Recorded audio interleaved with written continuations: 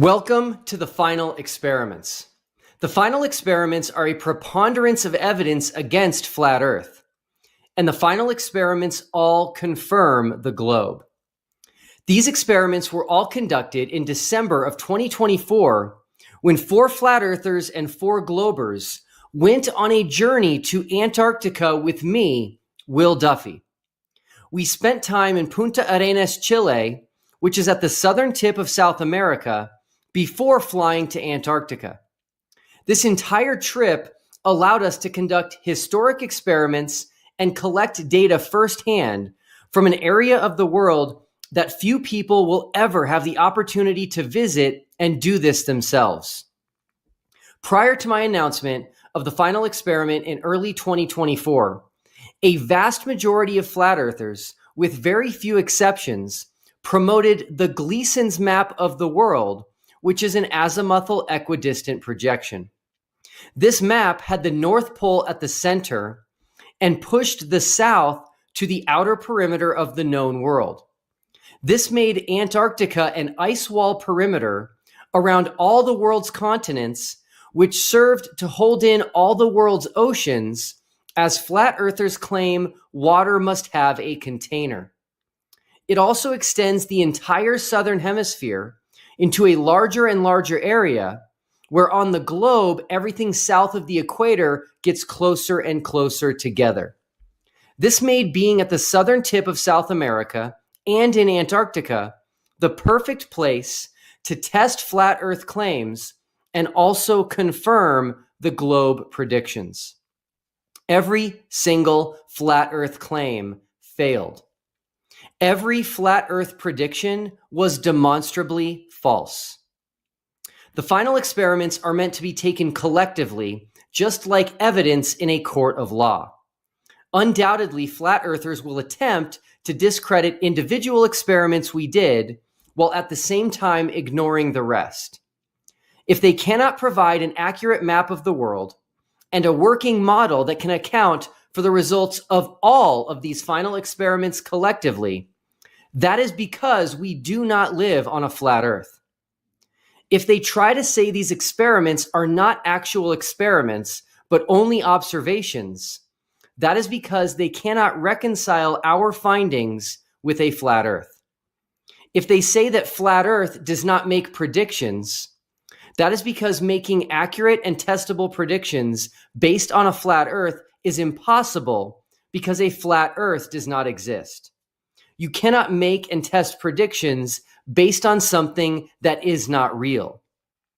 Maps of the globe exist because the globe exists.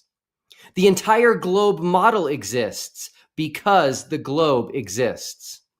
Countless globe predictions come true every single day, and countless future globe predictions will continue to happen exactly as predicted because the globe exists.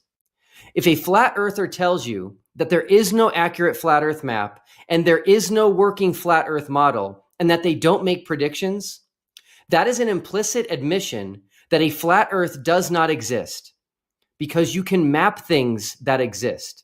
You can model things that exist, and you can make very specific predictions that come true based on something that actually exists and is testable.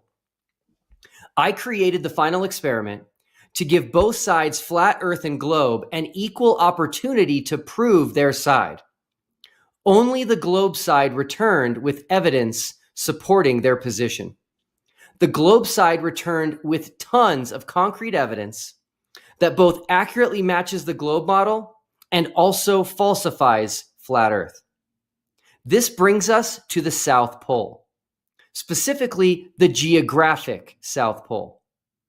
Flat earthers have said for many years that the geographic South Pole does not exist.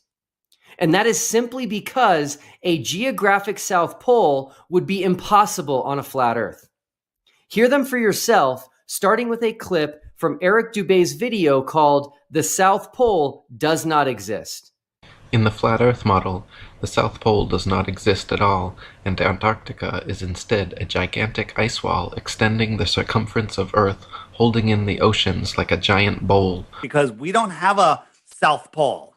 We don't have a South Pole.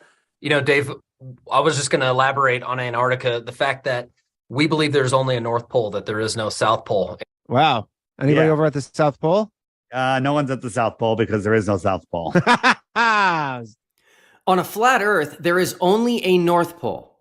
You cannot have a South Pole on a flat Earth. Therefore, the South Pole, which does exist, not only confirms the globe, but also falsifies flat Earth.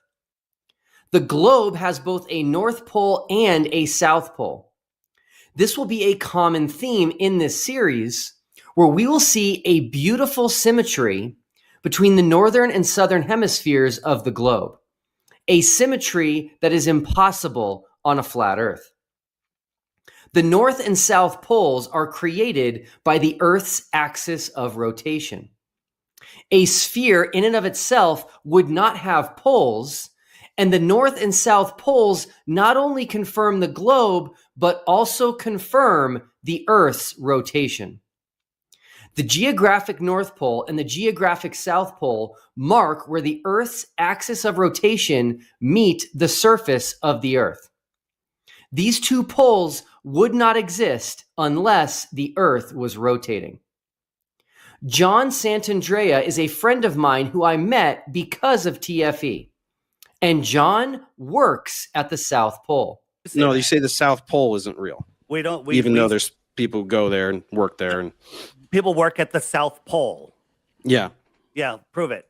Okay, so you can get a job there. Did you know that civilians can get jobs? So the way it you works, should apply for one.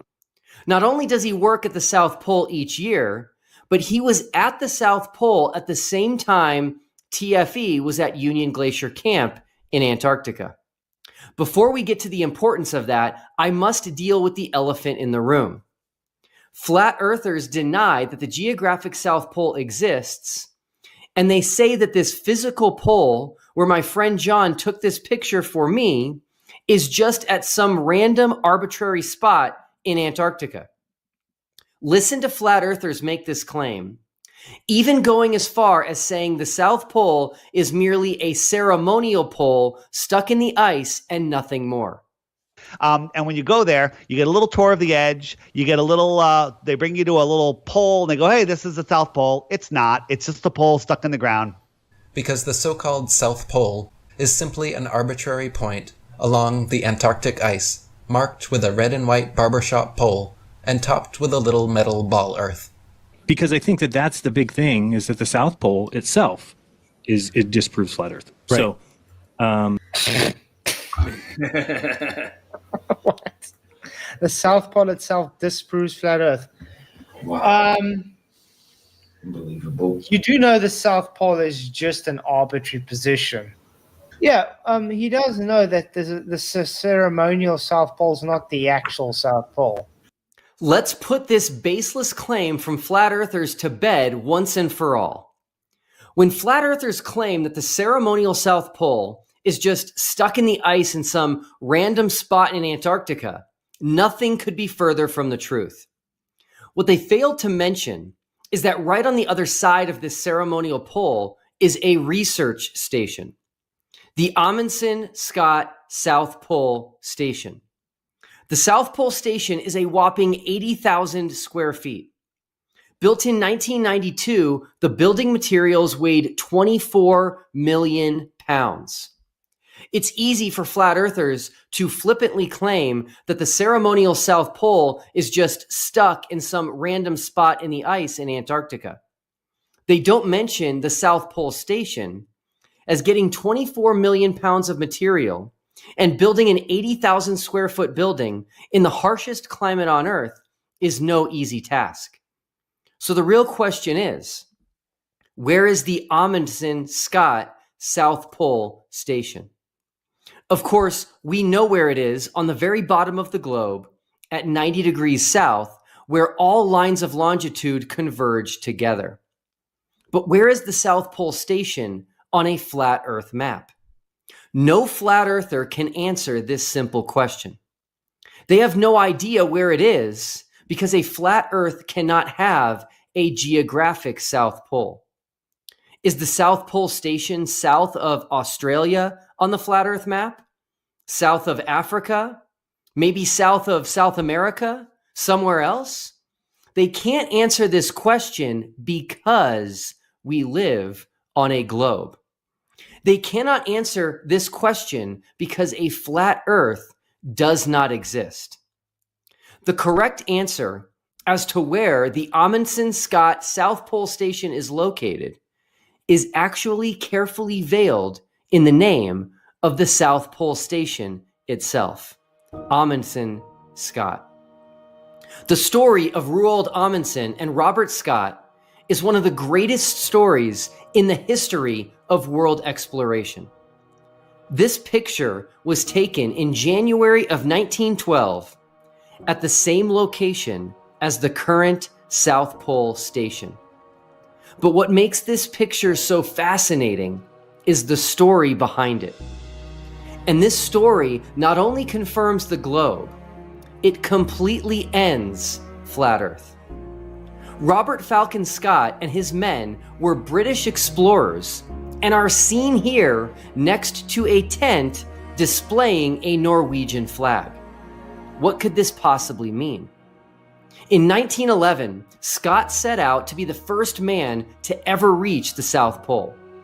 2 years earlier, Ernest Shackleton made it past 88 degrees south, less than 100 miles from the South Pole, but had to stop in order to fight for survival. Unbeknownst to Scott, another explorer, a Norwegian named Roald Amundsen, had decided to forego his planned trip to the North Pole and instead race Scott to the South Pole. One of the greatest races in human history had now begun. Amundsen loaded up his crew and nearly 100 sled dogs onto his ship, the Fram. And strategically, he decided to enter Antarctica at the Bay of Whales, which was a completely different starting point than Scott's team, who planned to enter at Ross Island. Amundsen's team started at 164 degrees west, and Scott's team started at 167 degrees east. They were nowhere near each other and never came in contact with one another. Nearly a year later, after hunkering down through the Antarctic winter, Amundsen's team became the first men in the history of the world to reach the South Pole in December of 1911. But this creates an interesting question. How did they know they were at the South Pole? And where exactly were they? Compasses do not work well in Antarctica and would be completely worthless on a flat Earth, as the cardinal direction south is all directions away from north. So south on a flat Earth is in every direction and would send two people heading south further and further away from each other indefinitely. So what made this spot, this exact location on the Antarctic ice, so special, convincing Amundsen and eventually the rest of the world that he indeed was the first to reach the globe's geographic South Pole? The answer is the sun. Yes, the 24-hour Antarctic sun. The same 24-hour sun that is impossible on a flat Earth. Amundsen and his team found the geographic South Pole using a sextant and measuring the altitude of the sun each hour. From Amundsen's book titled The South Pole. On December 16th, we pitched our camp in brilliant sunshine with the best conditions for taking observations. 4 of us took observations every hour of the day, 24 in all. Remember the sun's wave pattern in our video of the 24-hour sun? That wave pattern is created by the globe. And when the sun reaches its highest elevation of the day, that is solar noon. And when it reaches its lowest elevation of the day, that is solar midnight. But most importantly, that is south. Yes, south on a globe can be found through celestial navigation, even with a 24-hour sun. So Amundsen's team followed the direction of the sun when it was at the lowest point in the sky each day.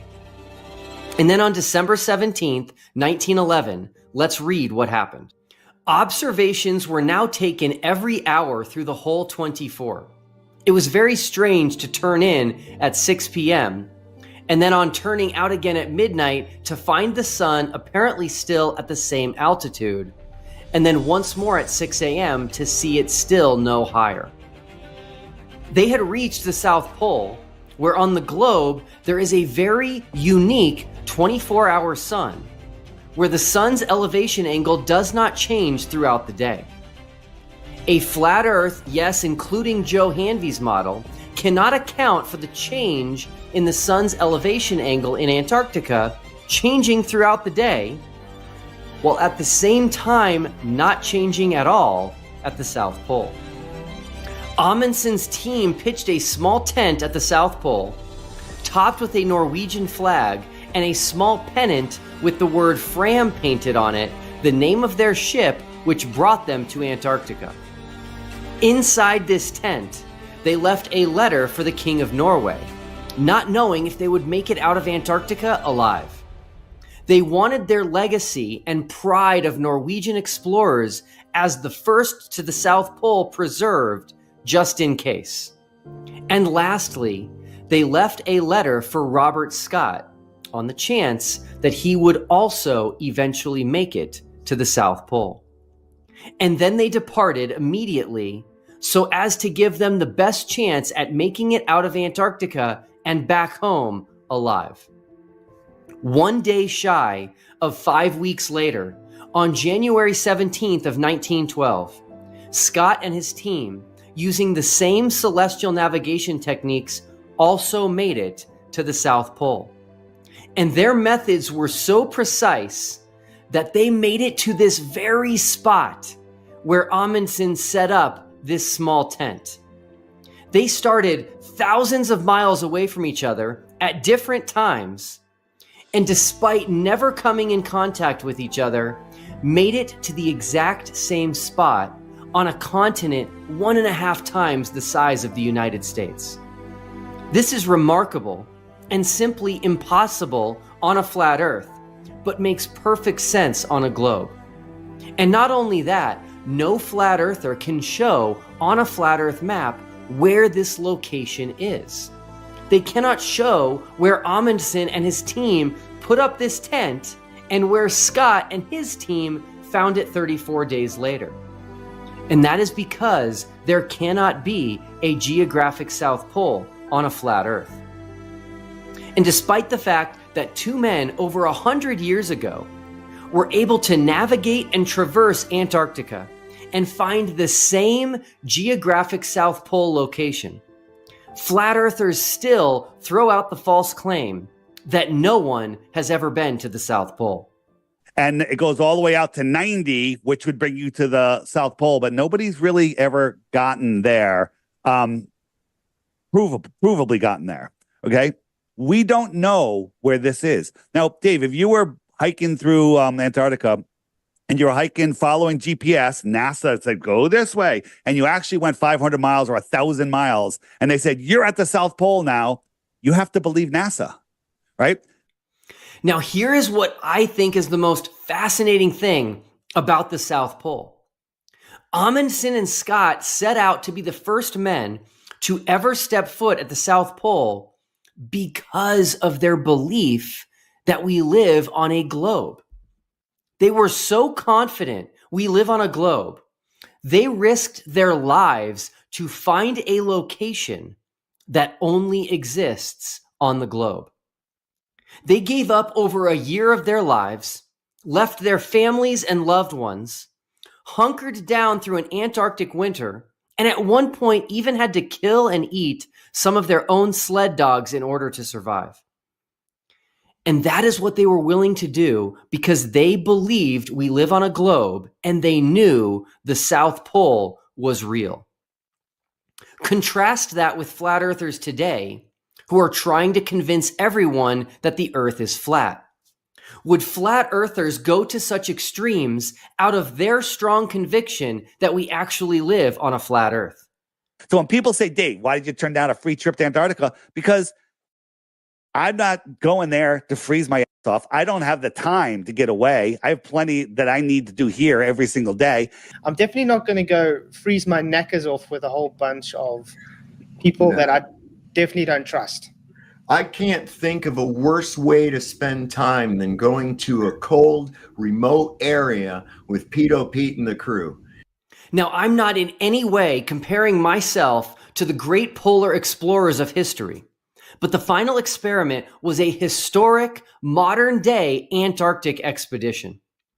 And once again, it was those who believed we live on a globe that were excited to go, spent our own money, and knew without a doubt that we would confirm the globe and see a 24-hour sun. While I did not have to risk death traversing Antarctica with sled dogs, hoping to find enough seals to kill and eat, and leaving my wife and children for over a year, I still made a sacrifice of my own funds to show the world we definitely live on a globe. And that is what the TFE expedition has in common with the Amundsen and Scott expeditions. We were all willing to make personal sacrifices based solely on our extreme confidence that we live on a globe. While the flat earth community complained about the cost and the cold, and many flat earthers turned down free trips to Antarctica, the globe side raised money, tapped into their retirement savings, and planned to do as much experimentation as possible on a once-in-a-lifetime trip to the bottom of the world where a vast majority will never have the opportunity to see with their own eyes. As they say, actions speak louder than words. I will be covering this in more depth on another video in the Final Experiments series on Southern Hemisphere flights. But there are flights from New Zealand, South America, and Africa to the South Pole. And their flight paths and durations all match the globe and would be impossible on a flat earth. This is why I ask flat earthers to show me on a flat earth map where the ceremonial South Pole is. I was watching one of your old videos where you were talking about flights to the South Pole. Yeah. And you said that they fly to the South Pole, but then they change direction. Yes. Where are they flying to before they change direction? To the South Pole. He's gonna say the South Pole, of course. Where is the South Pole? It's a marker Where they put fly in. Huh? Where Don't worry, they I'm fly going to. down there soon. Again with your stupid semantics. No. Where is You it? just said they fly to the South Pole. Yeah, so where they're is- flying to the South Pole? Where is the South Pole? It's a ceremonial place. And where is it? At the ceremonial South Pole place where they put the pole up. And where is it that they put the pole up? In Antarctica. But where in Antarctica? You guys make Antarctica so big. Where is it? I want to find it on At a map. the ceremonial South Pole. And where is that? You guys could have traveled to it from Union Glacier. You do know that. Sure. I just want to know where it is on the flat Earth. The flat Earth? Oh, for goodness. Yeah, in Antarctica. In the same place. Go away, dude. And this is precisely why they have no answer. There is only one singular place in the Southern Hemisphere where the 24-hour sun's elevation angle does not change throughout the day. And there is only one place on Earth where the South Celestial Pole is directly above you. And there is only one place on Earth where planes fly to bring people and supplies to the Amundsen-Scott South Pole Station. Such a privileged place cannot exist in the South on a flat Earth because a flat Earth spreads the South out to a bigger and bigger area. But as we have now seen, the South Pole is truly one of a kind and is now visited by thousands of people every year. And if you will never have the opportunity to visit the South Pole, At the end of this video, enjoy videos of the 24-hour sun, the 24-hour moon, and the South Celestial Pole, all taken from the only place possible on this planet, the geographic South Pole.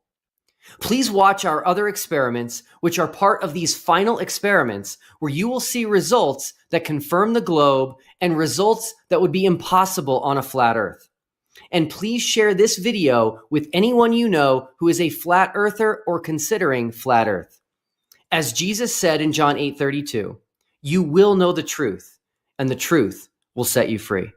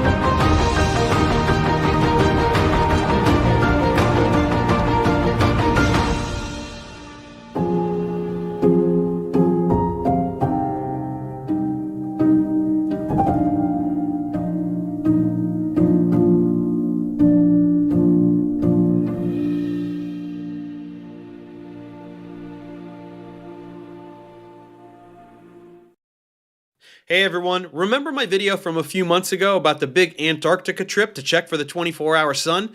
Well, that trip did indeed take place with several flat earthers in attendance, and the aftermath has been complete chaos. Let me fill you in on what happened down there and what's been going on since then.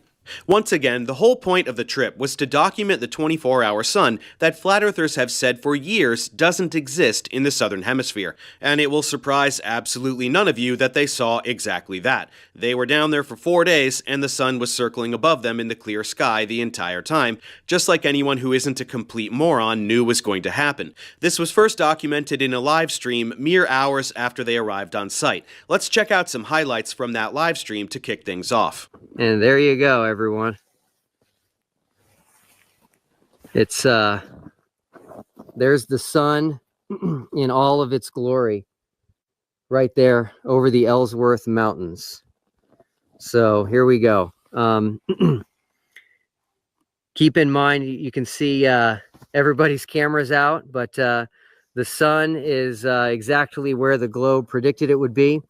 Not only is it midnight here, but you are actually looking due south. So the sun is still up and it is to the south of us. There you go, flat earthers. Case closed. The sun is directly overhead at midnight, illuminating everything when you think it should be all the way on the other side of the pizza land, leaving them in total darkness. So you're wrong, and the earth isn't flat. Of course, all flat earthers watching the live stream immediately accepted defeat and abandoned their cult of delusions to become normal contributing members of society. The end.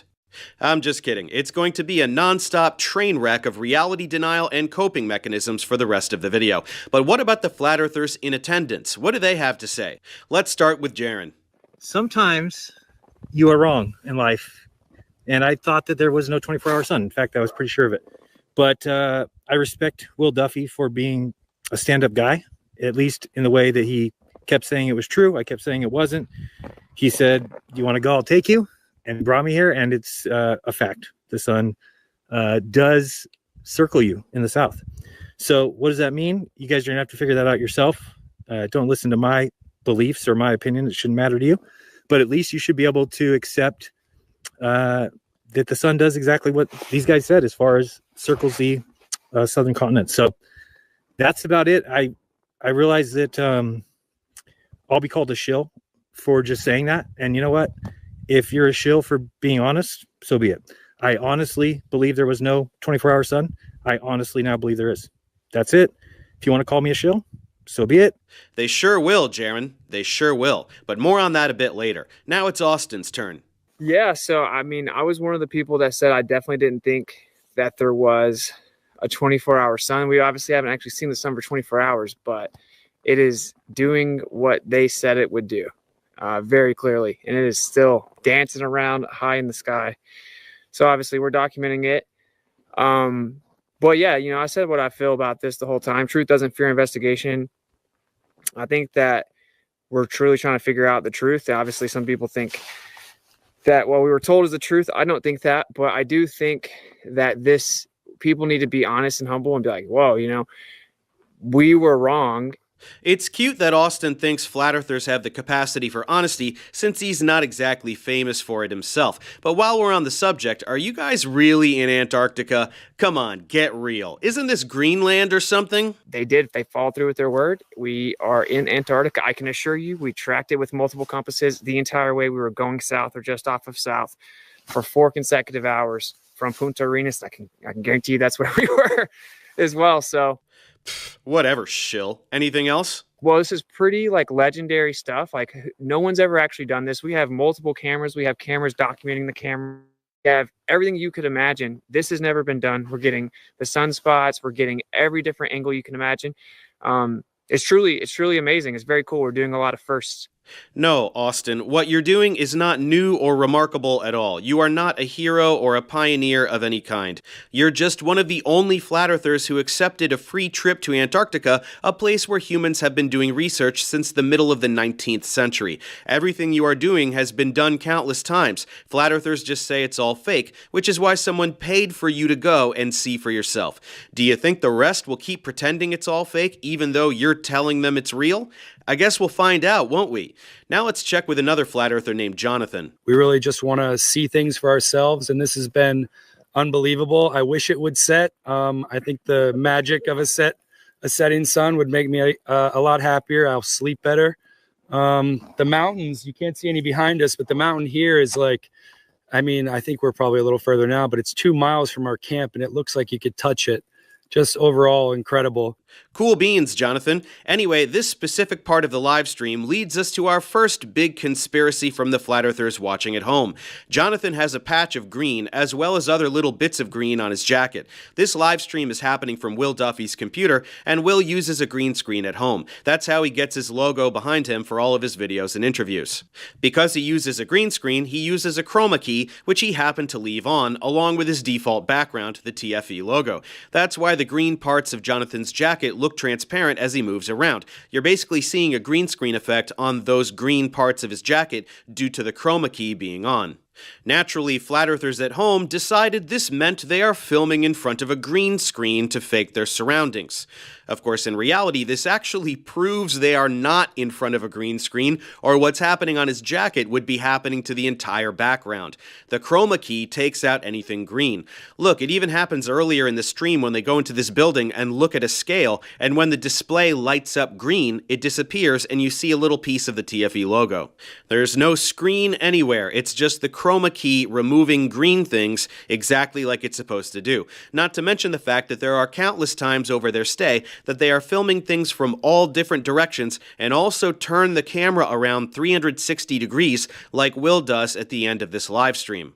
Green screens are flat, but the notion that flat earthers understand basic spatial reasoning, let alone how green screens actually work, is not even worth discussing since they can barely tie their own shoes. But let's see how they run with it.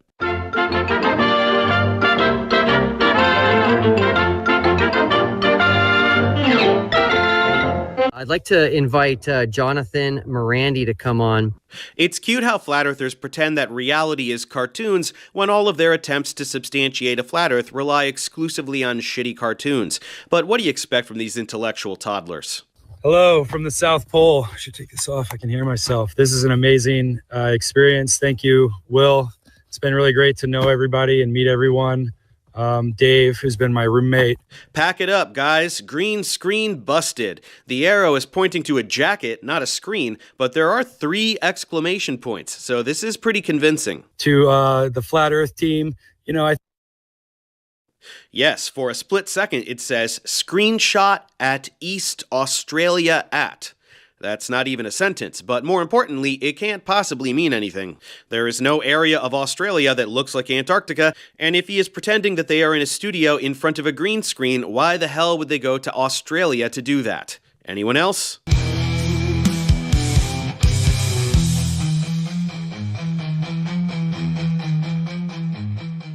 They're going so fast I can't even see them. Perks FTW just talked about a green screen. Definitely not a green screen. It's also cute when flat earthers make little cartoons like this, the obvious implication being that all of us globers are just zombies regurgitating the false narratives fed to us by the mainstream media. In reality, they're the boners glued to Rumble and BitChute, repeating the lies they hear from the dumbest frauds alive, while other people, even other flat earthers, go to Antarctica and actually do something. Pathetic. The green screen experiment. That's what they gave us. It was obvious that, you know, that was going to end up that way because logically it doesn't make sense that someone would pay $35,000, okay, for each person to go to Antarctica. It's just, who's going to pay $35,000 a person, you know? It just doesn't make sense. Well, he thought doing this would finally shut all of you assholes up for good. It was a little naive of him, but I commend him for trying. Is this really the best you guys can do? It has to be green screen, even though it definitely isn't, because who would pay money to go there? This is embarrassing even for you, and I'm not even going to touch all the numerology bullshit this moron pivots to at the end of this video. It's all so stupid, in fact, that even other flat earthers started talking about how stupid it is. They're in a green screen studio. Bull crap, not true, no green screen. And for those of you saying that there was a green screen because of that glitch on Will's video, I'm going to show you again exactly how it happened, right? I have my green screen studio turned on, but I don't have a green screen. This is real. Touch it. To move it. Right? This is real back here. If I have a green patch, I'm going to put it right on where that guy had his. And as he moves around, this is all you saw. This is it. We sent our 2 best guys down there, and now everyone's turning on them. Everyone's saying, oh, they were in a green screen studio. They were not. We were FaceTiming with them. We were talking with them. They were walking around. There's hundreds of cameras. Yes, that's everyone's favorite moron, David Weiss, telling other flat earthers that they're stupid for suggesting the green screen thing. How low do you have to sink, fellas? Of course, he's already foreshadowing things to come with these idiotic little diagrams trying to justify what they saw, so get ready for all of them to present crap like this for the next several years. Anyway, buzz about the green screen was going around immediately after this first live stream, so the next day, Will and the gang did another live stream called There Are No Green Screens in Antarctica. And so the conspiracy now is that we're not in Antarctica and it's a green screen. And so we are going to refute that right now 3 ways. Irrefutable proof that we are not using a green screen. Number 1, you'll see MCToon behind me. He is live streaming. So we are both live streaming each other.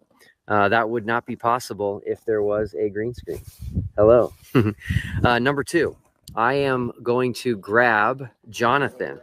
So Jonathan Morandi, when he went on camera, he had a patch on his shirt that was greenish in color, which was removed because of the chroma key. So I have now taken that off. And so now you can see the color of the patch, and it's there, which would have disappeared with a green screen. Thank you so much. You can get back to filming. So anyway, how it works is when you have things like, this is the water bottle I've been using out here that are green in color, and you have that chroma key turned on, it removes that. Here is a can of some Chilean Pringles called Crispos. You'll notice here the red and the green color. So no green screen. So that should have been sufficient for any normal person. Multiple people are live streaming at the same time, looking in different directions, and everyone sees the same background, which is not possible in front of a flat green screen directly behind one camera. They hold up green objects and nothing goes transparent, which is also not possible in front of a green screen. But let's try one more thing. This is my DJI drone that I brought to Antarctica. So here we go. Let me go ahead and launch this here real quick for you guys. All right, here we go.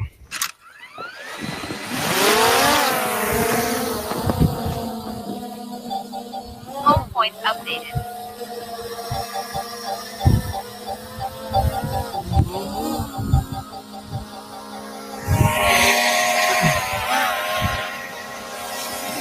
Okay, hopefully you can hear me with the drone, but I'm also going to record what the drone is videoing, which is my screen. And I'm going to go backward. So obviously, there was a green screen. This drone would not be able to fly backward toward MCToon, who's also live streaming. And who's also filming the drone. All right, now I'm going to come right back to us. All right.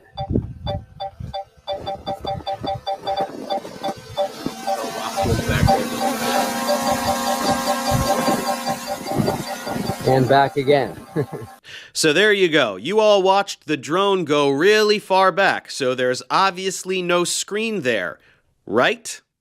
Right, guys? Do you think it was a real location? Drone. Did you see the thing where Duffy's drone?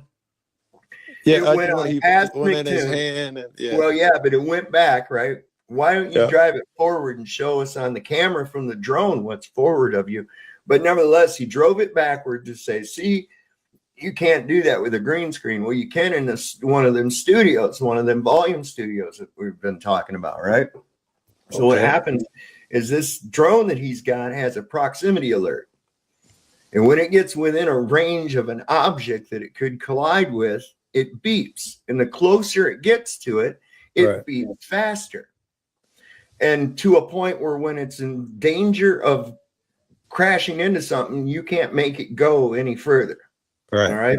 I've seen that feature. So Duffy flies this thing, and we figured it out just by watching Duffy or Toon's footsteps that he was approximately 16 feet. It looks like he's further because of the focal length of the way the camera works.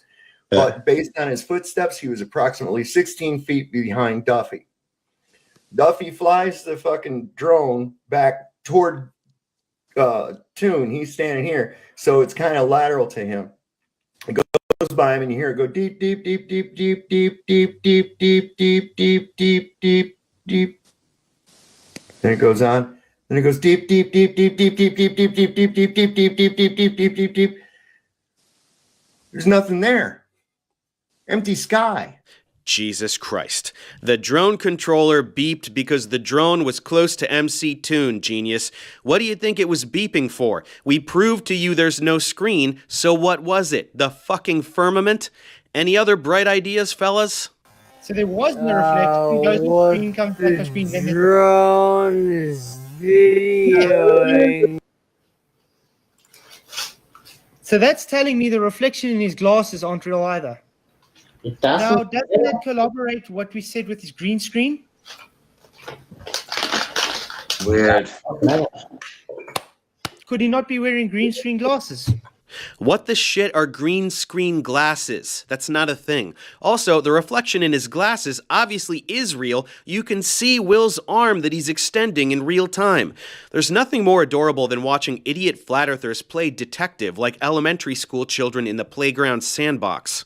Anyway, let's dispel this bullshit in a neat and tidy manner. Someone named Where's Wally put all of these live streams together into one video so we can see simultaneous footage from Will, MCToon's phone, the drone camera, Dave, and Mark. Okay, hopefully you can hear me with the drone, but I'm also going to record he's what going to the drone record is this videoing, on the which is drone my and publish it screen. later. And I'm going to go backward. So obviously, there was a green screen. This drone would not be able to fly backward toward MCToon, who's also live streaming. And who's also filming the drone. All right, now I'm going to come right back to us.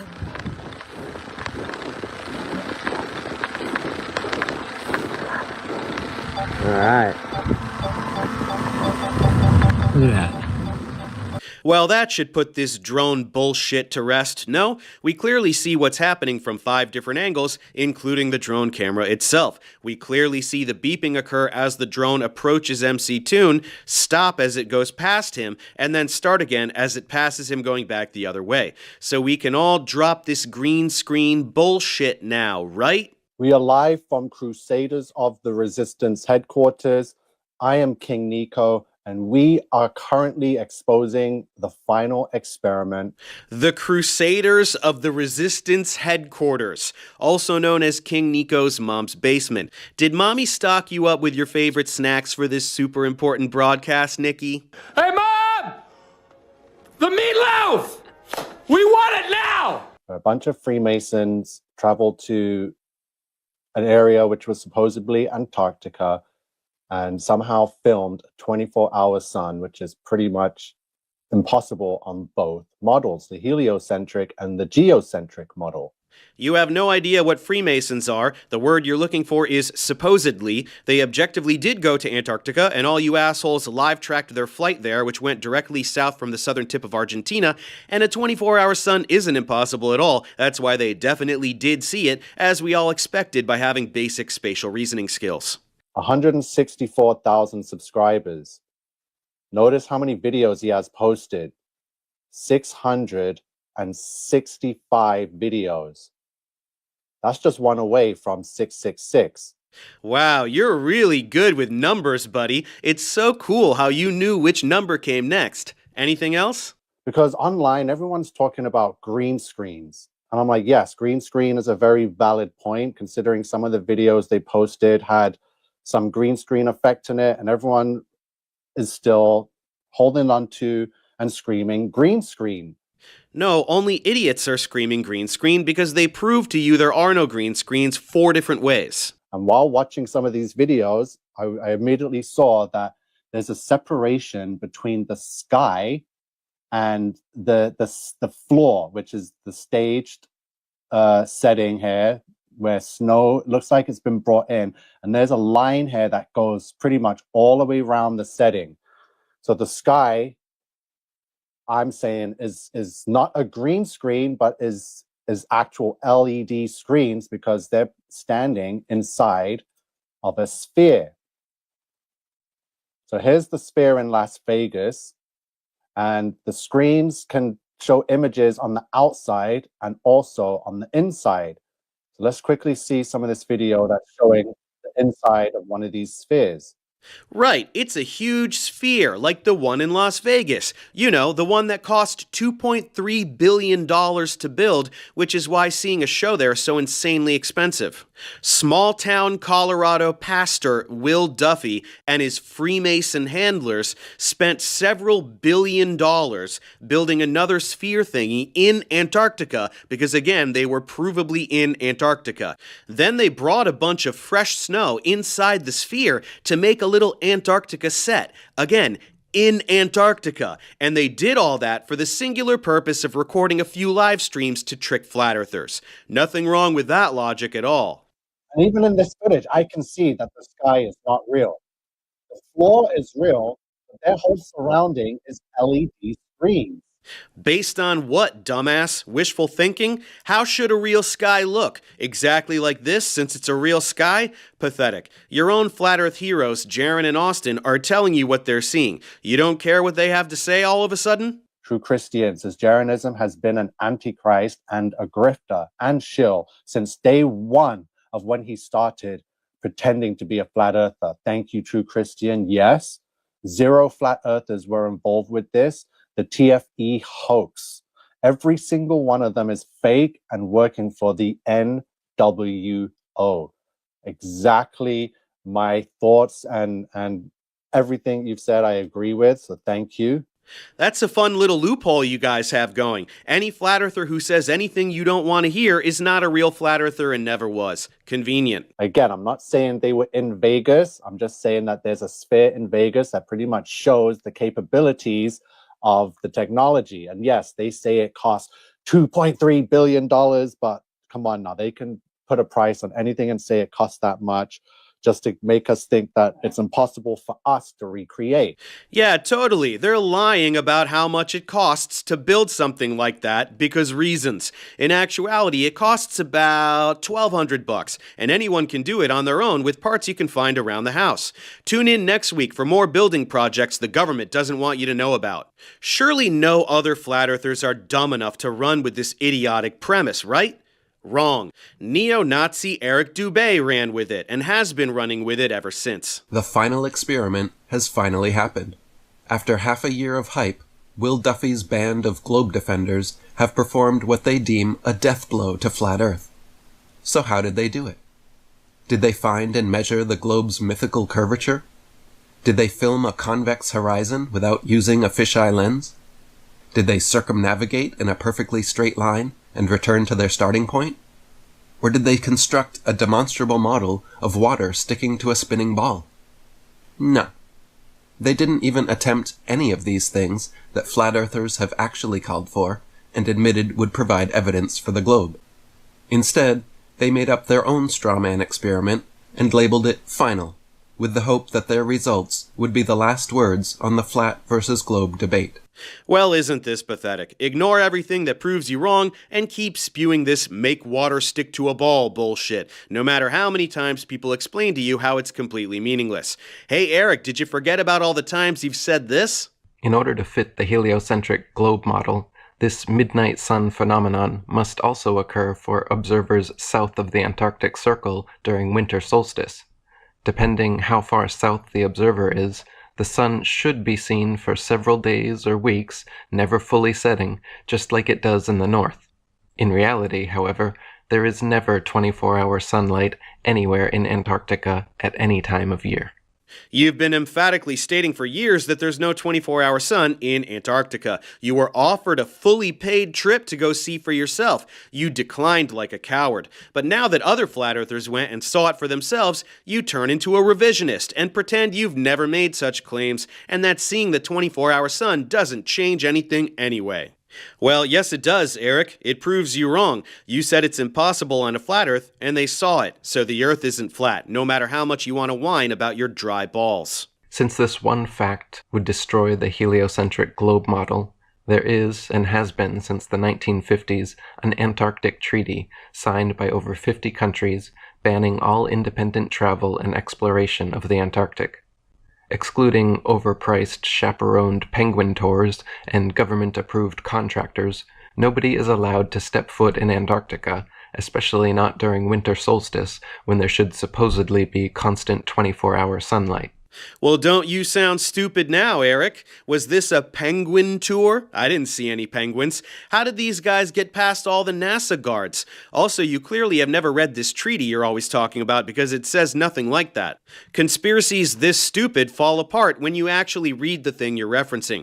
So basically, for years and years, Eric has admitted that a 24-hour sun in Antarctica would prove the Earth is a sphere, which is why nobody is allowed to go and check for themselves, which is why he has in the past been so desperate to explore the realm and check out Antarctica for himself. Well, why can't I, similar to like Antarctica, but why can't I go see for myself? Why are you just telling me, oh, it's a globe, it's a little continent on the bottom, you don't fall off because of gravity, you're good, don't bother going there. Well, why can't I go and see? I want to go there and check it out for myself, and then I'll decide. Can't we do that? And yet somehow this trip confirming the 24-hour sun is just a big bowl of dumb that has nothing to do with anything Eric has ever said, you guys. I said that nobody is allowed to go to Antarctica, but you guys going to Antarctica doesn't prove me wrong at all. I said that there is no 24-hour sun, but you guys documenting a 24-hour sun doesn't prove me wrong at all. You hit me right in the face with the dodgeball, but that doesn't mean I'm out, you guys. You're being mean to me. I'm going to tell the teacher on you. Pathetic. Anyway, as promised, here's Eric jumping on the LED screen bandwagon. As footage continues releasing, and astute internet sleuths continue analyzing anomalies and inconsistencies, it's becoming increasingly clear that the so-called Final Experiment's 24-hour Antarctic sun was just another faked event recorded on a film set. Unbeknownst to most, for the past few years, portable, panoramic, 360-degree LED studio setups now exist and are being used for Hollywood productions like The Mandalorian and many others.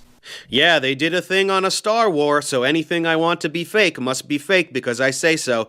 We have firmly arrived at the post-truth era, folks. From this point forward, there will be no convincing any conspiracy theorist of anything because of whatever fill-in-the-blank technology they decide to throw at you. Everything real is fake, and everything fake is real because they say so, until humanity destroys itself by asphyxiating on its own stupidity. To begin with, watch the supposed sun circling around during their 24-hour time-lapse video, and pay close attention to its shape. Notice how the sun changes from circular to being smushed down horizontally, back to perfectly circular, then smushed across vertically, and then back again. This is not how the sun usually looks or behaves in person, or in genuine footage of the phenomenon from the Arctic. Okay, well, they captured this footage from multiple angles, so any rational person would conclude it's an optical effect and then compare it with different footage. But you're not really one for investigative rigor, so let's move on. Pay attention to the changes in length and direction of McKeegan's shadow as he paces around the base camp. In the space of walking only a matter of feet, his shadow somehow completely changes direction and triples in length. Does it really triple in length, genius? Were you there to measure it? If you were walking alongside him, would it appear to triple in length? Or does this have something to do with perspective as he walks towards the camera? The following is a simple demonstration of how light and shadows work depending on the distance of the light source. In the first example, the light source is held close to the action figure as he moves along the table, and we see quite pronounced changes in the length and direction of his shadow. Funny how flat earth experiments always involve children's toys, huh? Hey Eric, why don't you get off your ass and try this outside with real shadows and real people? Oh right, that would involve having both a shred of intellectual integrity and also a single friend willing to spend time with you. Now let's watch as MCToon and Austin Whitsitt respond to commenters asking them to show their breath in the Antarctic. As they blow hot air out their mouths in freezing temperatures, there should be a cloudy mist that forms in front of their faces as the water vapor in their breath condenses. Instead, however, every time they blow, not a trace of fog appears. Freezing temperatures? They were there around the solstice. That's the warmest time of year. Record temperatures have been up to the 60s. When they were there, it was probably in the upper 30s. Cold, but not freezing. That's what happens when the sun doesn't set. Also, if they were shooting this in a studio, why the fuck wouldn't they just make the studio cold? Use your brain, Eric. So after exhaling his vape hit into the camera, rather than picking up some of the snow that was all around him, for some reason, Austin walks several feet away and picks up a bit of snow from over there, then walks it back to the camera and lets it fall to the ground. If snow is everywhere all around him, why did he have to walk way over there to get some? Okay, after this thing about the vaping, which will come back later, Eric whines about Austin going 10 feet away to pick up some snow. Seriously? The snow under them was heavily groomed so that it's easy to walk on, so we went over there to get some. If it was a studio, why wouldn't they just put the snow everywhere? Snow there but not here, so it's fake? That's what you're going with? Anytime close-up footage of their feet was shown, their footprints always failed to make any impression in the snow. Here, he moves his left foot, and there is no impression, footprint, or displaced snow. Yeah, it's heavily groomed, so it was hardened and compacted. It's not like fluffy, fresh snow that leaves big, crunchy footprints, and yet they are clearly leaving some footprints. This idiot examines one step that doesn't leave enough of a print, according to him, ignores all of the footprints that are clearly visible, and says, what's with the no footprints? What the hell does he think this is? If it was a studio, wouldn't they just bring in a bunch of snow? And if they were too lazy to bring in real snow, despite wasting billions of dollars on this super secret studio, so they brought in fake snow, but they still showed their feet walking on the fake snow for you idiots to catch them? What? Jaron, Whitsitt, and others involved also made comments several times about how the mountains in the distance seemed so close that you could touch them, but that they were actually several miles away. The mountains do seem strangely closer than they should appear, and if you pay attention to where the background and foreground meet in footage from the final experiment, particularly the 24-hour sun time-lapse, it seems we are seeing where the digital backdrop ends and the studio floor begins. They're just applying a blue screen chroma key and getting rid of the blue, you moron. It's exactly the same as a green screen, but for the color blue. Blue gone, white not gone. Holy shit. So, Eric, let's get this straight real quick. You won't debate anyone ever.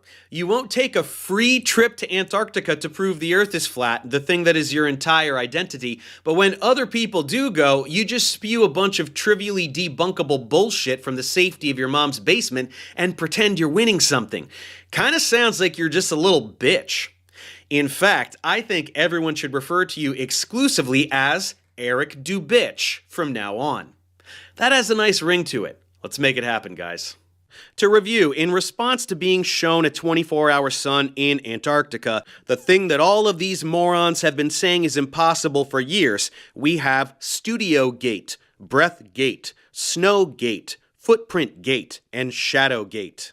You will not be surprised to hear that flat earthers are running with all of these and actually think they are good arguments. Let's crap all over each of them one at a time. The studio thing, it's just a big dome like the one in Vegas. Alright, cockbags, then explain this. While he was there, Will flew his drone straight up into the sky, really high, 1,500 meters or almost 5,000 feet. The sphere in Vegas is 367 feet tall, so this drone is going well over 10 times higher than that, and also almost twice as high as the tallest building in the entire world.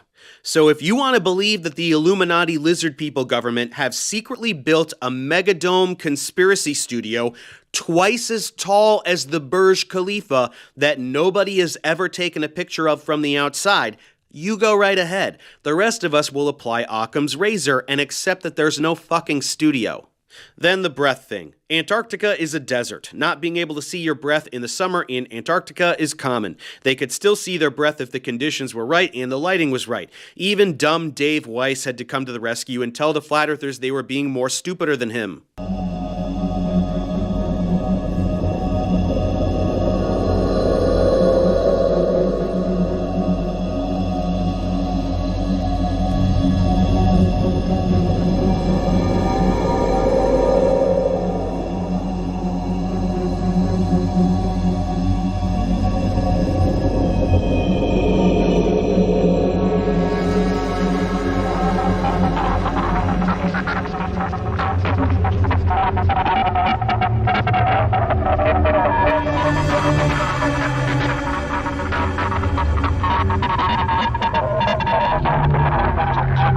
So this puts to bed the breath thing and the vape thing. Sometimes you could see their breath, sometimes you couldn't. Why anyone gives a shit whether Austin hit a vape or not is completely idiotic. And then the snow and footprint crap. Once again, the snow was compacted by local staff using a very large groomer to give them a flat place to set up their cameras and tripods and equipment. They also do that to check for crevices to make sure it's safe for people to be there. The snow directly under them where they were streaming was very hard and you couldn't pick it up, which is why Austin walked back to the ungroomed snow to get some that he could throw up in the air.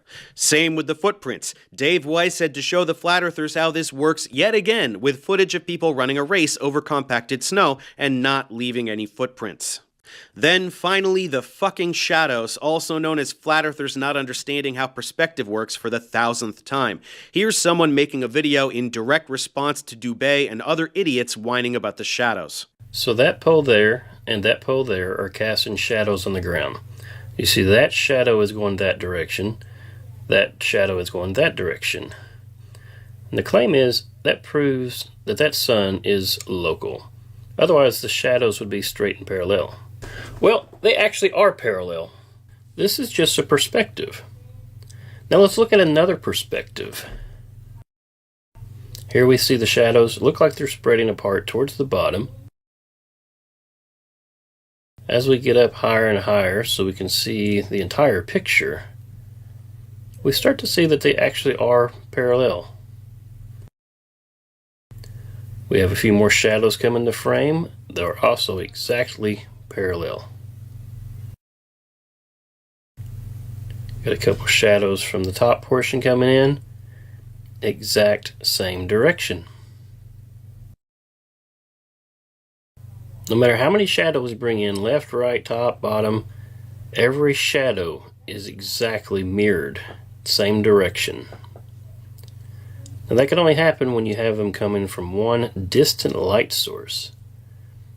And that light source would be that one right there.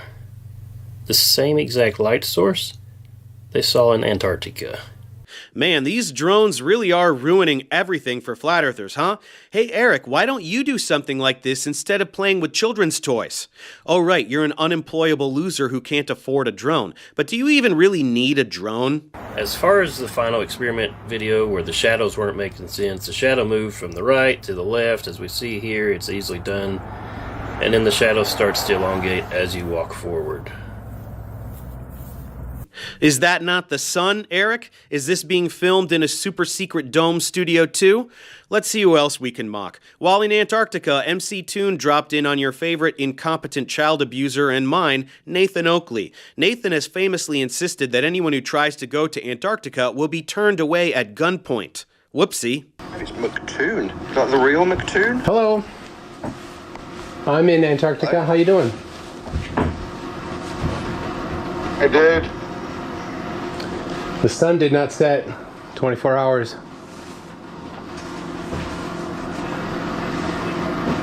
What are you guys up to? 24 hours now.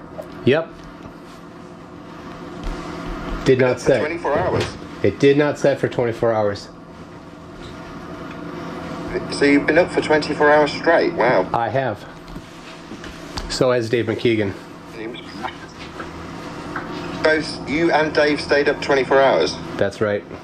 Yes, Nathan's first comment is to marvel that they were able to stay up for 24 hours, either implying that if they had fallen asleep, some funny business would have gone on, or because he genuinely can't fathom anyone not napping all day and wasting their life. Nathan, you're a proven liar.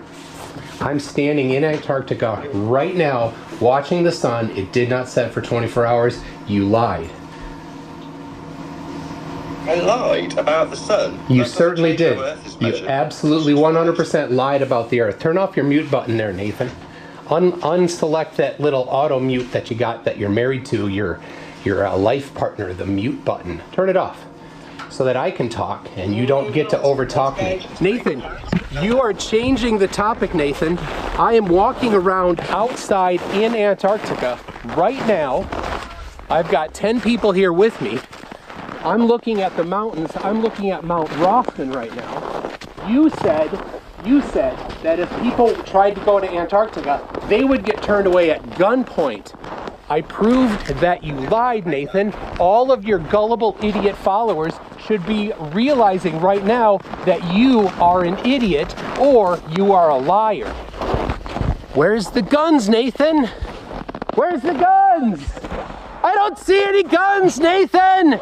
You lied! Ah, that's fun. And if you somehow weren't yet convinced that Nathan is a gigantic piece of shit, watch how he talks to Austin, who decided to go on Nathan's show after getting back home for whatever reason. Why? Do you want our feedback? You're going to go out there and get ridiculed and mocked. I mean, I've already decried you as being a representative of myself. So, you want our feedback? Oh, you did terribly. This will look awful. Just simmer down, Witsit. It's all over, son. For you. But you're just talking shit. I don't have to be in here. Okay, You're go irrelevant to away. me. So if No you want to worries. talk shit Get to me, that's lost well, and okay, stop I will. And talking. you just sit here We and be let you irrelevant again. talk unimpeded. Well, Oakley, if you're pissed that I went down there and saw Not at that, then all. you're not a truther. I'm not That- at all it's that pissed. simple. No, I'm not. So I'm asking you to give me your feedback, and I will try to integrate it into what I say if I think that it is the right thing to say. This is me being humble, not a douchebag like yourself. I'll enjoy them ridiculing you for it, because what you've just told us is you'll make up a load of shite with a new model that can explain it. Okay, I look forward to hearing it. That's why you're censoring me, because I'm about to point out that you just lied. I don't know why we wouldn't work together, and I find it lame, and you make it hard. You make it hard to like. Bless. You want us to work together? Nah, get lost.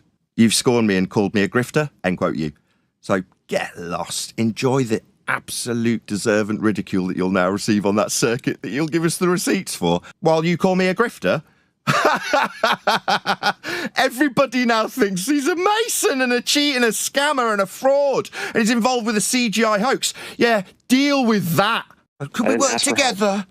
Should we work together? Yeah. I find Nah, your fuck vitriolic that. behavior. Now you're a dick. Get on your pretty spin toxic, train, dickhead. Now we won't be working together, dickhead. We'll be pointing out how wrong you are, just like we always have. You called me a grifter. Now, based on that, I'm happy to watch you burn. You hate to see these idiots fight amongst themselves, don't you? Actually, no, I like it quite a bit. Here's some more of that. This time, Austin is getting it from some other moron who calls himself Flatzoid. We see the video footage of you actually ducking down, putting the vape to your mouth, then standing up and showing your breath and being out of breath because no, I'm not. You just saying I'm lying doesn't mean I'm lying. We saw this live. Oh, you want to bet 10 grand? You want to bet 10 grand on it? I'm not a betting guy. As everybody knows, I'm a Christian. Oh, I don't do that's bets. convenient. Okay, now Don't tell me what what I I want you to do is wait. Don't interrupt me now. Don't tell me what I will and won't do, because all you are doing now is saying I'm lying while we literally saw you do it. So don't tell me I'm lying. No, you didn't. What your retarded dumbass did was see a clipped, edited video. What you did was see a clipped, edited video circulating on the internet. Would you be willing to take a polygraph test?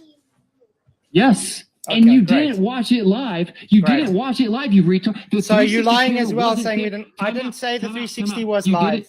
I did not say you only see their breath because they're hot. I never said That's anything what like you that. said. Answer. So now you lying. Okay, now again, what's it? Did you or did you not have breath? That we're not going to skip this point. Did you or did you not have breath? Did you or did you not have breath? Did you or did you? You called me out.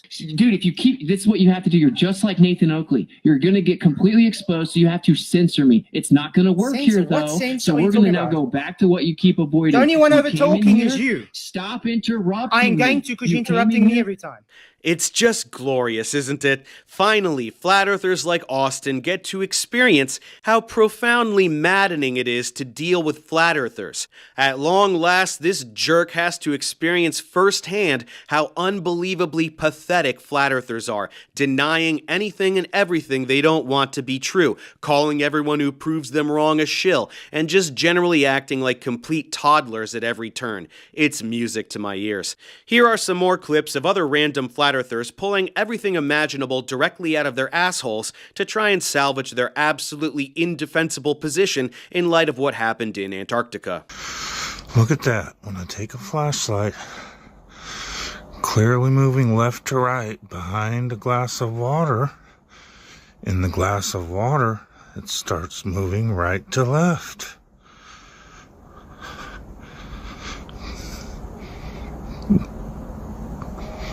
But because the sun moves right to left in Antarctica, it has to be a globe, Jaren. There's no possible way. Is this guy filming in a secret apocalypse bunker or something? He even sounds like he just got done running from zombies. Here's another lunatic. They're on a sound studio somewhere, a stage, and those lights came from cameras or lights, or it was the reflection off the firmament, which the Bible tells us is like molten looking glass. If it's reflecting off the firmament, there could be many shadows going different directions. Either they're on a sound studio, a stage studio with different lights, or it's the reflection off of the firmament. Whatever caused those inconsistencies and those divergent shadows on the ground, that light source was very close. You heard the aging boy band backup dancer. All of those non-existent inconsistencies are totally explained by this magical dome that absolutely wasn't there. Airtight. It doesn't prove anything. This experiment, the final experiment, does not prove or disprove the globe or flat Earth in any way, shape, or form. The only three things that could prove that we live on a spinning ball inside of a vacuum going over 1,000,000 miles per hour in 4 different directions would be spherical nature, right, or curvature, motion, and or gravity being isolated and proven.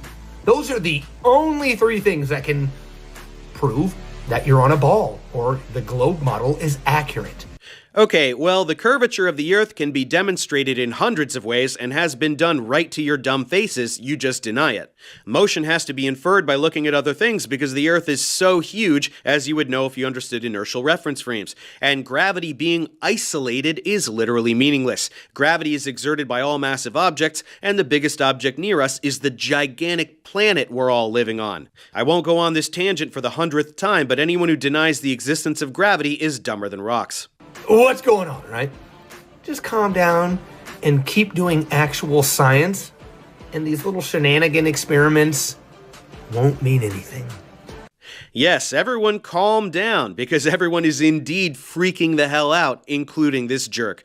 And once you're nice and calm, just keep doing real science, also known as avoiding real science like the fucking plague and spewing your idiotic script forever. What will pass as science in this world? I mean, we all lived through the pandemic fiasco, so it's not surprising, but it's hilarious.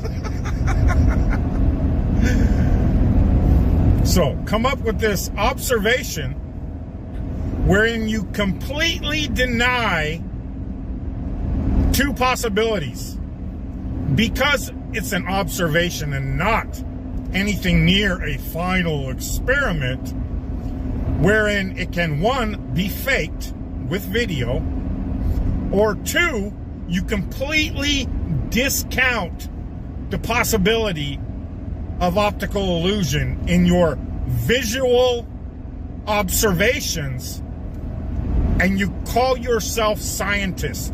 Then you name this entire fiasco clown show a final experiment. Oh wow, the moron who says plandemic unironically also fell for the dumbest hoax in human history. Shocking. The only time of the day they could have shade in front of the mountain is early in the morning. So they probably filmed these like 6 a.m. and claim to be midnight because the sun is coming from here, and when it's supposedly 10 p.m., the sun's going to be in this position illuminating the mountain. Hey dipshit, all of this was live streamed, specifically so that morons like you can't pretend any of the footage was doctored in any way. You're so dumb that you just pretend it was anyway, even though that makes no sense whatsoever, because again, it was fucking live streamed from like 10 different devices simultaneously. Holy hell. Now let's pivot to this jerk, Pastor Dean Odell. Remember, he was the guy who was whining about how badly he wanted to go to Antarctica to check for the 24-hour sun. You can fly there today. No, you can, fly there and see the coastline. That's about all you can do, a little bit of the coastline. Absolutely not. Oh, yes. And if you want to go there and stay, you have to have permission from a government. Have you ever seen the amount of stuff you have to fill out to go through there? Yes. And also, they're not going to let you go on an expedition inland just as a me or you. They're not going to let that happen. And here's another thing. If this would be easy to prove, but they hide this from us too. All we'd have to prove is go to Antarctica. Let me and you go to Antarctica, spend a week there in the summer. And let's see if the sun does a 360-degree circle all the way around us. If so, it's a ball. But if the sun comes in this way and then leaves that way, then it's not. So then why can't we go and just see it for ourselves? Well, let's just see if they'll let us. Oh, they will let us. I've already checked into it. Right. They'll absolutely let us. Let's go. They will absolutely let us. Well, now that some people actually did the thing he was pretending to want to do, this moron is now saying that Will Duffy worked with Lucifer, aka the devil, to clear the weather in Antarctica and fake the 24-hour sun. This is, of course, to cover for the fact that everything he said was laughably wrong. Will and company didn't need permission from any government to go there. You can indeed go inland, as they went to 79 degrees 46 minutes to reach Union Glacier Camp, a full-service private camp which is nowhere near the coastline and is open to absolutely anybody. And most importantly, he specifically said that if the sun goes all the way around, Earth is a sphere, and that's exactly what it did for all the days they were there. Now listen to this jerk vomit up some inexcusable filth. Let me just say this at the outset here about the so-called final experiment and them allegedly seeing the sun move in a circle around them in Antarctica. Let me just go and tell you right now. You don't think Satan could pull that off? Oh, yeah. And let me tell you something else. You know, one thing I found interesting, that area they went to, Union Glacier, it's almost always overcast, that there would be good, clear, sunny weather that day. Now, hold on a second. Who can manipulate the weather?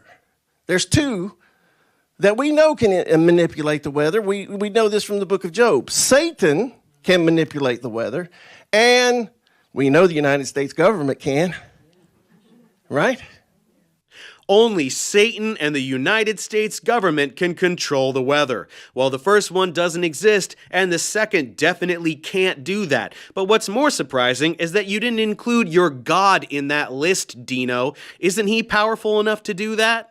What if your God made the skies nice and clear so that dumb fucks like you would finally get the message and stop humiliating yourselves? Think about it. Camera angles and no footprints in the snow where they were walking and all these weird anomalies.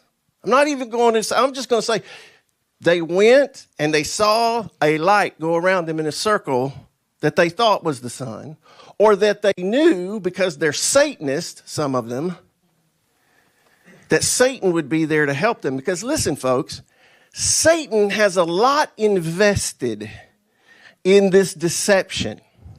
Satan, NASA, take your pick. Everything is fake because they say so, including Will's status as a pastor. The Lord Jesus, not Will Duffy. Another just con artist, man. He's not a pastor, y'all. He pretends to be one. Right, sweetie. Everything you don't like is fake. Shh, it's okay. It's okay. Like last week, I was teaching on spiritual authority and trying to explain that. And old McToon. McToon is one of these guys, one of these globe tards that went to Antarctica. Yeah, he's a globe tard. Probably a government agent, more than likely. But he keeps attacking me. I'm going to tell you what, this is one guy I just like take out behind the woodshed and let old Dean come out for a minute. All right? But he better be glad I love Jesus, right? Wow, threatening physical violence. That's real Christ-like of you, Dean. There's no hate like Christian love, am I right? Anyway, if you thought it couldn't get any dumber than all this, you'd be wrong. If you want to understand the United Nations map, once you understand Antarctica, this is Antarctica. The Antarctic continent like this does not exist. And the bases are distributed like this, according to Vibes of Cosmos, on the moon map. That's why the moon, we always see the same face. It's a little late for Antarctica does not exist, morons. You picked your best and brightest and sent them there yourselves. Speaking of which, Jaron and Austin have been universally shunned from the entire Flat Earth community, just as most of us predicted. Here's another douche named Dustin Nemos who decided to challenge Austin to a debate. For context, this is an example of the level of integrity we're dealing with. Bring it up, liar. Daylight savings to fix it in a couple years. Bring it up, little didn't need leap liar. Come on, liar. Bring it up. You made the claim. Are you a pedophile? Okay. All right. Really? We are going. Are you a pedophile? All right, Ryan. We're on Ryan, mute. Sorry, Dustin. We can't be. Yeah, we can't be doing. Call me a liar? No. We're done. Yeah, when someone catches you in a lie, just call them a pedophile. Classic flirf tactic. I think there's a job waiting for you at the Daily Wire, Dusty. Anyway, here he is with Austin, desperately trying to maintain this idiotic charade that they were in a studio of some kind. Is your claim basically that the Owen Benjamin stream was in a different place that wasn't in the studio? I would, yeah, imagine that would be afterwards, in response to Vapegate, basically. So, like, we were somewhere with Antarctic mountains that was cold, or I don't understand. I don't doubt that you guys flew there. Okay. The footage of you flying there seems real. I haven't checked it out. People have alleged it's fake. I don't necessarily believe it is. It's insane. But I believe that you took a trip to Antarctica, gave you real footage, and then you did the rest in a studio setting where there was no cold breath. Okay, so you're saying that we went to Antarctica, and in Antarctica at Union Glacier, there is a studio. And so we're normally just in Antarctica at Union Glacier, everything's all normal. And then they take us to a studio so that we can fake the sun. And inside that studio, it's not cold. For all I know, you guys went there last year, or you went to the Vegas sphere. Well, okay, so for one, you would have to claim that the Owen Benjamin live stream is not live. It could be live. I mean, you guys had internet for that one, but you did that afterwards, you said. So yeah, but wait, time out. That's in response to Vapegate. That seems sus. So are you saying I broadcasted my live stream, but it wasn't actually live? No, it could be live, and it could still be somewhere that is cold. Well, you said we could have filmed it last year, so you're now going to have to throw that off the table, obviously, because I was interacting with the live chat at the time. So they did go to Antarctica, but they filmed the sun in a studio. That's why there was no cold breath. And maybe they filmed the sun at the Vegas sphere, which of course is completely idiotic because it's full of seats for people to watch shows, so that makes no sense whatsoever. I've never seen flat earthers grasp at straws like this. It's so pathetic, even for them. I think we can accept now that Whitsitt has been compromised. Yeah. Yeah, we agree. Yeah. However, could we turn him into a double agent? No. now he must. I would say he must. No, you cannot. Do you want to know why? Hear me out first. Can you kill his finish family? first, Ryan, and then pull it up. Okay. Can you kill his family though? Okay, go ahead. They won't kill anybody's family. Take the notice of that. Okay, listen. He must have some evidence that this was rigged. He must have either emails or payment into his bank account or something that he could show us all and spill the beans. I will give him $100 if he does that, and I'm sure you would all give. It would be a world changer. Wow, a whole $100. Come on, guys, let's pool together all the money we made mowing lawns over the summer and see if we can bribe Austin into being a double agent in our super awesome spy games. It would change the world. Jesus fucking Christ, the way their thought process genuinely mirrors that of a small child playing pretend on the playground is absolutely tragic. My friends, we are witnessing the splintering and hopefully the final demise of the Flat Earth community. It's complete chaos. Jaron and Austin have been cast out as shills. Anyone who pushes back on idiotic talking points like the green screen thing are also accused of being shills. The rest of them can't agree on anything whatsoever. They can't agree on whether this group of people actually went to Antarctica or not, with some still claiming the Vegas sphere bullshit. They can't agree on whether the 24-hour sun was real or not, with some claiming it was fake and others desperately coming up with insane ad hoc explanations for how it could work on a flat earth. And they are all just incessantly going back and forth about studio this, shadows that, dome this, vape that. They're in complete panic mode, and once again, the flat earthers who went down there now know exactly what it feels like to interact with flat earthers.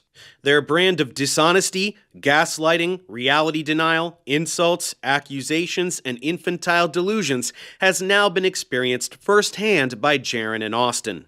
They have had to listen to the rest of these bottom feeders tell them to their face that they didn't go to Antarctica, that they didn't see a 24-hour sun, that they're paid shills just like mean old Professor Dave.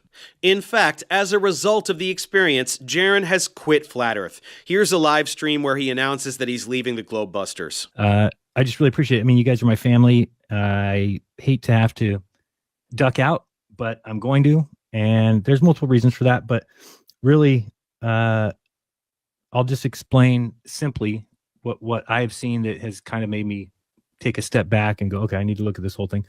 And that is really the idea of what the South Pole is. And where we were at 79 degrees south with a sun at 15 degrees at its low, 35 at its high, going down to Antarctica, seeing the way the sun works there and comprehending what I was looking at tells me that the South Pole does exist. The AE map, to me, was disqualified by what I saw. And so I know a lot of people have things to say like, well, what about other maps? Couldn't there be other maps? Couldn't there be?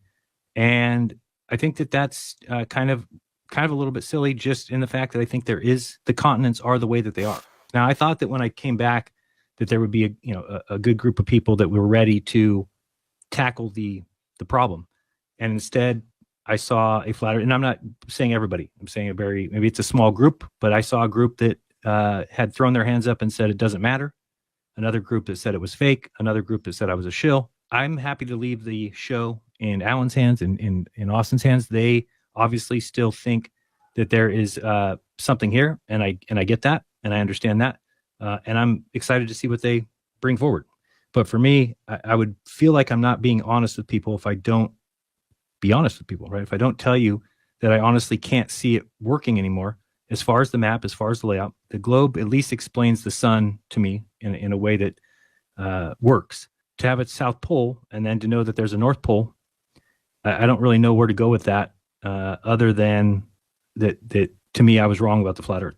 Hallelujah. Jaron has seen the light. It seems like Austin and the other big brains are going to kick the can around and milk the grift a little while longer by pretending to do science with ridiculous pseudo-explanations for what they saw. Presumably there are others who can see how ridiculous this all is, and hopefully they can exercise an ounce of critical thinking to realize how this is exactly what moon landing deniers sound like, or anyone who denies the existence of satellites, the ISS, rockets, probes, and all the rest. Idiots arguing about whether someone hit a vape pen while intelligent people send objects through the solar system and other remarkable achievements. Never has there been a better case study than this regarding the psychology of conspiracy and the cult-like devotion that has to be maintained at all times in order to survive such undeniable evidence to the contrary. Anyway, after all that, let's check in with Will Duffy one more time to get his take on how things went down there and what's coming next for him and everyone else who took the trip.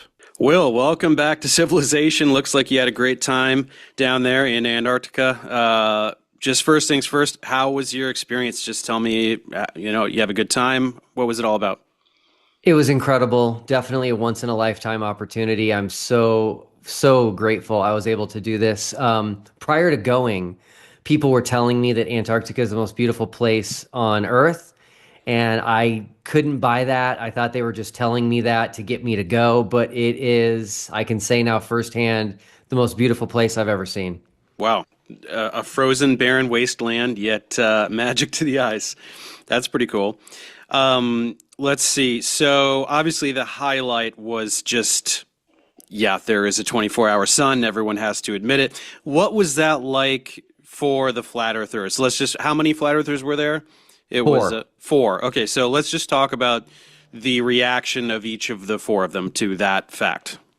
Yeah, so when we got there, one of the flat earthers was on a tour of the Union Glacier campsite to know where everything was, where to eat, where to go to the bathroom, all of that. And one of the flat earthers asked this host giving them this tour, when does the sun set? And the ALE guy just says it doesn't and kept on giving the tour. And so that's the first moment where it started to set in, like, wait a minute, we're really going to see a 24-hour sun. Mm-hmm. And then the first day at midnight, we live streamed, sun was still up. And so for multiple days on end, they got to see the sun just circle the sky, never set, never went below the horizon. And you could tell it really rocked their world. And I will say, to give them credit, they did believe they would see a setting sun when we went down there. So the fact that they saw something that really kind of shook their foundations was a good thing. And so you were there for a total of how many days at that site? We only ended up being at Union Glacier Camp for 4 days. It was originally supposed to be 5, but bad weather was coming in, and you can get stuck in Antarctica for a long time, and so they pulled us out a day early. Still, 4 days is plenty to see it go around 4 times, and luckily not too cloudy, good visibility. Yeah, the weather cleared up. When we got there, one of the owners of ALE told me that they've had horrible weather for 2 months. And he said, literally, as soon as you guys got here, weather is perfect. So yeah, the skies were blue. We were able to not only see the 24-hour sun with our own eyes, but get high definition video of it as well. Okay, and so obviously everyone was down there. What was everybody doing? Was everyone doing live streams, or they also were doing different various experiments, or? Yeah, so we set up, at one time I counted 10 different cameras going. We had 360-degree cameras, because the flat earthers like to say that when there's a video, like if NASA releases a video or someone on the ISS releases a video, they say, oh, they're not showing you the other side because the other side is a set and there's people there. So we used 360-degree video so they could see everything going on around us. Yeah. We had them set up at different angles just in case they were to find the stitch line and say that that was some sort of an edit. We also had cameras with solar filters on them to take pictures of the sun, specifically sunspots. That was to show that it's the same sun everybody else is seeing in the rest of the world. Not a spotlight or anything ridiculous like that, yeah. Yeah, no sun simulators or anything like that. And we also had cameras that were on equatorial mounts, which only work on a globe, that were tracking the sun through the sky. So there was a lot going on.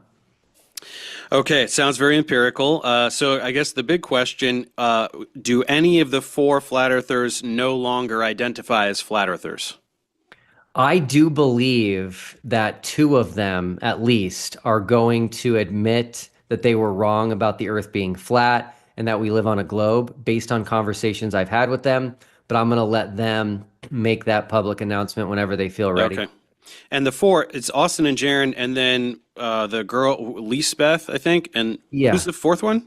Yeah, so Lisbeth Acosta, and then the 4th one was Jonathan Morandi. Now, interesting part here is he's actually a Hollywood filmmaker, and he's a flat earther. So he went with us in order to film everything, and he'll be actually making a documentary later this year on our trip. Experience. Okay, that's pretty interesting.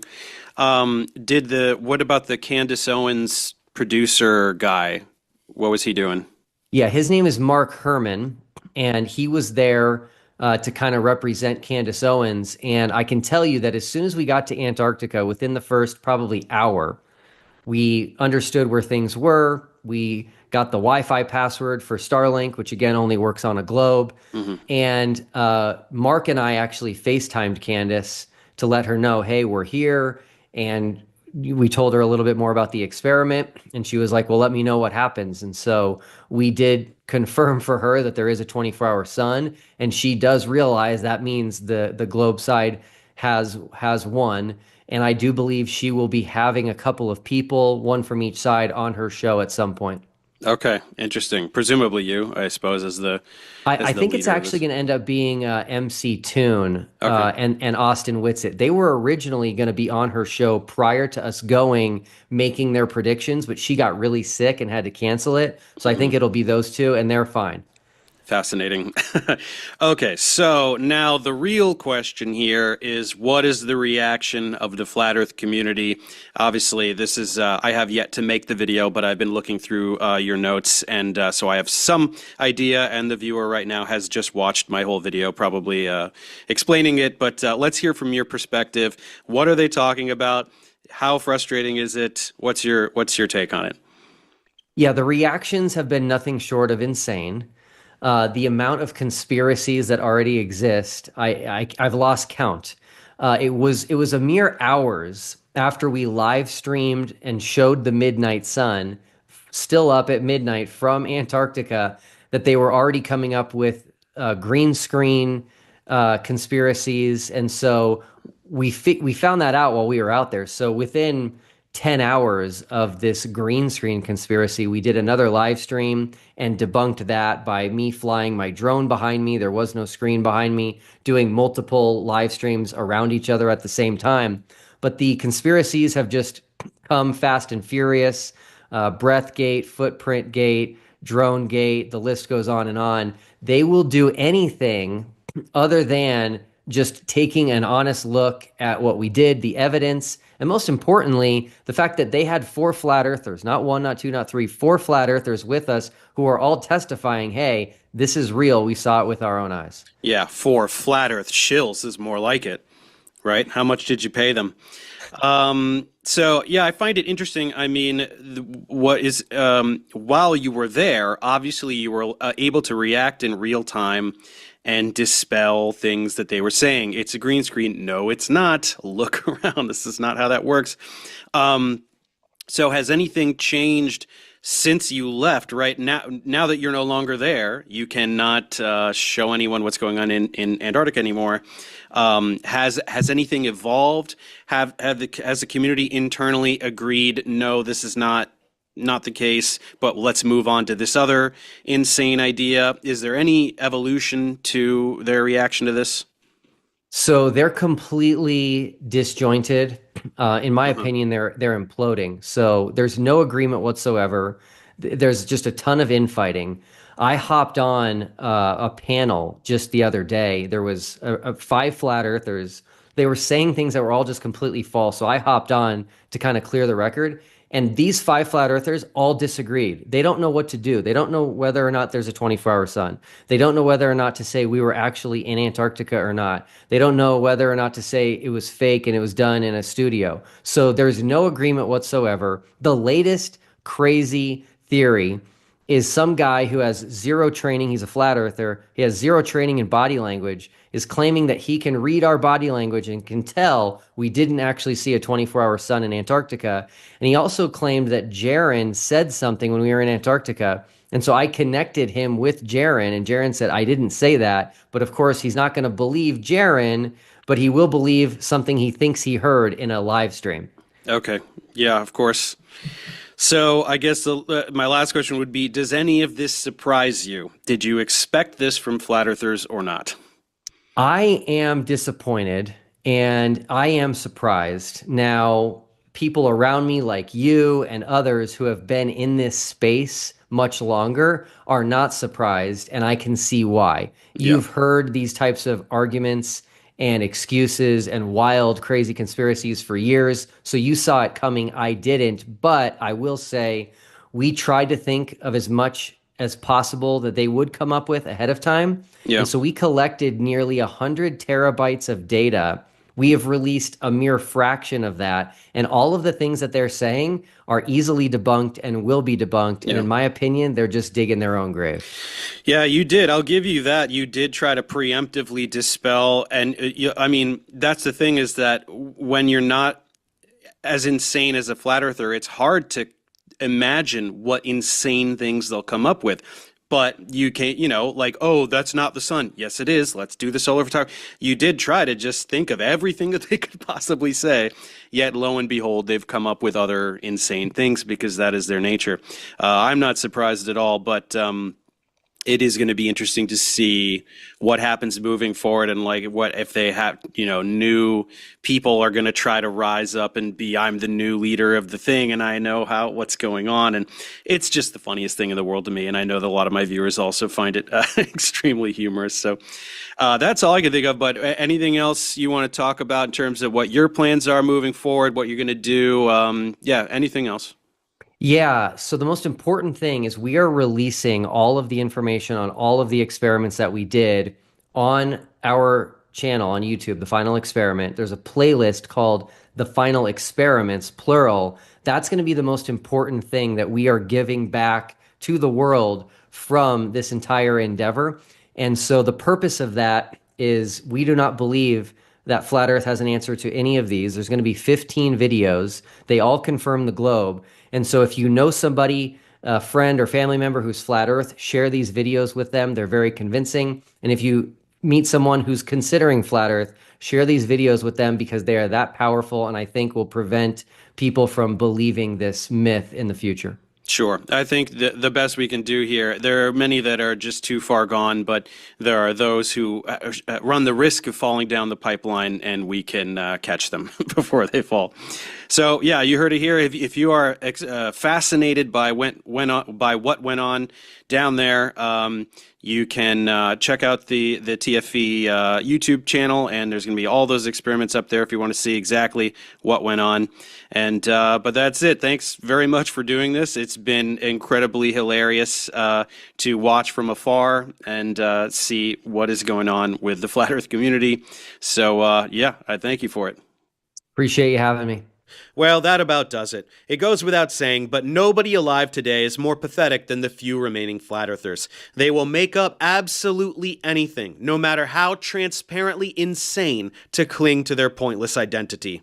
They could be brought up to low Earth orbit to see the Earth from space for themselves, and they would claim that NASA implanted microchips in their eyeballs. Their own God could come down to Earth and personally tell them it's a sphere, and they'd simply remark that the conspiracy goes up even higher than they thought. After all this, anyone who still identifies as a flat earther is either a grifting douchebag with no other source of income, like Dubé or Oakley, or an impenetrable brick wall of delusion that should be completely ignored forever. With Jaron and Austin cast aside as shills, some others will rise up in the ranks. They'll get too close to reality, say the wrong thing, and be cast aside as shills themselves, only to repeat the cycle like the world's dumbest merry-go-round. As for me, with this Antarctica trip completed and the aftermath covered, I don't see what there could possibly be left to say about flat earthers. But I've said this several times before, and I was wrong each time. So I guess you'll hear from me about these bozos the next time something needs to be said, whenever that may be. Until next time.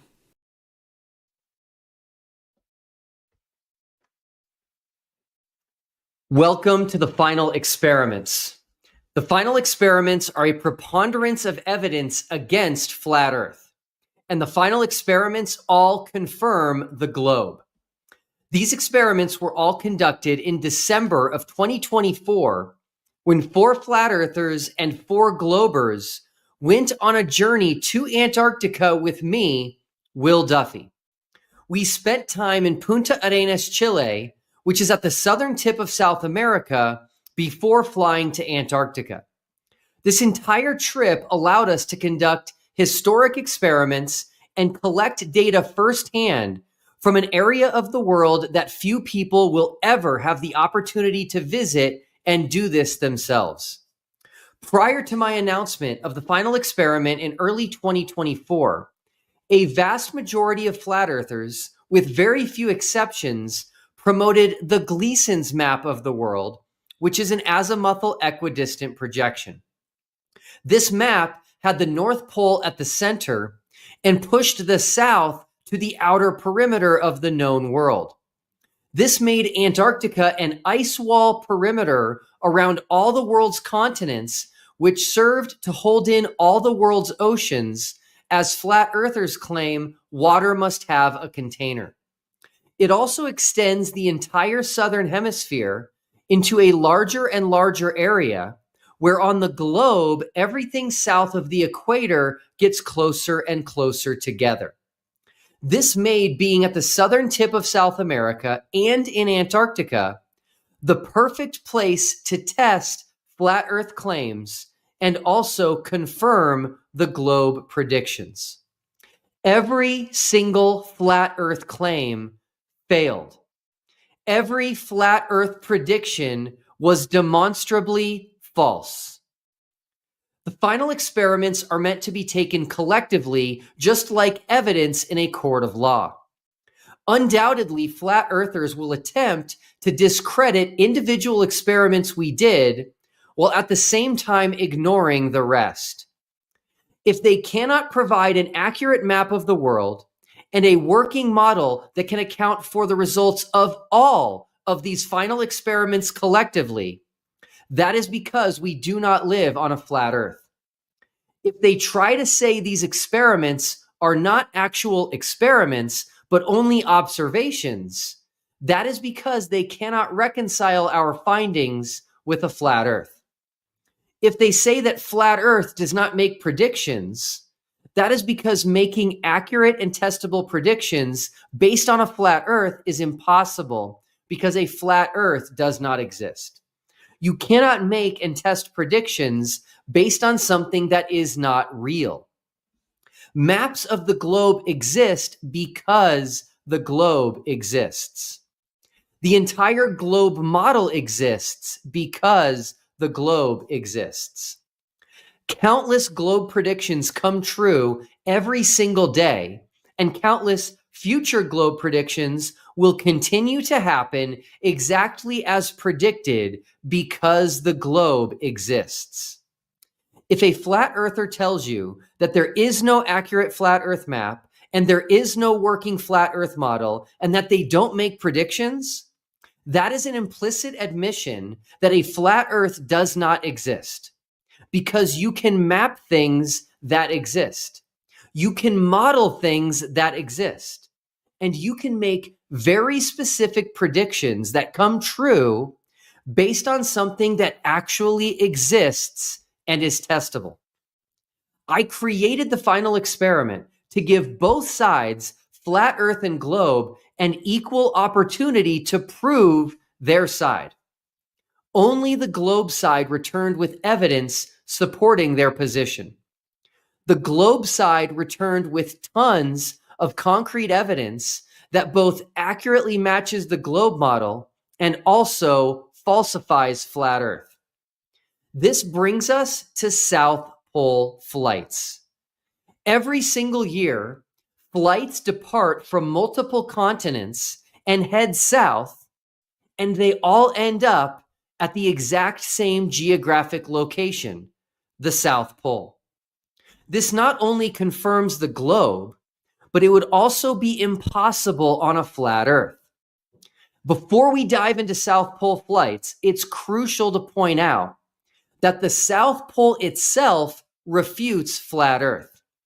There cannot be a geographic South Pole on a flat Earth, as south on a flat Earth is all directions away from the North Pole.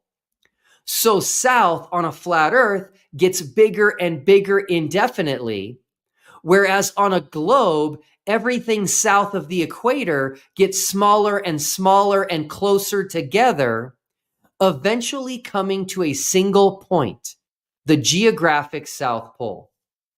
In our South Pole video, in the Final Experiments series, we show how this special privileged place on the globe is the only place in the world where the right to left 24-hour sun does not change elevation angle, and where the south celestial pole is directly above the observer. In this video, we are going to look again at this special privileged place on the globe where all flights heading due south in the southern hemisphere will all meet up at the same geographic location, the South Pole. Here, flat earther Karen B. described this as a real final experiment. Well, my idea that I've been saying for the real final experiment, what it should have been, is they should have had 3 different teams, and they should have had one team leave from Australia to Antarctica, and one from South America to Antarctica, and one from Africa, South Africa to Antarctica, because all 3 of these places advertise that they have trips to the South Pole, and from your trip to the South Pole, you can pay extra to go to the actual geographic South Pole from all 3 of these places. So if they really wanted to end it, they could take 3 different teams and leave from those 3 different locations, and everybody go to the South Pole, and everybody rendezvous at the actual geographic South Pole at the same time, all coming from different areas. One trip, boom, let's prove it. Let's do it. That's the best I've heard thus far.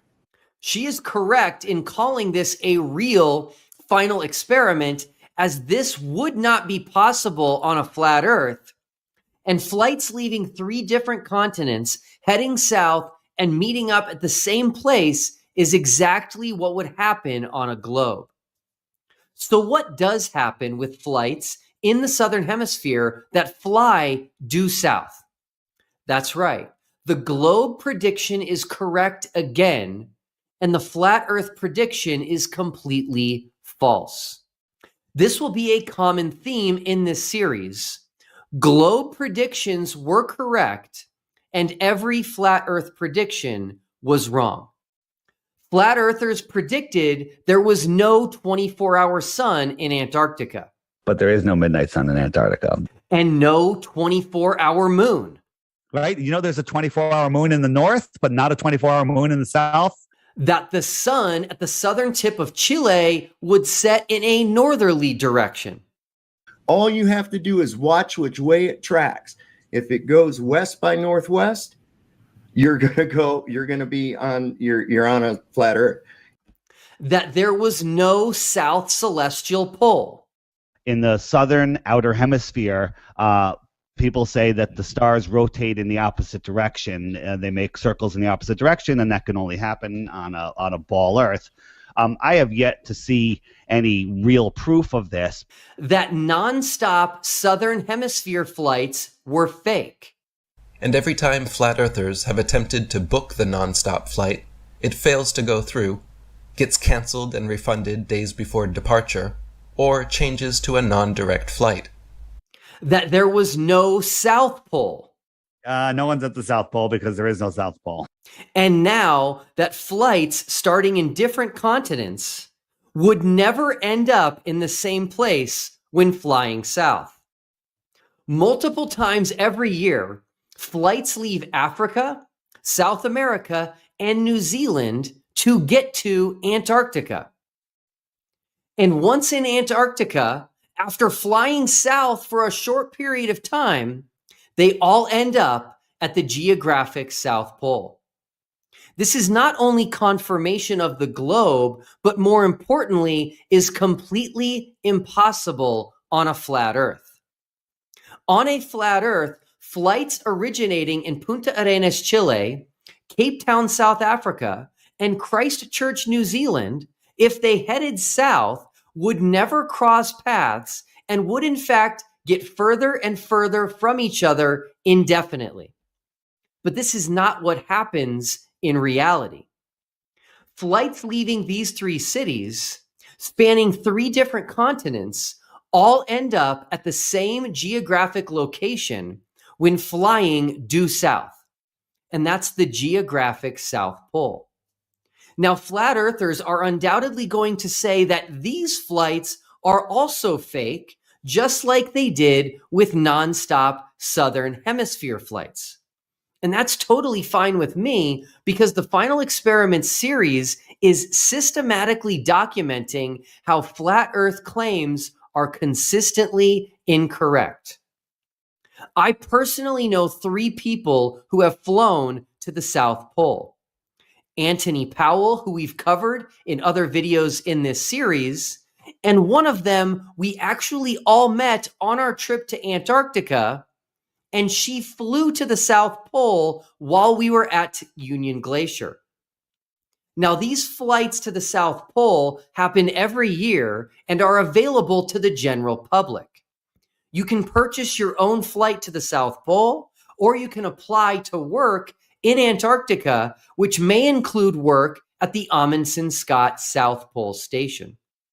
The first time I ever heard someone point out to a flat earther that people work at the South Pole was when Professor Dave mentioned this to Flat Earth Dave. Of course, Professor Dave was right, but listen to Flat Earth Dave's response. No, you say the South Pole isn't real. We don't. Even though there's people who go there and work there, and people work at the South Pole. Yeah. Yeah, prove it. Okay. Yes, Dave Weiss, people do work at the South Pole. And yes, it's very easy to prove. We will start with Antarctic Logistics and Expeditions. ALE is the company we used for the Final Experiment to get us to Antarctica.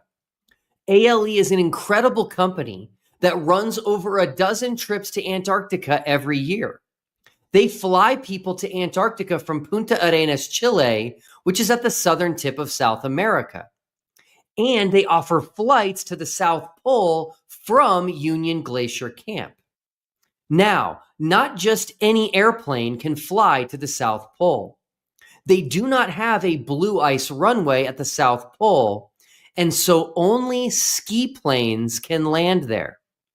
Ski planes are aircraft specifically equipped with skis for landing, as opposed to the traditional wheels that the vast majority of planes use to land.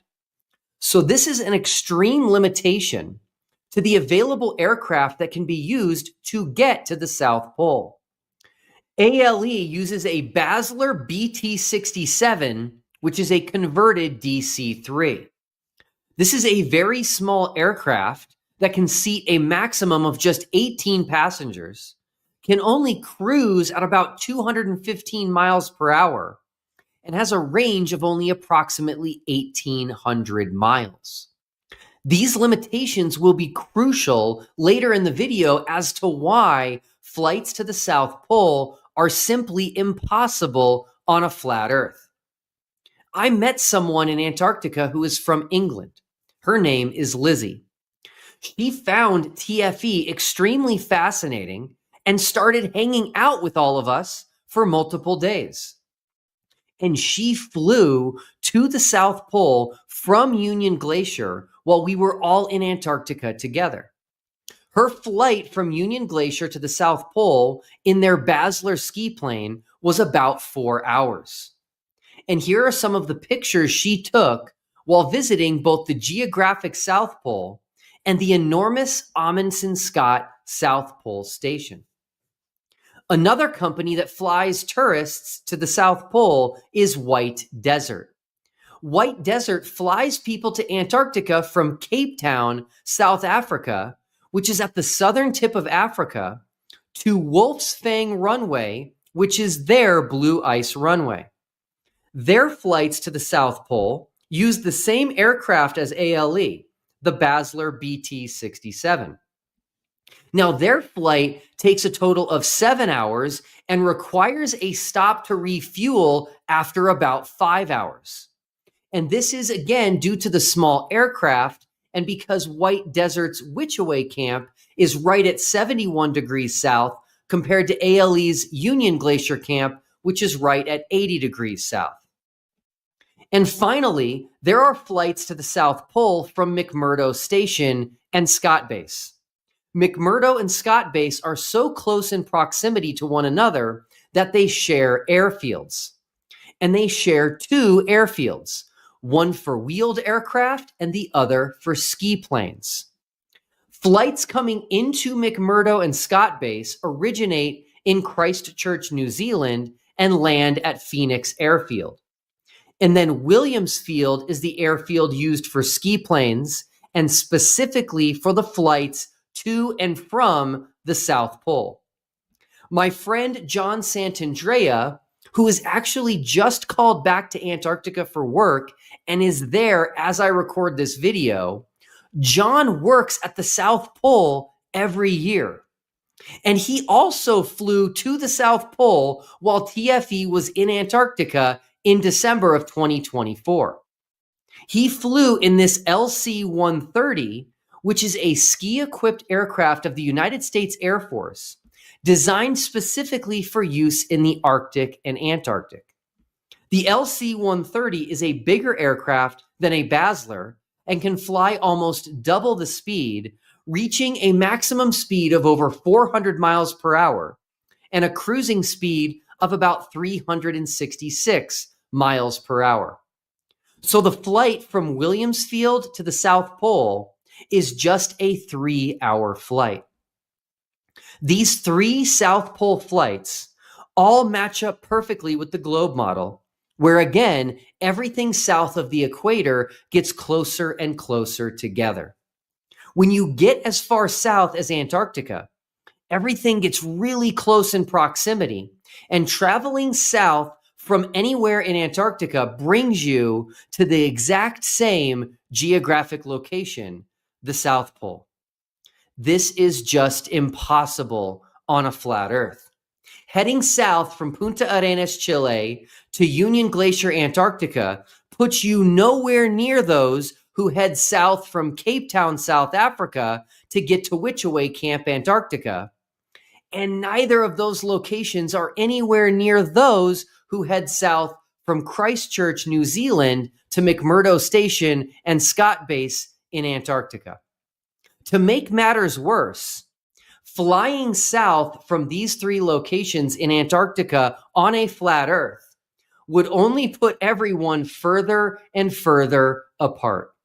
But in reality, people at Union Glacier, Witchaway Camp, and McMurdo and Scott Base can all get to the South Pole Station in very short flights on relatively small and slow aircraft.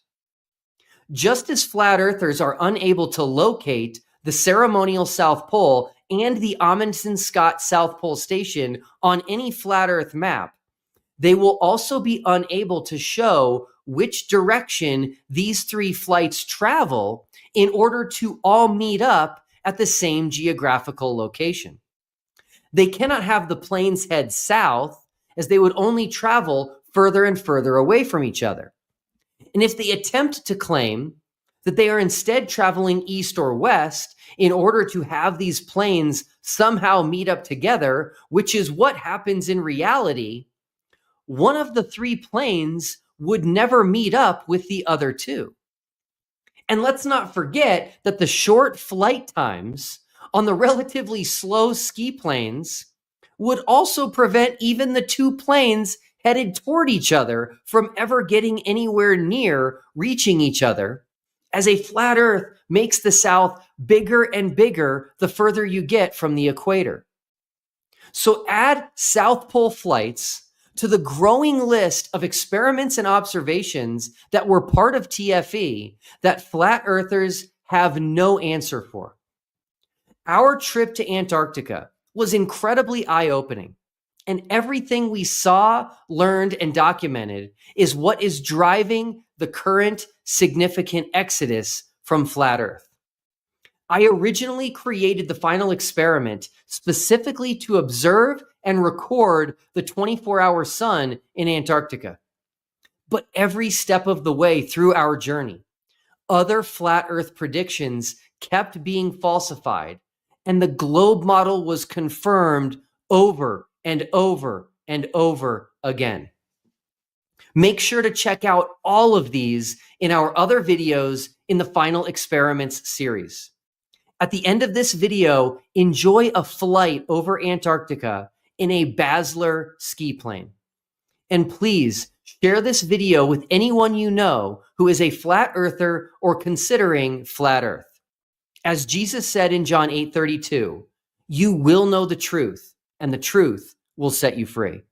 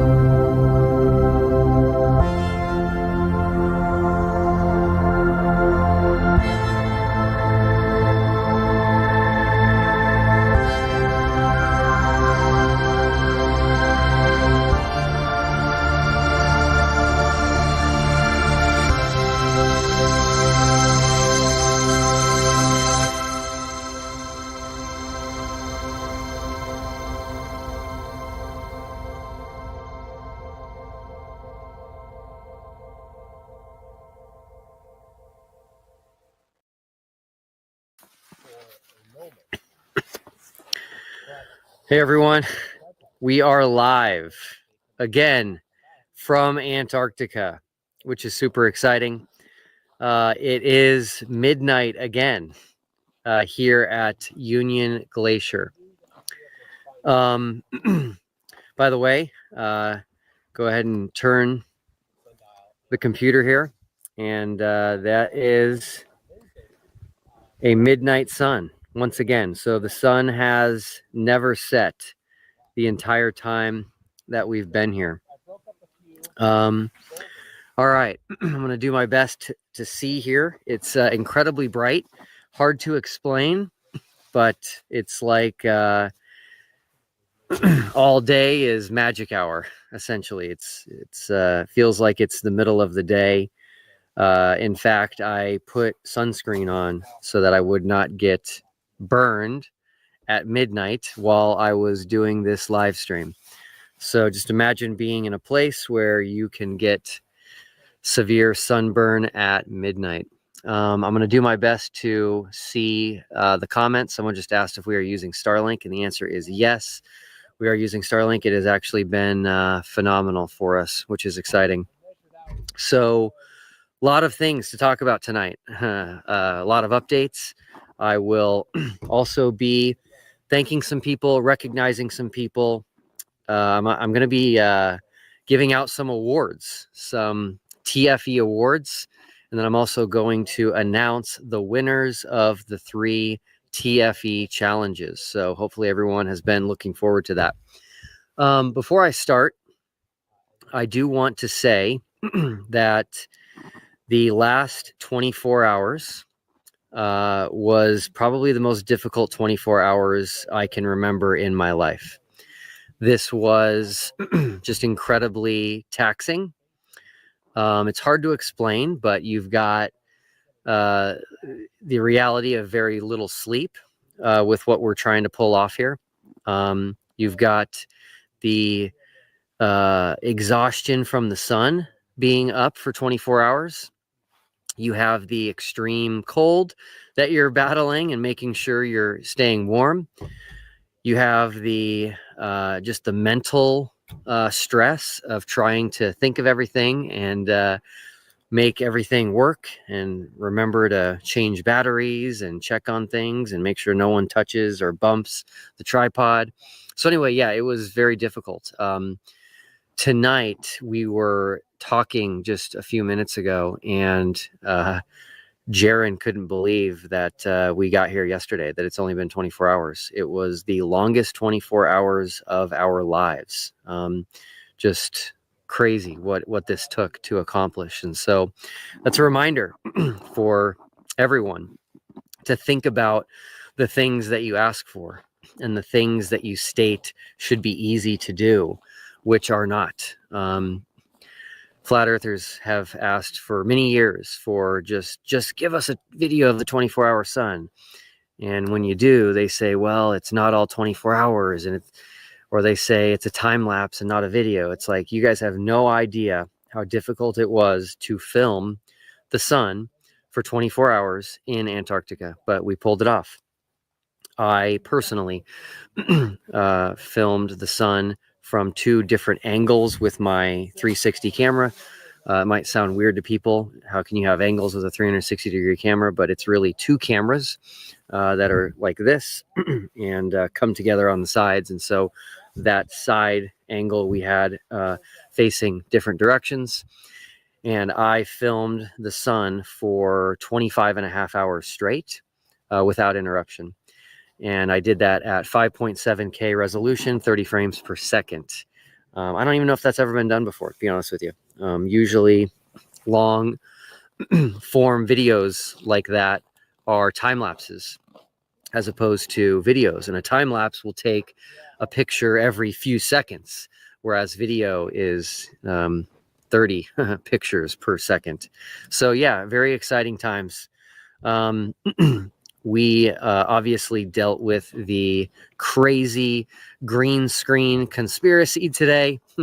Never thought I would be accused of that one, but we dismantled that rather easily by doing back-to-back, meaning 2 people with our backs to each other. Live streams. People are already putting those on YouTube side by side to show that we couldn't have been using a green screen to pull that off. I wore a blue jacket in case somebody would say there was a blue screen, and I brought out my green water bottle and a green and red can of some Chilean Pringle type chips to show that we're definitely not using a green screen. And then I flew my drone backward and then came right back. So there is no screen. The mountain back there, which is just absolutely stunning, is Mount Rossman here in Antarctica, right by Union Glacier. That's about 4,000 to 5,000 foot peak there. And I do want to mention that I was able to drone a little bit around Antarctica today. I actually got my drone higher than I've ever flown it before, 5,000 feet. So I was actually higher than that mountain and was able to do a beautiful cinematic panorama of this area, which I will hope to release soon, one day, maybe in the next few weeks on the TFE channel. But anyway, there is a new conspiracy, surprise, surprise, which is that we are lying about the time and this being midnight. And that's not true. So again, people need to focus on asking questions. If you want to learn, that's the best way to learn. The best way to learn is to not make accusations and do Google searches and believe the first thing that you read. It's to ask questions and to be inquisitive. And that's how you learn, because then you're going to get answers and you can process those answers. So let's deal with this one now. Googling what time is it in Antarctica is not a valid question. There are 8 time zones in Antarctica, which actually makes perfectly logical sense. It's funny to me that flat earthers would think there's only one time zone when they have made Antarctica so much bigger than it really is as an island continent on the globe. There's 8 time zones. And the reason why is because the different areas and bases and stations around Antarctica are usually in touch and in communication with somewhere else in another continent. And that's where supplies come in, and that's where the people come in through. So, for example, I think McMurdo is on New Zealand time. Maybe it's Scott Base. I don't know. They're both right next to each other. But Union Glacier is on Chile time. And the reason why is because ALE runs Union Glacier, and ALE is run out of Punta Arenas, Chile. That's where their flights come out of. That's where their staff is. They have a headquarters in Salt Lake City, Utah, as they're an American company, but they have staff here in Chile. So they use that time zone for logistical and just efficient reasons. So anyway, if you look up what time it is in Chile right now, it is just past midnight. So that would be GMT -3. So last night we covered midnight as the time, which we're doing again right now. So again, there's another beautiful midnight sun. It's the second midnight sun we have broadcast live from Antarctica. And we also did a live stream yesterday at solar midnight, which is different than the midnight of time. Solar midnight is when the sun reaches its lowest point. So anyway, we're covering all our bases here. I did want to mention Steve from England. I woke up this morning with a very negative email from him. He was very upset with me for not calling him at midnight yesterday when we did the live stream. I did mention him. The reason I wasn't able to call him, which everybody should know, is because our original plan with Candace Owens was to live stream the 24-hour sun on a camera known as an X4 made by Insta360. It was going to be a 360-degree camera. Now, that camera is capable of live streaming directly to YouTube. And Mark brought it out. Mark Herman, Candace Owens' director. He practiced it back home, and it was all ready to go. And when we got out here, it did not work. So we did a little bit of research, and the reason it did not work is because you need cell service and Wi-Fi simultaneously in order to live stream with that device. We did not know that. Obviously, back in the United States, you got cell service everywhere. So he was just live streaming and it worked, and we thought it would work. And so there is no cell service in Antarctica. There are no towers in Antarctica, no cables, nothing like that. So we're able to do this through satellite internet only. So yeah, that threw a huge wrench into things, and we really wanted to do the live stream. So we pivoted, and I let them use my cell phone to do the live stream. So we took my cell phone and we kind of jerry-rigged it onto the top of a camera tripod and did the live stream that way. Now, we did it through Rumble because Candace had some big things she was getting out on her YouTube channel and didn't want to tie up her YouTube channel for 24 hours. So we used her Rumble channel to do that. And then we ran into a couple of issues. The first one was that my cell phone, Murphy's Law, asked to do a software update. And so that cut the live feed. We caught that and got it back up and running again. And then Starlink actually did an update as well. It was funny because this Starlink did an update in the middle of MCToon's live stream, which was around 3 to 3:30 in the morning here at Union Glacier.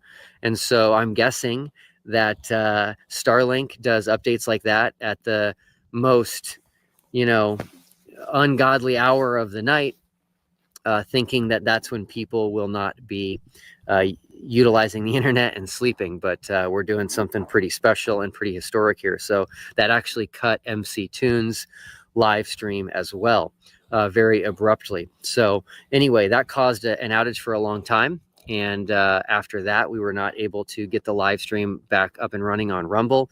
Rumble, from a UI/technology standpoint, is very inferior to YouTube. And so I don't think they were able to handle it being cut out a couple of times. So anyway, that's what happened there. What we're doing is still pretty incredible. With just the technology here. And I'm just really excited that I can bring everybody with us to see the beautiful landscape and to see the midnight sun and to just get some live updates. Again, people are trying to state that this is all a studio, and that's a green screen behind me, which of course is ridiculous. I can spin around here. Somebody said today that I spin really slowly or something like that, but I can spin very, very quickly. And I can also show you the snow down here is actual snow, and you can pick it up and throw it at somebody if you want, or eat it, or whatever else you want to do. So anyway, yes, so we're trying to keep up with all the reactions / coping, whatever it may be, from what we're doing out here, but it's not stopping us. We are all very tired, but we all feel very privileged to have this opportunity and excited that we were able to pull it off. So with that, I would like to mention some names for a few different reasons. The first one is I'd like to give a shout out to Frankie. Frankie is the daughter of Cassidy, who was the runner-up in the golden ticket offer. And I felt bad. I had to choose one person out of so many people who gave entries, and I narrowed it down to the top 10, and I had to pick one out of the top 10, and Cassidy ended up coming in second place. And so I told her that I would give her daughter Frankie a shout out from Antarctica Live. So hopefully you're watching, Frankie, and you enjoy hearing your name from Antarctica. I want to thank some people individually who have been very, very helpful to me throughout this entire process. I could not have done this without so many people coming together and just volunteering their time, being available to me to do tasks, answer questions, So the first one I would like to mention is Globey McGlobeface. You can check him out on TikTok, but he's been very, very helpful with me throughout the process of creating and bringing the final experiment to where we're at today. He actually did some crowdfunding to try to get here, which didn't quite work out. But yeah, I just want to thank you, Globey, for everything that you did to help me out there. Next is Peter Markley. So Peter Markley is someone that I was introduced to this year, and he's been very helpful to me in many different ways with social media and answering questions. And so I'm sure many of you have already heard his name in this space of debating the shape of the earth. And if you haven't, you probably will soon. Next up is a YouTuber by the name of Wolfie6020. Many of you probably know who he is. He is a pilot and very knowledgeable. And so he's been very helpful to me throughout the past year or so as I've been trying to bring all of this together to just be there to offer suggestions, answer questions, and just always be there for me. So thank you, Wolfie6020, for that. Up next is Where's Wally? So another YouTuber you can check out. He is very thoughtful and is always thinking. I think he's comes up with ideas in all hours of the night, and when he does, he sends them to me, and they're always so great. He actually created something. I believe he built it from scratch. The name he gave it is the Jeranism, and he's going to be releasing that on his channel soon. And I'm telling you right now, you have to watch his video when he releases it. You have to see exactly what it is he built. When I saw it, it was so intricate and detailed. I just couldn't believe it. I was just in awe, and I didn't even know if it would work. A lot of moving parts and a lot going on there, but it definitely worked out. And so you'll want to see that. Up next is Ruhif. You can look him up on YouTube, Roohif. Ruhif has been very helpful. He's a numbers guy. He's very, very knowledgeable. And whenever I had complicated questions about math or numbers or flight plans and flight paths, he was always there for me to help me get the data that I needed and to understand what I was trying to accomplish. So Ruhif, thank you so much for everything that you did to help me out there. And then also Danny Faulkner. Danny is an astronomer. He taught astronomy and physics, has a PhD in astronomy, and was very, very helpful. The world we live in is incredible, but it's also incredibly complex. And sometimes it's a bit hard to wrap your mind around what's going on and understanding it. And so when I had questions about the cosmos, I would reach out to him, and he would always give me great answers and help me understand it in a way that I could understand it, at least with not having a PhD in astronomy. So Danny, thank you very much. All right, I am going to give out some TFE awards right now. It's nothing physical. It's just going to be just some recognition for a couple of people that really, really, really went overboard in helping out with the final experiment. So the first one I'm calling the TFE Promoter Award. So this would have never happened had we not had people talking about it, had we not had people making videos about it and sharing it with their friends and their families and their audiences and their social media groups. And so the TFE Promoter Award goes to the Creaky Blinder. If you don't know who he is, please look him up on YouTube. Go ahead and give him a subscribe. He is knocking on the door of 100,000 subscribers. And I think with our influence, he could hit that before the end of the year, which would be amazing. So Creaky has really supported the final experiment, and he has done I just checked, he's done 51 videos on his channel promoting TFE. So thank you so much, Creaky. Really appreciate it. He comes to us all the way from Wales, which is pretty exciting. That's a place I've never visited and would love to visit one day. But can't thank you enough. Your bringing attention to the final experiment was such a huge help for us. And it was clear that you believed in us and were excited about what we were doing, because you just kept talking about it and talking about it and talking about it. So thank you so much, Creaky. Next award, I am calling the Beast Mode Award. And this one goes to Dave McKeegan, who I just noticed is standing here right next to me. So Dave McKeegan obviously came all the way out here to Antarctica with us. And I want to let everybody know he has not gone to sleep since we got to Antarctica. He brought multiple cameras, multiple tripods, and an equatorial mount, and so many other things. And he just was not willing to let that fail.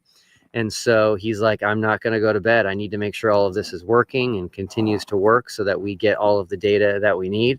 So I don't even know the exact number, but I think it's been about 40 hours since he has slept. So Dave, you have my permission to get a good night's sleep tonight. I've thoroughly enjoyed seeing the 24-hour sun, and now I'm thoroughly looking forward to not looking at it again. Awesome. Yeah, so it's been really great having Dave here, because there were times where, as I mentioned at the beginning, this has been the hardest 24 hours of my life, and there were times where I was just completely physically exhausted, where I was completely mentally exhausted, and I would just lay down on the floor and fall asleep.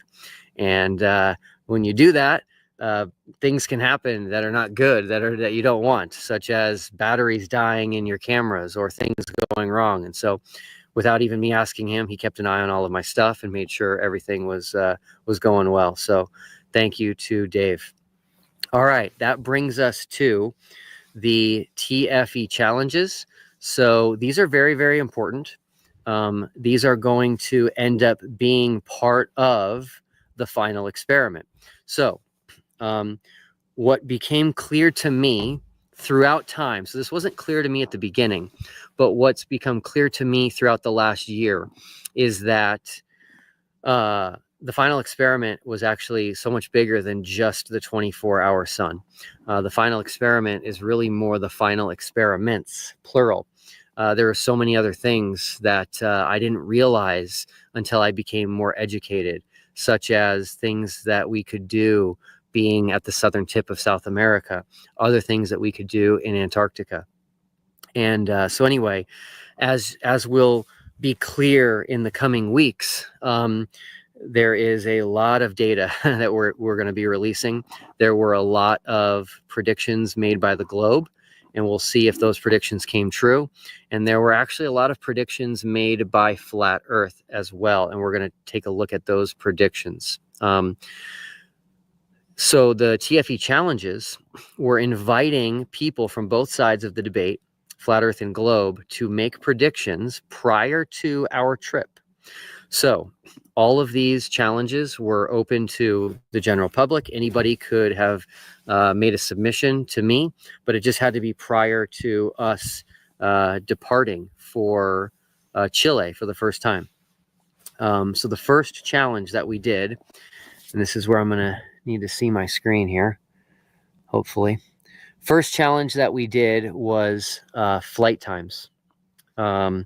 This is an important one. So I do believe, as I've hinted at in previous videos, that if we look at flight paths, we will see something that quickly tells us that we live on a globe.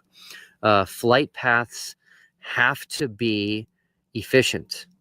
They have to be efficient. They have to be efficient for multiple reasons. One, so that the company can stay in business, the airline can stay in business, because they want to make that flight happen in the cheapest way possible, without sacrificing safety. So they're not going to want to just spend tons of money on extra fuel for no reason. They won't be able to stay competitive in that regard, and they'll quickly go out of business.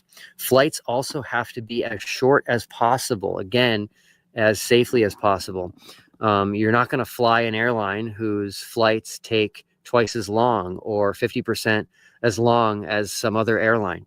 That's one of the beauties of capitalism, is letting the market dictate pricing. And so it's a very competitive market, and they're all fighting for your business. And so flight paths are very, very telling. Again, I've mentioned this in the past, but my grandfather worked for Delta Airlines for his entire career. So I kind of grew up around planes, and my dad had a love of planes. And so he would always talk about them. He could just look at one up in the sky and tell me exactly what it was. I still don't have that skill, but the ability to travel by air today is just an incredible blessing that we have. And it's just completely changed the world. We can visit family that's very far away. We can visit and see so many different places in the world in a relatively short amount of time with a relatively low amount of cost. And so the reason the flight paths for the final experiment were so important was because we were all 9 of us took a direct flight to Santiago, Chile. And all 9 of us went through one of 4 airports, LAX, Atlanta, London Heathrow, and Sydney. And so what I did is TFE challenge number 1 asked for submissions on the distance for those flights. And the cool thing is that I had people make sure that they gave their math. Giving the math is super important because there's a big difference between the globe and a flat earth when it comes to flight paths. And there's especially a big difference when it comes to the southern hemisphere. I received a lot of submissions on the globe. Let's see, I received submissions from 5 different continents. So countries spanning 5 different continents, which is pretty incredible. And I received all globe submissions except for 1. I only received 1 submission on the flat earth side. There were some people who are globers that submitted answers and numbers for what it should be on a flat earth, which I thought was interesting. They did the math for the flat earth side, but only 1 official flat earther made a submission.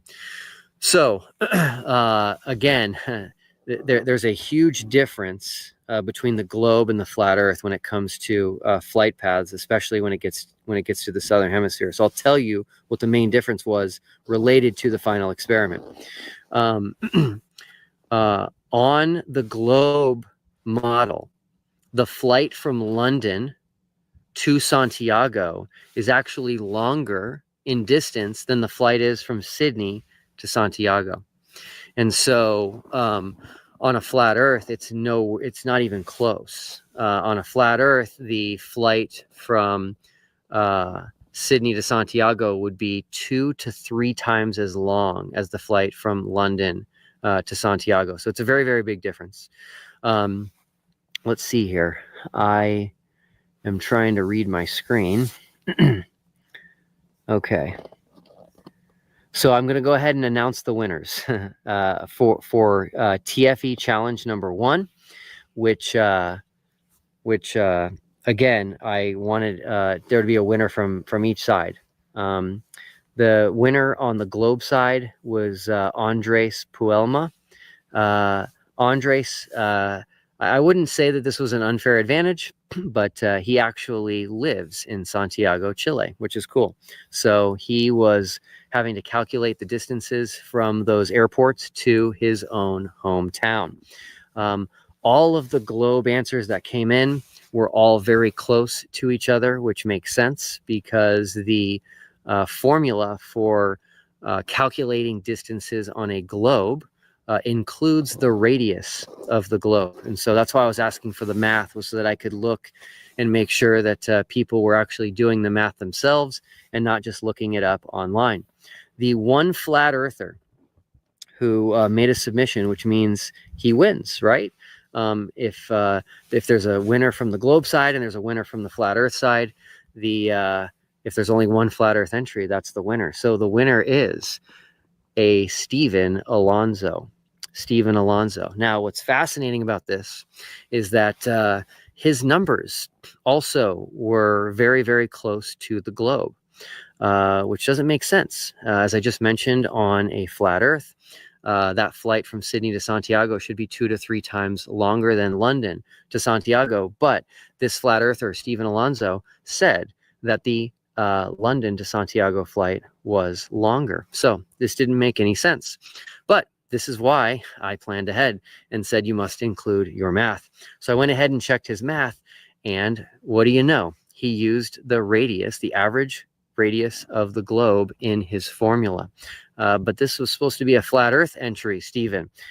So in asking and looking into why he was using the globe's radius to calculate his numbers, I found out that he says that the height of the firmament is the exact same number of the globe radius, which I believe is 6,371 kilometers. Very interesting, Stephen. So I think you know what I'm going to have to ask you, which is, how did you measure the height of the dome? As far as I know, the dome has yet to be seen, which means it can't be measured and can't be tested. And why? And how is it that it just so happens to be the exact average radius of the globe? This smells a little fishy to me. So anyway, the second question I've got for Stephen is, can you please explain how the height of this dome would affect the flight path of an airplane? That doesn't make any sense to me. So these planes are not going that high. And so I don't quite understand what that has anything to do with it. If I had to be honest with you, I would say that you knew ahead of time that the globe numbers would be accurate. And so you wanted to essentially hijack the globe math formula and use it for yourself. And so in a sense, you kind of proved the globe by stealing the radius of the globe and stealing the globe model for your submission. So anyway, thank you for those two winners, Andres Puelma and Stephen Alonso. Thank you for taking the time to take part in TFE challenge number 1. And thanks for everyone else who did as well. Again, blown away, entries from 5 different continents. So that brings us to TFE challenge number 2. This one had to do with the sunrise and the sunset in Punta Arenas, Chile, which is where we stayed for a few days prior to flying here to Antarctica. Again, this was a very significant one because the sunrise direction is different on the globe versus the flat Earth model. The main difference is that on the globe, the sunrise should come from the southeast and it should set in the southwest. But if you look at a Gleason's map or an AE map, the sunrise down that far south, which would be beyond the Tropic of Capricorn, should be from the northeast and set in the northwest. By the way, I was watching a lot of videos from flat earthers once we got to Punta Arenas, and they were asking questions like which direction was the sun rising and which direction was the sun setting. They know the importance of this, and good on them. They probably thought if they could get a northeast sunrise and a northwest sunset, that would be evidence for flat Earth, and it would be an argument against the globe, which I agree. So before I tell you what actually happened while we were there, I received a ton of entries on this one as well, countries spanning 4 continents for this one. And I received all globe entries and only 1 flat Earth entry until the last minute. I got a second flat Earth entry. So everybody on the globe side gave sunrise times and sunset times, and then also sunrise directions and sunset directions. The winner for this one was PD194. So PD194, thank you so much for entering. He is coming from the UK, and he did a great job with showing me how he came up with this. By the way, I told people they could cheat if they wanted to and look this up online, because again, on the globe, it's the southeast and southwest, but on a flat earth, it's northeast and northwest. So it's completely different. So if you want to look it up online, that's completely fine. PD194 actually posted a video about this prior to my challenge, which I didn't realize. He made me aware of that when he sent his email. All right, now on to the 2 flat earth entries. The first one is from a guy who you may recognize his name, none other than Stephen Alonzo. Before I get to him, I will say the second guy was a David Henry. Now, David Henry told me that he used Stellarium to get his answer, which again is completely fine. You can use Stellarium. But I responded to him and let him know that Stellarium is a globe app. And so I was curious why he was making a submission that completely and perfectly matched the globe if he was a flat earther.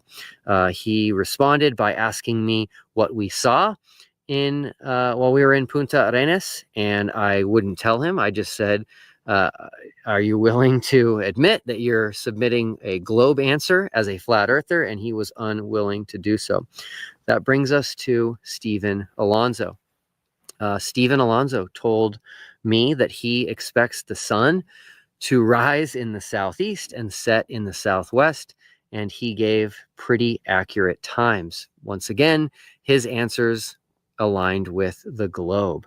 We have a common theme here, ladies and gentlemen. You may recall on the channel, if you haven't seen this video, I highly recommend you go watch it.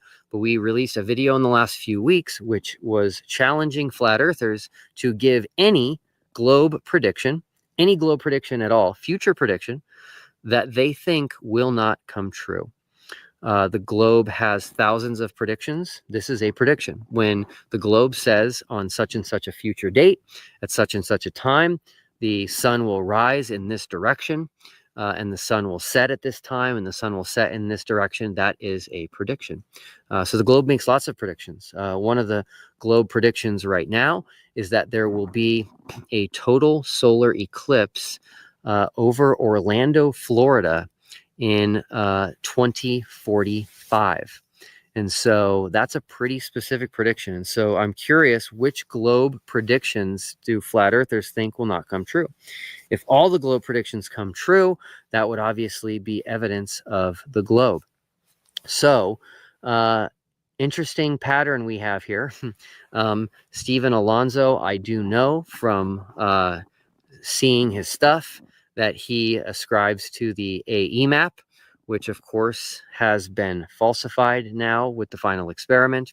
And so he gave a globe answer, even though that doesn't work on the AE map. And I don't know why. All I can do is speculate. And I speculate that he did that because he knew that the globe model would come true. Now, I will say this, the sun did rise in the southeast and it did set in the southwest, just like the globe predicts. I will also tell you that we had a very difficult time filming that. That was something that I really wanted to film, and it was very difficult. We were so far south in Chile that we were experiencing 17 hours of daylight. 17 hours of daylight. So the sun would rise around 5 a.m. or so, and it would set after 10 p.m. And so why did that make it difficult? Well, we're on a mission here with the final experiment, and so we were doing a lot of things. We were also hanging out, and we were excited about going to Antarctica. And so when the sun's out, you're out. And so we would stay up very late, which made it very difficult to get up in the morning. And it just was a rinse and repeat cycle. One morning, I woke up at 4:45, and it was already light out. And I was like, oh, wow, maybe I could catch the sunrise. And so I ran outside and I was able to catch the sunrise for only once. There was a ton of clouds while we were there, but one time I was able to catch the sunrise. I will be releasing a video of that on my channel, and I was also able to catch a sunset as well, which we'll be releasing a video. But those videos will prove that they happen in the southeast and the southwest, just as the globe predicts. But anyway, the winner for the flat earth side is none other than Stephen Alonso. All right, that brings us to TFE challenge number 3. Now, this one is very, very important. And again, it is a significant difference between the globe and the flat earth model. So let me try to make this easy to understand for everyone, because these issues can be complicated. On the globe, lines of longitude at the equator are the furthest apart. As they go away from the equator, either north or south, they get closer and closer together until they eventually meet up at the poles, North Pole and South Pole. On the flat earth model, that's not the case. On the flat earth model, the North Pole is in the center, and then everything is south from the North Pole. And so lines of longitude diverge, they get further and further apart indefinitely on the flat earth model. Whereas south of the equator, they converge on the globe model and they get closer and closer together. We were so far south at the southern tip of Chile that we were able to test this. We could measure between lines of longitude and see, are they getting closer together than they are towards the equator further north, or are they getting further apart, which is what you would have on a flat earth. And so what the TFE challenge number 3 was, which was the most difficult, was we asked people to calculate for us the distance between lines of longitude, the distance between these meridians at 53 degrees south, which is where Punta Arenas, Chile is. And so we received tons of entries again that cover 4 continents, and they were all globe entries except for one flat earther, and I'm guessing you know who that is. Yes, Stephen Alonso. So all the globe entries had very similar answers, and the winner of TFE challenge number 3 is Hall Store. Hall Store. Thank you for participating. And Hall comes to us from Norway. And what is Norway? Well, Norway is the home of the midnight sun. Norway is the home of a 24-hour sun, but that would be in the north. He's not having a midnight sun right now or a 24-hour sun. Why? Because we are having that right now in the south. This is the southern summer. So Stephen Alonso, interestingly enough, what a surprise, his answer almost perfectly lined up with the globe. This doesn't make any sense. Why would he say this? And so this was getting a little bit crazy. And so I decided to email him and ask him a question. And so I did. I asked him a question and I said, Stephen, can you please help me understand your math here? Based on what I'm seeing, which by the way was globe math, I said, based on what I'm seeing, you would say that the distance between lines of longitude is the same at 53 degrees south as it is at 53 degrees north. Do I have that correct? And he said yes. So he confirmed that in his math, the distance between meridians at 53 degrees south, which is the southern tip of South America, is identical to the distance between meridians at 53 degrees north. Ladies and gentlemen, I think you know what that means. He is describing the globe. So, Stephen Alonso, you are the winner again. You get the trifecta. You won all 3 TFE challenges. But what's super interesting is that you used the globe for all 3. And I think that means you knew what we were going to find down here as part of the final experiment. Yes, super, super interesting. We are going to be releasing all of this data once we get back. We have a ton of data. I believe we have well over 100 terabytes of information already. Obviously, a lot of that is high definition video and pictures, but we brought hard drives on top of hard drives on top of hard drives just to make sure we could collect all of the data that we were going to be obtaining as part of the final experiment. But anyway, spoiler alert, the distance between the lines of longitude at 53 degrees south matched the globe. They did not match flat Earth. So anyway, thank you everybody for participating in those 3 challenges. I did think it was a little interesting that well over 95% of these submissions came from the globe side, and we only had 2 people, 2 flat earthers make submissions. Stephen Alonso made 3, and the other guy made 1 using the globe app Stellarium. But anyway, all of these things are important. They're important because we are in search of the truth about the world that we live in. That was the goal of the final experiment from day 1, was to settle this debate. That is still my goal, and I do believe we have succeeded. You may not agree, but all I would ask for is a little bit of patience, and let us get back to our families, let us get back to the warmth, and let us get back into our own homes and spend some time with our families over Christmas and the New Year's, and then we can start to release all of this information. But it is a plethora of information. We have measurements, we have videos, we have so many cool things that I've never seen before. And so again, it became clear to me over time that the final experiment was going to become so much bigger than just the 24-hour sun, even though I think the 24-hour sun is definitely definitive as well. So that is all that I have. I am a little delirious. I am really looking forward to getting a good night's sleep tonight. But I am really happy that we did this and that we pushed through very hard for our first 24 hours in Antarctica. We have an uninterrupted video of the sun over 24 hours, which is super, super exciting. What's on deck for us tomorrow? We have a couple more things. I would call them experiments that we have set up that take time to run.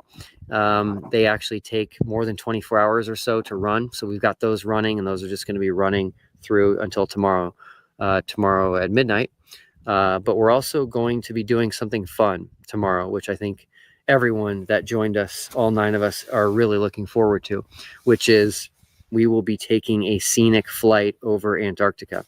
It's mainly going to be over the Ellsworth mountain range, but we're going to be getting in some smaller planes, much smaller than the 757 we came over here in, and they're going to fly us over the Ellsworth mountain range and let us enjoy the beauty of Antarctica by air. So we'll be sure to get a lot of great video to share with everyone so that you can enjoy it as much as you can with us through that as well. So anyway, I'm going to go ahead and sign off. I'll give you one more look at the midnight sun here in Antarctica, and I'll do one more spin around here so that you can take one last look at everything that we did and where we stayed. It was amazing. So we're actually leaving this campsite. All of this area behind me was just full of devices and tripods and cameras and equatorial mounts and sun trackers and you name it. But it's all been packed up, and our last 2 remaining experiments are set up over there. It's a little bit hard to see, but we'll get you good high quality video of that when we return. And we're also going to be leaving tonight. This will no longer be our special TFE camp.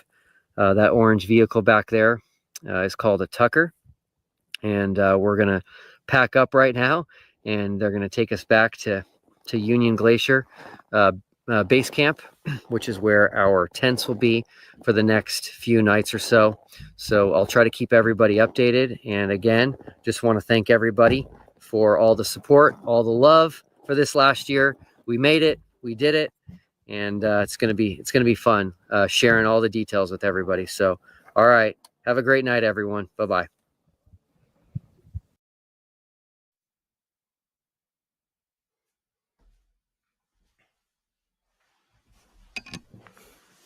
Welcome to the final experiments. The final experiments are a preponderance of evidence against flat Earth.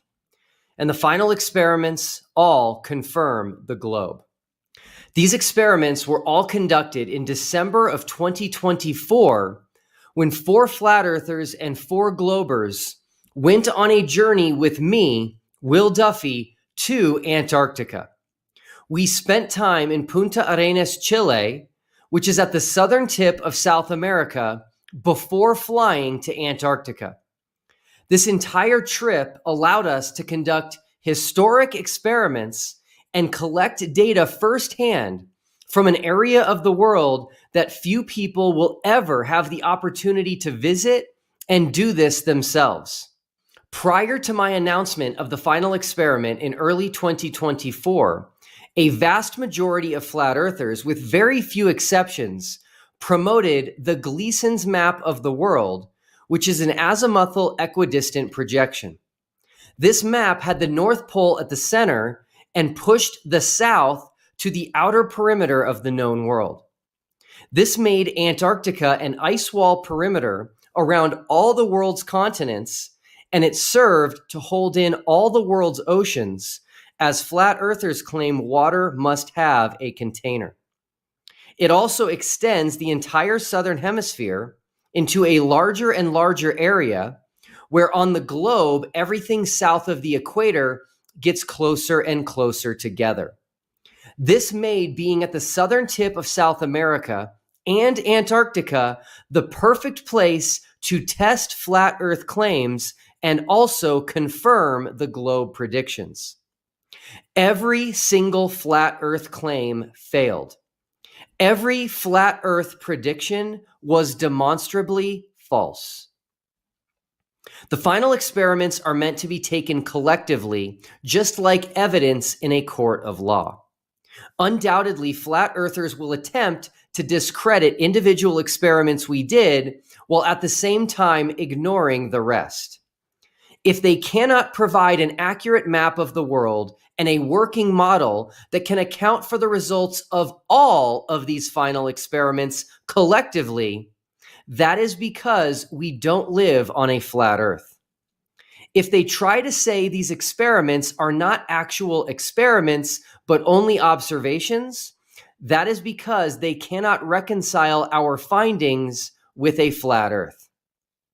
If they say that flat Earth does not make predictions, that is because making accurate and testable predictions based on a flat Earth is impossible, because a flat Earth does not exist. You cannot make and test predictions based on something that is not real.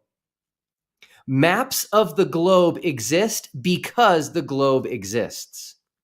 The entire globe model exists because the globe exists.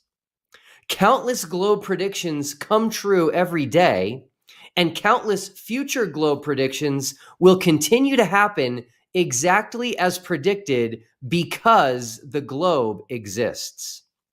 If a flat earther tells you that there is no accurate flat Earth map and there is no working flat Earth model and that they don't make predictions, that is an implicit admission that a flat Earth does not exist.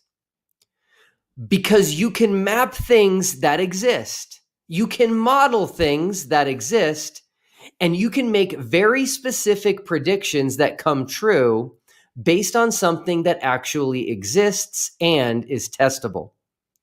I created the final experiment to give both sides, flat Earth and globe, an equal opportunity to prove their side. Only the globe side returned with evidence supporting their position.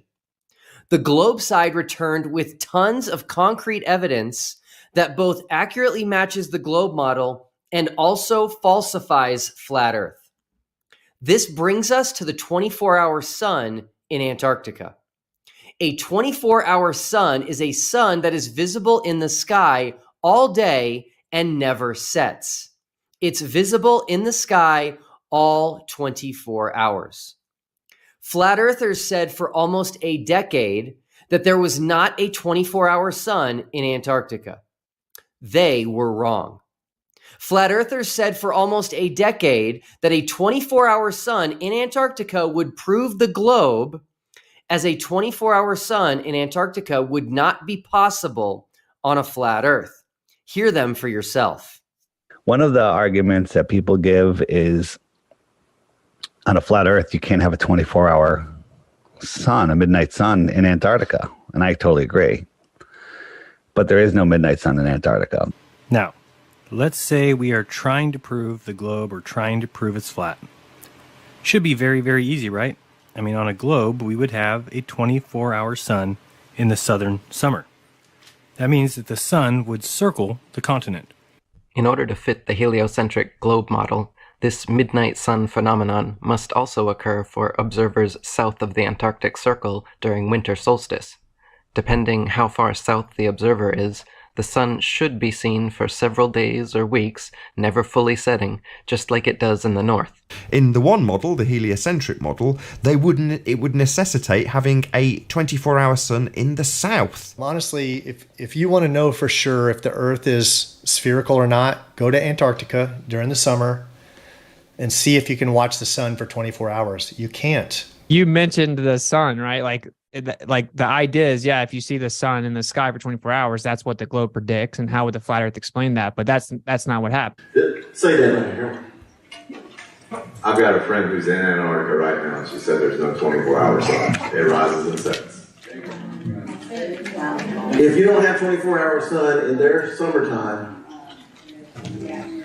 if it's not doing a 360 degrees around it like it does the north, then it's not a ball.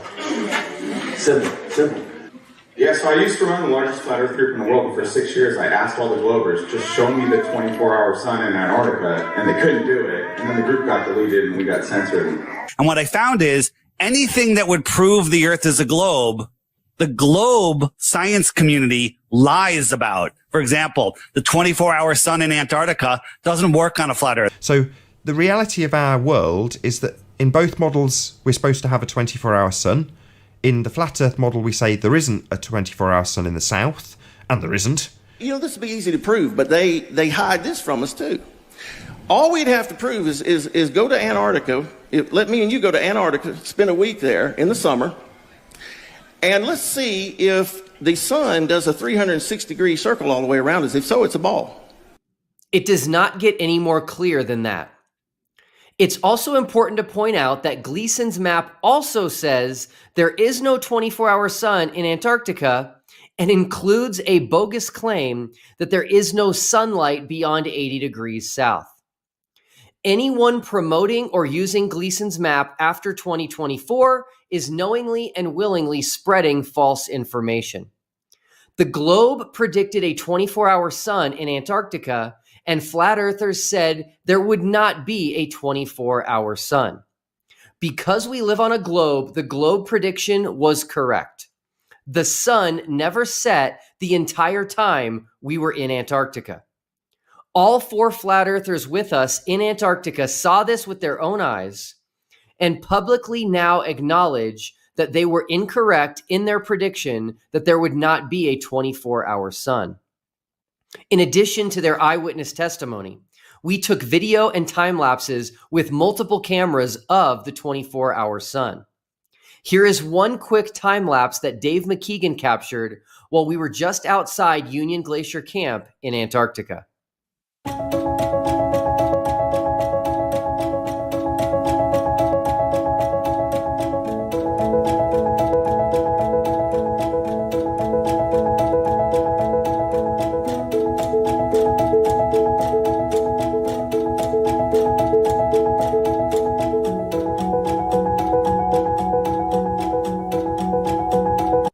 If a flat earther tells you that a time lapse is not a video and therefore doesn't count as evidence of the 24-hour sun, remind them that a video is a series of pictures, as is a time lapse.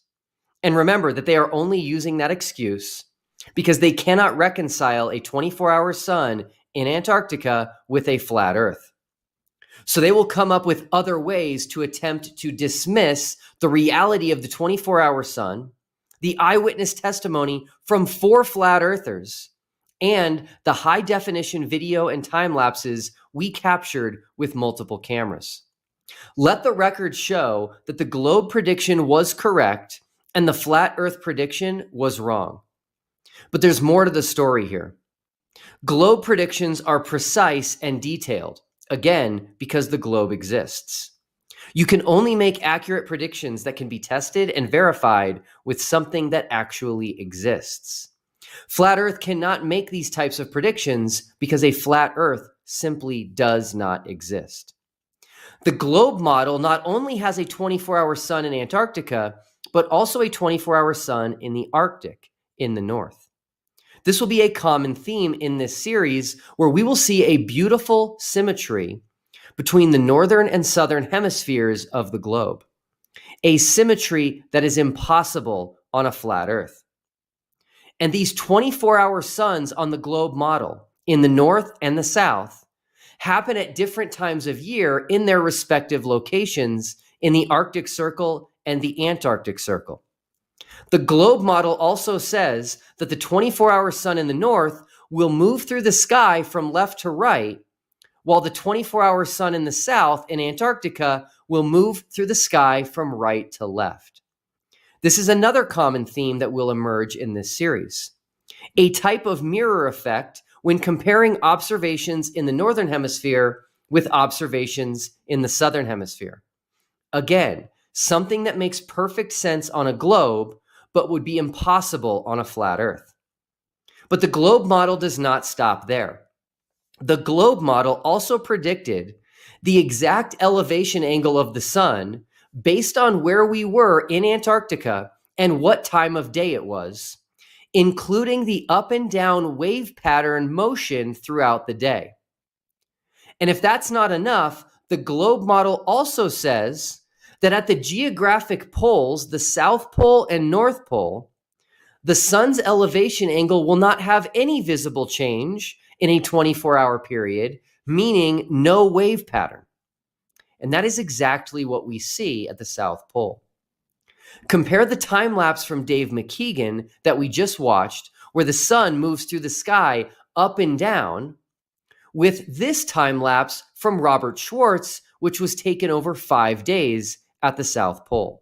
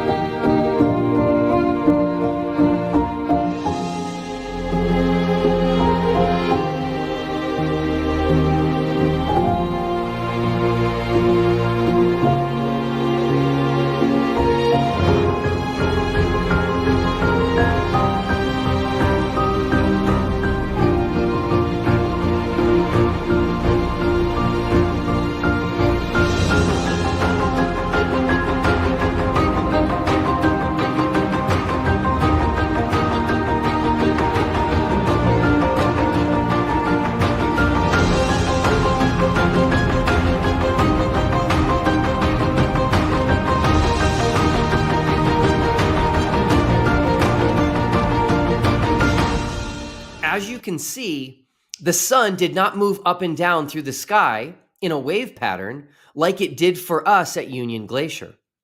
Yet both of these time lapses were taken in Antarctica. Still, the globe accurately predicted the sun's elevation angle changes at Union Glacier, in addition to accurately predicting the lack of elevation angle changes at the South Pole.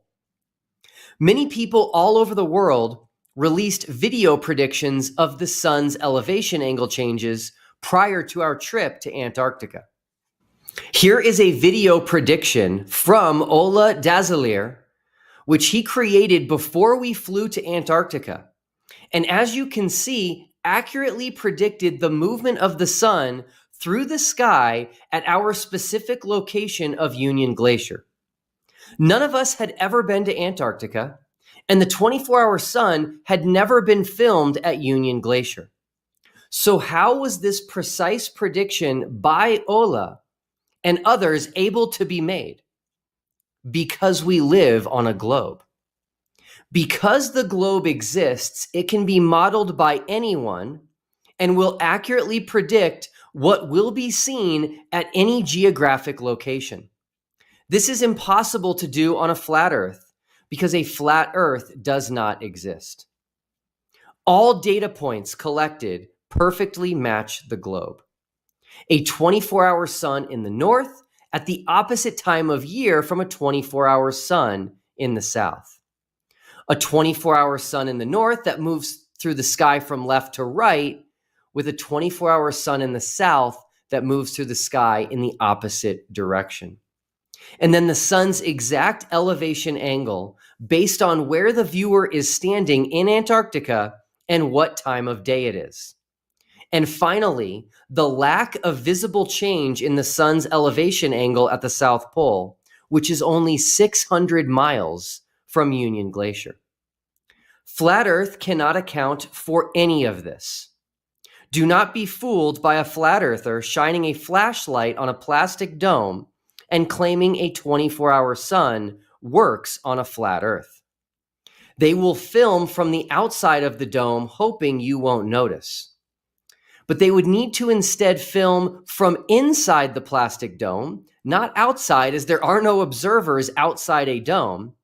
And that video inside the dome would need to have a 24-hour sun in the north one part of the year, a 24-hour sun in the south the other part of the year, which goes in the opposite direction, while the flashlight continues moving in the same direction as the 24-hour sun in the north.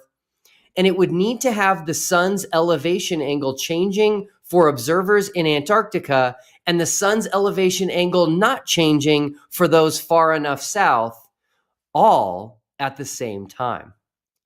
If you didn't follow all of that, that's okay. It's not possible on a flat Earth.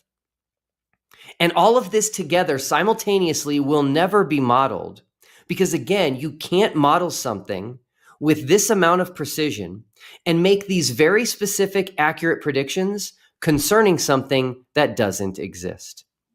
It's only possible to do this with something that is real. And because the globe is real, every single globe prediction concerning the 24-hour sun was confirmed. And the flat Earth predictions were completely false. Please watch our other experiments, which are part of these final experiments, where you will see results that confirm the globe and that would be impossible on a flat Earth. And please share this video with anyone you know who is a flat earther or considering flat Earth. As Jesus said in John 8:32, you will know the truth, and the truth will set you free.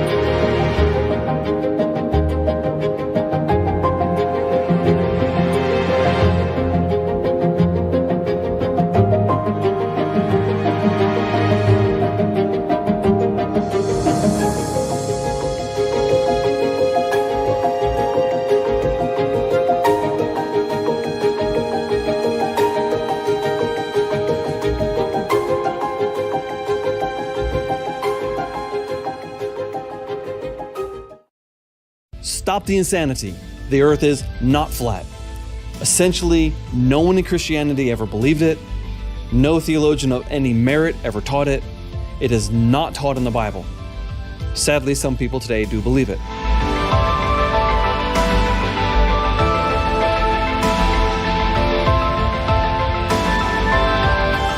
I'm Dr. Robert Carter. I'm sitting here with my good friend, Dr. Jonathan Sarfati. Hello, Jonathan. Yeah, g'day, Rob. I'm from the Southern Hemisphere, the other side of the globe. I think we can tell that based on your accent. What accent? But aren't there people that say Australia doesn't exist?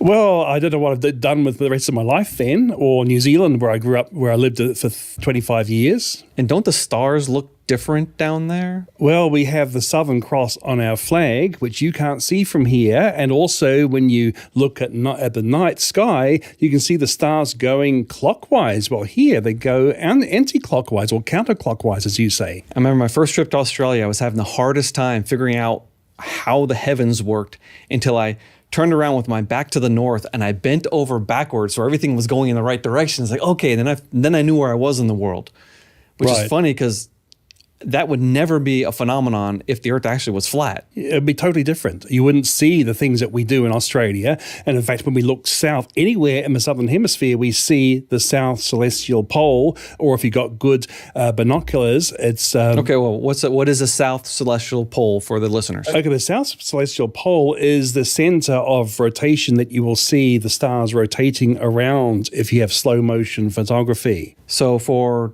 Northern Hemisphere listeners, when we look to the North Pole, if you could stare at it or take a long exposure photograph, you see a bunch of circles of the stars orbiting the North Star. And they go counterclockwise. And if you look south from the Southern Hemisphere, you see the same thing. You see the same thing in the opposite direction, rotating around a star called Sigma Octantis, but it's a very faint star, so you need binoculars. The thing is, no matter where you are, see, on a flat disk, people 6 time zones apart should be 90 degrees apart, and yet they look south, and they all see the South Celestial Pole. That's not possible on a flat Earth, because you'd be seeing different stars if you were really 90 degrees apart, as you would be 6 time zones apart. But you and I both know from much experience, because we've written a lot on this subject, more than I ever should have written, that there's always an excuse. I haven't heard an excuse for some of these, because I think a lot of these guys have never been to the Southern Hemisphere. True, but they say, oh, that's not true, or there's atmospheric lensing, or they invent some sort of a magic thing that explains a phenomenon that doesn't need any magic at all. It doesn't need any magic if we realize that we're on a globe and not on a disk. So after the South Celestial Pole, what's another good bit of evidence? Well, the thing that was known to the ancients that we now know, when we see ships going hull down as they recede from us, they go hull down across the horizon. As a professional marine biologist, I can say I have seen this many, many, many times. And when you look through a telescope, it's no different. You'll see a bigger version of the same thing. That's right. Now, hull down means that as the ship goes over the horizon, the bottom half of the ship disappears over the curve of the earth before the sails or the upper superstructure of the ship. And that's been known for a long time, but also sailors coming in would always see the hill before they saw the beach. Then the beach is closer than the hills, but they saw the hills first. Or if they wanted to see the land earlier, you get on the mast because you see it across down the globe Hence, further. The crow's nest. Yeah, there's a good reason for that. Yeah. In fact, you see a lot farther with crow's nest than you can if you're just on the deck. And the thing is, why go to the trouble of building a crow's nest unless there's actually a purpose to it, like seeing further? All right, now hold on a second. There are, shall we call them more liberal theologians? I don't want to give them a label that they wouldn't own, but I'll call them liberal theologians. Yep. And a lot of flat earthers, the Christian ones, not that flat earth started in Christianity, because it did not. Never. But there's a huge movement amongst the so-called Christians, so-called flat earthers, that the Bible teaches the earth is flat. Okay, but how come no one in church history ever taught a flat earth until we get the liberal theologians trying to find fault with the Bible in the 19th century with his silly arguments that the Bible teaches a flat earth, and then the myth that Columbus was the one who first found the earth was round, complete and utter lie that you've all been taught. In fact, I love that story. I've learned a lot of history from you, by the way. I don't know if you know that. I don't. But you're throwing out all these historical things, and I love history too. And so studying church history and science history, actually, you started rubbing off on me, and I've been digging into it a lot over the last several years. Bad influence on you, huh? Yeah, I guess so. But the Columbus story is amazing. Yeah. Didn't Columbus have a manuscript that said something different than the church scholars of the day? Well, the church scholars were right because they knew what Eratosthenes proved before Christ. 200 something BC. 200 BC. He actually got the circumference of the earth pretty much right. Almost nailed it. And no one's nailed it, but Columbus thought the earth was a bit smaller than it really is. So About therefore, 60% the real size. Oh, I 'cause he forget had a what it mistranslation was. of some unit in some foreign language document. So there's no way he should have had enough food and provisions to go the distance he said he was going to do. So the church was right to say, you've got no chance. Yeah. So there was an argument back in Columbus's day. But it about was the not size. flat Earth versus round Earth. It Yes. was big size versus little size. Exactly. The church scholars are right. Columbus would have died. Yeah, he never would have made it to China. A bit of luck in the way that actually there's a big continent in the way, which he didn't know about, but he called the inhabitants Indians because he thought he'd reached India. Yeah. So he was right for the wrong reasons. Exactly. It happens sometimes. Yes. All right. So tons of evidence that we're sitting on a sphere. Yes. The sphere is rotating and we're moving through the heavens. Wouldn't we fly off if we were rotating 1,000 miles an hour, as they say? Oh, 1,000 miles an hour is well below escape velocity. That's right. And we're talking about at the equator. Yeah. 1,000 miles. In other words, if the Earth, I'm sorry, I'm going to use miles here. This is not fine. scientific numbers, but Yeah. the Earth is approximately 24,000 miles in diameter. In circumference, presumably. Very good. Thank you for this scientific correction. The Earth is approximately 24,000 miles in circumference, which means that if you want to do it, if you want to turn around once in 24 hours, it moves about 1,000 miles an hour at the Right. equator. That sounds really fast until you realize how big the Earth is. Well, exactly. But also, how many people here, you've bound to be going on the airplane. The airplane's flying about 500 miles an hour. Okay, and you're on the airplane and the hostess is quite happily pouring drink onto you and it doesn't fly back in your face. Yeah. But if you were actually watching from the earth and the plane was transparent like Wonder Woman's plane was meant to be, you see everything going at 500 miles an hour. But when you're on the plane, you think you're standing still. The hostess is pouring vertically. You drop something, it falls vertically. But that coffee and that thing you drop is moving at 500 miles an hour sideways. And the thing is, everyone's doing that, so you don't notice it. And this is what we're doing on Earth. Everyone's moving at the same speed, so as the air, so as the clouds, everything. Therefore, we don't notice the turning. We do notice when we use gravity measurements, though. Oh, yeah. Because you and I would weigh less at the equator than we do here at about 30-something degrees north. And we'd weigh even differently if we went to the North Pole. And the reason we weigh less at the equator is because we're being pushed outwards by the rotation of the Earth, but it's only a few ounces difference. But it can be measured. Yeah, definitely measured. And also, when you're on a mountain, the gravitational force is a bit less because it's an inverse square law, and that can be measured with very fine scales too. Yes. And so one of the reasons why Mount Chimborazo, near the equator, is further away from the center of the Earth than Mount Everest.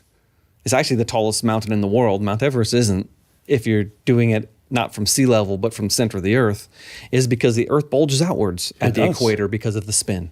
And yeah, you're quite correct there. Yeah, and also, still, it's only 0.3% bulging. So you can say to 0.3% that the Earth is a perfect sphere, but it has that bulge, which does make Chimborazo the furthest away from the center.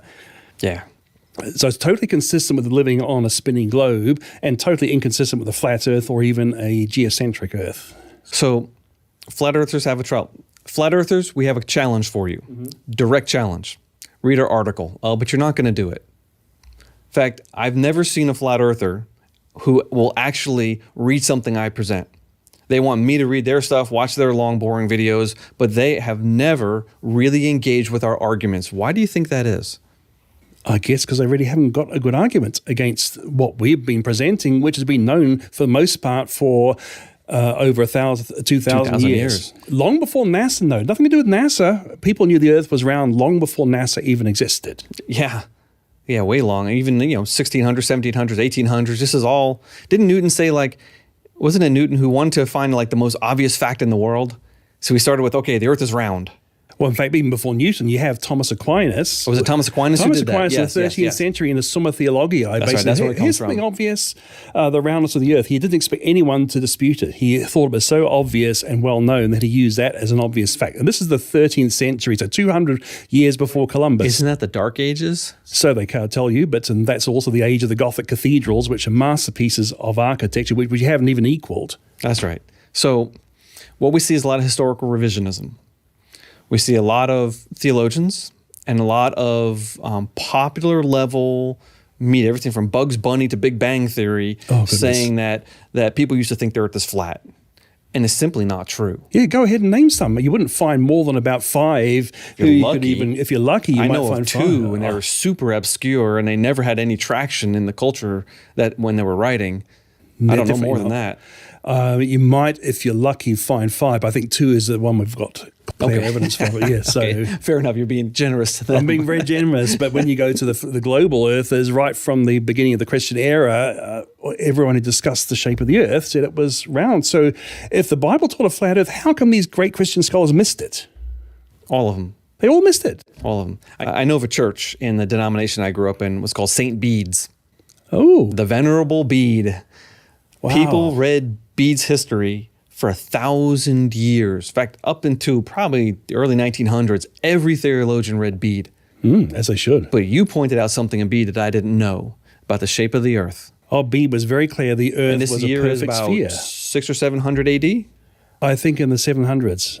Okay. Did he say the earth is round, not like... Well, yeah, to make it very clear, he said it wasn't round like a shield, but rather like a ball. Boom.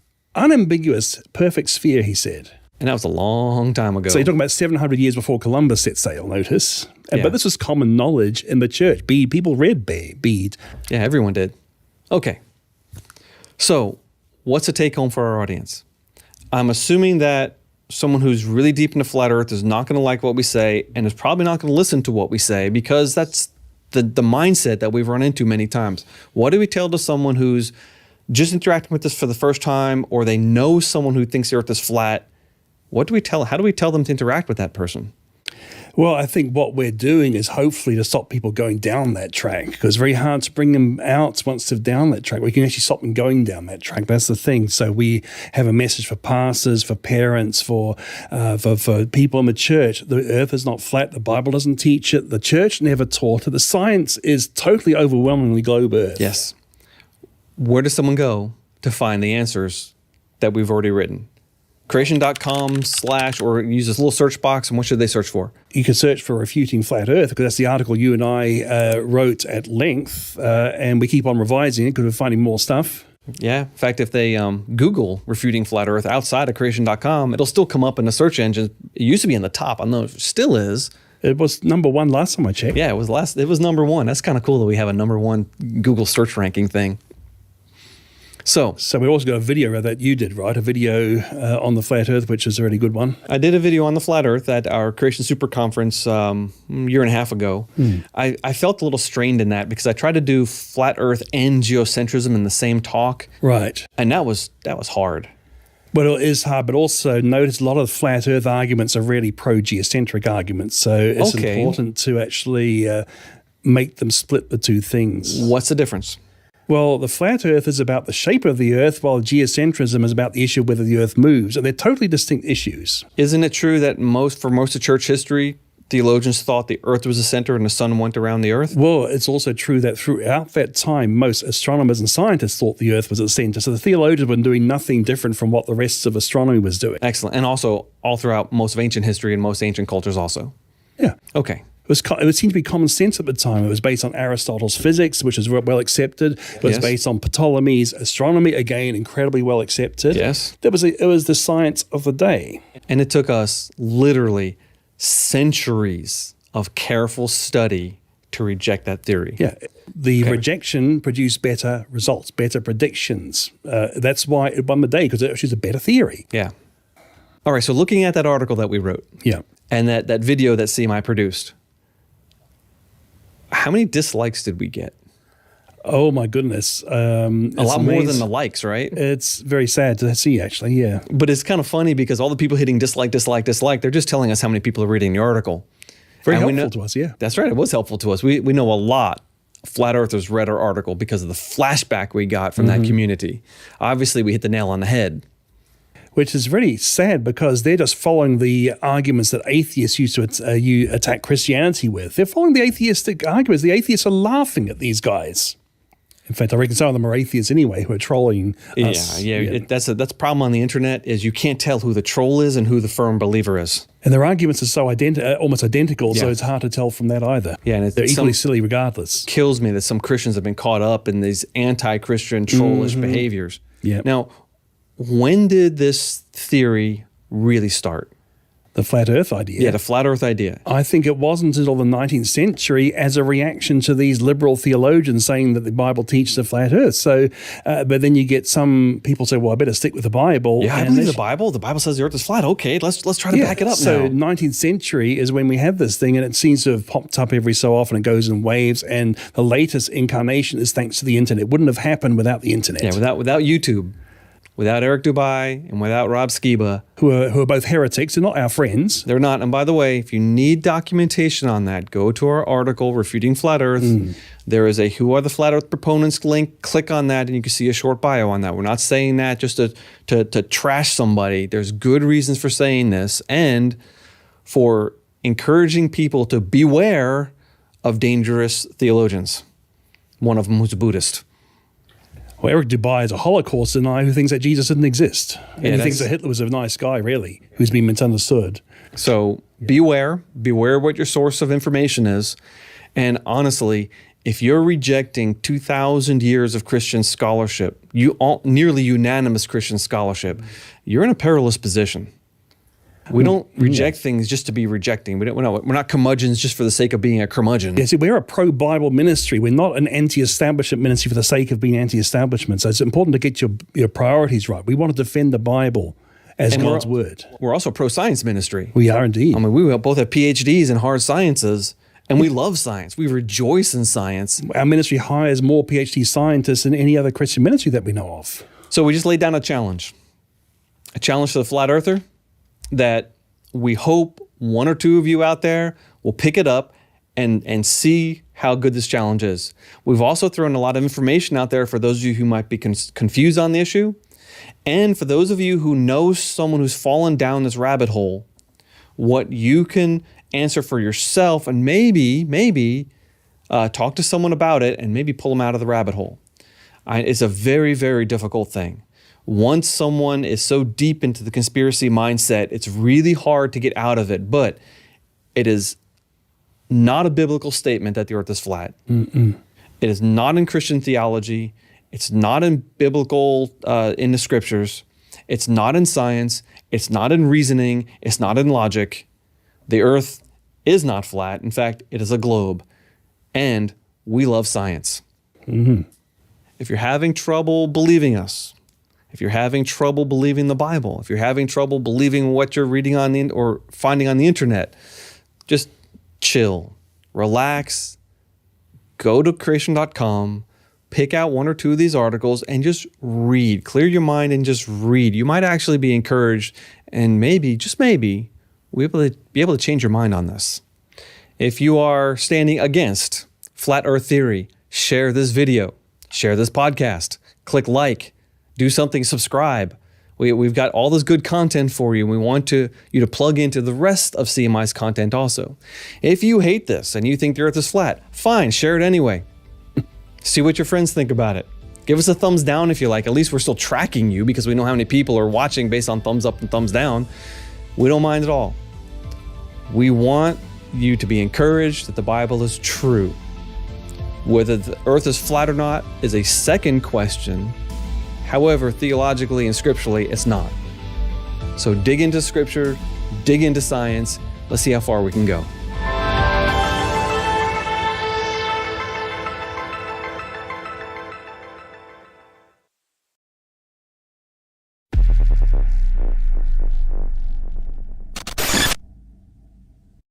Hello everybody, and a little saying for you.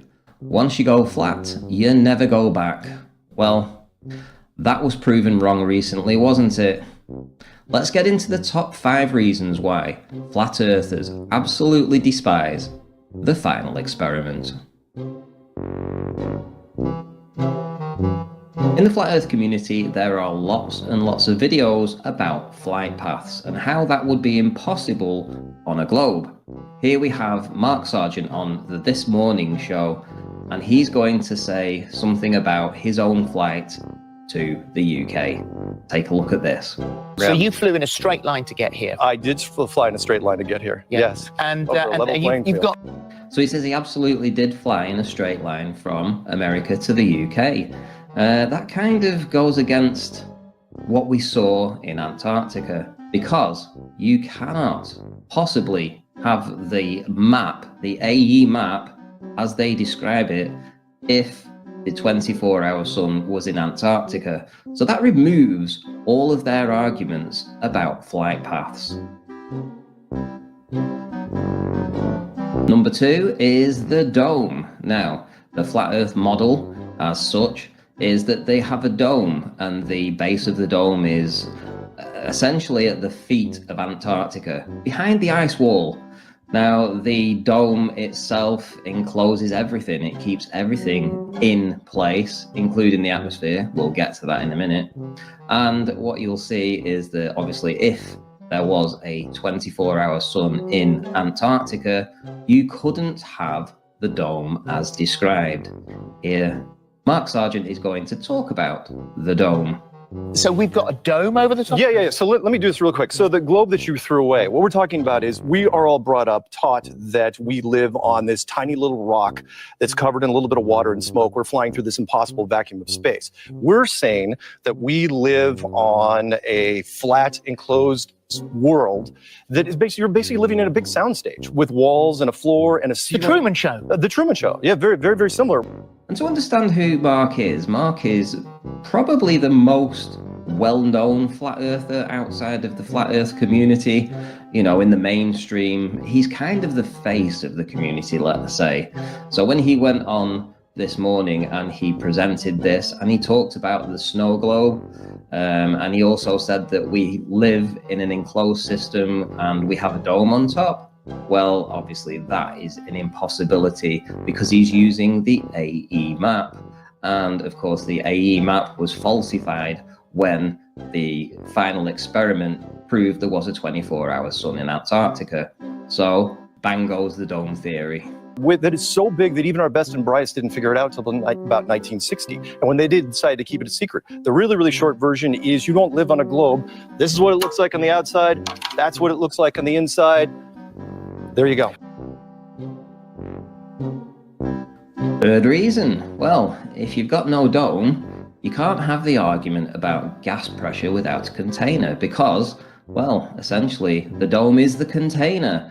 So all of that chat by Nathan Oakley and his alike, essentially saying, how can you have gas pressure without a container? Well, that argument is null and void too.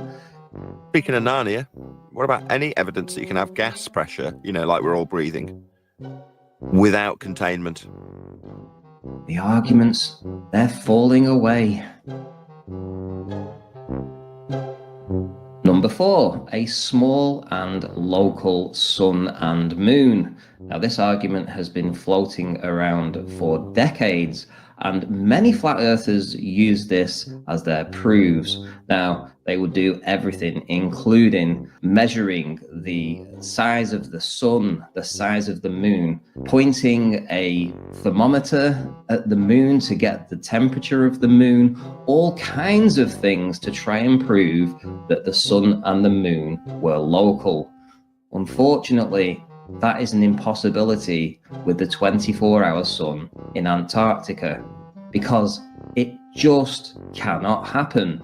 Not with the AE map, the way that it has been described over the past few years.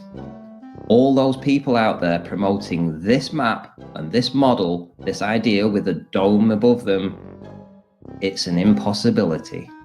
Any evidence of the distance to the sun, as that's what we were discussing in the pre-show, elevation angles more specifically?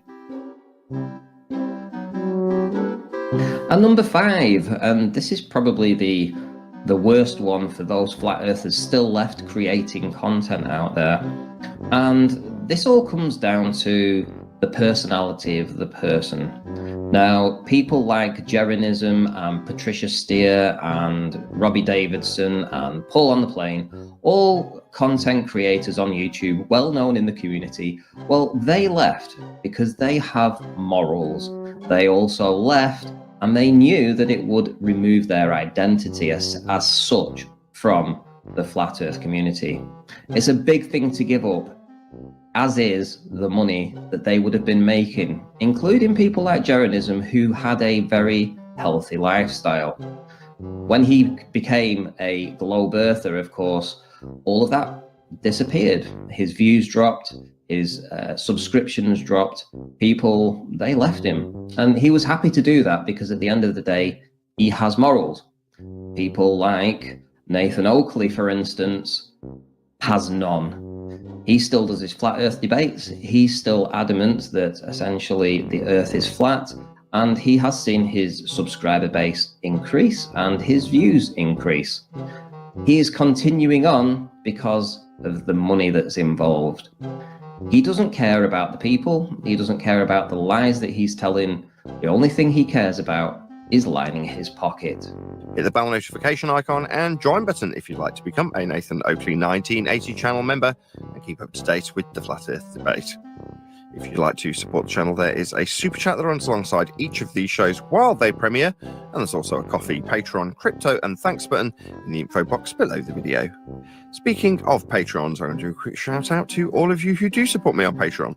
So, a massive shout of thanks and appreciation to Smith Tools and Purchase, Level Plain Poem, Vitali Z, Colton James BG, Survive the Spin, FE Patriot, Thomas van der Zander, Gary Hughes, Measured Flat, Chris Wouters, Sea Level Cultist, Mitch Kennedy, Rod, The Name's Burley, Twodwazzle, Jason Hornsby, Christoph Fournier, Flat Earth Travolta, J Mels 24, Unimento, M, Iron 26, Endless, Golden McKeegan, Retro Bill, John Kays, Patrick Gunnels, Banter, Harry Blade, Mobile Max 777, Rob W, Delwes Watson, Unbelievable Productions, Blue Ridge Ranger, Abraham Mohammed, Skeptic 936, Texas Mike, Chow Young Cat, David Wayne Foster, and Dank. So another massive thank you to all of you for supporting me on Patreon. What a lovely day! Welcome to the Debate Uncut and After Show. And that will do. That will do for this video. I'll see you all in the next one. Take care.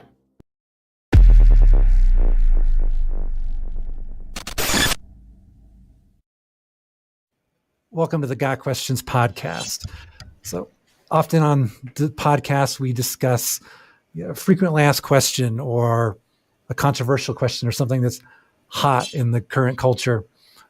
Today, we're kind of covering one that wasn't even on our radar. It's not insensitive. We've gotten a lot of questions about it in the past, but for whatever reason, in the past couple of weeks, we've been inundated with questions about this. And it seems to come and go. But the topic is, does the Bible teach that there is a flat earth? And to some, you may find this hilarious that we're even talking about it, but believe it or not, this is a common enough question.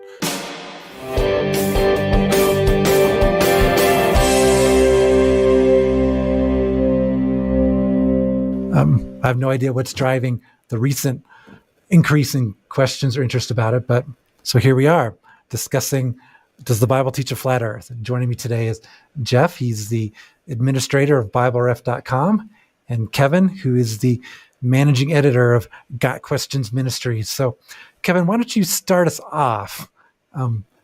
Does the Bible teach that there is a flat earth?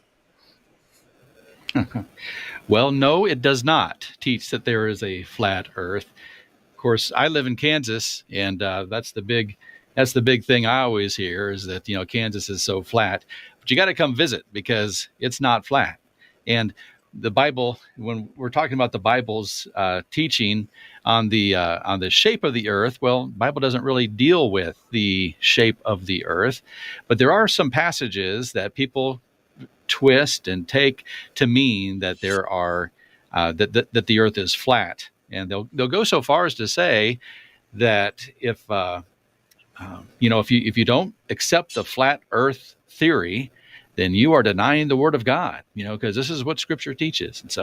And I've got three passages here, three places in Scripture that some people draw out of these things, out of these passages, that the earth is flat. One is Revelation 7:1, which says, I saw four angels standing at the four corners of the earth, holding back the four winds of the earth. And so we've got the four corners of the earth. Well, that sounds pretty much like a like a square or a rectangle or something flat. And this is where they get the idea that people will point to this and say, "See, Earth has corners. It's not round. It's not spherical. It has corners." Well, of course, this is one example in the Bible of idiomatic language. The phrase "the four corners of the earth" is an idiom, and it is simply referring to every distant location. We divide our compass up into four cardinal directions: north, south, east, and west. And you take those four and you can describe it idiomatically as the four corners of the earth. And we still use this idiom today when around Olympics time. I mean, Olympic Games rolls around every 4 years. So every now and then, invariably, you'll hear somebody saying that athletes are coming from every corner of the world. By that, they don't mean that the world has actual corners, and neither does the writer of Scripture mean that the earth has actual physical corners. The writer of Revelation here is simply saying that at one point in the coming tribulation period, God's going to cause all wind to stop blowing from the north, south, the east, the west. The wind is going to be stilled, and it will be ceasing at God's command, part of the judgment on the earth. So another idiom that we see sometimes used by the flat earth conspiracy theorists is Psalm 75, verse 3, which says, "When the earth and all its people quake, it is I who hold its pillars firm." So here God speaks of the pillars of the earth, and he's the one who's holding those pillars firm. Well, some say, well, that sounds like the earth is flat and it's being supported by pillars from underneath it. And so God's the one who speaks of the pillars. He's the one who is holding those. We see the same idiom also in 1 Samuel chapter 2. But in both cases, in 1 Samuel 2 and in Psalm 75, we're speaking of poetry. These are both poetic passages. Much of the Bible was written in poetry. And poetry comes with poetry comes a lot of idiomatic language and metaphors and similes, and we want to recognize it for what it is. We want to appreciate the poetry for what it is and the beautiful way that it expresses truth. We don't want to start taking it all so literally that we destroy the poetry. That would be a great loss for the beauty of Scripture. And here in Psalm 73, we have the earth, the founding of the earth being likened to the building of a house. I mean, this is just this is metaphorical language. So, like a house has pillars that support its roof and all the rest. So this is being used as a picture of how God made the earth. And the point is that God made it very firm, that God is in control of it even today. If I built a house, you would worry about its pillars falling down, its roof collapsing, and all the rest. I'm not a house builder. But the psalmist here is saying that God's house, so to speak, the world that he made, is very firm. And even when everything seems to be going wrong in this world and people are quaking for fear, God is going to still be sustaining the world. He's going to hold those pillars firm. But it's poetic language. It's idiomatic language. We also have another idiom used in Deuteronomy 13, verse 7. And Moses here warns the people of the gods of the people who are around you, whether near you or far off from you, from one end of the earth to the other.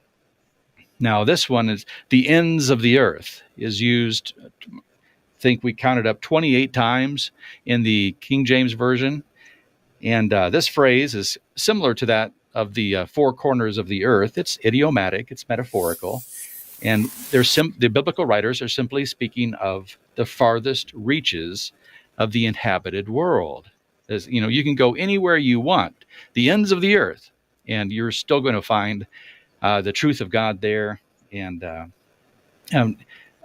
This is very plain, actually, in Psalm 67, verse 7, which says, "May God bless us still, so that all the ends of the earth will fear him." Here, the ends of the earth is obviously not referring to a geographical feature, but the ends of the earth is referring to people who live in the uttermost reaches of the earth, the people who are the farthest from us. They are fearing God.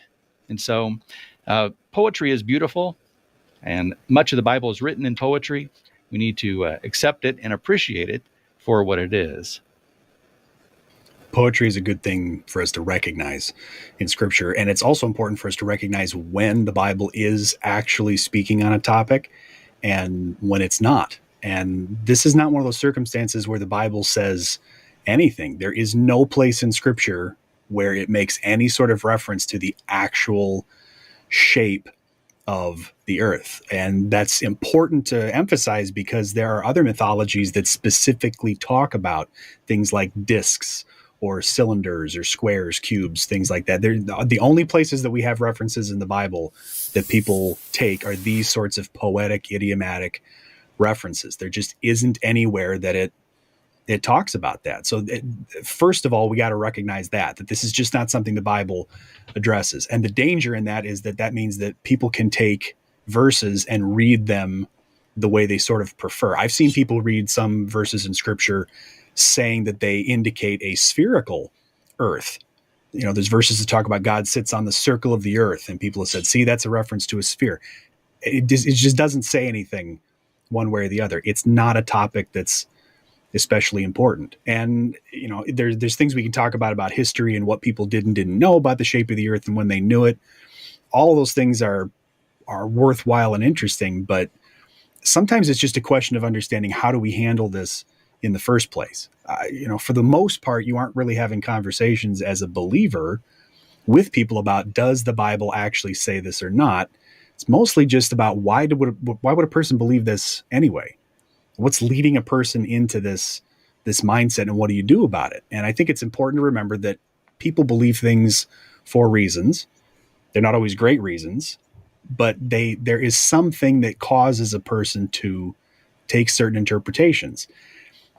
And the flat earth thing is like a lot of other conspiracy theories. It is rooted in something that's real but misunderstood. So it is in the conspiracy theory standpoint. And the problem is that for a lot of people in the flat earth mindset, and it has very little to do with religion per se, it has everything to do with not trusting the experts. And one of the worst things that we can do when somebody's in that circumstance is just tell them, well, you're stupid and you're wrong and you're a fool and you just need to accept this.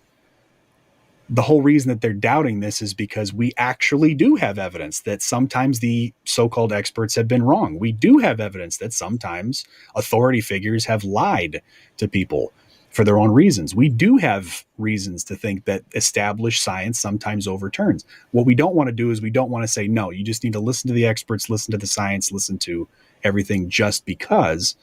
We should acknowledge, you're right, there's times where people have said things that turned out to be incorrect. There's times where people have said things that have turned out to be a lie. That really does happen. That is a thing, and it is something that goes on. But let's take a look at this actual scenario that we're looking at right now. And usually what you find out with the flat earth issue is that it's like a lot of other conspiracy theories. Some of these points are difficult to understand. Not everybody is going to be able to sit down and grasp the geometry that Greeks in 500 BC used to figure out the basic size of the sphere of the earth. It's not necessarily an intuitive thing. And as human beings, we have this natural tendency to want to say, if I can't understand it, it cannot be true. And that's a dangerous place to be because we don't want to be in a position of gullibility. We don't want to say, well, I'm just not that smart, so I guess whatever people say is whatever people say. But there's this habit of us to say, if I don't fully grasp it, if I don't understand it, it can't be true. And that affects our spiritual lives. We see that a lot of times with things about God's nature, about theology, translations of the Bible, all sorts of things we see where people get stuck in that mindset that says, I don't understand it, but I'm sticking with this belief because this particular belief is either simpler or easier, or it meets some particular need or idea. So I think if anybody's listening and they, for whatever reason, feel attracted to the flat earth concept, or if we're talking to people who are in there, we need to acknowledge this is not about people lacking intellect. This is not about people being paranoid or gullible or stupid. It really is rooted in real things that we really see. But at the same time, Scripture never says anything that would suggest that the earth is flat. And the shape of the earth at this point in time is proven about as obviously as you could say, does Jeff have a beard? You know, I know deep fakes exist and everything else like that, but it's pretty hard to deny. And to deny the stuff that we see in the idea of what the earth is really shaped like takes an awful lot of conspiracy thinking. So as we deal with this as believers, once we get through the idea of what Scripture says and doesn't say, we do need to remember that people have their reasons for why they believe this. And we should try to acknowledge the semi-legitimate reasons why people are skeptical and why people lean to this, instead of just throwing them under the bus and saying, well, they just must be stupid, because they're not. Yeah. When I remember back when the first time Got Questions received a question about the flat earth, and I was like, I didn't even know this was still a thing. I mean, in my mind, once Columbus didn't fall off the edge of the earth trying to get to India and accidentally discovering the Caribbean, it was pretty much settled science from that point on. And but it's not even an accurate telling of the story, but that was kind of my mindset. I had no idea there were still people who believe this. And I've run across people who will say that Australia doesn't exist, at least in the sense that it's not on the opposite side of the planet. I've had people say that people who pretend to be Australians are actually hired actors of the conspiracy mongers and trying to convince us that the earth is a globe. I've heard people say that when you're on an airplane and you're flying a really long flight and you're high enough up, you can actually see the curvature of the earth, that's actually essentially a movie that they're playing on the airplane windows. So some of these, like, wow, the depths that people will go to argue for the conspiracy theories, it's mind-blowing, especially when, at least from a Christian perspective, they become so convinced that the verses that Kevin talked about earlier are teaching a flat earth, that to them, this is, I have to defend the faith. The earth cannot be a globe because the Bible clearly teaches that it's flat. And this is so disturbing that they invest so much time and effort into something that's not even necessary. That NASA is not a satanic conspiracy to attack the Bible. I mean, that's the depths that some people will go. But like Jeff said, we don't want to argue with them in a way that we're convincing they're stupid. Like, no, let's point them towards, I mean, you need to read these verses in the Bible differently and thereby be a little more open-minded to other possibilities. I like, Jeff, that you explained that some people will say, oh, the Bible absolutely clearly teaches that the earth is a sphere based on these other passages. And it's like, at most, the Bible allows for that understanding with some of those passages. So we don't want to go either direction. But again, the Bible is not a geographic textbook. It's not a scientific textbook in the sense that it's not designed to, when God was speaking of scientific things, he used the language of the common understanding of that time to communicate spiritual truths. He did not feel it was necessary to communicate to people living in 2000 BC that the earth is a globe that's floating in space, actually revolving around the sun, and the earth revolves around this moon revolves around the earth. He didn't concern himself with explaining those things because in the terms of what he was trying to communicate, those things are not that important. But again, it blows my mind that to some people, the flat earth issue is so important that they will get hostile, angry, belligerent with any, if even fellow believers who buy into the conspiracy that the earth is actually a globe that revolves around the sun. And I've chosen to not make this a major focus of Got Questions or definitely of my life, but for some people, this is the end all be all issue. And that is something to be concerned about way more than the issue itself.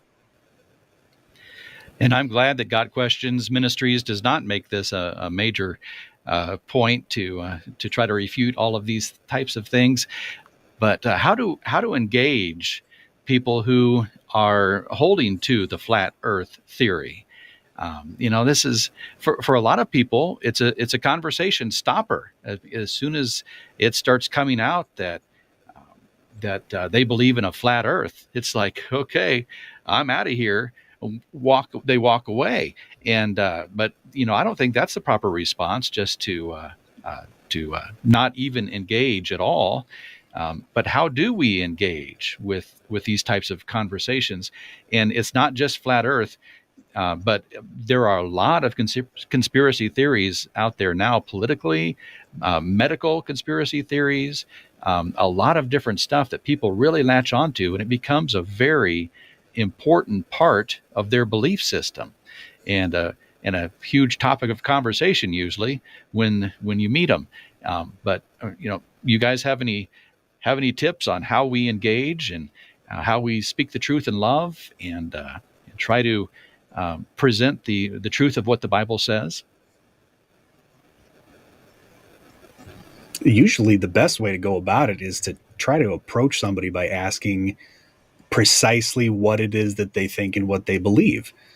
Just to understand accurately, what exactly is it that you think? What exactly is it that you believe? Why do you think this? And then you pick your battles. If you're at a family function with 17 people around and your 85-year-old uncle wants to argue about whether or not the earth is flat, probably not the most opportune time to get into that. But if it's a private conversation, maybe you press a little bit more to find out what the reasons are. And you're right also, Kevin, that the way we approach this is important because it's not just about flat earth. There's a lot of different topics where the same basic idea comes up, whether it's theological.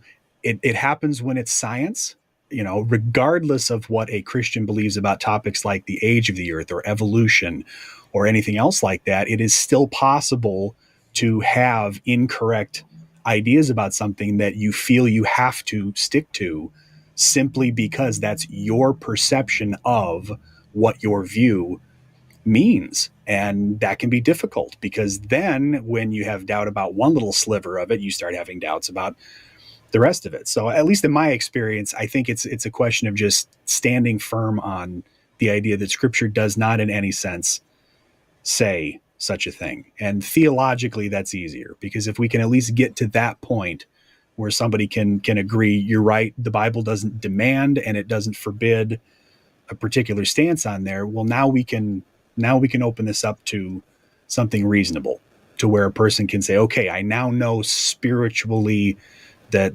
there's a lot of different ways that a person could approach the idea, but definitely truth and love is something that's important. I think we also don't want to waste an excessive amount of time on the idea. In other words, there is a sense in which you can give too much credit to something that, and I know we're talking about speaking truth in love, but it is an idea that in the context in which we're speaking is vaguely ridiculous. This is not something even on the level of like the moon landing, where there's a certain level of explanation for how you could have a conspiracy to make people think this happened when it never really did. This is like telling people the color blue doesn't really exist. It's very difficult to actually have this belief and to hold to it. So to some extent, we don't want to waste an excessive amount of time on it, but we do want to take people seriously, just mostly by starting with asking, what do you believe and why? Explain this to me. Yeah, that's good. Yeah. I mean, all three of us have been involved at Got Questions long enough that we have become more discerning about which conversations are worth having and which ones are ultimately going to be a waste of time. And at Got Questions, we love dealing with the truly important questions, majoring on the majors, minoring on the minors. So often when I run across someone like this, whether it's online or in person, I really try to focus as like, are you sure that this is really worth the amount of time and emotional and mental energy you're pouring into it? And in many cases, focusing them back on the gospel. I mean, whether the earth is flat or whether the earth is a globe, that doesn't change the message of the gospel. And why are you spending so much time focusing on this? And I've never heard you once say anything about pointing someone to faith in Christ for salvation. So I'm not saying that method is often successful, but that's usually what I try to go, just to really force them to think more about why are they dedicating so much time to something that in the grand scheme of things is not a foundational issue of the faith. But then also there are two verses in Proverbs that I like to point to. And again, by using the word fool, I'm not saying stupid, and saying someone who's unwise and someone who is dedicating so much time to something like this is being unwise. It's Proverbs 26:4-5. Verse 4 says, answer not a fool according to his folly, lest you be like him yourself. And verse 5 says, answer a fool according to his folly, lest he be wise in his own eyes. And some people look at these two verses, they contradict each other. And in a sense they do, but what they're doing is presenting a no-win situation. That if you answer a fool according to a folly, you're going to be like him. So if you spend so much time arguing with someone on an issue like this, you're going to look just as foolish as he does. But at the same time, answer a fool according to his folly, lest he be wise in his own eyes. There is a time when we are to correct someone. We're to point out the error of his ways. So these two verses are presenting, it's a difficult decision to know which direction do I go. How can I correct this person without appearing like him? That's very difficult to accomplish. So it requires a lot of discernment. It requires a lot of prayer for wisdom. Like, Lord, is this worth my time? Is it worth me engaging with this person on this issue? Or is it just going to make things worse? So that's kind of the approach I take. Generally speaking, I avoid getting into arguments on these things, non-essentials of the faith. But at times, if I really think there's a possibility of making some progress with someone, I will engage on a issue like this. But it's difficult because I know the three of us, none of us are interested in wasting our time. And often that's what conversations like this result in. And it's good that we're bringing up that idea in Proverbs. The core of what that is really saying is that sometimes you need to correct somebody so that they don't keep doing something foolish, but you don't want to imitate the style of their foolishness. Yeah. So if somebody's involved in, let's say it's flat earth or something like that, we don't want to go off and assume all this scientific, mathematical, historical expertise that we don't have, that they don't have, because now we're answering the fool according to their folly. We're just doing exactly the same thing this person is and not approaching it the right way. So we do need to be careful about the way that we actually go about it. And that starts with enough humility to say, look, there's some things we don't fully grasp and get. Let's converse about this instead of just looking at other people and assuming that there's something blatantly wrong with them. And to that person, it's important. We may not understand why it's important, but to them, it is. So we need to treat it like it's important, at least in that context. Yeah. So this has been the Got Questions podcast on discussing, does the Bible teach that there is a flat earth? I guess in summary, there are some verses that if interpreted strictly literally can lead to that conclusion, but in context, it's very clear that they're using poetic or idiomatic language. So no, we do not believe that the Bible teaches a flat earth, and we do not in any sense believe that the earth is flat. But I think the crux of our conversation has been more along the lines of how to deal with conspiracy theories like this and how to maybe point people towards investing their time in more important things. So I hope our conversation has been both informative and also interesting to you. And again, speaking the truth in love. That's a repeated theme of our podcast, and all these controversial issues that we discuss. speaking the truth in love, Ephesians 4:15, is something we always want to go back to. So I hope our conversation has been interesting, informative to you. Thank you for tuning in. Come back next time for another interesting conversation on something else that we're getting hit with a lot lately. So, got questions? Bible has answers, and we'll help you find them.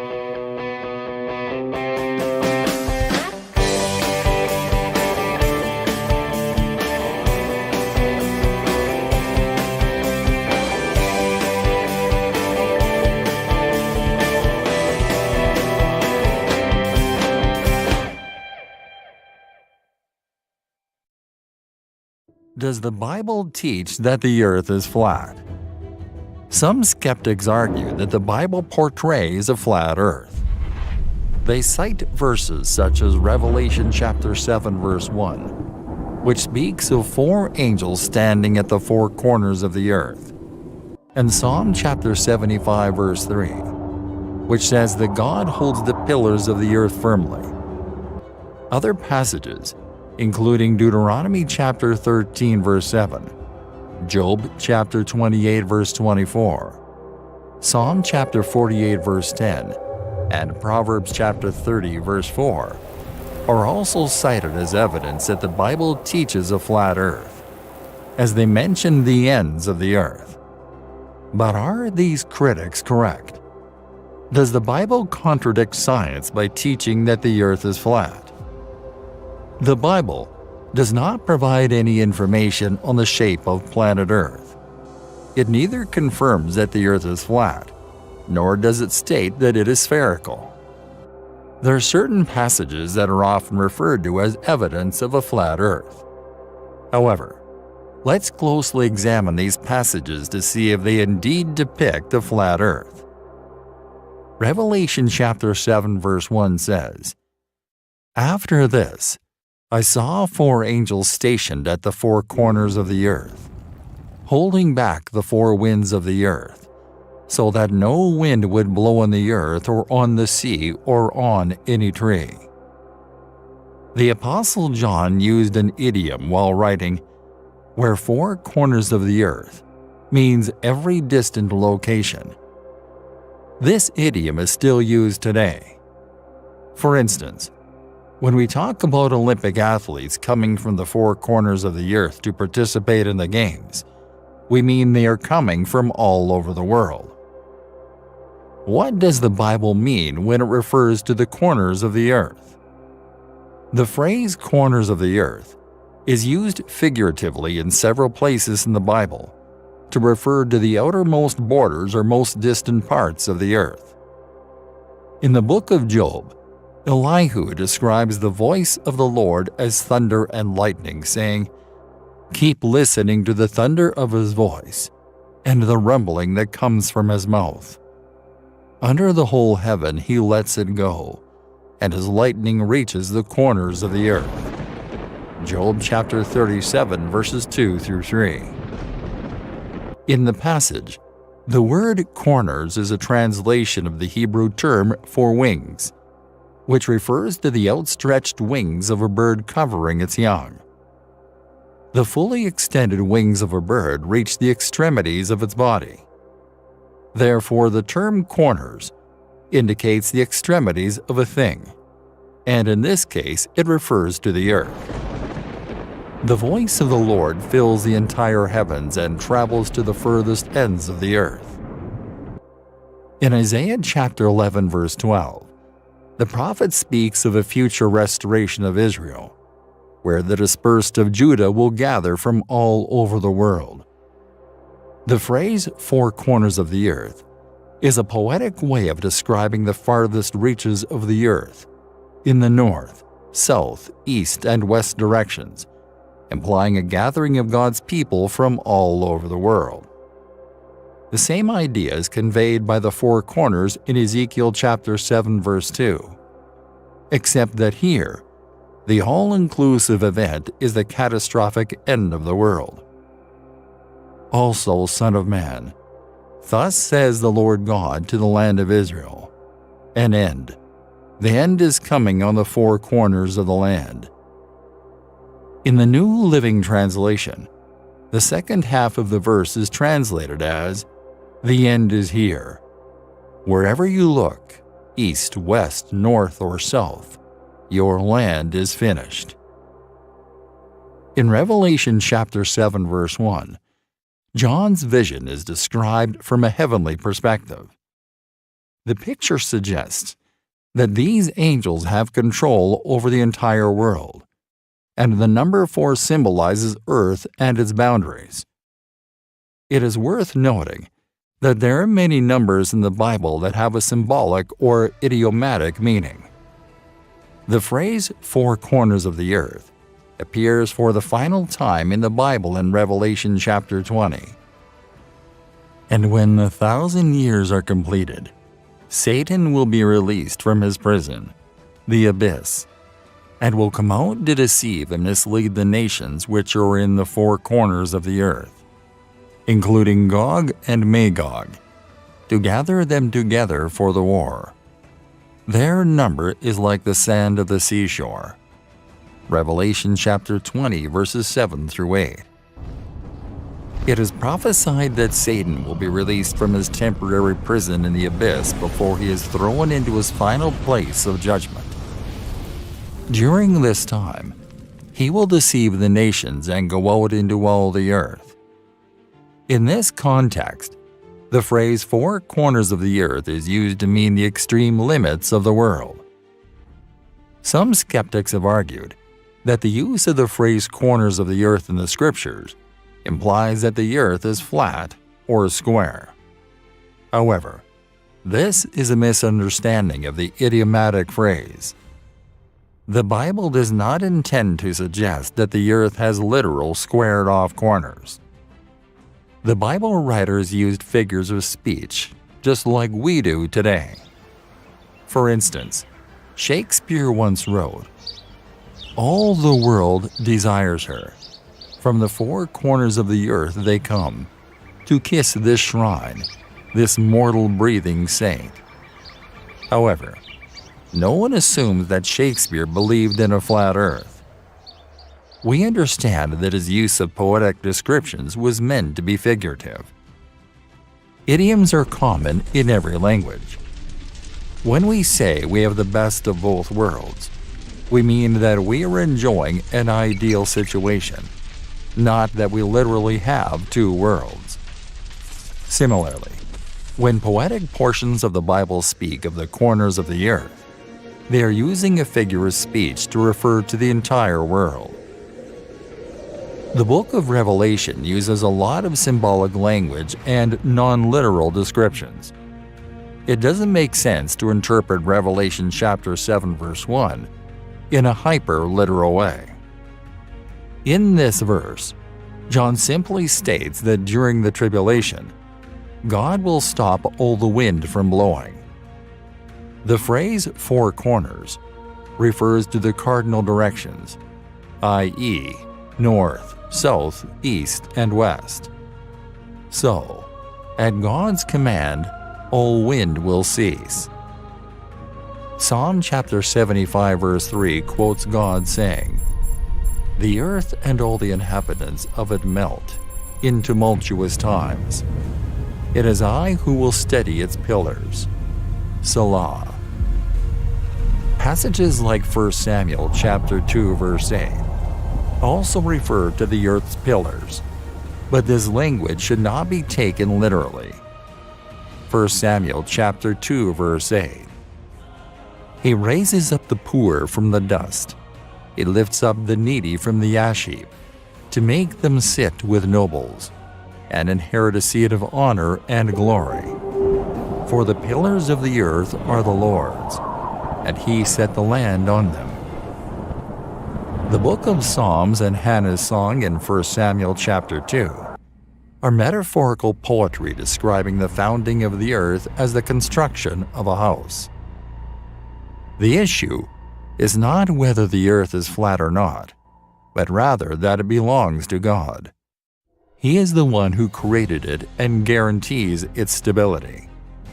His pillars will not move, and his roof will not collapse. Even when the moral order of the world seems to have crumbled, and people are overcome with fear, God will not withdraw his sustaining power completely. The phrase "the pillars of the earth" appears several times in the Bible. A closer look at the context reveals its meaning. It's important to understand that the phrase "the pillars of the earth" is not meant to be taken literally, but rather metaphorically. Just like how people today use the phrase "the four corners of the earth" without implying that the earth is square, the Bible uses the phrase "the pillars of the earth" without implying that the earth is flat or has actual pillars supporting it. While some translations, such as the New King James Version, English Standard Version, and New American Standard Bible, use the phrase "pillars of the earth," other translations simply use "the foundations of the earth." In Hannah's prayer of thanksgiving, she says, "The pillars of the earth are the Lord's, and on them he has set the world." 1 Samuel chapter 2, verse 8.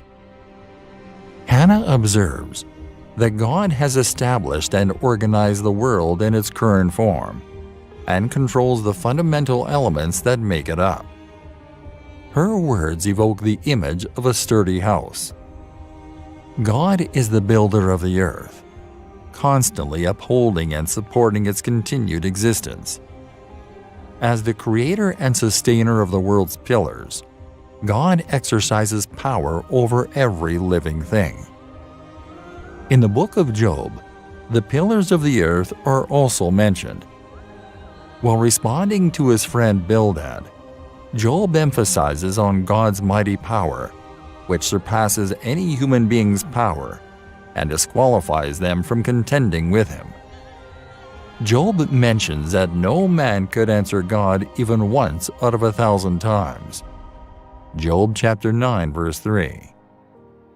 Job describes God as the one who has the power to overturn mountains and shake the earth out of its place, causing its pillars to tremble. Verse 6. Here, pillars refers to the rocky foundations of the earth which only God has the power to control.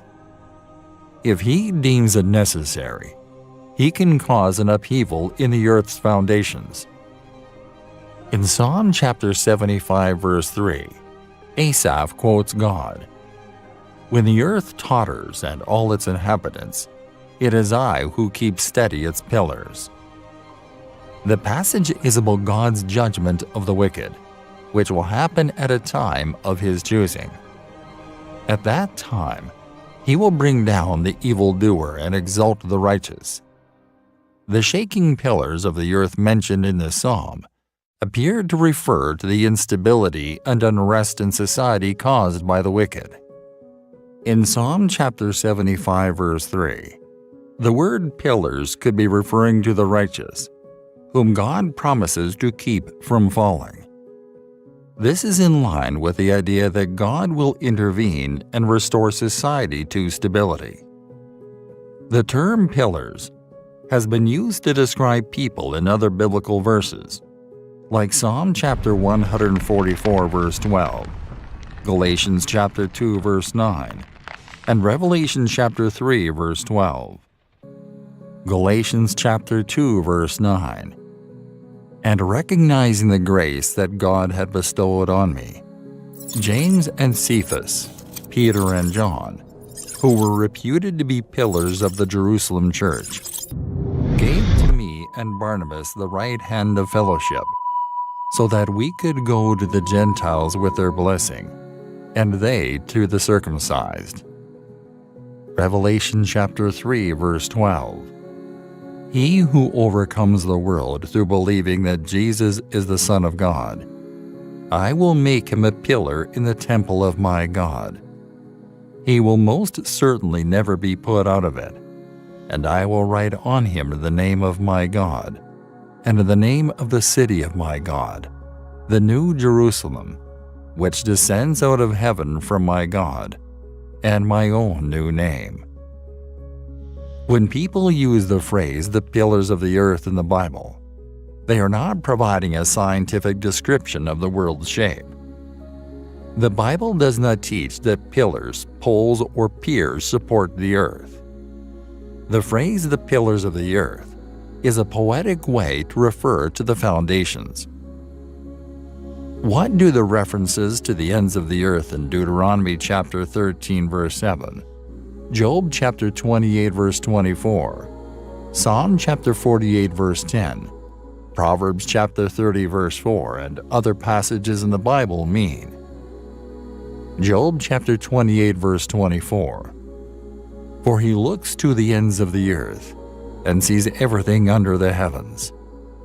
Psalm chapter 48 verse 10, "As is your name, O God, so is your praise to the ends of the earth.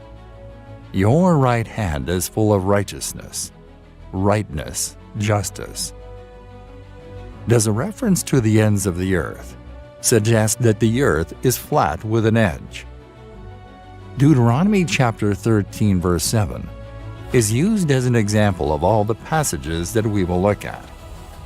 In this passage, Moses warns the people, "Of the gods of the peoples who are around you, near you or far from you, from one end of the earth to the other." Deuteronomy chapter 13 verse 7. There are a couple of things that should be clarified regarding the phrase "the ends of the earth," to demonstrate that it is not meant to be taken literally and does not refer to a flat earth. Firstly, this phrase, "just like the four corners of the earth," is idiomatic. This means that we do not expect people to take it literally when we use it in conversation. Therefore, we should not force a literal interpretation on the ends of the earth. Secondly, when biblical writers talk about the ends of the earth, which is mentioned 28 times in the King James Version, they are simply referring to the farthest reaches of the inhabited world. The phrase "the ends of the earth" can sometimes refer to people rather than land. A good example of this is in Psalm chapter 67 verse 7, where it says, "May God bless us still, so that all the ends of the earth will fear him." In this verse, the ends of the earth refers to the people who live in remote and faraway places. Also Psalm chapter 98 verse 3, "He has graciously remembered his loving kindness and his faithfulness to the house of Israel. All the ends of the earth have witnessed the salvation of our God." Isaiah chapter 45 verse 22, "Turn to me and be saved, all the ends of the earth, for I am God and there is no other." It is important to note that the phrase "edge of the earth" is a metaphorical expression and should not be taken literally to suggest that the earth has a physical edge. When used in other contexts, this phrase should also be interpreted figuratively. Furthermore, the Bible does not promote the notion that the earth is flat. The term "earth" in the Bible often refers to a portion of dry land surrounded by water, rather than the planet as a whole. The Bible verse Genesis chapter 1 verse 10 reads, "God called the dry land earth, and the waters that were gathered together he called seas." This verse distinguishes earth from seas, indicating that it cannot be referring to the planet Earth. The Hebrew word for earth used in this verse is also used in Deuteronomy chapter 13 verse 7 and other similar passages. Although the Bible does not explicitly state that the earth is spherical, it also does not teach that the earth is flat. There are certain passages in the Bible that mention a spherical earth, such as Job chapter 26 verse 7 and Isaiah chapter 40 verse 22. Additionally, Job chapter 26 verse 10 describes God drawing a circular horizon at the boundary of light and darkness, which suggests the presence of two hemispheres. The Bible does not endorse an unscientific or oversimplified view of the Earth and the solar system. There is no proof that the Bible advocates the notion of a flat Earth. Any passages that may seem to imply a flat Earth can be clarified when interpreted accurately. How can I recognize and understand biblical symbolism? The Bible's language is metaphorical, using everyday objects to symbolize spiritual truths. This is especially common in poetry and prophecy. Poetry heavily relies on figurative language and often uses symbols to declare the desirability and uniqueness of the subject. For instance, in the Song of Solomon, chapter 2, verse 2, when Solomon calls his bride a lily among thorns, he employs symbols to express her beauty and rarity. Similarly, prophecy also contains much figurative imagery. For example, Isaiah frequently used trees and forests as symbols of strength, as seen in Isaiah chapter 10 verses 18 through 19 and chapter 32 verse 19. In the book of Daniel, Daniel has a vision of a goat with a horn between its eyes. The goat came from the west and moved swiftly without touching the ground. Scholars interpret this vision as representing the kingdom of Greece and its king, Alexander the Great, who rapidly conquered a significant part of the world. Jesus used a lot of symbolism in his teachings. He referred to himself as a shepherd, a sower, a bridegroom, a door, a cornerstone, a vine, light, bread, and water. He also compared the kingdom of heaven to a wedding feast, a seed, a tree, a field, a net, a pearl, and yeast. There are many other symbols in the Bible that Jesus used in his teachings. Please note that our literal interpretation of the Bible may sometimes involve figurative language. There is a simple rule to follow to determine if a passage uses symbols.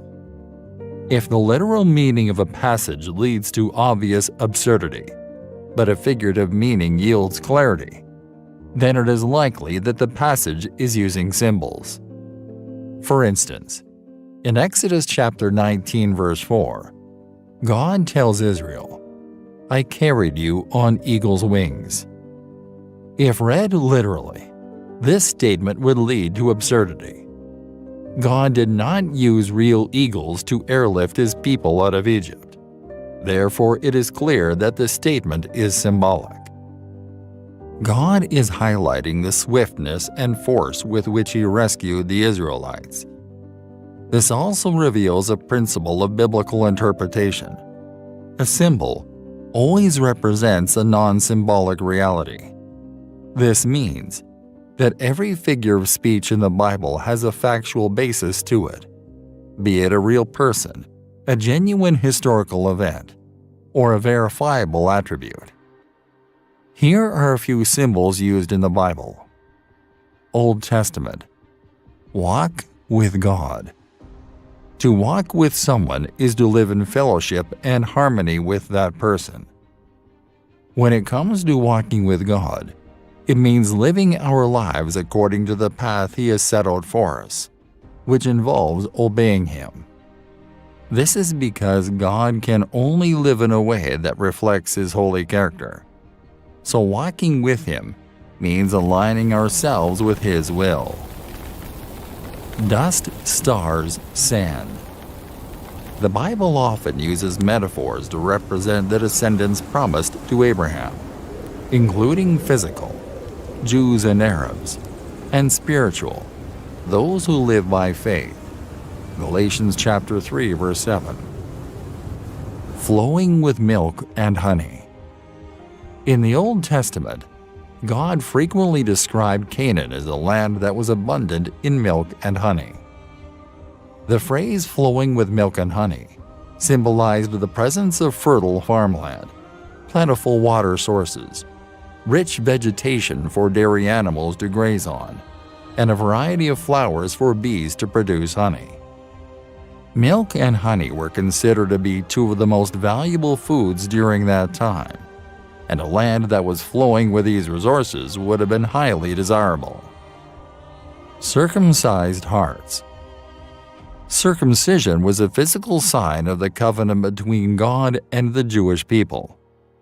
However, it was only an external change. What God truly desired was an internal change, a spiritual circumcision. To have a circumcised heart meant fully identifying with God. It's not sufficient to merely obey His word externally. We must also embody His teachings internally. Hearts of stone or flesh.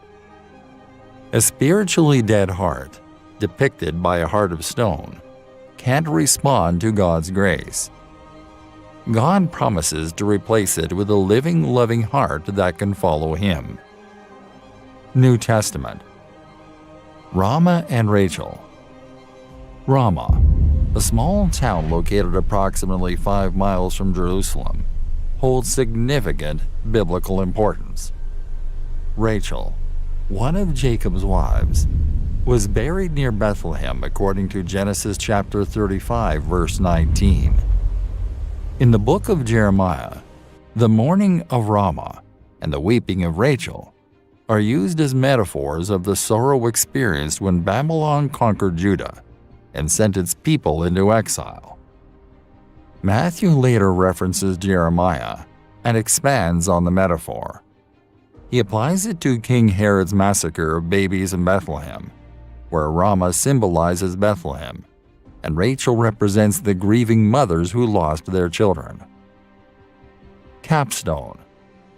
A capstone is a metaphorical term used to describe the crowning achievement or the finishing touch, often associated with Jesus.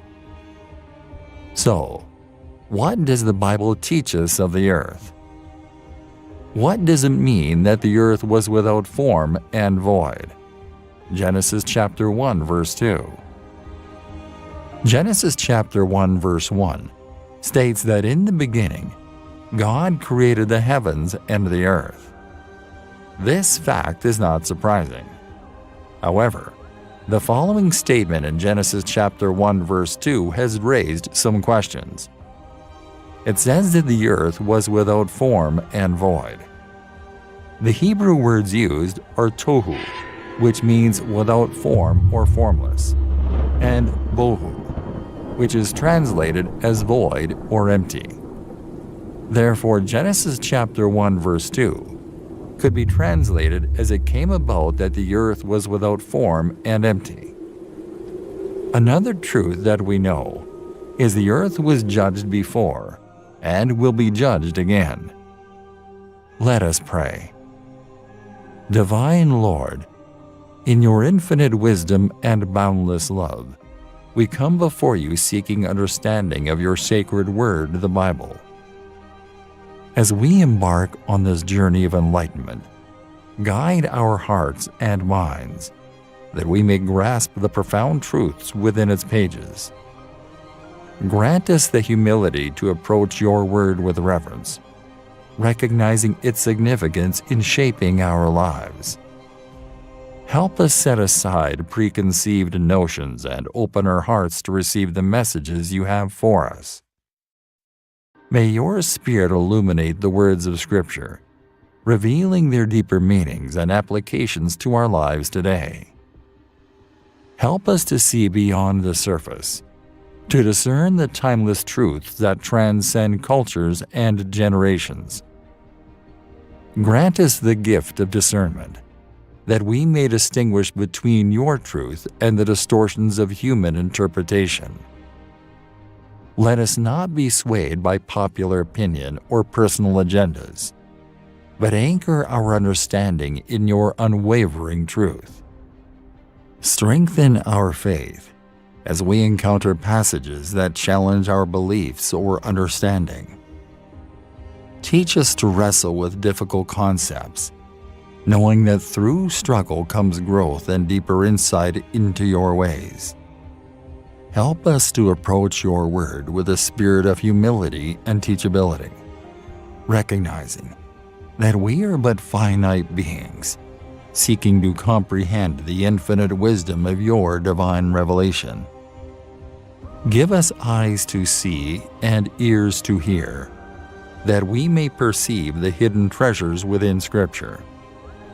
Let its words resonate in our hearts and transform our lives, leading us closer to you and shaping us into the image of your Son, Jesus Christ. Grant us the courage to apply what we learn, to live out the principles of love, mercy, and justice that are woven throughout your word. Empower us to be doers of the word, not just hearers, as we seek to bring your kingdom values to bear in our daily lives.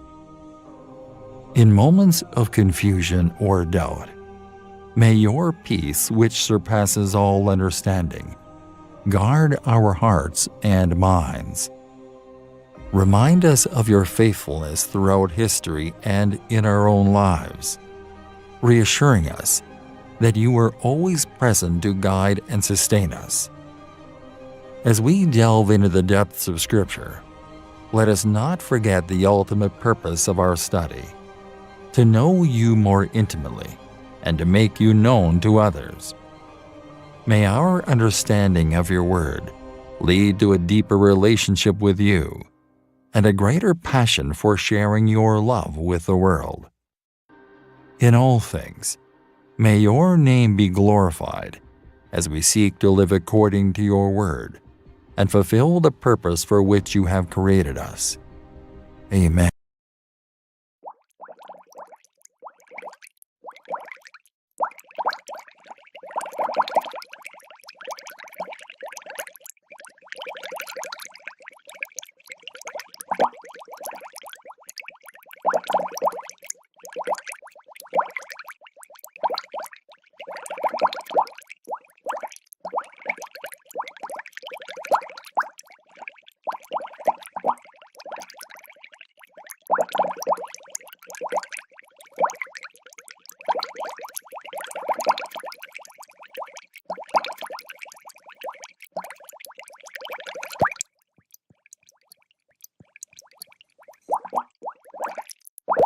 This is a down metal gondola which will bring us into the stratosphere. We are going to be lifted up there by Linde hydrogen. That hydrogen will lift us in a place where nobody can breathe and live. Once again, Professor Picard, the Belgian scientist, has ascended to heights never before reached by man to study the stratosphere, that unknown region which surrounds the Earth at a distance of more than 7 miles. The balloon rose quickly and eventually climbed to over 10.5 miles above the Earth. This camera, part of a flying laboratory, is recovered by Clyde Holliday of Johns Hopkins, who prepared it for its trip to the upper stratosphere. Rivaling the fantastic imagination of Jules Verne, the camera brought back a record of a flight into the heavens of a captured German V-2 rocket. At White Sands, New Mexico, the huge missile takes off.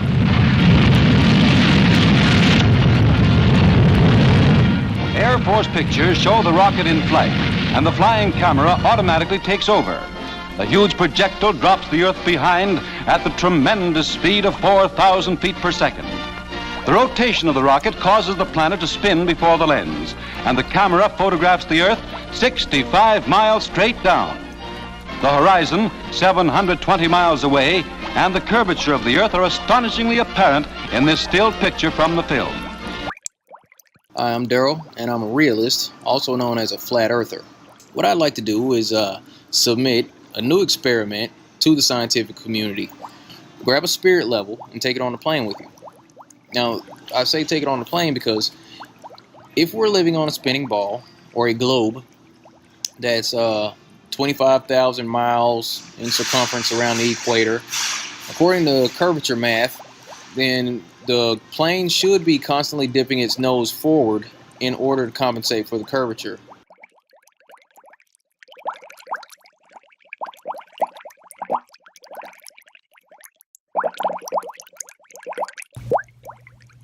So it's Saturday the 28th of January now, and I'm back in the USA after having flown from Sydney on QF7, which is the Airbus A380 operating direct from Sydney to Dallas. Once again, I used my Bad Elf GPS units to record the flight, and it's a seamless log without any dropouts. During this flight, I took the opportunity also to just compare the position of the wingtip to the horizon as we were climbing, and I specifically requested an upper deck seat on the right hand side with a window just for these experiments, and I was nicely in line with the wingtip. So what we're looking at there is just my seating position looking out across the wing. We're on the ground in Sydney just as we were taxiing out for takeoff. This is at about 5,000 to 6,000 feet. You'll notice the position of the horizon. It's just cutting through the bottom of that winglet.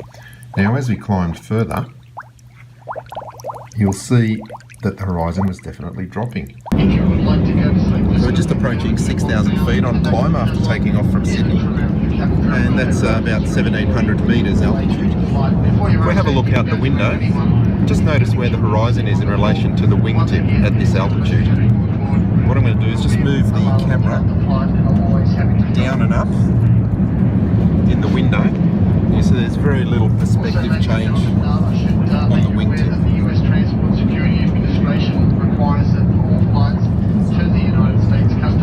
And what I'll do again, once we're at cruise altitude in the 30,000 feet plus, we'll have another look at where that horizon is in relation to the wing. So we've now climbed about another 11,000 feet. We're just passing 18,000 feet, still climbing. 5,500 metres, and if we look at the wing now, you'll see the lower part of the winglet is now above the horizon. At lower altitude it was actually just intersecting the horizon. Again, we'll just move the camera up and down to make sure it's not just perspective causing this. The lower part of the winglet is above the horizon, and we're not even at 20,000 feet yet, so you'll see once we get up to the mid-30s cruising altitude, it's going to show the horizon has dropped even further. So we're approaching 30,000 feet now, still climbing, still heading 069 degrees, almost 9,000 metres, and if we have a look now again at the wingtip, you'll see that the horizon has dropped even further.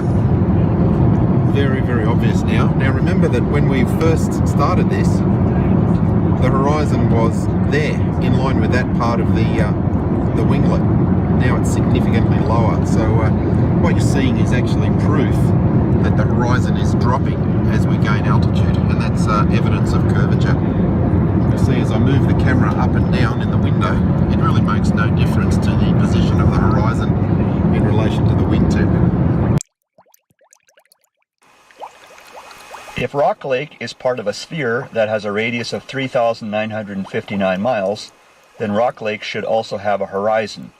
What I mean by a horizon is a physical visual obstruction that keeps the viewer from seeing beyond it.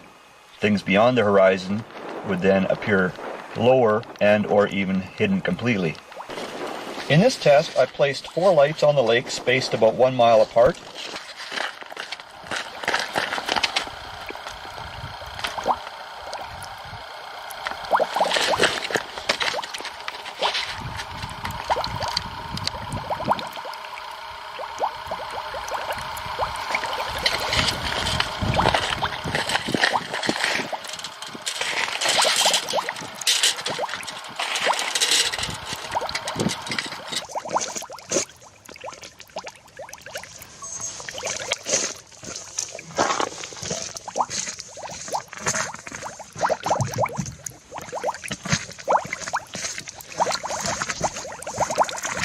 Around 1 in every 10 Americans say that they believe that the Earth is flat, or that they at least have their doubts that it's round. I'm going to test that. I'm going to test if the Earth is flat or not. I'm here with Casey at the Saskatchewan Science Centre, and we've got 2 identical sundials set up. Let's get started. Here goes science. Okay. This is Highway 33, and since it's very flat here and there are no mountains to go around or hills to go over, this is one of the longest straight roads in the whole world. And that's why I'm here. Okay, so I just set up one sundial in Stoughton and Casey set up the other one in Regina. We made sure that they were both level and checked that they were both aligned with one another, and everything seems to be good. Okay, I just measured my shadow and mine was 66.1 centimeters. And then I called Casey and his was 70.0 centimeters, which means that our shadows are 3.9 centimeters different. Mine is 3.9 centimeters smaller than his is in Regina, which means that the Earth is a sphere. After the two measurements at Lake Balaton, FE Corps performed 5 TLT measurement over Lake Isel. Measurement 3, Lake Isel, Target 1. On April 8, 2018, at 1 o'clock a.m., the blue laser was on the salad at 2.85 meters, or 9.35 feet, above the lake's surface. It was seen at the Target 1 position, 21.26 kilometers, or 13.21 miles, at a height of 1.2 meters, or 3.94 feet above the lake's surface. It took less than 60 seconds for them to see the source of the laser at the Target 1 location. Can you guys see it? Yeah, I see it. Yeah, that's there.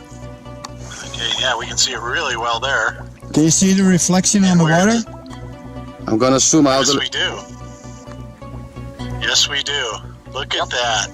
Wow. Oh, man, that is irrefutable. Awesome.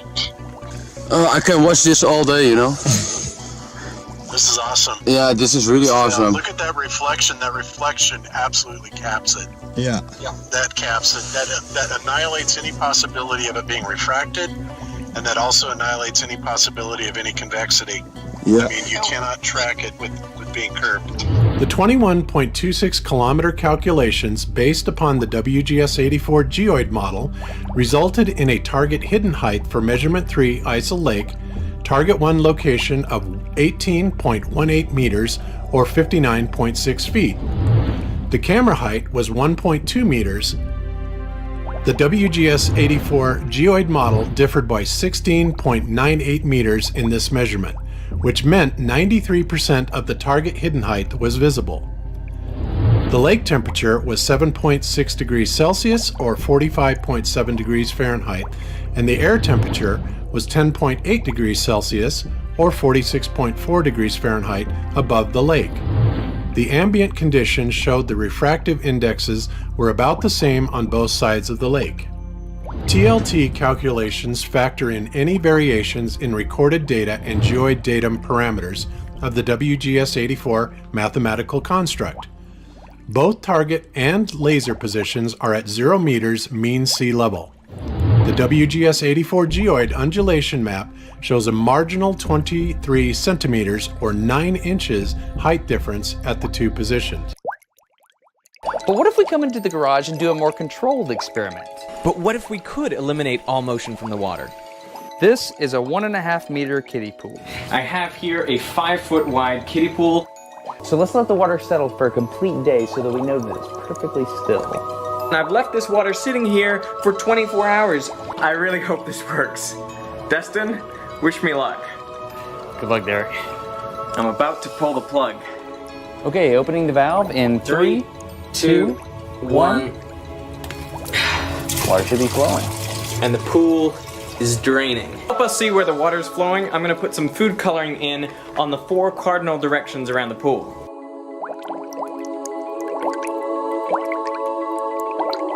Check it out, it's like a tornado, like right off the bat. We got a counterclockwise rotation. We filled it up clockwise and now it's going counterclockwise. You can clearly see that the water is flowing clockwise in this direction, and that makes sense because that's how it should flow in the southern hemisphere due to the Earth's rotation. Step 1, launch a balloon into space. My name is Sebit, and I believe the Earth is flat. 3, 2, 1. Step 2, live stream what the camera sees into his vision using a VR headset. Oh, whoa. I'm seeing clouds. That's awesome. Step 3, wait for the balloon to reach space and see what he says. So the camera's getting a little bit more level, but I feel like it's still a little flat. Like I don't see that much of a curve. Do you see a slight curve though? No, I agree with them. I kind of honestly it doesn't even feel like a slight. Okay. I'm looking forward to checking out the footage. Yeah, for sure. we'll see what it looks like. It's a lot of earth. It's a lot of earth. That seems fairly flat, right? Like I think a ruler. I mean, I see a little bit of curvature. A little bit of a curve. It would be cool to see kind of like if we were to like go pixel to pixel, seeing if there is a straight line.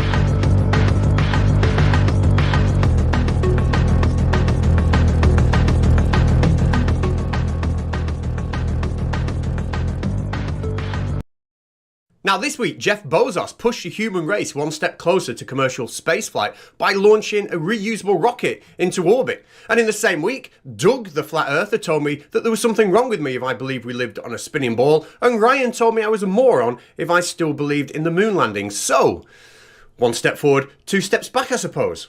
But I don't suppose you can blame the flat earthers for lashing out. After all, in the events of the last few weeks, where one of the internet's largest flat earth leaders has left the flat earth cult after witnessing the 24-hour sun in Antarctica, flat earth needs to find a way to cope and respond. And that is really what this video is about, starting here. This YouTube channel here belongs to somebody called Flatzoid. He's a flat earther and he's not afraid to ask and answer the very biggest of questions. This week he decided to tell us what the sun was made of. And as a science teacher, I was incredibly excited to click on the stream and be educated. So what is the sun, guys?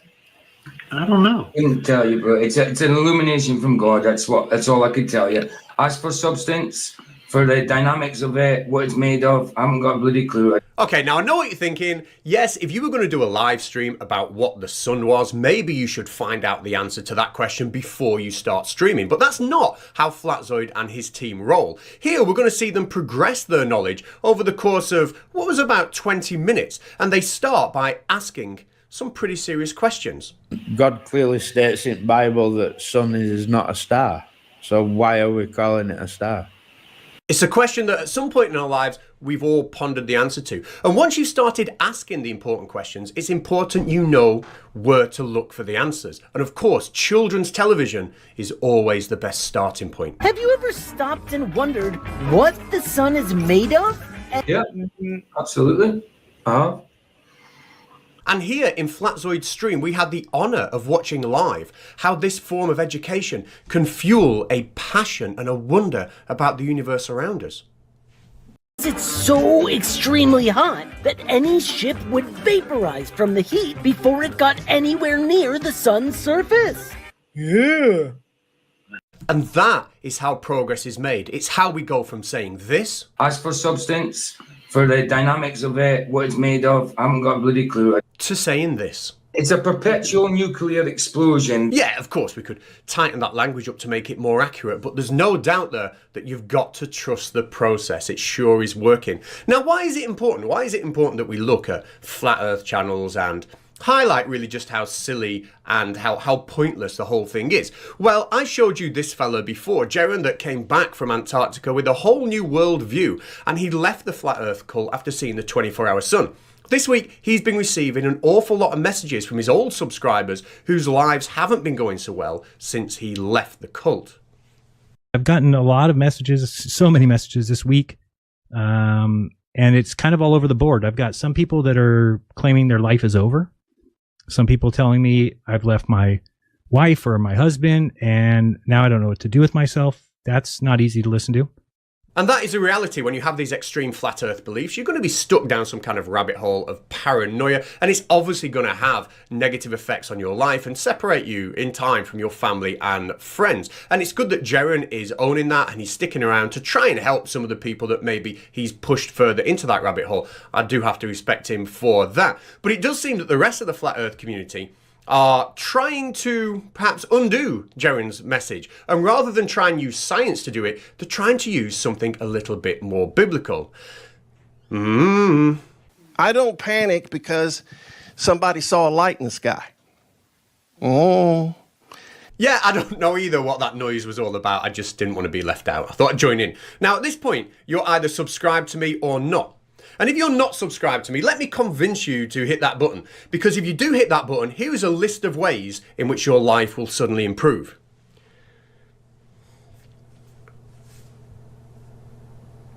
Probably should have thought of those before I started this video. Just hit it anyway. The guy you've just seen there was Pastor Dean Odell. And he is definitely a biblical flat earther. And he's not taking the scientific route. In fact, he's got no interest in debating the science whatsoever. I'm not even going to debate camera angles and no footprints in the snow where they were walking and all these weird anomalies. No, of course he's not interested. And as we'll see in this video, when you're a biblical flat earther, facts and science mean absolutely nothing, because we can always fall back on saying stupid stuff like this. Why is everybody up in arms? See, one reason I've sat back and just watched all the hoopla about all this, because I'm like, I don't care if you see 15 suns in the sky and they do whirlabouts. God's word is true from Genesis to Revelation. Amen? And then you can go on to claim that the people that went to Antarctica to see the 24-hour sun are somehow in league with the devil. I'm not even going to say, I'm just going to say they went and they saw a light go around them in a circle that they thought was the sun, or that they knew, because they're Satanists, some of them, that Satan would be there to help them. Now, this idea of putting biblical stories in front of scientific evidence and facts when it comes to explaining the observations of the world around us isn't limited to just Pastor Dean Odell.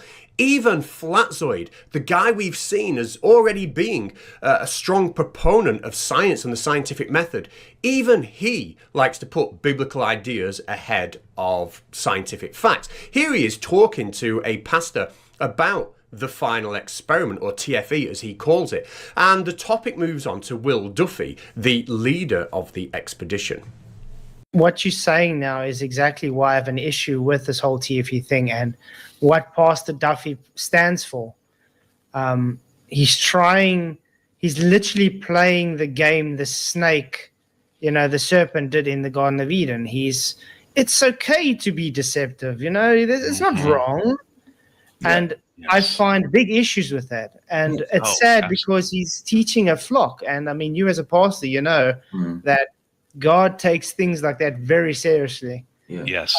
So we have to pray for Will Duffy, even though we don't agree with him. He does need prayer, guys. He needs to repent and open his eyes that what he's doing is literally a seed from Satan, I'm sorry to say. Flatzoid not mincing his words there at all. Now, Will Duffy was the leader and funder of the final experiment. He spent an awful lot of his own money taking people down there so they could witness this sun for themselves and dig themselves out of a rabbit hole of paranoia. So I wonder how the good pastor believes that Will should be treated. Listen, the punishment for this is it's not good. Leading people astray it doesn't end well. Now, the irony of a Flat Earth YouTube channel accusing somebody else of being misleading isn't lost on me at all. And it is, I suppose, ironic that it is coming from a religious channel as well. Now, not all Flat Earthers out there, it has to be said, are taking a religious approach to refute the 24-hour sun in Antarctica. One such channel belongs to a man called Phuket Word, or as I like to call him, Gigantor, the tallest Flat Earther in the world.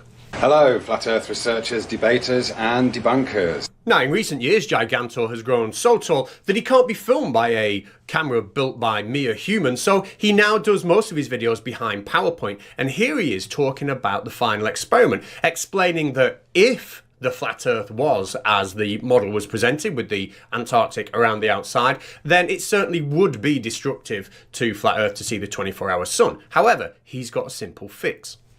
What if it wasn't like that, but the map projection that we were presented with for flat Earth was like this, putting Antarctica in the middle of the flat Earth and saying this is how it works, and then you put a sun going around Antarctica like that, and this would appear to fit.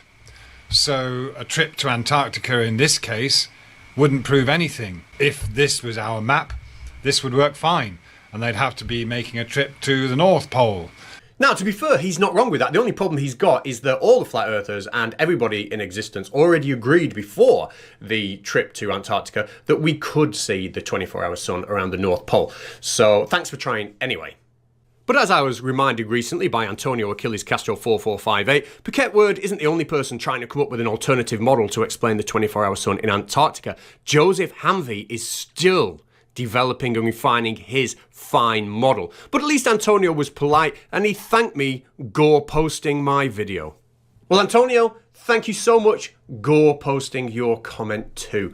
Anyway, let's take a look at Joseph Hamvey's recent developments. Well, first of all, Joseph took a bowl, turned it upside down and shone a torch into it. And this model absolutely perfectly predicts sunrises, sunsets, eclipses, circumpolar stars, night and day, the retrograde motion of planets, the opposite direction of star trails in the northern and southern hemispheres. This had it all. But that didn't explain Noah's flood. So what he did is he took a sphere and he filled it with water inside of a fish tank, and this perfectly predicts the formation of the geological column. In fact, I can't think of one thing that this doesn't do correctly. Except it didn't predict the tides, so it comes out of the fish tank, the dome comes off the top, and we stick some invisible biblical electrodes into it, and now with the salt water inside we can see some kind of movement, and that is absolutely everything about the tides perfectly predicted without any questions remaining. Now, here's where I could use your help. Those models are far too sophisticated for me to poke any holes in. So if you could let me know in the comments section why they might not be absolutely perfect representations and explanations of what we see around us in the real world, then maybe I'll grow intellectually to the point where I can make a video to debunk them. Until then, I want to turn my attention to the core of the flat earth community who are trying to claim that the final experiment, the Antarctic 24-hour sun footage, was somehow a hoax. It seems not to be jiving with the biblical side of the flat earth community, who are just happy to just accept that there is a 24-hour sun and God just did it. Here's Daniel Pratt, very definitely a biblical flat earther, pouring scorn upon those people claiming the 24-hour sun was indeed a hoax. But these people calling the hoax on the internet, the evidence you are bringing is the weakest I think I could see. It is overwhelmingly underwhelming, this evidence you're bringing that it was a hoax. You know, I don't know. Maybe people are limiting God and think that they couldn't have their biblical model and somehow he couldn't produce a 24-hour sun in Antarctica. So it has to be a hoax. I don't know. And another example of what's becoming increasingly more obvious, and that is that flat Earth never grew out of a desire to carry out scientific experiments to explain the world around us. It sprang from a belief in a creator, and then any kind of scientific observation was shoehorned into that belief. And Daniel, he's not shy about saying the truth, that the most important thing to him when it comes to flat Earth is finding God. Heartbroken and terrified for those that have been in the flat earth topic and haven't yet found Jesus out of it. Because without that, flat earth has done you absolutely no good. So I pray for you. So with all that in mind, let's focus our attention now on the three main characters left in the Flat Earth Circus. We've got Mark Sargent, Deep Inside the Rabbit Hole, and Witsit Gets It. Surely these three people will make it very clear that they are basing their belief in a flat Earth on science and scientific observations and not in some biblical fairy tale. Well, luckily for us, we have a clip here of all three of them on the same video call. And we start off with Deep Inside the Rabbit Hole, a friend of Jeran, who is now no longer a flat earther, saying this. They're having people on that say that they used to be flat earthers, but after TFE, they're no longer flat earthers. And no, I've never seen any of these people. You can obviously tell that they're lying, but that's the narrative that they're pushing. Fake, ex-flat earthers now. Well, maybe, Deep Inside the Rabbit Hole, if you'd spoken to your personal friend Jeranism since he came back from Antarctica and witnessed the 24-hour sun and left the Flat Earth cult, you might have heard him say something like this. If you are a flat earther or in the flat earth or following flat earthers, I'm just telling you, I've been in this for 10 years. It's going nowhere. Again, if you want to remain here for 10 years and get nowhere, you're in the right spot. Just be a flat earther. You will get nowhere. You will accomplish nothing. You'll lose more friends. You'll lose more family. The stupidity of flat earthers is astounding. Nobody believes anything. You don't have to believe anything when you're in flat earth. You don't have to believe anything because you don't have a model. We don't have a map. You just kind of go through it, and if something comes up that doesn't match our worldview, we just kind of say it was fake and move on to the next thing and say water lies flat. I cannot associate myself with these people or consider them smart ever again. I don't want to be called a flat earther. I don't want to be associated with people who can't see reality in front of them. Every single person that I used to think was a good researcher, from Level Earth Observer to Plain Truth to Don't Sphere the Truth to Eric Dubé to you name it, they all turned out to be trash. Now, if you've made it this far and you're a flat earther, then first of all, well done for putting up with it. Or maybe not well done. Maybe it's just that you can't figure out how to get the video off the screen. Both are probably equally likely. But if you have made it this far, then maybe think twice about accrediting Mark Sargent, Witsit Gets It, and Deep Inside the Rabbit Hole as being people that put scientific facts before a religious belief in the flat earth. I've taken some clips of the conversation they've had here, and I've just knitted them together for you. Make of it what you will, and let me know in the comments. People forget, I think this place was built with an illusion in mind. Not that God was trying to trick us, but that we made it towards, no, you're not going to figure it out that easy. I'm also very interested in figuring, really laying out that we need to address our limitations and being humble. The Creator made something that you could never make it. Just be humble and be like, this is amazing, this is incredible. The way that Flat Earth wins is by you being brave enough to just put yourself out there, to have conversations with your friends and family, to try and push this narrative forward. That's what the mindset needs to shift to at this point. Knowing that you have truth on your side and you have the Creator on your side when you do that. As far as, who created this place and where are we and who are we, but those were the things that the flat side can help you answer. They ask us, why do you have so much peace, even though, quote unquote, you were wrong about the 24-hour sun? It doesn't matter. It's trying to peek into the mind of the Creator. And who are we to claim that we know exactly how this place works? Why not leave some wonder? Yeah, for sure. Now, I'm not suggesting that flat earth is religious extremism. That would be going a little bit too far, but it certainly shares a lot of things in common with it. And when we have people that hold on to these extremely firm religious beliefs, then dismiss any science that doesn't gel with those beliefs, misrepresent the rest of the science, you know, that they think they can kind of squeeze into holes to fill their belief out, and then take that ignorance and that confirmation bias and put it to huge audiences on YouTube, then you get people being dragged down the rabbit hole. And remember, it can lead to things like this. I've gotten a lot of messages, so many messages this week, and it's kind of all over the board. I've got some people that are claiming their life is over. Some people telling me I've left my wife or my husband, and now I don't know what to do with myself. That's not easy to listen to. Now, with that in mind, there is a very, very interesting debate coming up at the debate con that Modern Day Debate are running. FTFE, or Fight the Flat Earth, is going to be debating a guy called Andrew Wilson. And Andrew Wilson has this belief that following religious doctrine makes people a better person. It's better for their ethics, it's better for their morals, and FTFE is going to be providing a counter-argument that actually using science and logical, objective thinking will create a better human being. It's a fascinating debate, and I think it links into this topic really, really well. I've actually put a link to it in the description, and I've pinned the link in the comments. I would really urge anybody, if they can, to go and watch it, and it'll not be the first time I mention it. I'll be promoting that through a series of short videos between now and the debate. It is going to be in the middle of February, so plenty of time to bookmark it in your calendar. Other than that, I'm going to go. I will be back probably sooner than you think with a comments video, but until then, goodbye. Hello everybody, hope you're doing well and thanks for joining us for another video. Currently, in the realm of flat earth, one of, if not the biggest talking point is Antarctica. Mainly due to Will Duffy and his final experiment, which I'll be taking part in December by going to Antarctica to observe and document whether there is a 24-hour sun like the globe predicts. This seems to have really ruffled the feathers of the flat earth community. Several seemingly now starting to turn on each other, and many coming out and trying to argue that the existence of a 24-hour sun wouldn't disprove flat earth, although being unable to explain how it would actually be possible. And also then, not only claiming that a 24-hour sun existing wouldn't disprove flat earth, but happy to then say that the lack of one would disprove the globe.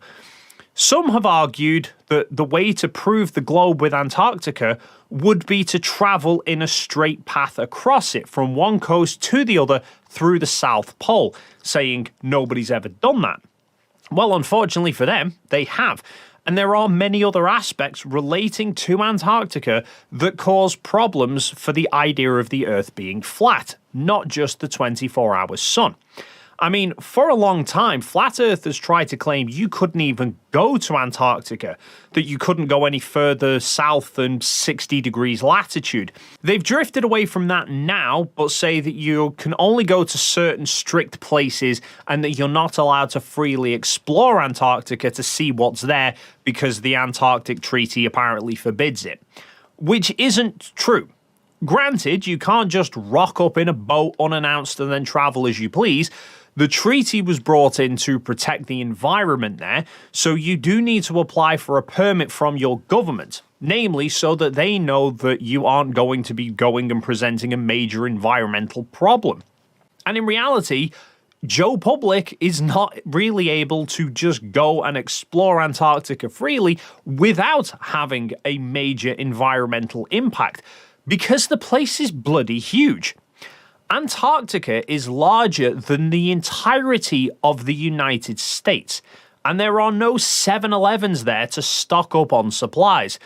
But as we'll see going through this video, lots of people have actually gone to Antarctica for many reasons. I mean, there have been marathons held there, but mostly people go there to research and learn things. Although you don't need to travel all the way to Antarctica to research and learn. Thanks to today's sponsor, Brilliant.org, you can learn about maths, science, and computing from the comfort of your own home. With topics suited to every ability, there is something for everyone.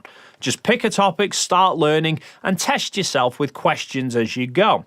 I personally find their use of interactive animations makes the topics a lot easier to understand and much more engaging. My daily streak continues, now being up to 468 consecutive days, and I'm currently on a probability course about going viral on X. And they have new courses being added all the time.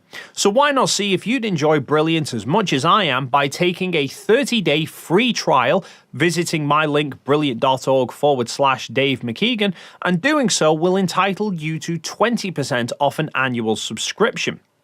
Now, arguably one of the most famous people relating to Antarctica is Robert Falcon Scott, who ventured there twice, first leading the Discovery Expedition from 1901 to 1904, where they travelled to within about 530 miles of the South Pole, and then in 1910 he led the Terra Nova Expedition, where he and 4 others managed to reach the South Pole on January 17, 1912, although all of them unfortunately perished in bad weather on the hike back to the camp. However, when they reached the South Pole, they discovered a Norwegian flag had been planted there a month prior by Norwegian explorer Roland Mundus, who Scott knew was also trying to reach the pole as well. How does any of this relate to Flat Earth, you might ask? Well, Scott's journey started from the UK but made several stops along the way, the last one being New Zealand. Setting sail from Port Chalmers on November 29, 1910, he arrived at the Ross Ice Shelf on January 4, 1911, and landed at McMurdo Sound. So 36 days sailing south from New Zealand, 4,000 kilometres. The Norwegians' journey, by comparison, set out from Norway on June 3rd, 1910. Sailing south, they stopped at Madeira, which is a small Portuguese island in the Atlantic just north of the Canaries. Then, sailing from there in July 1910 and sailing south, they landed in the Bay of Whales January 14th, 1911. So they had 6 months of sailing. But the Bay of Whales and McMurdo Sound are both on the Ross Ice Shelf, only a few hundred kilometres from each other. In fact, some of Scott's team happened upon a Mundus camp while sailing along the coast to explore other areas of the continent. So let's just consider the implications of all of that. Scott takes just over 1 month to sail from New Zealand south and lands at the Ross Ice Shelf. Amundsen takes 6 months to sail south from Madeira and yet winds up just up the coast from Scott, meaning on a flat Earth he would have had to have sailed all the way round to past South America and then sailed a huge loop round to the other side of the world. Even if we say there was no suitable places along the way for him to stop before the Ross Ice Shelf, that is still well over 6 times more than Scott sailed. So he would have had to have been travelling at some crazy speeds, even though his ship was rated 1 knot slower than Scott's. Even then, once they then landed, they were just over 600 kilometres apart from each other. Both teams set out just heading south, and yet both wound up arriving in exactly the same spot. That makes sense on a globe because heading south for long enough will always bring you to the pole. But south on a flat Earth just radiates outwards. So they should have actually have ended up moving further away from each other. And this was back in 1911, nearly 50 years before the Antarctic Treaty. After Scott's journey to the South Pole, though, nobody would go there overland again for 46 years, until January 1958, when Sir Edmund Hillary and Vivian Fuchs both led teams as part of the Commonwealth Trans-Antarctic Expedition, which did cross Antarctica from coast to coast via the South Pole, just as some flat earthers have requested as proof of the globe. Side note though, I do think it's funny that a lot of people claim the moon landings were faked because it's not been done again in 55 years, yet it took 46 years to trek to the South Pole. But anyway, the Commonwealth Trans-Antarctic Expedition ran from 1955 to 1958, again before the Antarctic Treaty was signed. This expedition consisted of 2 teams, One led by Fuchs, which sailed from the UK to Antarctica, setting up camp at Varsel Bay, which is south of South Georgia. And around the same time, New Zealand explorer Sir Edmund Hillary set out with a team from Wellington, New Zealand, landing at McMurdo Sound, which is the same place that Scott's team landed half a century earlier. Their task was to lay supply drops from their camp at McMurdo Sound to the South Pole for Fuchs's team. So Fuchs's team would set off from the Antarctic coast near South America. Hillary's team would set off from the coast near Australia, both setting off around November 1957, and both reached the South Pole around 2 months later in mid-January 1958. Fuchs's team then continued along the route back that Hillary had taken, arriving at McMurdo Sound on March 2nd, 1958. So it took them about the same time to travel from the coast near South America to the pole as it did to get from the pole to the coast near Australia. Again, fits the globe, but is severely wrong for a flat Earth map. And this isn't the only crossing of Antarctica. Between 1979 to 1982, Sir Ranulph Fiennes led a team on the Trans-Globe expedition, circling the entire globe through the poles, going only on land and sea, no flying. They set off from London on the 2nd of September 1979. They crossed France, Spain and the Sahara, then sailed round to South Africa and then on to Antarctica on the 22nd of December, and they arrived on the 4th of January 1980. They reached the South Pole on the 15th of December, then a week later set off for the Ross Ice Shelf, reaching it on January 11th. They then sailed to Australia by April 1981, on to Los Angeles by May, sailing around the north of Alaska to get to the Arctic, reaching the North Pole in the April of 1982, across to the other side of the Arctic, and then back to London by the 29th of August 1982. Almost 3 years exactly. In 1997, Norwegian explorer Bjørg Osland became the first person to travel solo across Antarctica. In 2010, Cecile Skog and Ryan Waters managed the first unassisted, unsupported crossing. The same year, there was the Moon Reagan crossing, which used the first biofueled vehicle to reach the South Pole. In 2012, Felicity Ashton was the first person to ski alone across it, using only muscle power, as well as being the first solo woman crossing. And probably more that I've missed off. Although all of these seem to have taken fairly similar routes between the Weddell Sea and Ross Sea, and I'm sure flat earthers will probably try and pull up the lack of ones going across the other way. So for them, there is the 1990 International Trans-Antarctica Expedition, which was a 6,000-kilometre trip involving an international team of 6. 1 American, 1 Brit, 1 French, 1 Russian, 1 Chinese and 1 Japanese team member. They travelled from the Antarctic Peninsula to the South Pole, then carried on to the Soviet Voskov Station, and then finishing in Murnay Station. So plenty of expeditions, completely across Antarctica, and done in times that all conform to the globe's version of Antarctica, and yet make absolutely no sense on a flat Earth map. Speaking of which, this brings us up to a recent video by Taboo Conspiracy, where he claims that the French yacht racer François Gabard, in an interview, essentially let slip that the Earth is flat. Et un tour du monde en bateau, c'est très très simple. Hein. Oui. On descend l'Atlantique, on tourne à gauche à chaque fois, et puis on tourne comme si on faisait le tour d'un lotissement. Enfin, je veux dire, il faut toujours tourner à gauche. Si on hésite à un moment donné, il faut tourner à gauche. Ça, c'est extraordinaire, ça. Taboo is inferring that Francois' statement about having to keep turning left means turning left around the edge of a flat Earth, whereas on a globe, he says you'd be constantly turning right. Except I would argue that is not what Francois is referring to. Now, Taboo only includes a very short section of the interview, so I've managed to track down the full version, but obviously it's in French, and I know petit pois about speaking French. So I've uploaded it to YouTube as an unlisted video, the link of which will be in the description down below, so you can watch it for yourself and use YouTube's auto-translate if needed.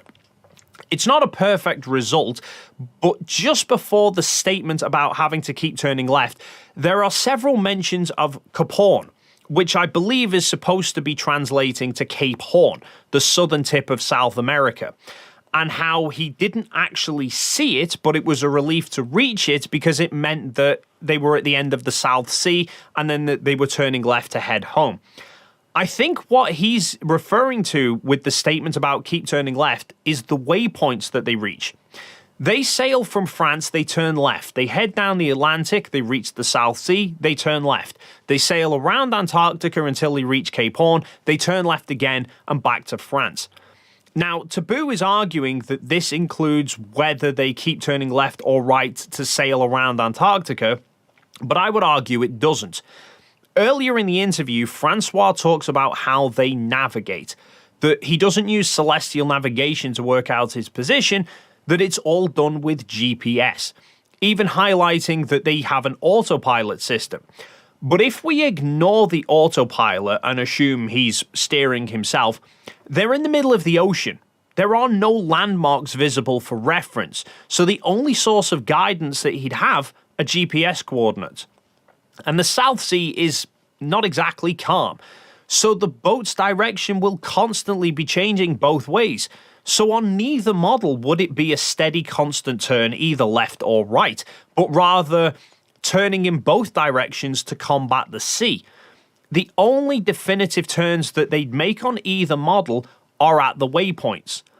Now, yesterday I received an email from Walter Bislin, who's done a lot of work comparing the globe to flat Earth, and he actually has the GPS data from some of the participants in the 2020 Vendée Globe race and showing the route and speeds taken around a globe, which also included a link to the official tracking map for the race. And you can see the race has an exclusion zone around Antarctica. This is in place to avoid the risk of racers going too far south and coming across icebergs, but the zone isn't a perfect circle. So on a globe, they wouldn't constantly be turning right anyway. You can actually see that as they pass Cape Lewin, the zone moves out further south and all of the racers move south to hug the edge of it. Now that makes sense on a globe because the further south you go, the shorter the distance you're traveling. On a flat Earth though, that means that they're moving out to take a longer route. The more logical path for a racer on flat Earth would be to pass north of the Auckland Islands. Then again, the rules for the Vendée Globe race only state that the course is to keep the 3 capes to the sailors' port side and the Antarctica exclusion zone to their starboard. Nothing more than that. So if the Earth were flat, the more logical route for the racers would be to hang left after New Zealand and cut straight across to Cape Horn rather than hugging all the way around the outside of Antarctica. However, let's consider the distances involved. The race is stated to be around 44,000 kilometers from start to finish. Although, because there's no definitive racing path, the distance does vary slightly. But Francois took 11 days to sail from the start line to the equator, then reached the Cape of Good Hope 12 days and 3 hours after that, reached Cape Lewin 11 days and 7 hours later, then a further 17 days and 20 hours to reach Cape Horn, 13 days and 19 hours to get back to the equator, and then 12 days back to France from there. Mapping that entire route out on the globe gives around the same distance of 44,000 kilometers. So based on a globe, we're looking at about 5,900 kilometers to get from the start line to the equator, which he did in 11 days. That's about an average speed of 22 kilometers an hour. Cape Lewin to Cape Horn on a globe is just over 10,000 kilometers, and Francois sailed it in 17 days and 20 hours, which makes for an average speed of around 23.8 kilometers per hour. So they're fairly consistent. Now let's look at the respective distances for flat Earth. Although we don't know the exact distances for flat Earth because none of their maps actually have the distances, and no flat earthers seem to agree on them. So I just drew a line of arbitrary length and I kept duplicating it. Between the start line and the equator, I was able to place just over 5 lines. Between Cape Lewin to Cape Horn is 42 lines, which puts the distance between the capes at 8 times the distance from the start line to the equator. So if we say that the 11 days to the equator is 5,900 kilometers, sailed at an average of 22 kilometers an hour, then the 17 days, 20-hour journey between Cape Lewin to Cape Horn would be 47,000 kilometers. That makes for an average cruising speed over those 17 days of 110 kilometers an hour. Average. That's the sort of top speed of many speedboats. I'm sure some flat earthers will be thinking along the lines of there being really high speed winds all the way around the edge of the world that can account for the difference.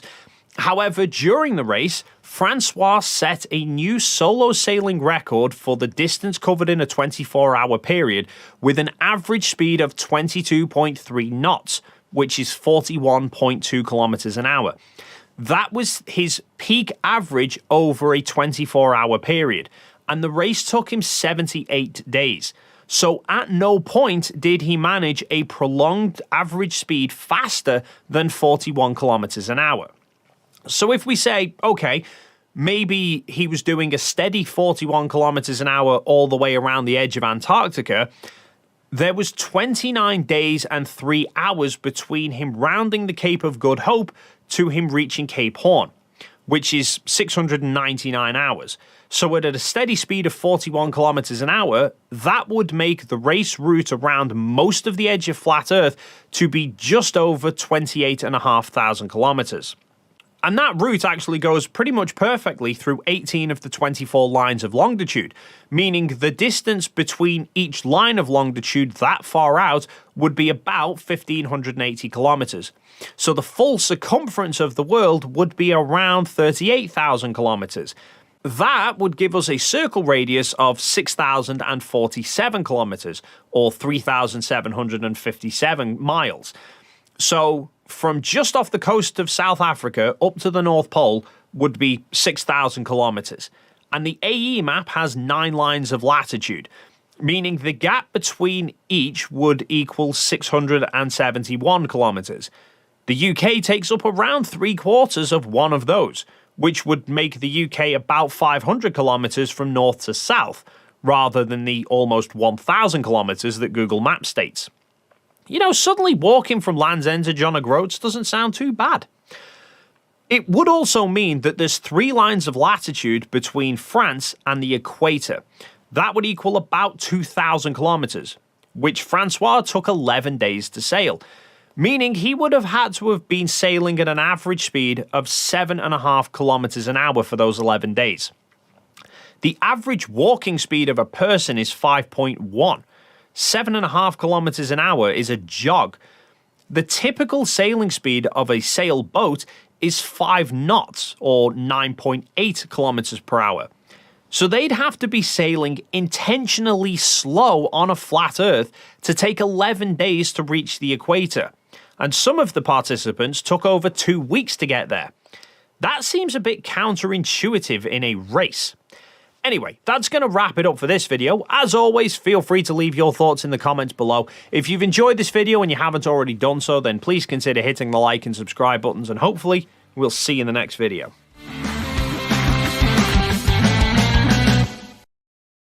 Right, without any further ado, let us bring in the guest for the Flat Earth debate. Here we go.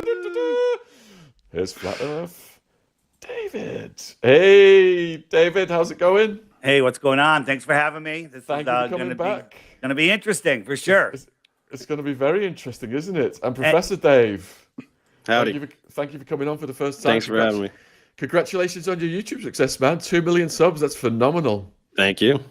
Yeah. This is the first time I think a real flat earther, I'll call myself a real flat earther, has spoken direct with Professor Dave, as he normally does videos, you know, that just go out and pretty much straw man us, whether you know it or not, or gaslight us, and then there's really no way to respond because... No, so you've never seen my channel ever and have no idea what I do because I make academic tutorials. I have, but your flat earth stuff is is gaslighting us, essentially. It's devastating and destroys flat earth easily. Absolutely. So started big straw man. Oh, he says that they think the earth is flat. What a straw man. I'm with you. Listen, I don't mean to come off that way. Would it be okay to look for some common ground? Can I just ask a couple of quick questions, Dave? You good with that? Whatever you want to do, man. Yeah, I'm just for to see if we have any common ground. Do you believe we went to the moon? Yeah. Okay. Do you believe that governments are here, especially the American government, for the people's well-being? It's a pretty complicated question. Okay, you don't have to answer it. That's fine. That's good. Do you believe that there's censorship going on YouTube? Yes. Some stuff is deprioritized in the algorithm. I don't know if that qualifies as censorship. And is the news here to inform or to fill us with propaganda? The news is largely propaganda. None of that has anything to do with the shape of the earth. So I don't know what the hell you're even talking about. Literally none of that has to do with the shape of the earth. So you're really off to a bad start already. Just looking for some common ground. That's all. Oh, if we both don't like the government, therefore the earth is flat. So the common ground is then we're going to try and keep talking points to 3 minutes each, responses to 2 or 3 minutes each, so we could get through this hour. And everyone could get an equal share of the time involved here. And I think the first point that we've got up on the list is, what is gravity? You want to go first, Dave, or you want me to go? Oh, okay. This is how we're doing this? Okay, so according to general relativity, it's the curvature of space-time around massive objects. And so this is one of the easiest ways to know that the Earth is a sphere, because everything we see, everything, including the Earth, right, very large, massive objects are crushed into a sphere. That's why stars, planets, moons, everything pretty much is spheres. So you can now go ahead and do your electric gravity bullshit, and then I'll explain to you why it's stupid. Well, the question is, does anybody any scientists or anybody that's ever proven that any of the luminaries we see in the sky are even physical, let alone spheres?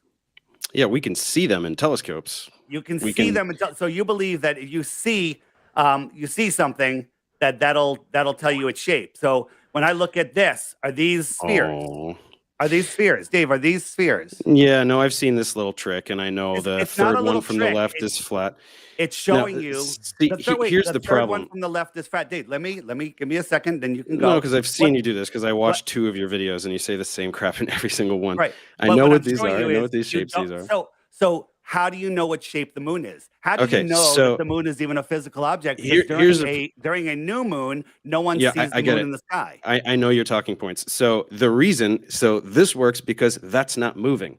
The things in the sky move. So if you take the third one from the left, which I know is flat, and you move it around, it's going to start to change shape. Right? If the moon was a flat disk, I don't even know if that's one of your talking points or not. As it passed over you, it would change shape. It would distort. I don't think the moon is a flat disk at all. Okay, so it doesn't matter though. That's why what you're saying is stupid, because these objects do not move. Now, the other problem is it's not just about shape, it's about other things like composition. Do you know what spectroscopy is? Yeah, spectroscopy is you can measure gases, but it has to be in a container. Where's the container? No. Stop. We are looking at light. We're looking at light, and we are understanding about the materials, right? We're understanding the composition of things based on light. So when you start talking about gases, you show me immediately that you don't even know what spectroscopy is. So you do not know the ways in which we figure out things about celestial objects. You literally don't even know the definitions of the words that represent the techniques that we use. So why are you even talking about it? So my question is, spectroscopy needs to be in a container. Otherwise, you don't know what spectroscopy needs to be in a container. The study of how light interacts with matter needs to be in a container. What does that mean? Otherwise, when you're looking at the moon, you don't know what gases you're seeing in between us and the moon. Gases? The moon is solid. The moon is a solid object. How do you know that the moon is solid? How come you can't see it during a new moon? Why can't you see it during a new moon? Yeah. Because do you understand how vision works? Right? In a new moon, what's happening in a new moon? The light from the sun is illuminating the side away from us. So, right? Light illuminates the things that it hits. So a new moon is when the side that the sun is illuminating is the other side away from us. What do you want it to do? The light to go around the moon and come back and hit the other side like magic? Without interrupting, let me just answer. When we have when there's when it's nighttime, you're away from all lights and there's a full moon, I can read by that moonlight. That moonlight casts a shadow on the ground. Don't interrupt. That casts a shadow on the ground. So that moonlight, which is reflected sunlight off a dusty, dirty, rocky, rock ball in your world, is bright enough to travel 238,000 miles to cast a shadow on the ground and to light up my book so I can read. During a total solar eclipse in your world, the Earth is a full Earth from the moon's point of view. It's bigger and shinier, and it should light up the moon, but it doesn't. And no telescope, from any position with the infrared or anything, has ever seen the moon. Can you think of why? Can you think of why? Can you think of a much, much brighter object that is right there where the moon is? Well, during the corona of the sun, which is thousands of times brighter. What you're doing right now is you're basically saying, I'm going to shine a spotlight directly into your eyes, and then you tell me if you can see a firefly 2 centimeters to the right. Like, what are you talking about? Do you seriously not understand this stuff? A child can understand this stuff. So when you're throwing out words like spectroscopy, what's the difference between spectroscopy and astrospectroscopy? What do you mean astro? So astro is a prefix that means stars. So if that's even a word, it's spectroscopy pertaining to stars. What are you, like, Googling stuff furiously over there? I'm just asking you, I've taken a few notes. I figured out, I watch a few of your videos. I know the straw manning that you're going to try to do and the things that you're going to try to claim. And in reality, an infrared camera, a regular camera from the space station, they should be able to see the sun, the moon, either approach the sun, eclipse the sun completely, or exit the sun, and nobody has ever seen it. So again, why are we looking up in the sky? I just explained. I just answered your question. You just answered it again. You asked a question that I just answered. The sun is very bright, right? Way, way, way brighter than Earthshine. Do you understand that if something very bright, you're looking at something very bright, you can't see something way less bright next to it? What are you not getting about that? When there's a total eclipse of the sun and you have the little ring around there, you can block that out so it doesn't blind you and you still can't see it. You know what? It doesn't block it out. The corona. Have you never seen an eclipse? Why are we talking? You can make a fake eclipse, right? By putting a disc in front of the sun and then looking at the corona, and you could do the same thing with the corona. You can block it. Why are we looking up at the lights in the ceiling that determine the shape of the floor? Because it works really well. It's the easiest way to figure out the shape of the Earth is by looking at the celestial objects in the sky and recording their motion. It's very, very easy. 1 second, Ash has said we've got to move on to the next talking point, which is space is not as depicted, displayed in media, movies, etc. Flat Earth, Dave, do you want to start with that one? Ask the question again, please. Space is not as depicted, displayed in media, movies. Yeah, I mean, space is, they're just, giving us images of insanity in space. Like when they show us, nebulas, right? They show us this and they tell us this is where stars are born. This is where there's gas and dust, so much of it that it's creating stars and spitting them out like ping pong balls where they go run away and they park themselves in the rest of the galaxy. This gas and dust in space, in a vacuum, in zero pressure, how does that work? How come this doesn't collapse in on itself? This is just It does. That's how stars are born. Yeah, they do collapse. It's how stars form. Dave, in your world, this is gases are collapsing upon themselves and then igniting themselves in a vacuum, in a vacuum, and then they this burn is no stop. Look, I know that you want to just spew your script without anybody challenging, but you say so many stupid things, and I'm here to tell you why everything you're saying is stupid. So when you say stars igniting in a vacuum, the reason that's confusing for you is that you think stars are little bonfires because you're a moron. Because you don't understand nuclear fusion. Nuclear fusion is the process by which stars glow. They're not little fireballs. And you can learn that by Googling something for 5 seconds, but you don't do it. So Dave, you believe that all the rocky bits turn into perfect balls, and then all of the gases somehow start getting gravity, and they start pulling it together. And start getting gravity? What do you mean start getting gravity? How do they grow into stars? How come the dust is accumulating? What's bringing it together? Is somebody gravity it up like a snowball? Gravity. So they get something, and it's a tiny bit of gravity pulls in some more dust. It pulls in not dust, it pulls in gases, and somehow it's pulling all of these gases together and turning into a nuclear furnace that burns for billions of years. I'm sorry, that doesn't make any sense. And if you Okay, want to believe that, that's the world. so centuries of brilliant astronomers versus nuh-uh. Is that really all you have? Is the entire field of astronomy and you going, I don't like it. That's dumb. I'm dumb and I don't get it. So astronomy is wrong. That's literally your argument against astronomy right now. You never met these men. You don't know anything about these men other than the stories that the controllers of this world tell you. You know they wrote books, right? Well, you know they wrote books that we can read, and then we base astronomy on that and do astronomy every day, right? Dave, try not to interrupt. Aristophanes figured out the shadow. Eratosthenes figured out the diameter, the circumference of the Earth with his sticks and shadows. But nobody in that area that came out of that, other mathematicians, never wrote any books about him. They ignored him. They just never mentioned it, and then all of a sudden it shows up in the 1900s in books that go into the education that's not true. system. I mean, if you're just going to lie, then we can just play the lie game.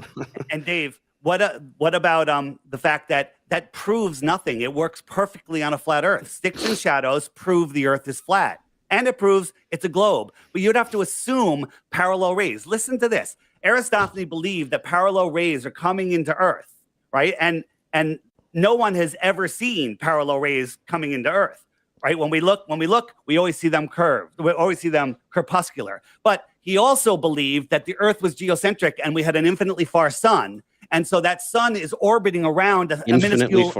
Infinitely far means so far away that the rays come in parallel. And that's a whole nother problem. But how is a distant sun orbiting around a speck Earth in the middle of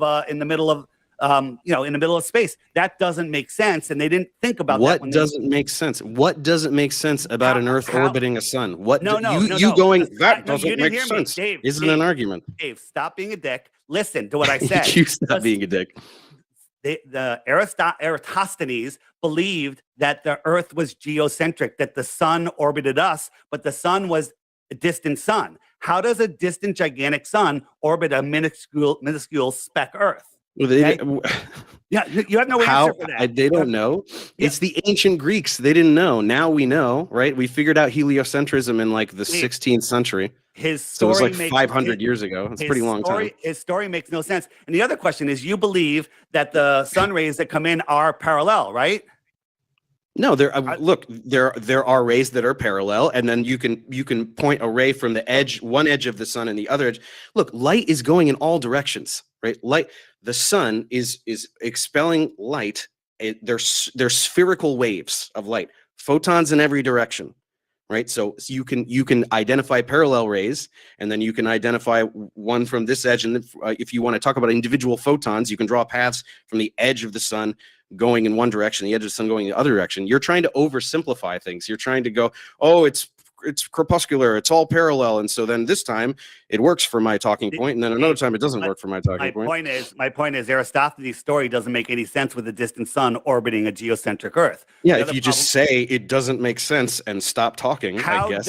How does a distant sun orbit a geocentric Earth when the Earth is tiny and the sun is gigantic? Well, it doesn't. In your Long model. Story short, it doesn't. Yeah. But so he was an ancient Greek, and he didn't know heliocentrism. They didn't know when Newton developed Newton's law of universal gravitation. He didn't know why massive objects attract one another, right? He just said, "This is what happens," and I have this equation, and we use Newton's equations to do all these incredible calculations that predict the motion of objects on Earth and in space. He didn't know what gravity was. Einstein gave a better explanation. The curvature of space-time are warped around massive objects.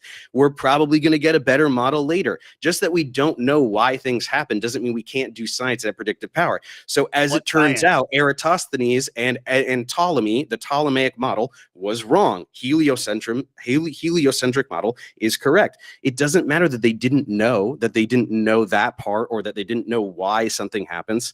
Do you not understand how science works? So if he was wrong and the Earth were heliocentric, do you think his experiment proved your globe?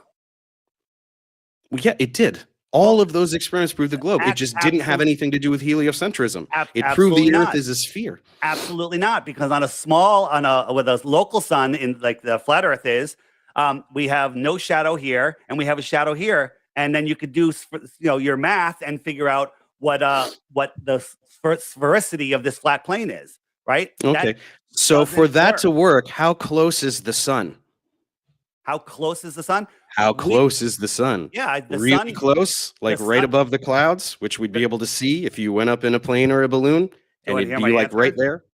Huh? Dave, there's tons of videos explaining how the sun is an apparent object and we all see it in a different position. Oh, there's wherever videos we are. that say There- dumb things, No, so no, it's there's true. that show science, show experiments, and when you try to triangulate the sun, there's a problem. You can't do it. You can't triangulate the sun. So how far the sun is? Some flat earthers say it's 3,000 miles away. I don't like that answer. The math works. We can scale it and make it The 6,000 math miles works. away. You've never done any math in your entire life. You Hey, just hey, say Dave, the Dave, math stop- works stop and expect saying- people to. Just stop being a condescending prick, all right? Try. Why Try don't for a you few stop minutes. condescending to the entire human race and pretending that every scientist ever is a liar and satanic deceiver? That's much more offensive than me calling you stupid, which you are. Dave, what is the sun? What is the sun? It's a star. It's a star. It's a burning star. It's a nuclear furnace that's working perfectly, and it's bending space-time where it could hold on to all of the planets that go all the way out to Pluto. Is that your belief? Well, Pluto's now a trans-Neptunian All right, object. So we'll go But Neptune. yes, We'll go all yes. right, and then the sun's gravity ignores all of the moons because the moons are attracted to their planets, and it negates the Mhm. sun. That's what you believe. What do you mean negates the sun? Yeah, So negates the sun. moons. So what you're saying is that like one of Jupiter's I'm moons asking should go you. flying towards the sun? I'm Is not that what saying you're that. saying? I'm not saying that at all. I'm asking you if Uh-huh. you believe that the sun's gravity has no effect on moons. Yeah, it had. You can calculate. You can see. This is what real scientists and people who understand science can do calculations. So instead of you going, I don't believe it, what you could do is you could take Newton's law of universal gravitation and take a moon, whatever moon, if you want to talk about our moon or one of Mars's or one of Jupiter's or whatever, and you could calculate a number that is the gravitational attraction between the sun and whatever moon you're talking about. And then you could do the same thing for the moon and its parent planet that it is orbiting. Which number do you think is going to be bigger, buddy? Which one do you think is going to be bigger? And so The when we have- planet, the one that it is orbiting When around. we have a planetary alignment where all the planets are lining up, all of that gravity. Hang on. You know what? Sorry. I would like you to actually just address what I just said, because this is what happens is I say something, or a flat earth debunker like myself says something that just annihilates the idiotic thing you just said, and then you just gish gallop to another point. I would like you to admit that what you just said is stupid based on what I just said. Repeat what you said. I just explained to you why what you said about the sun and the moon is stupid, and you just jumped to another talking point. So you say that the gravity of the planet is holding on to these moons, and Yeah. it's so much stronger. Let Yeah. me finish. I'm reiterating what you say to show you how stupid it is. It's holding Uh-huh. on to the planets, but the sun's gravity, it can hold on to the planets, hold on to distant planets, but can't affect those moons at all. Can't affect, like I just said, you can do a calculation. Did you want to do the calculation? Do you want to do it together? Do you want to learn something today?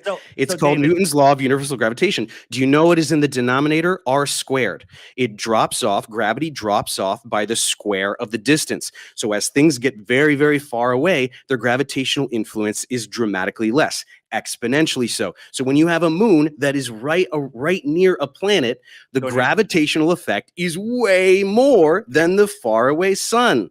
Isn't that neat? Isn't that a neat thing that we can do with math and numbers that are real things that scientists do, instead of just going, it doesn't make sense, so that's dumb. You done? Yeah. What do you got? Do you want to address this thing, or do you want to jump right to another thing? I want to jump to something else, because you say that the sun's gravity that can hold on to Neptune and Pluto can't Mhm. affect the moon, which is way closer to it, and that the Earth's gravity overwhelms that. That's stupid. That's me saying it. Why? You're the All you're saying is that's stupid. All you're saying is that's stupid. And all Why? you're saying is that it works because I could do math, but it doesn't. It doesn't work. What do you mean it doesn't? Dave, model it. You ever know about the 3-body problem? I'm sure you know about that. Oh, the 3-body problem. So we can't do Dave, calculations. Stop being such a condescending prick. We already know. Just talk normal. Have a discussion. Sorry, hang on one second. This is serious. This private chat keeps covering this screen. Can this stop? Why is this doing this? The private chat. Yeah. Like, I shouldn't cover the chat, should it? Just trying to make sure everything's all right. Covering the whole screen. All right. Anyway, hang on. Yes, we're sorting it out. There seems to be a problem with Sean's. I can't hear you, Sean. Oh. Yeah, that's what's going on. I've been watching Sean every now and then, just chatting away, and we've not been hearing him. There's tons of important snippets of information lost forever to the ethers of the internet. How are you guys doing? There's a lot of back and forth, isn't it? It's a very, dare I say it, American debate, isn't it? It's insults and stuff. Well, here's the thing. I would like to get off of the lights in the sky because I'd rather talk about the shape of the Earth. Because they destroy the flat Earth? Well, you say that, but the lights in the sky have nothing to do with the flat Earth. Okay, so this was my first talking point. Were we going to do the talking points that we prepared? Because my first talking point is about this, and it is an absolute annihilation of flat Earth. That's why you don't want to talk about it. That's why you say, why do we look at the things in the sky to figure out the shape of the Earth? Because that's how we figured it out 2,000 years ago, by looking at the stars. Can I show my slide that shows this? Go for it. Here we go. Observation of the stars. Next one. You're controlling it, right? Do I just tell you when to go? Okay, so if you're in the northern hemisphere looking at the North Pole, then hang on, all this stuff is covering. I can't even see the text. I think I remember what it says. Anyway, if you're looking at the North Pole in the northern hemisphere, the stars rotate counterclockwise. Go to the next one. If you are in the southern hemisphere looking at the South Pole, the stars rotate clockwise. Next one. How does this make sense on a flat Earth? Sorry, this is a screenshot from one of my videos. So in the video, they're rotating in different directions. Why would two people on a flat pizza land look at the sky and see a sky that is rotating in different ways? Next one. And furthermore, why can't we all see the same stars? There are stars that you can only see in the northern towards the northern hemisphere, and stars you can only see in the southern hemisphere. Next one. On a globe, this makes perfect sense. If you're in the northern hemisphere looking at the North Pole, east is to your right. If you are in the southern hemisphere looking at the South Pole, east is to your left. Next one. And the reason we can't see certain stars is because you can't see through the Earth. Next one. That's why in the northern hemisphere we can't see the Southern Cross. That's why in the southern hemisphere we can't see Polaris. Next one. Almost done. Quick one here. So it actually gets a lot worse than that in the southern hemisphere because you've taken a globe and you've unwrapped it. The southern hemisphere makes absolutely no sense. People in the southern hemisphere who are all looking at the Southern Cross are somehow supposed to be, we're believing that they're all looking in completely different directions and seeing the same object often at the same time. Next one. Go to the next slide.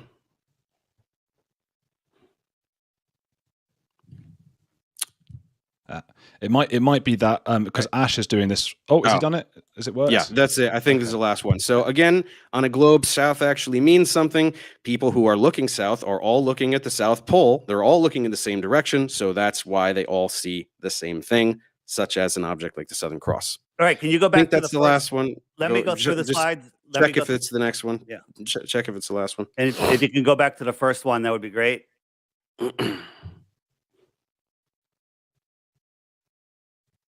So in your world, we have people standing upside down, and you're assuming hemispheres on a sphere. What do you mean upside down? What do you mean upside down? What does that mean? Compare their feet are antipodal to my feet, people in the South. Okay, so yours are upside down compared to them. What's the difference? What's down on a globe? I'm not saying. I'm just saying people are upside down to each other halfway across the world. So if we can go back to the original slide so I can remember all the points he made so I can address them, that would be fantastic. I think the issue is that Ash, the producer, is having some issues with his internet and isn't able to do it. Sorry about this, guys. We're usually quite good with the tech and everything. So yeah, I'll try to. I can tell you the points again. I'd rather just see the points rather than hear you say them again. Okay. If I don't know, he can't change it back. I don't think so. He's in the Philippines or something mad like that. So he's having some difficulties with it. And I think Sean is as well. Good thing I'm here, saving the day. Okay, look, it was that in the northern hemisphere, the celestial sphere rotates counterclockwise. In the southern hemisphere, it rotates clockwise. Let me and respond. we can't see certain stars. You don't have to do the whole presentation. You can just remind me. That was it. Go ahead. So no matter where you are in the world, all of the stars, all the lights in the sky from the things that we call planets, wandering stars, sun and moon, they all rise in the east, set in the west. If I'm standing on a flat Earth looking out to the south, the stars are coming from my left. If I'm standing in the north, looking at the north, the stars are coming from my right. That explains the opposite direction. No, you just explained the globe model. You didn't explain anything. You don't understand. On the flat Earth, how do people see the sky rotating in different directions? Because Explain you're that. facing in different directions, David. What do you mean facing in different directions? I will explain. If I'm wait, hang on. Speaking of facing in different directions, Flat Earth Dave, because we've changed the angles a bit, you're a bit off the screen.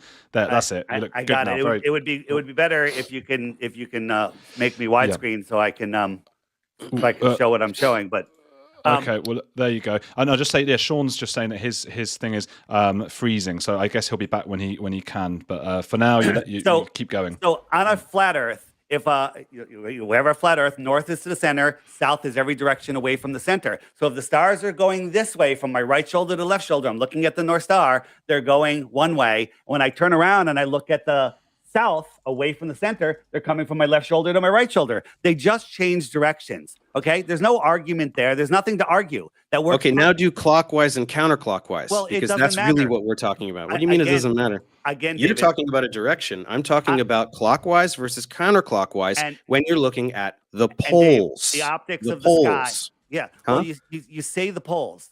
So getting back to your point where you have somebody in Santiago, somebody in Johannesburg, and somebody in Australia, when they see the Southern Cross, well, they don't see it at the same time. They see it 12 hours apart from Santiago. They don't see it at the same time? So people looking south can't see the night sky at the same time? David, if you understand what the flat Earth model is, if somebody's in Santiago... You don't have a model.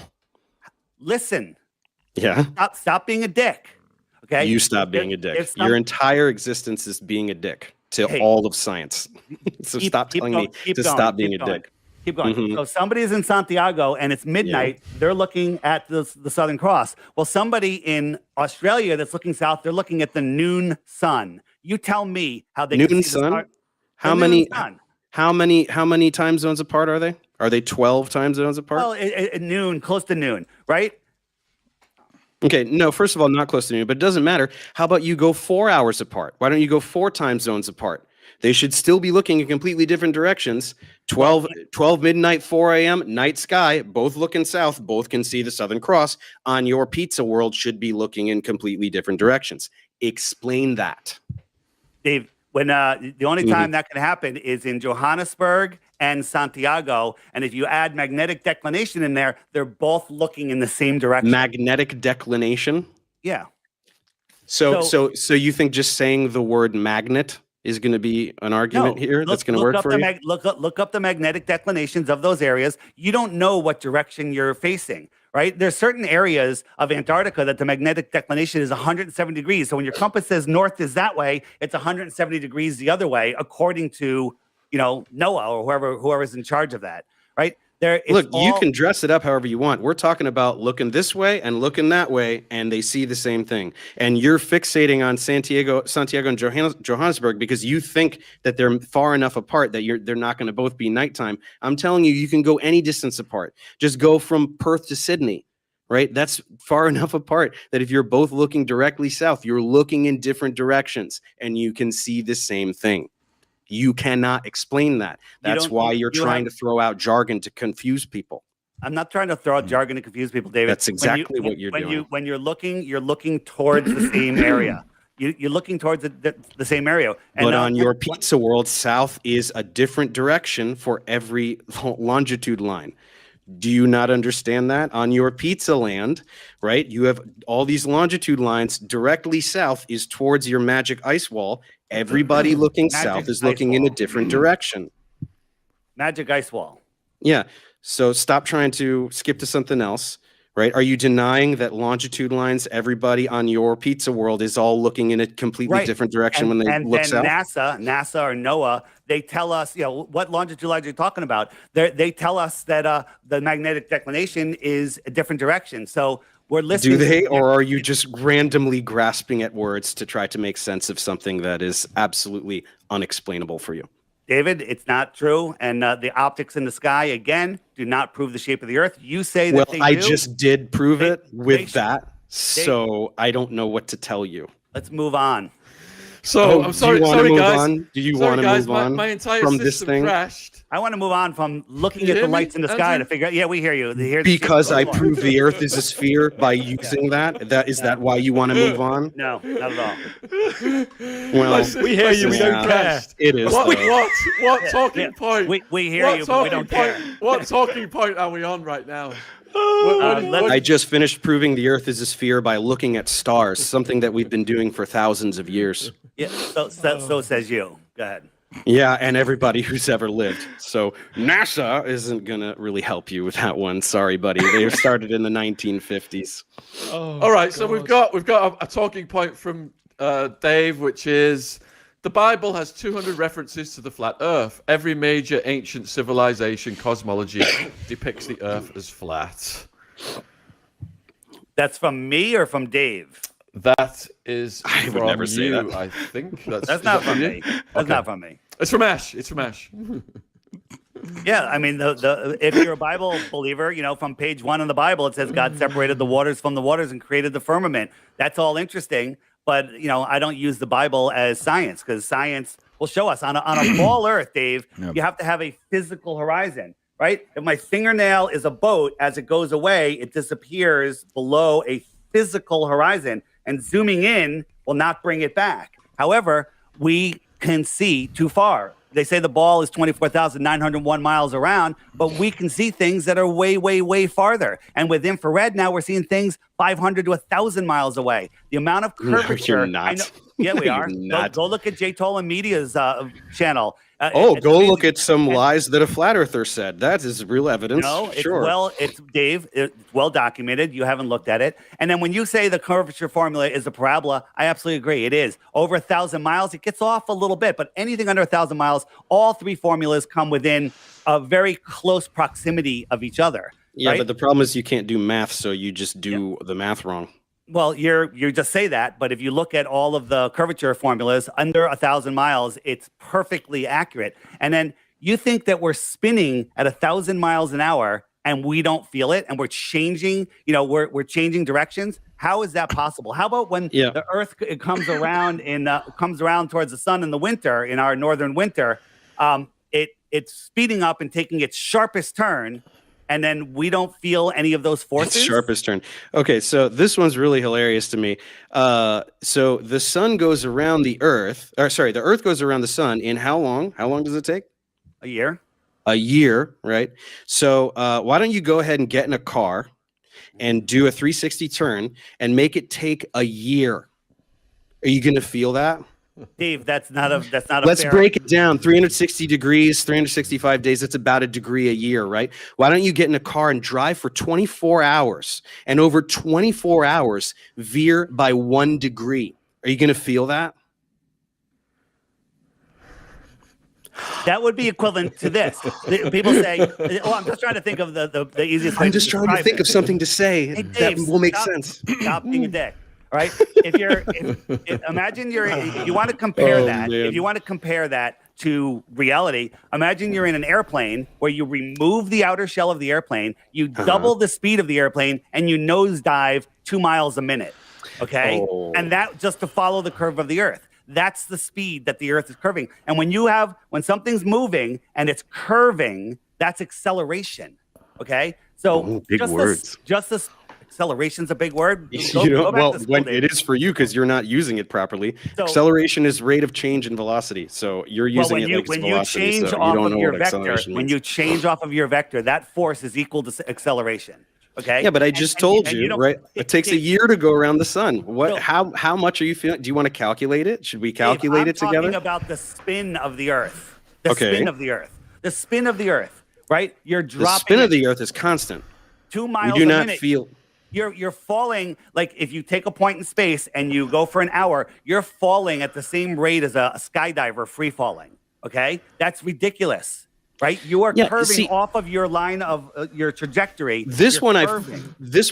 I think I figured out, and I think this one is genuine confusion on your part. So I don't want to hold this one against you as much as other lies you tell, which are just blatant lies.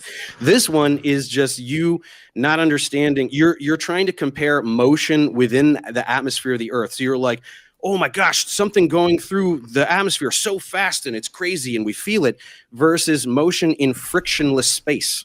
Do you not understand that that's not the same thing, right? The atmosphere on Earth is very thick. There's a lot of friction, right? So when you try to move through air, there's friction and you feel it. It doesn't matter. What do you mean it doesn't matter? If that air is spinning with the Earth, which you have to believe in your model, you would feel Doesn't matter. You would feel that motion. If you're in an airplane, Why would you feel the motion? Why would you feel the motion? Because your energy is changing directions, and you would have Your energy is changing directions. What about eclipses, guys? What about eclipses? Hold on. That's my third talking point. I hope we get to it. Let's finish this point. Your mainstream science says that because of the spin of the Earth, because of the centrifugal force, that the water bulges at the equator 14 miles high. What? This is what Neil deGrasse Tyson and science tells us about the spin of the Earth. The water No, at it the doesn't. equator, yes, it does. It No, bulges it 14 doesn't. miles high. It makes the Earth 29 miles wider at the equator. No, that's the Earth, not the water. What are you talking about? Are you a moron, dude? The radius. This is what happened. You're very confused. So let me ask you a question, Dave. No, stop, because you just said a very specific number, and I know why you said that number. The diameter of the Earth is about 27 miles greater at the equator. That's the whole Earth. You're trying to pretend that it's all water, that there's just this big thing of water that's 14 miles. Is that what you're genuinely trying to say? Are you that stupid? Well, that's what Neil deGrasse Tyson says. But let's No, just say, he didn't say that. I'll go with you. The Earth is bulging. So does that mean that large bodies of water at rest near the equator, if you hung a plumb line over it, that it wouldn't be perpendicular to the surface of the water? It would be off just a little bit because of that bulge? Or does gravity? What does the bulge of the equator have to do with the water? Well, because the gravity pulls everything to the center of the Earth in your whole world. And if we have a bulge at the equator, a plumb line, which should be vertical, it should be perpendicular to the water, would not be perpendicular to the water because the water would be sloping away because we have a bulge. What do you mean sloping away? Okay, a bulge isn't. First of all, as I just said, this has nothing to do with the water. It's the shape of the Earth itself. So you're just completely wrong anyway. But second of all, what this is the thing with you guys. You think that the curvature of the Earth is supposed to be? You're talking about a plumb line. Do you think that the curvature of the Earth is supposed to be like this or something? Do you have no idea how big the Earth is? Do you not understand that the curvature is not detectable at the surface of the Earth? It's really big. It's a really big planet. Horizon. We can see boats go over the horizon. We can see boats go over the horizon, but we can't see the curve, right? Dave, according to your math, there's certain things that should be behind a curve at certain distances, but we can see too far. But we can't. You just lie about them. You just said earlier that we can see things 1,000 miles away. Are you out of your mind? Everybody should be able to take a telescope then and see something 1,000 miles away. Why can't they? Dave, you don't know where it was taking it from. It's infrared cameras. Go look at J-Tolan Media One and watch all of the. He's the special one. He can do it. Nobody else can do it. Nobody else can get this footage. So, but they don't. Dave, let me ask you a question. They just don't because they don't feel like it. Do you believe that the ground is horizontal? It's almost perfectly horizontal. Yes. Okay. Are horizontals parallel? Horizontals parallel? That's a question. I think what you're trying to ask is if you have parallel planes, right? If you have two flat planes, can they be made parallel? Yes, two flat planes can be made parallel. Well, what are you saying? Because nobody has any clue what you're saying. If you have a horizontal line on Earth, then there's only one point that would be touching the Earth, and the rest would just rise up into space. But all horizontal lines line up with the horizontal horizon. Okay, they're all parallel. Do they, or do they just look like that because your eyes suck and they can't distinguish between arc seconds of angle? All right. Well, let me phrase looking it this way. like it perfectly overlaps doesn't mean that it perfectly overlaps. Only got 10 Just because minutes the left. horizon Only looks 10 flat doesn't mean it's perfectly 10 flat. minutes left, guys, to move on to eclipses. 10 minutes left. I didn't even get to do I did one of my things. It could be 13 minutes. Well, my question is, the top of the World Trade Towers, when they were up, are those floors larger than the lower floors? Because for them to be perpendicular, they would have to get larger, right? How far apart were they? How far apart were the towers? I don't know, but I'm asking you about one tower. Okay, but it doesn't look. It doesn't matter. We're talking about the distance between the towers or the width of a tower. Do you know how much curvature there is over such a small distance? It is so small that it is 100% negligible. What are you not understanding about that? The Earth is really big. So do you believe that horizontal lines are parallel? If you make them parallel, what are you talking about? I'm talking about horizontal lines on Earth. When you're, surveying the land and you have a horizontal line, another one, another one, another one, are they parallel? If you make them parallel, they're not lines, right? They're not actual lines. Do you know that lines are just approximations, right? We can draw lines, we can graph lines and do math in perfect Euclidean geometry. The Earth has a spherical surface. So yeah, we can go, that's a line and that's a line. And if we're just looking at less than a mile, yeah, it looks really straight.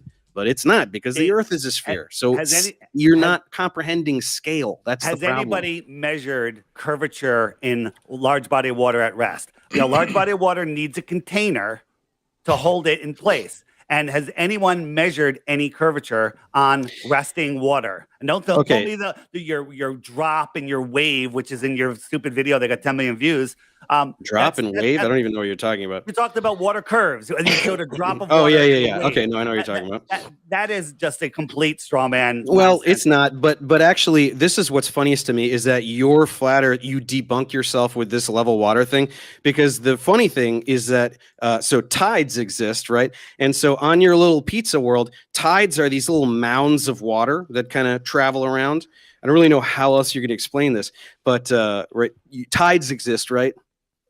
Yeah, they do, but they don't correlate to the sun and the moon. There's Stop. No sun and the moon. No sun and moon. There are the water levels go up and down, right?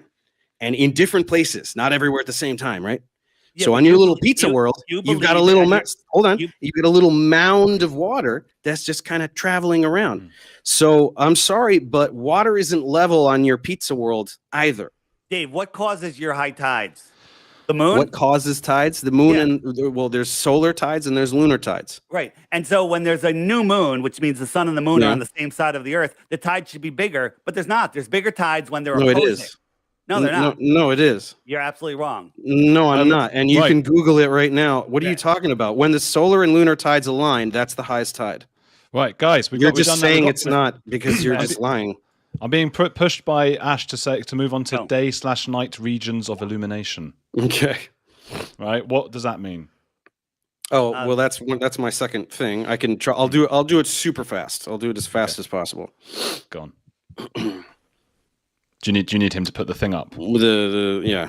Yeah, he might not be able to do that, Sean, what are you thinking? The system has crashed. That's why I got kicked off. I can try to. You kind of need the visual, but I'll wing it if you guys want. Please wing. We're not going to get the slides. So. Okay, so sorry about that. So this is the funny thing about your pizza world is that in the northern hemisphere things are kind of okay, not really, but in the southern hemisphere it all goes to crap. And so to try to explain night and day and seasons, which you absolutely cannot do, you try to make the sun go way out towards the bottom, and you think that works because it makes it the longer nights, right, up in the north. But the problem is in the southern hemisphere everything is terrible because you've got the sun way out towards the edge. And therefore, it shouldn't be able to illuminate very much of the Earth. But in the southern hemisphere, in like December and January, you've got regions like towards the southern ends of those continents that are almost day almost all day. So you've got 19, 20 hours of daylight. So you've got this sun that's traveling around way out towards the edge, because this is how you like to do it. And it is somehow illuminating almost all of the outer regions of your pizza world. And yet it is somehow not illuminating the center because areas towards the North Pole have 24 hours of night at that time. So unfortunately, you can't do the like Antarctica isn't real, so the South Pole, that's not a thing. These are places where people live. We don't say Antarctica is not real. We don't say that at all. You say no, you say the South Pole isn't real. We don't. Even though there's people who go there and work there, and people work at the South Pole. Yeah. Yeah, prove it. Okay. So you can get a job there. Did you know that civilians can get jobs? So the way it works, you should apply for one. I think that'd be a cool video for you to do. Dave, on your upside down world, on your ball world, in the north, Norway and northern Alaska, we have the 24-hour sun in June. Okay, and we see the sun, and it's been filmed by millions of people, and you can watch the sun circle around. Makes perfect sense on a ball. Makes perfect sense on flat Earth. We're on the same page there. But 12 months, yeah, 6 months later. 6 months later, at equal southern latitudes, you should see the same. But there's no video of the. No, you don't. There's no video of the 24-hour sun. There's 3 or 4 fake videos, clearly fake, taken apart. I'm talking, right? I didn't interrupt you. And there's no 24-hour sun. The sun antarcts away from you. It comes towards you and it goes away. Okay. Unlike the Arctic where it's circling around. I'm still talking. Okay. And there's no 24 hours of daylight. But if you add a dome in there, and again, we're looking at the lights in the sky, which is something that doesn't prove either. When you bring the sun closer to the dome, it wraps around. And we could show you this, get a dome, get a glass, move the light, and you'll see that the light wraps around. And that's exactly what we see in Antarctica. Okay, so I know that you can do your fun little middle school science project where you have a little, serving tray thing and you make a flashlight do funny things, but you cannot make it actually. So this is why you have your dumb little app, your little thing and your sun and stuff. It doesn't actually show the regions of actual daylight and nighttime. It just shows like a little cartoon. You don't actually see, it doesn't actually do these patterns. So when you're called out on this, instead of going, oh, my app shows the actual patterns and this crazy arc that would make sense. So first of all, I'm sorry, even though there are videos at the South Pole, I'm sorry that Antarctica is not where a bunch of people live. So we don't have all of these videos like we do way up towards the North Pole. But again, as I said, the way southern region of Argentina, like I did in my video, Ushuaia or whatever it's called. Which cartoon do you like the best showing Antarctica? What do you mean, which cartoon? Which cartoon? There's no pictures of Antarctica from space. Okay, well, there are, so that's really dumb. But let me continue demolishing. Okay, stop. I'm going to continue demolishing the idiotic thing you just said earlier. So you can do your little thing. Flat Earthers love to do their little middle school science projects. So, okay, you've got the thing and blah, blah, blah. So why can't your Flat Earth app do it? Why can't you actually show the regions of day and night? Why can't you look at that and go, yeah, look at that. I see the light illuminating this part of the Flat Earth. Right, and I can see that we have 20 hours of sunlight in southern Argentina, and I can see that you just have a little cartoon doing nonsense, and then all of your idiot people who buy that thing, they're not like, oh, that looks cool, and they don't actually look at what it does at all, right? Why can't you have it show that, right? It shows pretty accurately the amount of day and night, but I can't show it. Well, I can't show it because if on the latitude line that you're on. It's different where you are, so I have to kind of blend them together. It's just a tool to show the amount of day and night depends. The amount of day and night that objectively happens in a place depends on your latitude. Absolutely, 100% on your ball too. When I'm in the north, I don't think you understand. I don't think you understand what I just said. No, you don't understand what I just said. So no, I definitely know that you're not saying anything. I'm saying that in that town in Argentina, there is an objective time where the sun rises and sets. Yes, and where you are doesn't change that. There's no place that you have 17 hours of sun. You have daylight. Daylight is the illumination of the sky. It's not the sun. From the sun. No, the sun is. You're saying that daylight is not from the sun? Absolutely. So if the sun where is it from? If the sun rises, what's making the sunlight then? No. The sun is lighting up the sky. It's like a photographer. You have your main light and then you have your backlight. The sky is the daylight. When the sun is on the east side of your house, right on the horizon, go to the back side of your house. You can read the newspaper. Well, where's that? That sunlight's not. What's it going through your house? It's lighting up the sky. It's scattered by atmospheric particles. That's what you say. It's still sunlight. Yeah. Well, that's what you say, to say a thing that Dave, explains how why what come- I just said how is come- stupid, and I have how no come- way to combat it. How come nobody has filmed the 24-hour sun in Antarctica? They have. You just say it's a lie. They have, and you just go, "Oh, that's fake." No, we don't. We don't just go, "Oh, that's fake." We But show guess you how what? it's fake. That's why in my video I don't talk about Antarctica, because you just say it's fake. That's why I picked southern Argentina, because people live there and they have 19 hours of daylight, and you can't explain it because it's this I did huge. explain it. You we- can't no, you didn't. understand You it. just said there's a Absolutely. glass thing in the flashlight. You're just doing a middle school science project. You're not actually explaining anything. You're just going, "Oh, I did a thing in my living room, so all of science is wrong."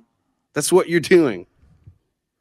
You don't. The globe. I wish I had this slide, because the again, globe. Dave, the optics of the sky are no way to prove the shape of the Earth. You can. They are. Yeah. Well, And that's I in just your did it world. twice. Yeah. Well, And you have no keep way to claiming combat it. anything I just said. So that's why you say that thing over. Can I and just over. interrupt here? Flat Earth, Dave. What would it take? Because I think Dave is saying that people live in Ushuaia and that they have this, and you could just go and ask the people though. You could go. What would it take to convince you? And how important is it? Why is it important to you to hold this belief? What does it mean to you? It's not important to hold the belief. I'm looking for the truth. And if the globe was true, then when in Antarctica in December, you should be able to see the sun circle all the way around without dropping. And you do. You can. Dave, I've seen loads of documentaries where that happens. You can. You cannot see it. It's absolutely untrue. And we show the best one that they have. They show it 24 hours of the sun going around. And when it comes around, not only is it the same clouds, the sun is in a completely different position, like months different position. So it's all camera trickery, and it's provable. It's not just us saying it. So when you watch it is like, just "Oh, you saying it. Yeah, well, not true. And do some research, Yeah. Dave, and then get out of your little ball model, and you'll see we don't live upside down on a space ball flying through an infinite Down is space towards the center of the earth. Nobody is upside down. That's one of the dumbest things you morons say. Down is towards the center of the earth. Nobody is upside So down. on your world, there's people upside down relative to me. And you're upside down relative to them. It's a sphere. Who cares? Good luck with that. Your response to basic shapes is good luck with that. Yeah. Are you 5 years old? You have the intellect of a 5-year-old. You can't understand, like little Dave, kids understand this stuff. You know I that? just want to say that you're more of a condescending prick than I thought.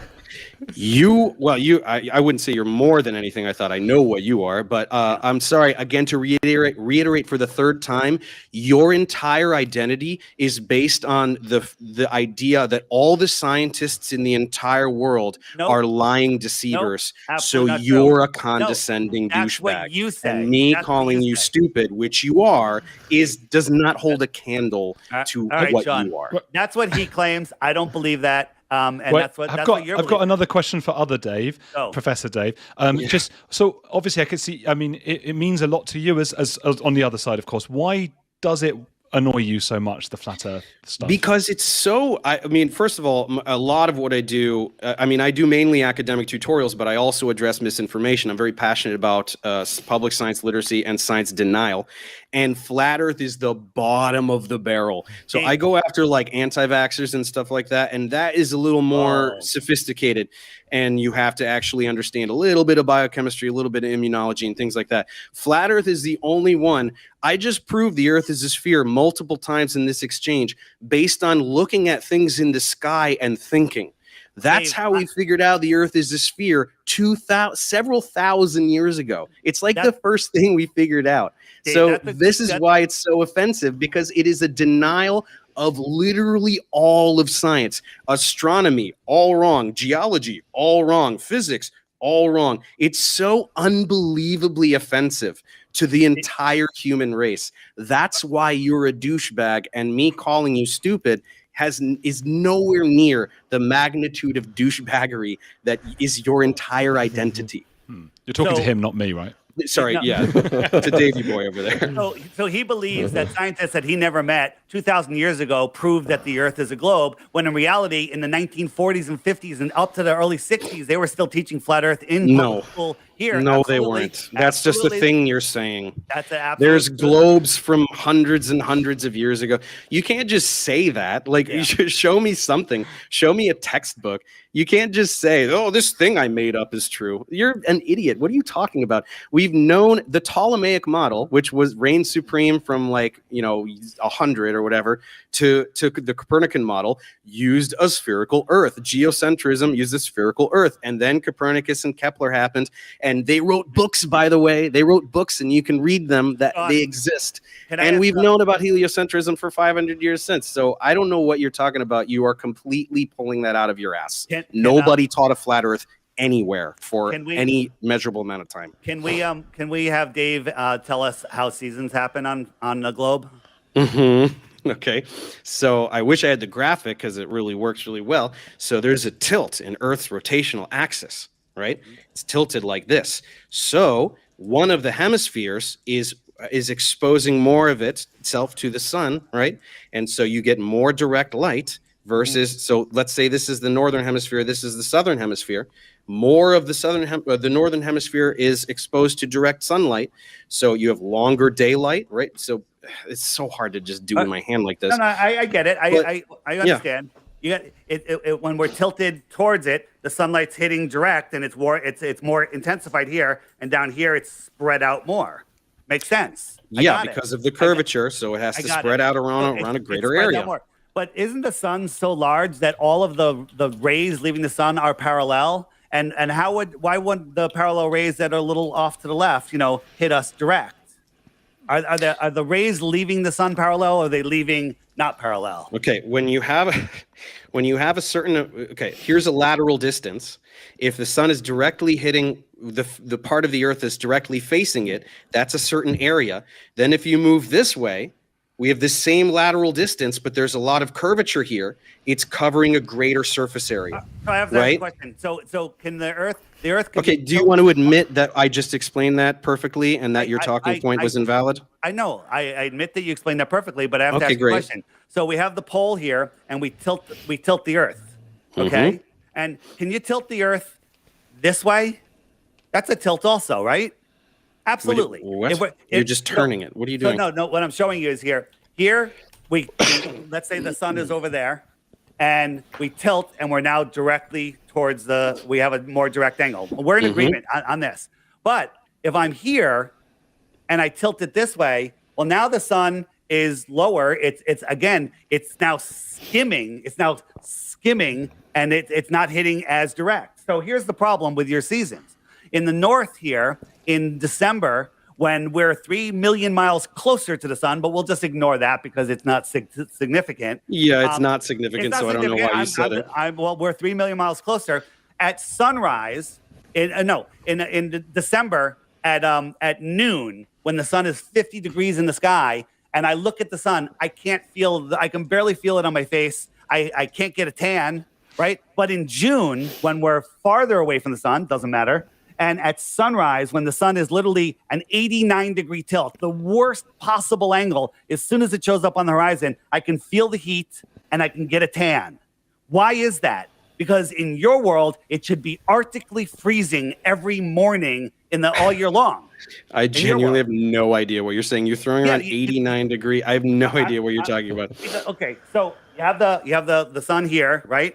The sun, and we're tilted, so it's 34-degree tilt.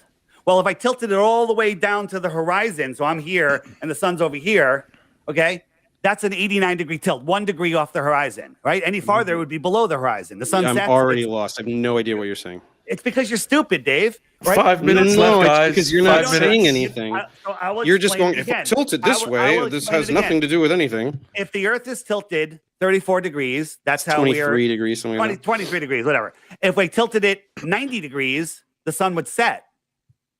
It would set over the pole, which doesn't happen. So the farther, 5 minutes left, guys. 5 minutes left. The farther I tilt it, the more spread out those rays are. Well, the spin is the equivalent to the tilt. So when I'm spinning away from the sun's getting lower and lower and lower. It's spreading out across the world. It should get colder and colder and colder because that sun is spreading out. Spreading across. You understand that there's always a face of the Earth. The sun is always hitting half of the Earth.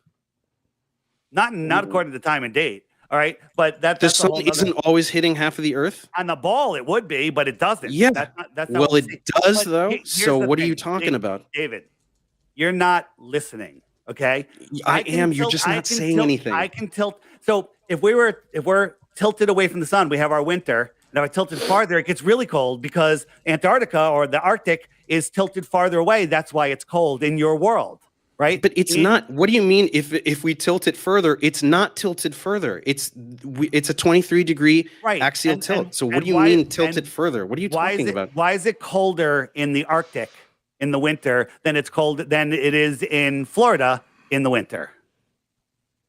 I just explained it earlier. Well, I know, Dave, it's getting more direct sunlight. Absolutely. So don't interrupt. If the axis is tilted away, then it is. Dude, I just explained this. How do you not get this? No. You're not getting it. Listen. Okay, So you can just say that, but I actually explained it. You're not getting this. Okay. Dave, No, we've hold run out. on. Dave, we've run out of time. We've run out of time. I'm filming this.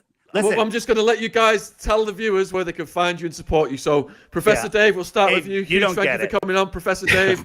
Thank you. Can you tell the viewers where they can find and support you, please? Professor Dave explains. FlatEarthDave.com. So, Professor Dave, go on. And what socials are you on, Professor Dave? Just YouTube channel, Professor Dave explains. All right, so Professor Dave's YouTube channel link will be in the description box below this video if you want to subscribe, if you want to check his stuff out. Huge thank you for coming on. Flat Earth Dave, do you want to tell the viewers where they can find you?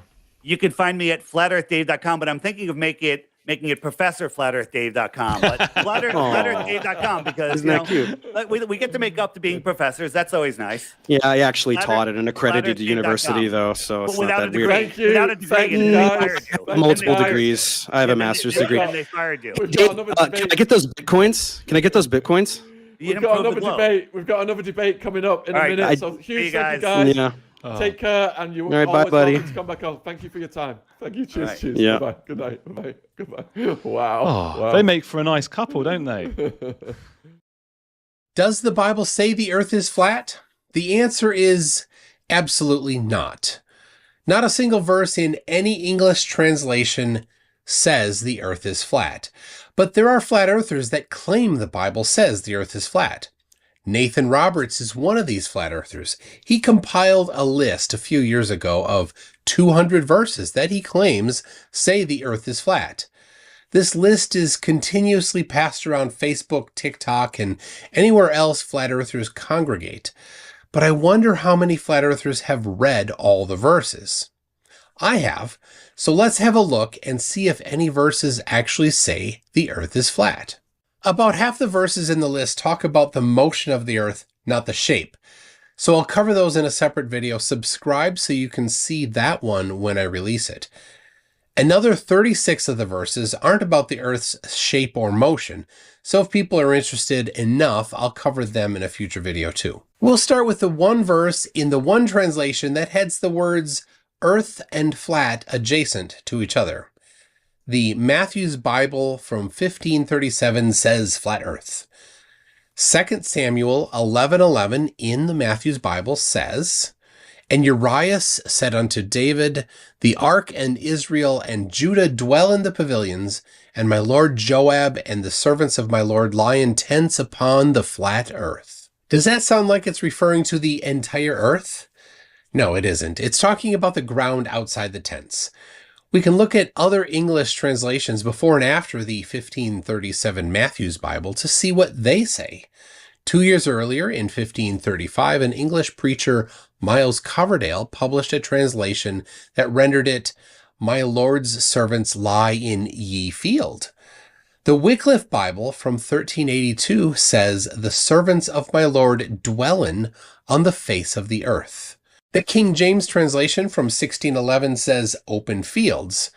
Almost all other translations say open fields or face of the earth. Well, maybe the original Hebrew says flat earth, and all the translators for 8 centuries are conspiring to hide the shape of the earth by writing open field or face of the earth. The words open or face are from the Hebrew word panim, and apologies for my bad Hebrew pronunciation. It will come as no surprise to you that it means face, like the face of a person, or an animal, or the surface of the ground. And the word for earth or field is from the Hebrew sadeh, which means earth as in dirt, not earth as in the planet we live on. Or more appropriately in context, it means field. So no, there's not an 8th century long conspiracy by nefarious Bible translator overlords to suppress the words flat earth in the Bible. They just did a better job translating it than the Matthew's Bible did. You see, Nathan is playing Bible translation roulette here. He is checking different translations of the Bible until he finds one that has what he wants, instead of seeking out the correct meaning. Remember Bible translation roulette. We will return to this practice later. Earth measured with a line, not a curve. Job 38:4-5 is the only verse in this group. Where were you when I laid the earth's foundation? Tell me if you understand. Who marked off its dimensions? Surely you know. Who stretched a measuring line across it? This is a line. It's not straight. It's not flat, but it's still a line. Nathan provides a definition for line here, not a curve. But you won't find any Hebrew lexicon saying not a curve. Where did he get this declaration? He made it up to force the Bible to say what he wants it to say. Earth has a face, a geometrical flat surface, has 27 verses. And waters have a face, a geometrical flat surface, has 3 verses. All 30 verses have the same form as Genesis 1:29. And God said, Behold, I have given you every herb-bearing seed, which is upon the face of the earth, and every tree, which is the fruit of the tree yielding seed. To you it shall be for meat. Here again, Nathan provides a definition for face, a geometrical flat surface. Such a convenience, Nathan. People that are easily suggestible might uncritically accept this definition without looking for themselves. But not me, and not you, dear viewer. We can look up the Hebrew for the word face and see that the word for face here is panim. If this seems familiar, that's because it's the same word as in the very first section where the servants were sleeping in the open field or the face of the earth. The problem is that the definition Nathan uses, a geometrical flat surface, is not to be found in any Hebrew lexicon. It's not in Strong's Concordance. I can't find that definition for panim anywhere used in the Bible. I have a face, you have a face, mountains have faces, they're not flat. Nathan is actively trying to deceive people by forcing a definition for face that is not correct. Paths are straight, not curved, has 12 verses. But there are 2 different usage styles here, figurative and referring to actual journeys. 1 Samuel 6:12 is about the Ark of the Covenant being brought to Israel. And the kine, that's cattle, took the straight way to the way of Beth Shemesh, and went along the highway, lowing as they went, and turned not aside to the right hand or to the left. And the lords of the Philistines went after them until the borders of Beth Shemesh. This is describing the path taken from the country of the Philistines on the shores of the Mediterranean Sea to Beth Shemesh, several miles inland. We can have a look at Google Maps to see how it might look today. We cannot know the exact path they used, but certainly it was not literally straight. Roads and paths meander. There's also a significant elevation change from near the sea to Beth Shemesh, making it very much not straight either. Straight means there were no detours. There's no way that thinking about paths being straight could ever suggest anything about the entire earth. Flat earthers should be embarrassed by this. The 2 verses in Acts are about taking a ship and going straight to their destination. This is another example of Nathan Roberts forcing the Bible to say what he wants. The other 9 verses that use the word straight are even worse. They are all completely figurative. Waters are straight, not curved, has 1 verse. That's Job 37:10. The NIV says, the breath of God produces ice, and the broad waters become frozen. Matthew's Bible says, "At the breath of God the frost cometh, and the waters are shed abroad." And the King James says, "By the breath of God frost is given, and the breath of the waters is straitened." This is Nathan playing Bible translation roulette again. This just means that the water is frozen. Earth has ends, has 38 verses in it. This is a figure of speech, ends of the earth. It's not literally talking about the edge of the earth. Flat earthers hate it when people refer to flat earth as a disk in space. But when you take ends of the earth literally, along with Job 26:7, where it says the earth hangs on nothing, we get a literal flat earth frisbee in space. Earth has corners, has 2 verses. Isaiah 11:12 says, "And he shall set up an ensign for the nations, and shall assemble the outcasts of Israel, and gather together the dispersed of Judah from the 4 corners of the earth." And Revelation 7:1 says, "And after these things I saw 4 angels standing on the 4 corners of the earth, holding the 4 winds of the earth, that the wind should not blow on the earth, nor on the sea, nor on any tree." The problem with applying poetic passages literally is sometimes it collides with other literal interpretations. No spoilers, but there's a verse coming up that flat earthers interpret to mean that the earth is a literal circle. A circle doesn't have 4 corners. So what do you do when 2 literal interpretations collide? You start writing fan fiction. Some say the earth is a circle on a square with the angels standing on the corners outside the circle. Or they will claim that a circle has 4 quadrants, and the 4 corners are the inside corners of these quadrants. Seriously, they have done this. If you take this meaning literal, then the 4 corners meet at the flat earth's north pole. Is this where the dispersed of Judah will be gathered from? This is a metaphor. It's not meant to be taken literally. When you need to pile up invented stories to keep your outlandish interpretation from going off the tracks, you are in trouble. High Altitude Perspective has 3 verses. The 2 verses from Daniel are from Nebuchadnezzar's dream. The tree represents Nebuchadnezzar himself. We are delving into fantasy now. This is embarrassing for flat earthers. The verse from Matthew is when Jesus was in the wilderness for 40 days, and the devil brought Jesus to a high mountain to show him all the kingdoms of the world.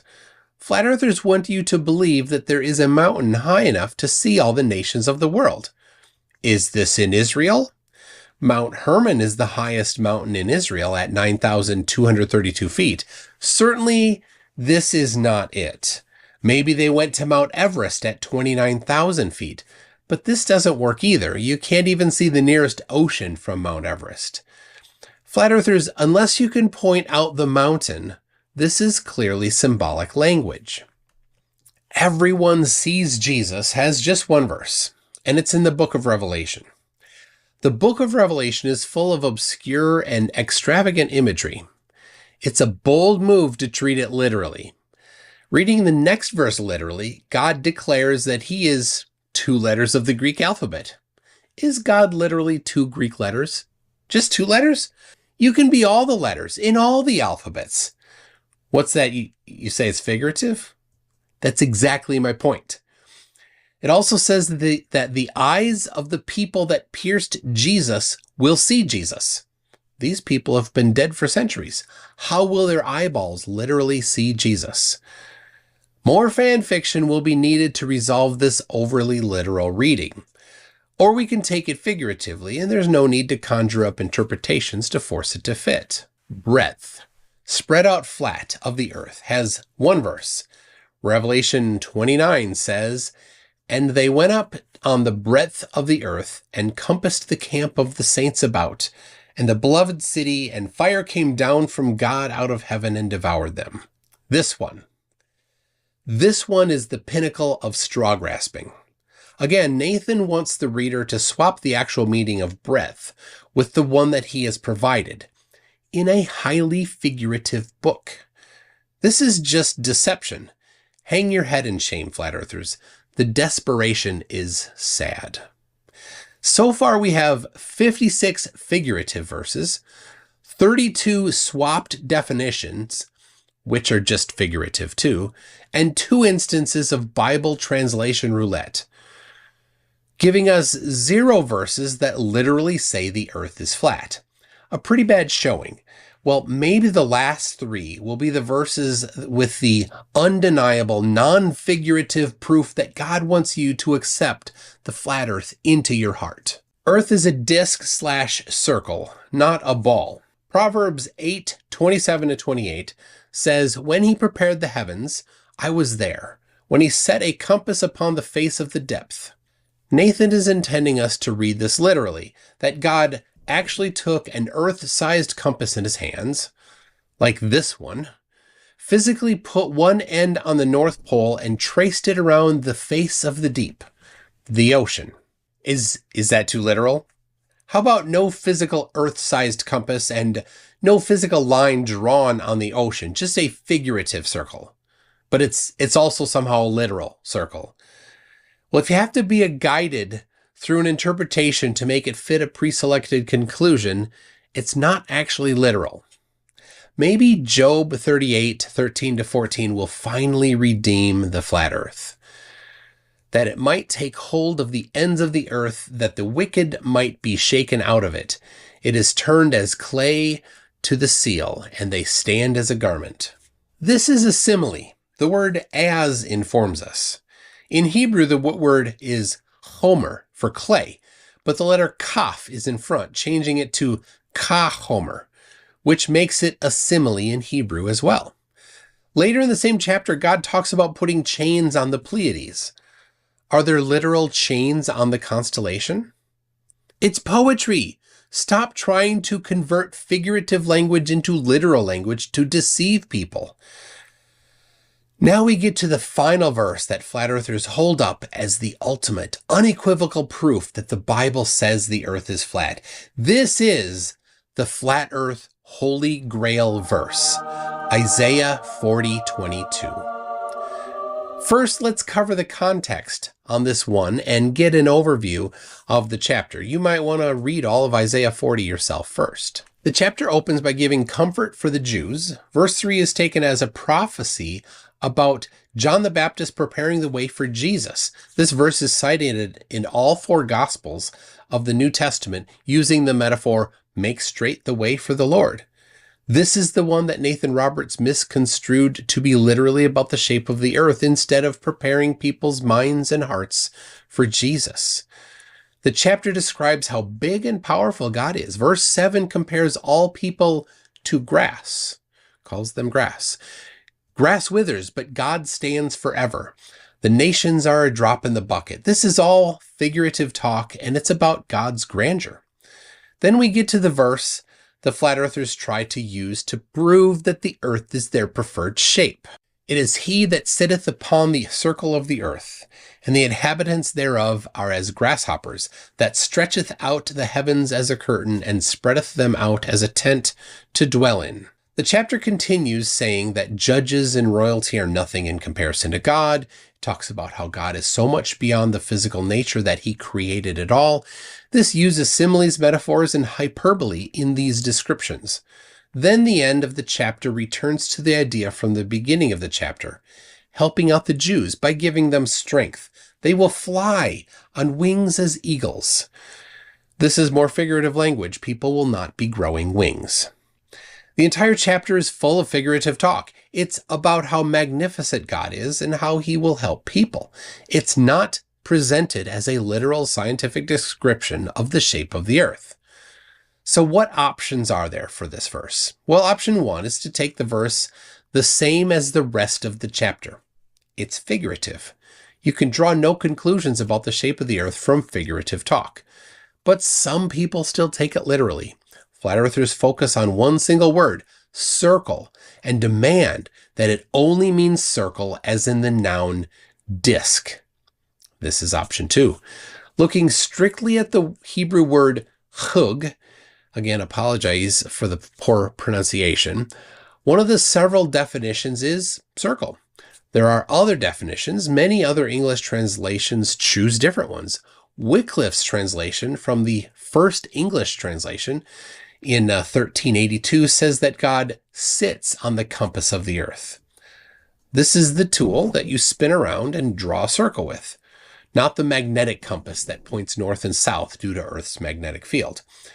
Is God literally sitting on an Earth-sized compass? The King James Version from 1611 translates it as circle, as do many translations. Flat Earthers rely on one particular definition, shunning all other definitions, also ignoring that a sphere traces a circle when you look at it. Option 3 takes the word hug to refer to the circle of the horizon. When you turn 360 degrees, you do see the circle of the horizon. This can be seen in a few translations. Option 4 is to translate hug to the noun sphere or globe. The Concordance of Hebrew and Chaldee scriptures includes sphere in the definition for hug, so it is a valid definition. There are multiple translations that do this. The Message Bible says round ball of earth, the Peshitta English translation says sphere of the earth, and Dewey Reams says globe of the earth. But this is Bible translation roulette as well, something Nathan Roberts must approve of as he uses it himself. But if someone were to use these translations to declare that the Bible says the earth is a globe, they would be making the same mistake that flat earthers do with the Matthew's Bible translation we covered earlier. What this does show is that there is disagreement about how to translate this verse. There is no definitively correct way to interpret it. But the final option to interpret it comes from several sources, including my good friend Neriel from Israel. Hebrew is his first language, so he has a great understanding of the original text. He's helped me a lot on this video. This interpretation notes that hug is used as a sort of verb. It describes the actions of a compass as it draws a circle. Not the circle itself, but the actual process of drawing the circle. The same root is used in Isaiah 44:13, translated as marking with a compass. The motion of drawing the circle is the meaning in this instance. It could be taken as Earth's daily rotation, or its orbit around the sun, or, keeping with the rest of the chapter, God is sitting beyond the entire universe. The people are like grasshoppers, diligently toiling to store up for the upcoming season, but God is eternal and beyond the busy motion of the people. Which of these options is the undeniably correct and unambiguous meaning that everyone must accept as the truthiest truth regarding the shape of the earth? None. There are many opinions, and nobody has a personal note from God stating that theirs is the one and true interpretation. But here's an idea. Let's go test for ourselves. Could the earth actually be flat? If it were, then the moon would be very close, and the location you are on the earth would change the part of the moon you see, and the portion of the moon that is lit, but everyone sees the same part and phase of the moon regardless of where they see it. If the earth were flat, then the moon would appear very small when it first rises because it's far away. Then partway through its path through the sky, when it's closest to you, it would appear 2 or 3 times larger. This is an application of perspective, but in reality, the moon doesn't do this. If the earth were flat, the direct nonstop southern hemisphere flights would be much, much longer than they are in reality. Flight QF27 flies multiple times a week. On flat Earth, this flight must head north from Sydney, cross the west coast of the United States, cross Central America and the west coast of South America, taking 28 hours. In reality, this flight heads south of New Zealand.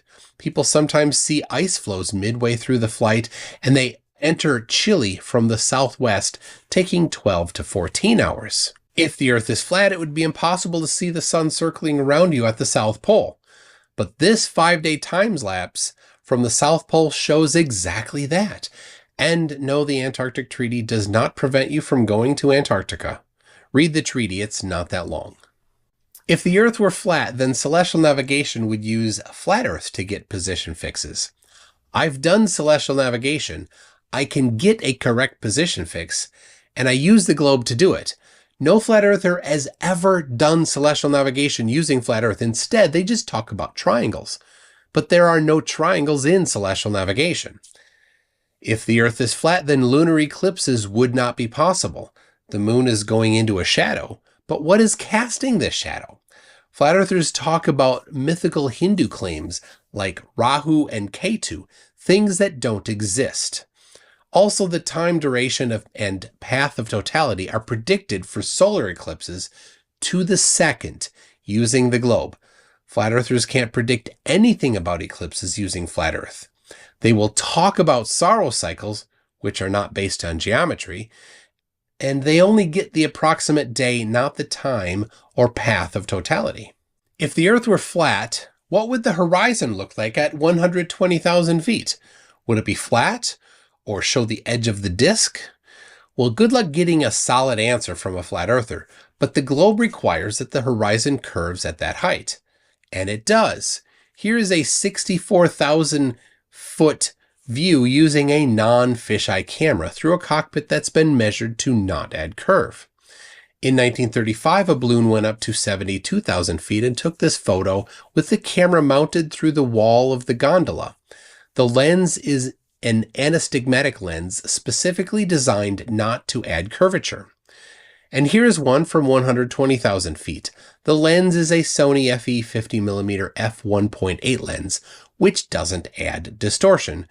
And this is from an amateur rocket at almost 300,000 feet with a rectilinear M12 lens. Flat earthers will only show short clips from cameras that add strong distortion.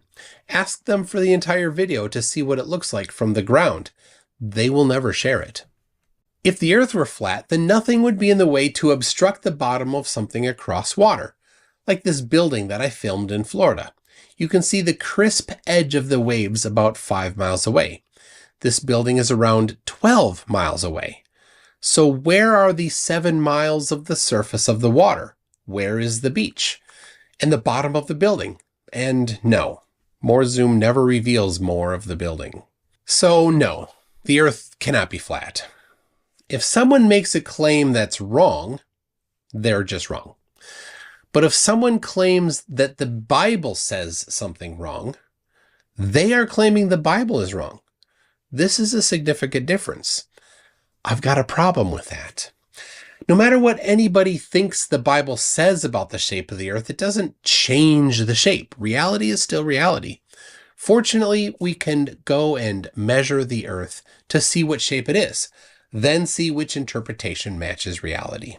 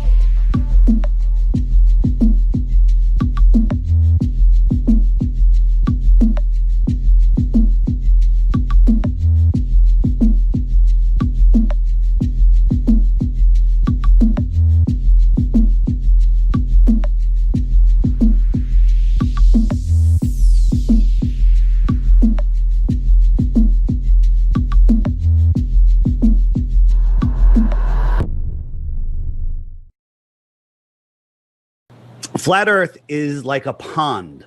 A pond is where water accumulates, not at the top of a hill, but in the valley. Water accumulates in the low spot in the land, and the large bodies of water at rest lay flat, provably, testably, measurably flat.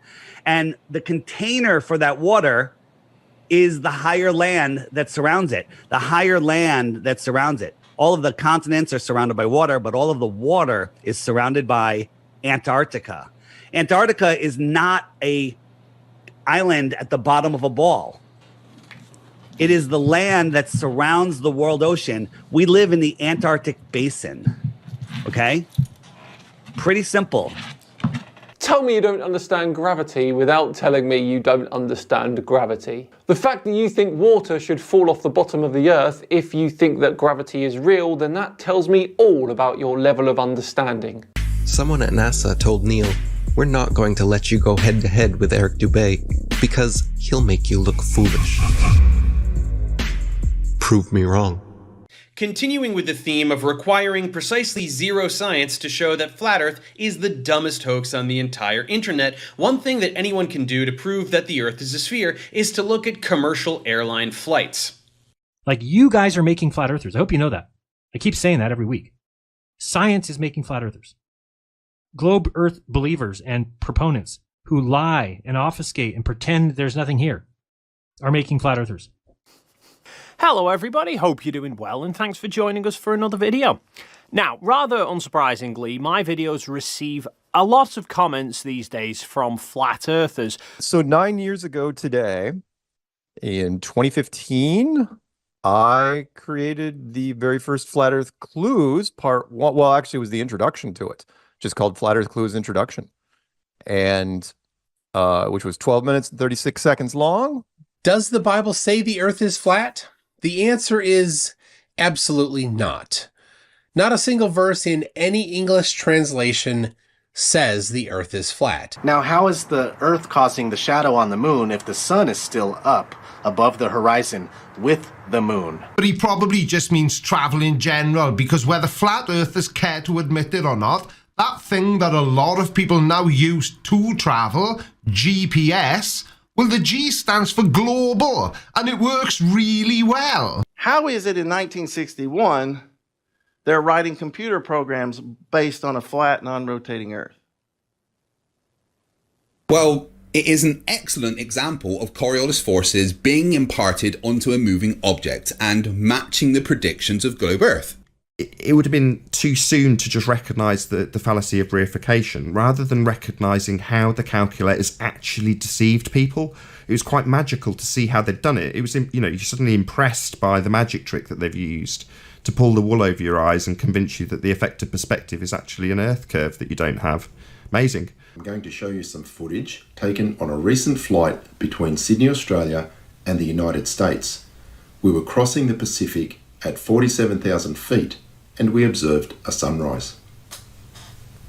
And what makes this sunrise devastating to flat Earth is that when we first see the sun, it is clearly several degrees below horizontal.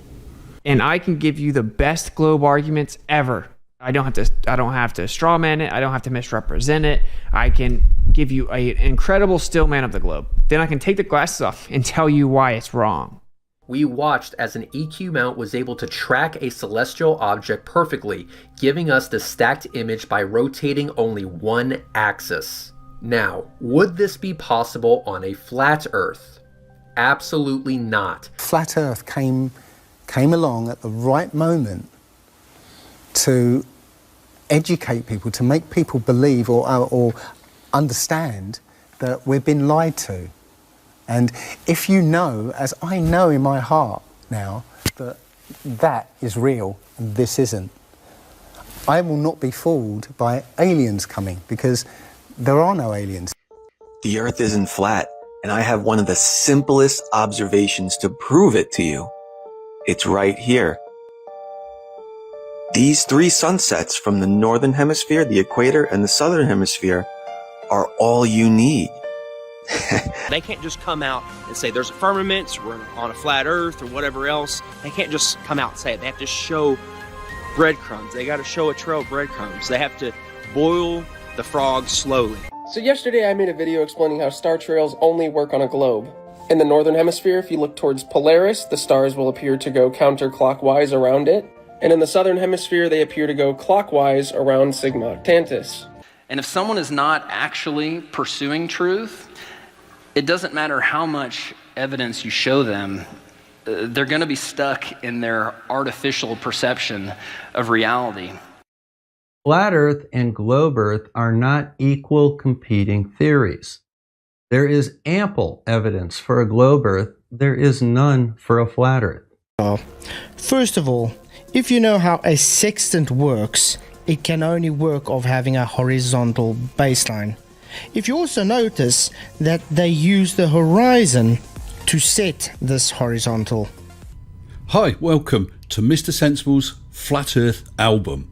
I've been debunking Flat Earth and other conspiracy crap on the internet, on YouTube, for just over 4 years. I still think that the flat Earth needs to be founded on observations testing, the grassroots movement. That keeps it so that flat Earth doesn't just become another religion that can be controlled. It's by the grassroots movement that's free, that even you could go out and come up with a new experiment or something. Yes, you got that right. We're going to be talking a bit about gravity on the flat Earth and how it works, whatever that is. Of course, in real life, gravity as we experience it is due to the mass of the Earth, which attracts things to the center of it. All these pictures of Earth from space, they're all CGI composites, and NASA admits it. They go, oh, you know what? We take the images and we take this information strips, and then we get an artist to put together. I'm like, wait a minute. But hold on. Surely they must have some proof that the Earth is flat, right?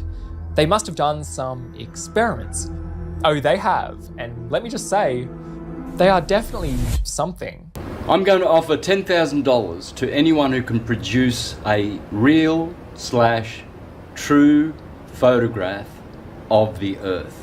These hyperliteral readings of biblical verses are insane. For one, we know the Earth is round, and we've known that for thousands of years. Two, this is special pleading. You're not going to take hyperliteral readings of other verses. You saying that the horizon is a physical location and not apparent is so obvious, and the flat earthers are going to clip it up and share it with the world to show your incredulity of understanding why the horizon is where it's at. So tell me, Neil, is the Earth flat? We have video from space of the rotating spherical Earth. The Earth is round. Thank you for joining us on this episode. Right. I am now awake and aware of the fact that the claim that was put to me all through my life, that the Earth was a globe, I have found no evidence or proof of that. Studying natural physics and understanding the ways of the world that we're living in, it cannot be a ball, and it never will be a ball. I care sincerely about people, though, about believers who I think are being led astray by some of the bad Bible study practices that I see inside the flat Earth stuff. So it's a big concern of mine. Well, I love you, my brothers and sisters, my flat Earth friends. Biblical cosmology means that there's a circle of Earth enclosed by a firmament, and that was the most general and basic design structure that the Father created for all of mankind to live in. Anyway, now we are going to go higher and enter a much more exclusive altitude. We're headed up to about 30 kilometers or about 100,000 feet. That's the kind of altitude you'd get from an experimental weather balloon or a high altitude spy plane like the U-2. Hi, welcome to Hanging on His Words. My name's Ken Heidebrecht, and I've noticed a trend over the past few years that seems to be gaining a lot of inertia. What trend? Questioning our heliocentric globe Earth cosmology and scrutinizing its validity. Welcome to Tales from the Rabbit Hole. I'm your host, Mick West. My guest today is a flat earther, someone who actually believes that the Earth is flat, or at least believes that the Earth is not a spinning ball in space. Someone who has a lot of questions about the very nature of our reality. But strangely enough, there is left in the world today an area as big as the United States that's never been seen by a human being.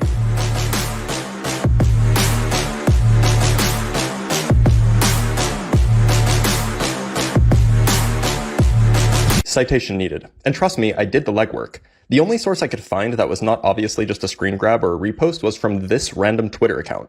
And they don't give any information. As far as I can tell, there's no evidence this is even in Antarctica, and flat earthers have just latched onto it without fact-checking.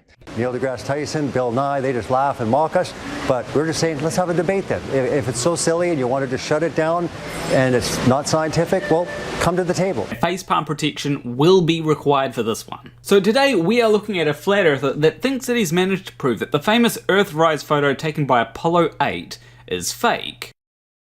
You know, one of the things that I find odd about this society that we live in is how willing and aggressively people will ridicule those of us who do not place our faith in these so-called professionals and these space agencies, NASA in particular. Is the Earth flat? No. Thank you for coming. I really appreciate it. What? I answered the question. Oh, you want me to give some reasons? Oh, okay. That's fine. I can do that. National Space Station, that's a complete fraud. It's a complete hoax. I don't believe that all these astronauts are living up there and doing all this. No, I'm not a flat earther. I'm not a flat earther. I believe the Earth is a sphere. I looked at all the arguments. I watched all the debates.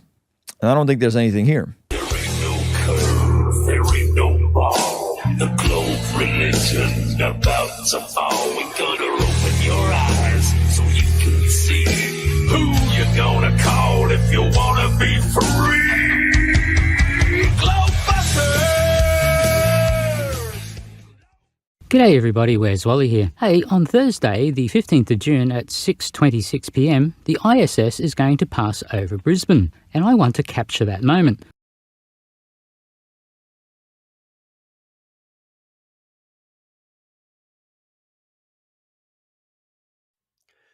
So yesterday I did a video on Akshay Nanavati's solo trek across Antarctica.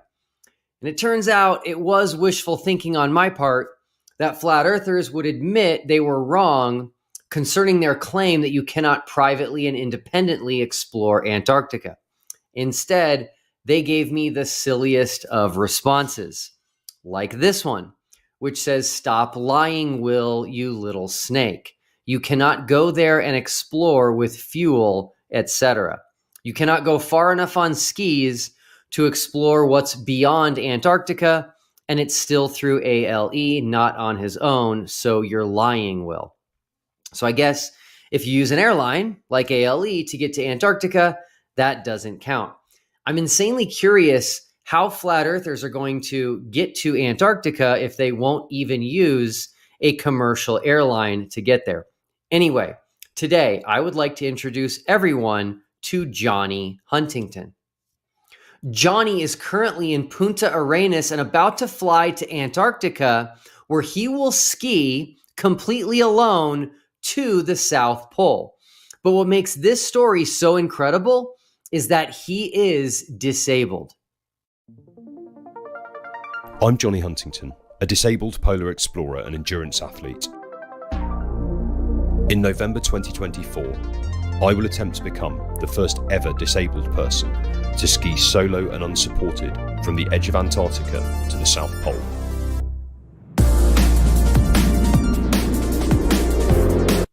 Johnny is from Devon, England, which is just south of Wales. Hey, maybe he knows Creaky. Tragically, back in 2014, Johnny suffered a stroke while serving in the British Army, which left him paralyzed from the neck down on the left side of his body. Listen to Johnny discuss his ambitious attempt to reach the South Pole alone. I'm trying to become the first ever disabled person to ski from the edge of the continent to the South Pole, solo and unsupported. So I'll basically be doing 911 kilometers roughly if I don't get lost.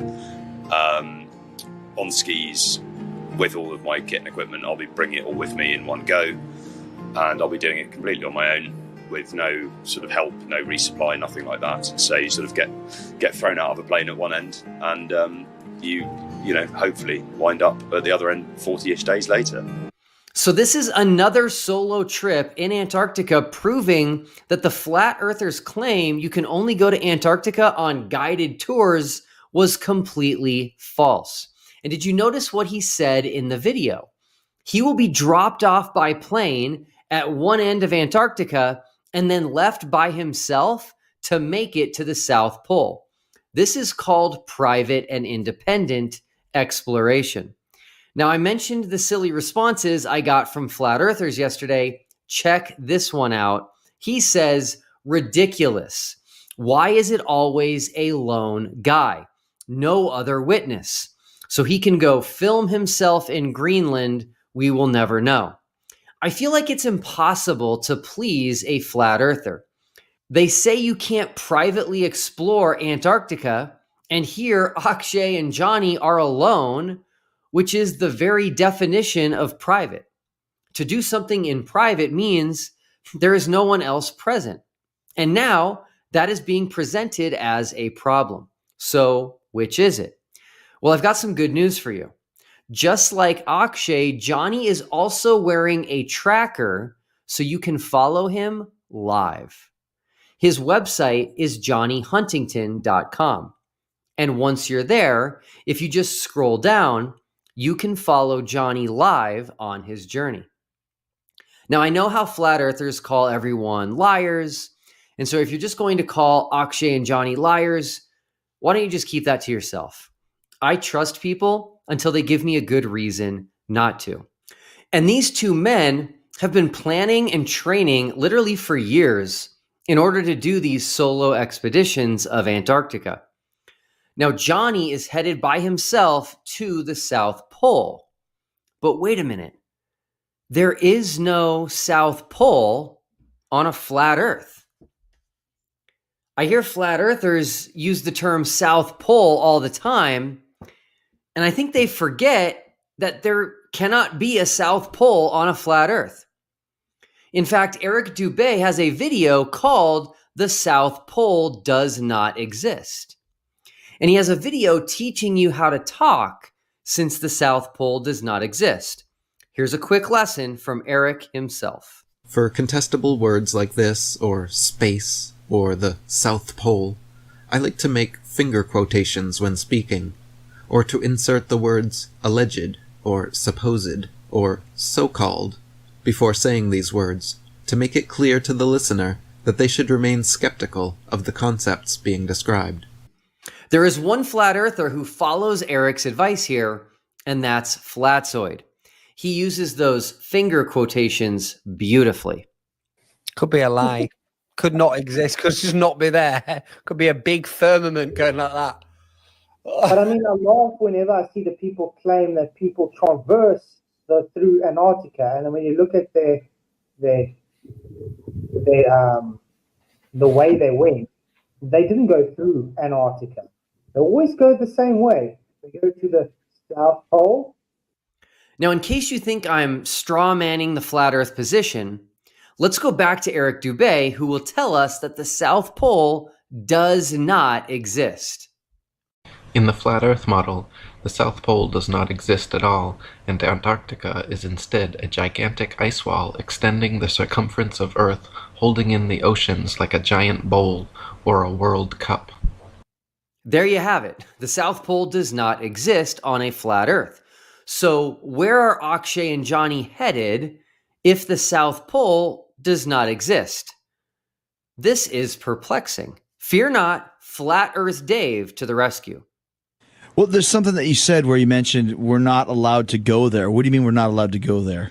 So the Antarctica has a 57 nations, I think, treaty that's been in place forever that no one is allowed to explore Antarctica. No corporations can get its resources, nothing. The only way to go to Antarctica, you can go there. It costs a lot of money, maybe $15,000 to go for a couple days. And you get a little tour of the edge of Antarctica, and you get brought to a ceremonial spot. They say this is the South Pole. It's not. It's just a pole stuck in the ice. And that's it, you know. Okay, so they're headed to a pole that's just stuck in the ice somewhere. Eric Dubé agrees. This feat has never and will never be achieved because the so-called South Pole is simply an arbitrary point along the Antarctic ice, marked with a red and white barbershop pole and topped with a little metal ball earth. So the South Pole is just this barbershop pole placed in an arbitrary point in Antarctica. Very interesting. So what is the South Pole on a globe? Again, Eric Dubé has the answer. On the globe Earth model, the geographic South Pole is located at 90 degrees south latitude, where all 360 degrees of longitude converge to one hypothetical point in the middle of an Antarctic continent. I agree. That is the South Pole on a globe, which is located right here. And that is where Akshay and Johnny are headed. But if the Earth is flat, what does this mean? In reality, though, the Antarctic is not a continent, but an encircling icy perimeter of unknown length. Okay, so Antarctica is holding in all the water of the world. I'm still trying to figure out how the flat Earth Antarctic ice wall holds all the water in when ice floats on water, but I guess that's a video for another time. So if Antarctica is an encircling icy perimeter, then where are Akshay and Johnny going, and how do they know how to get there? In other words, the so-called geographic South Pole is just an arbitrary point in the Antarctic along any line of longitude significantly far enough south where all lines of longitude on the globe converge and become 0 degrees. For ease of transportation, supplies, and navigation, all South Pole explorers just retrace their paths back to their boats, though if Earth was truly shaped like a ball, conceivably they should be able to simply continue a straight-line path and come out the other side of Antarctica. But Eric, this is exactly what Akshay is doing. He's crossing Antarctica. And Johnny is not going along the coast, he's going south to the South Pole.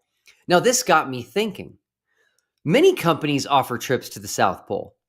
You can fly to the South Pole, you can ski with a group of people to the South Pole, and if you want to freely and independently explore Antarctica alone, you can do like Akshay and Johnny and have them drop you off with a plane at the coast of Antarctica and leave you all alone to travel to and find the South Pole.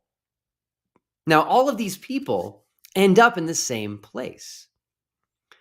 They all end up right here. Now, I know you think calling it the ceremonial South Pole gets you out of this problem, but it doesn't. You see, Globers can show you exactly where the ceremonial South Pole is. It's at the bottom of the globe. And people will go through South America to get to the South Pole. People will go through Africa to get to the South Pole, and others will go through Australia or New Zealand to get to the South Pole. And guess what? It will take all of them roughly the same amount of time to get there. Similar flight times, similar ski times. So here's the question of the day for flat earthers. Where exactly is this ceremonial pole on the flat earth map? Please show us. But I think you already see the problem. Wherever you point to on this map, I will be able to show you examples of people getting to this physical pole from countries incredibly far away, but in a very short period of time. So if you say that it's here, well, people get to the South Pole from here, and people get to the South Pole from here. So you see, this appears to only be possible on a globe. On a globe, everything gets smaller and smaller as you head south of the equator. So multiple countries can reach the South Pole in similar times, and these times are relatively short. And people can get to this physical pole from different places in Antarctica in very similar times. But this seems to me to be impossible on a flat Earth. So please, will at least one flat earther tell me in the comments below where this ceremonial South Pole is located on your map? I'd love to know. Johnny, you have our full support. You have an incredible story. You are disabled, and not even that is stopping you from traveling to Antarctica and being left completely alone to freely and independently attempt to find your way to the South Pole. Here at TFE, we will not call you a liar. We will follow your journey closely and wish you the very best. So I'm going to bring them in, and then we'll start with first Dave. You may know him as Professor Dave Explains. He's linked. All of his channels are linked. He's on YouTube. He should also be on Rumble because, you know, reasons. Dave, welcome. How are you today? Good. How are you doing? Thanks for having me. Yeah, I'm doing well. Thanks for being here. And then we've got Austin. You might know him as Witsit on Twitter. He's got a YouTube channel. I assume, I don't know, you should have a Rumble channel too, but their YouTube channels are both linked in the description below. I recommend you hear them both out. And I guess we're going to talk about flat Earth, and we're going to start the clock at the 7-minute mark for Dave, if you're ready. Sure. Yeah. Just present here? How do that on the bottom? Oh, share screen, right? Yep. If I can actually drop out too if we need more room on the screen, you know. Yep, there's that. Can we Now see the slides? Yep, You got it all? Yep. Okay, so Ready? I'm gonna shut up. I mean, I'll keep it to. So I got 4:37 now on my clock. So at cool. Well, just flip to 4:38. So go ahead. Okay. So we're here to talk about flat Earth versus globe Earth. Austin is going to pretend to defend the flat Earth. He will do so with two tactics, which I will undermine right now. First, he will pretend that the default position is that it's just totally flat. Just observe and see how flat it is. So the burden of proof is on the globies to prove it is a globe. No, that's false. All of observations since antiquity have only make sense on a spherical Earth. Looking at the sun, moon, stars, only makes sense on a sphere. That's how we've known the Earth is a sphere for 2,500 years.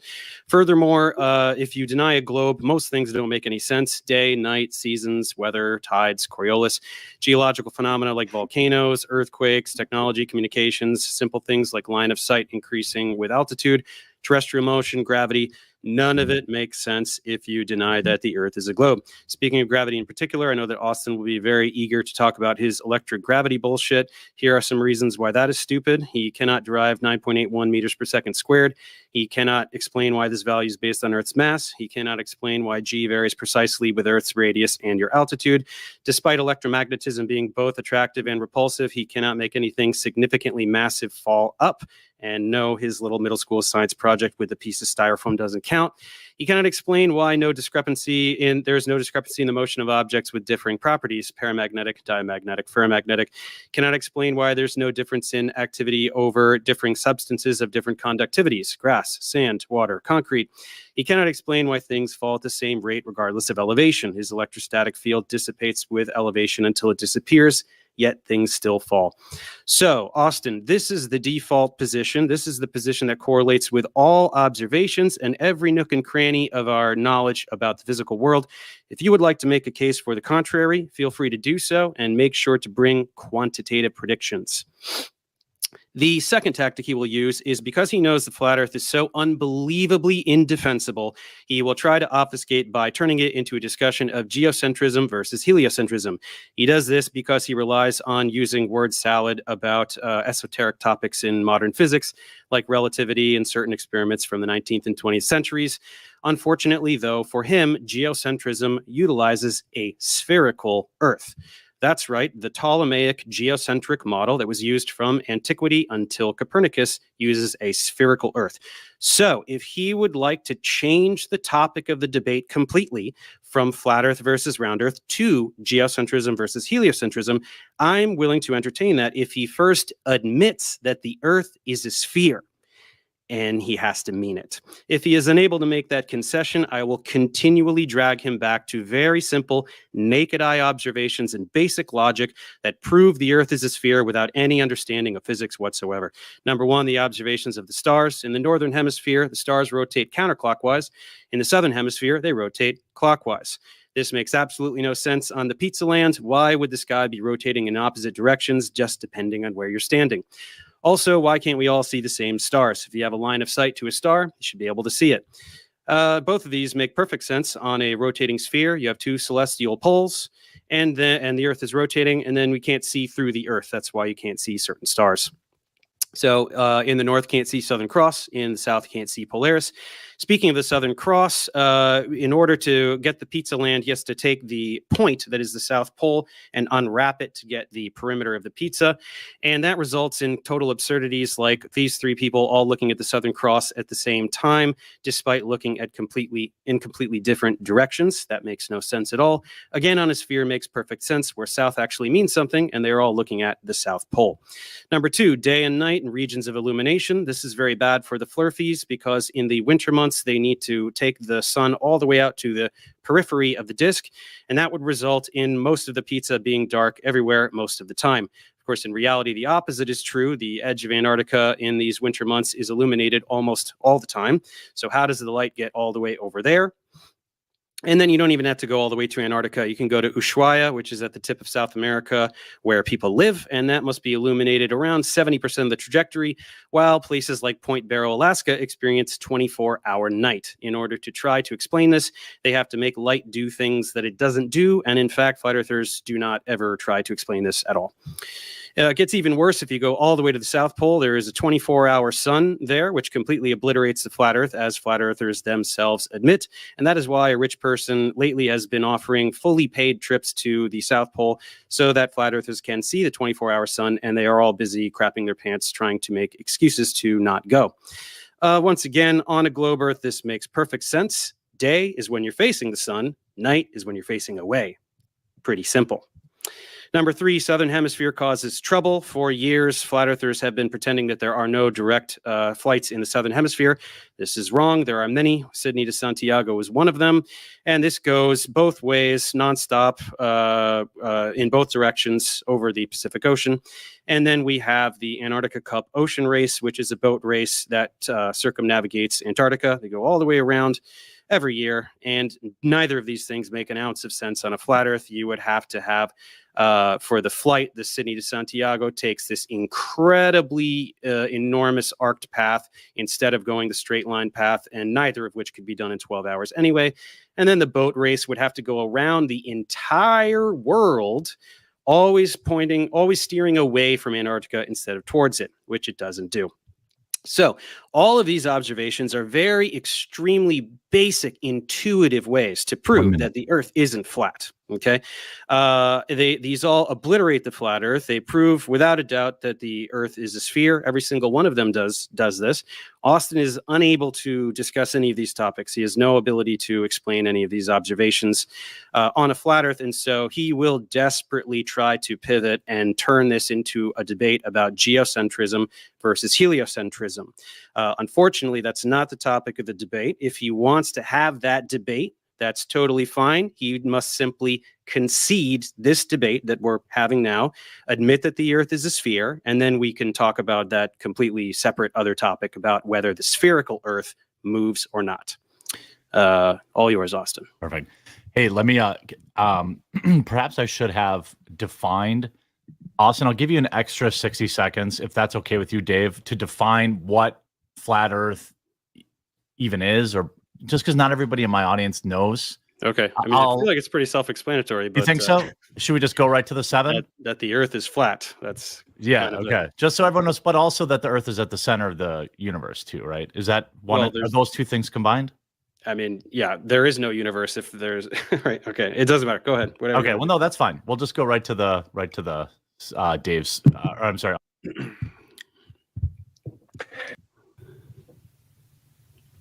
Well, wait, what happened? He just left. He left? Well, he might have just, maybe he'll come back. He might have clicked a button at yeah, well, yeah, maybe he accidentally closed the window. He might have closed the window. Yeah, he might have been trying to add something. He probably tried to switch tabs to go to a all right, there he is. Something.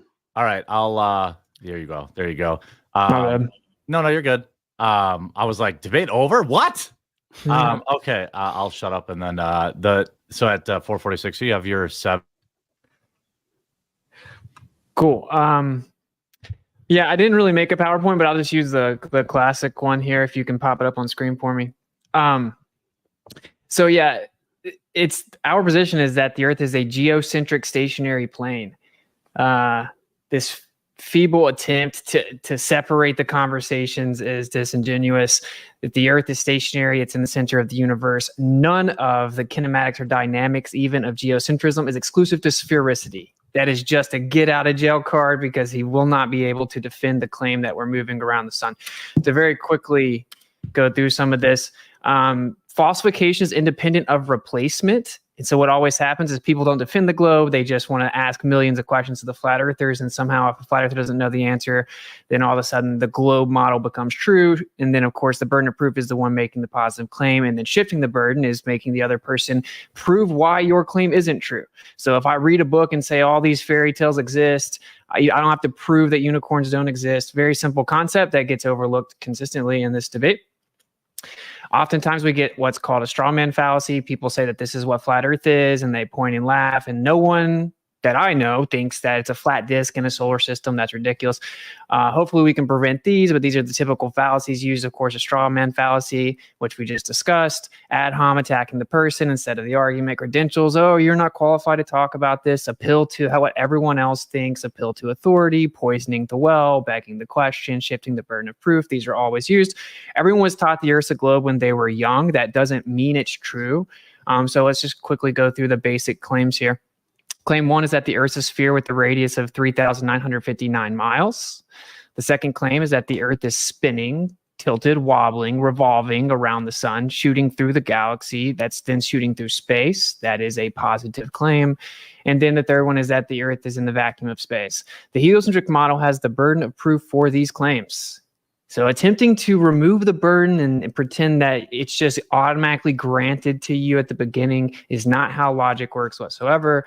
And then one would say, wait, isn't saying the Earth is flat a positive claim? It is, of course. And so then we would have the burden of proof, and we have fulfilled that, right?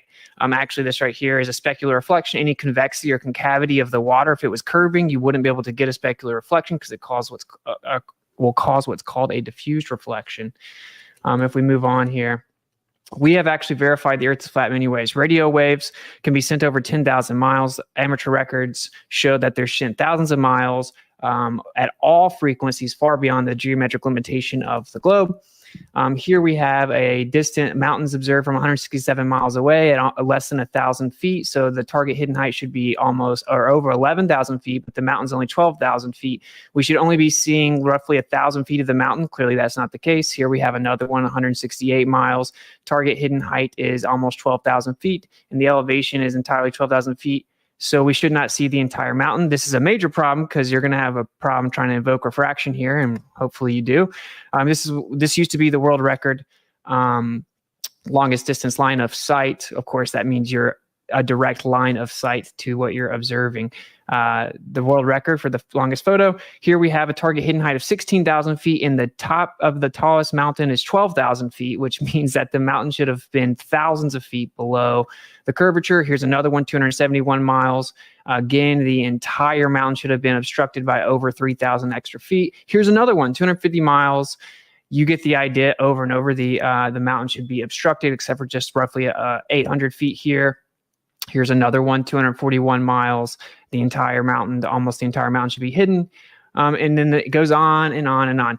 Here is a very important observation everyone ducks away from. If you look in the top left here, you see you can't see the mountains. These are called Canigou Mountains. You cannot see the mountains. So when people say, can you see what you'd be able to see forever if the Earth was flat? That's a ridiculous straw man. Even within a globe paradigm, you'd have to admit you can't see forever because of something called attenuation. The light gets absorbed into the medium. We cannot see the mountains until the sun gets behind it due to the intensity of the light from the sun. You now get a silhouette, and we can see the Canigou Mountains. These should have been completely obstructed. You can buy a plane ticket right now for 2 specific days of the year, and you'll know that you'll see the mountains because of a silhouette based on where the sun sets. So I guess refraction is just colluding with the calendar and with the atmosphere to make the Earth look flat over and over. Of course, as a silhouette, refraction affects light, not the absence of light. Here to address his straw man about the geocentrism thing, these are projected onto a plane. These are literally azimuthal projections. So to say that it requires sphericity is ridiculous. Here we see that all the paths of the planets fit right within a Ferrocell magnet torus field. Okay, what a coincidence.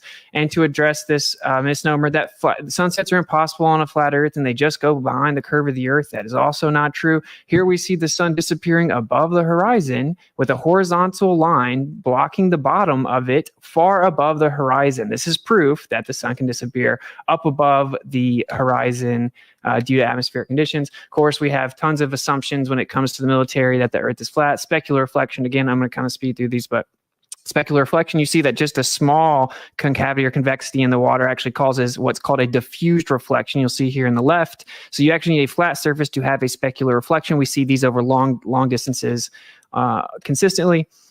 So we'll just skip over here. So, and then of course, the globe claims that the horizon is a physical, tangible surface, and it is not. It's literally a horizon that is apparent. That's why it is where the sky appears to meet the ground. So here we can get into some of the specifics here, but of course, also on a globe, the horizon should drop down and away from you as you increase altitude. What we see in reality is it rises with us, which is a major problem.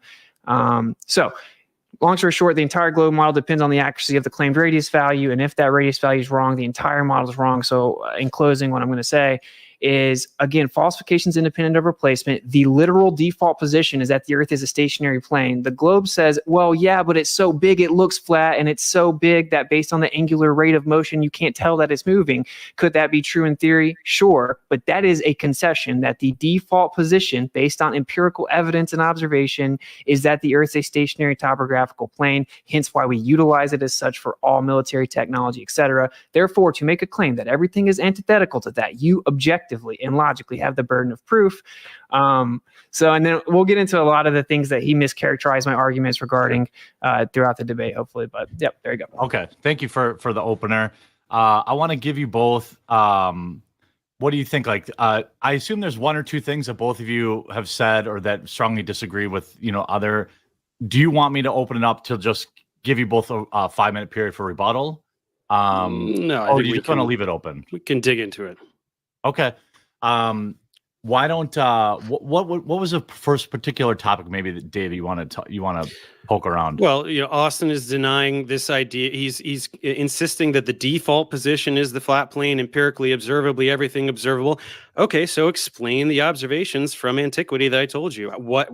How are you getting the sky to rotate in opposite directions depending on where you're standing? Let's start with there. How observable is that? How does that fit with your default? This is what always happens. Instead of providing evidence that the surface is curving, you're saying, well, but if it's not, then how does this happen? No curved surface. You said the default position, flat plane.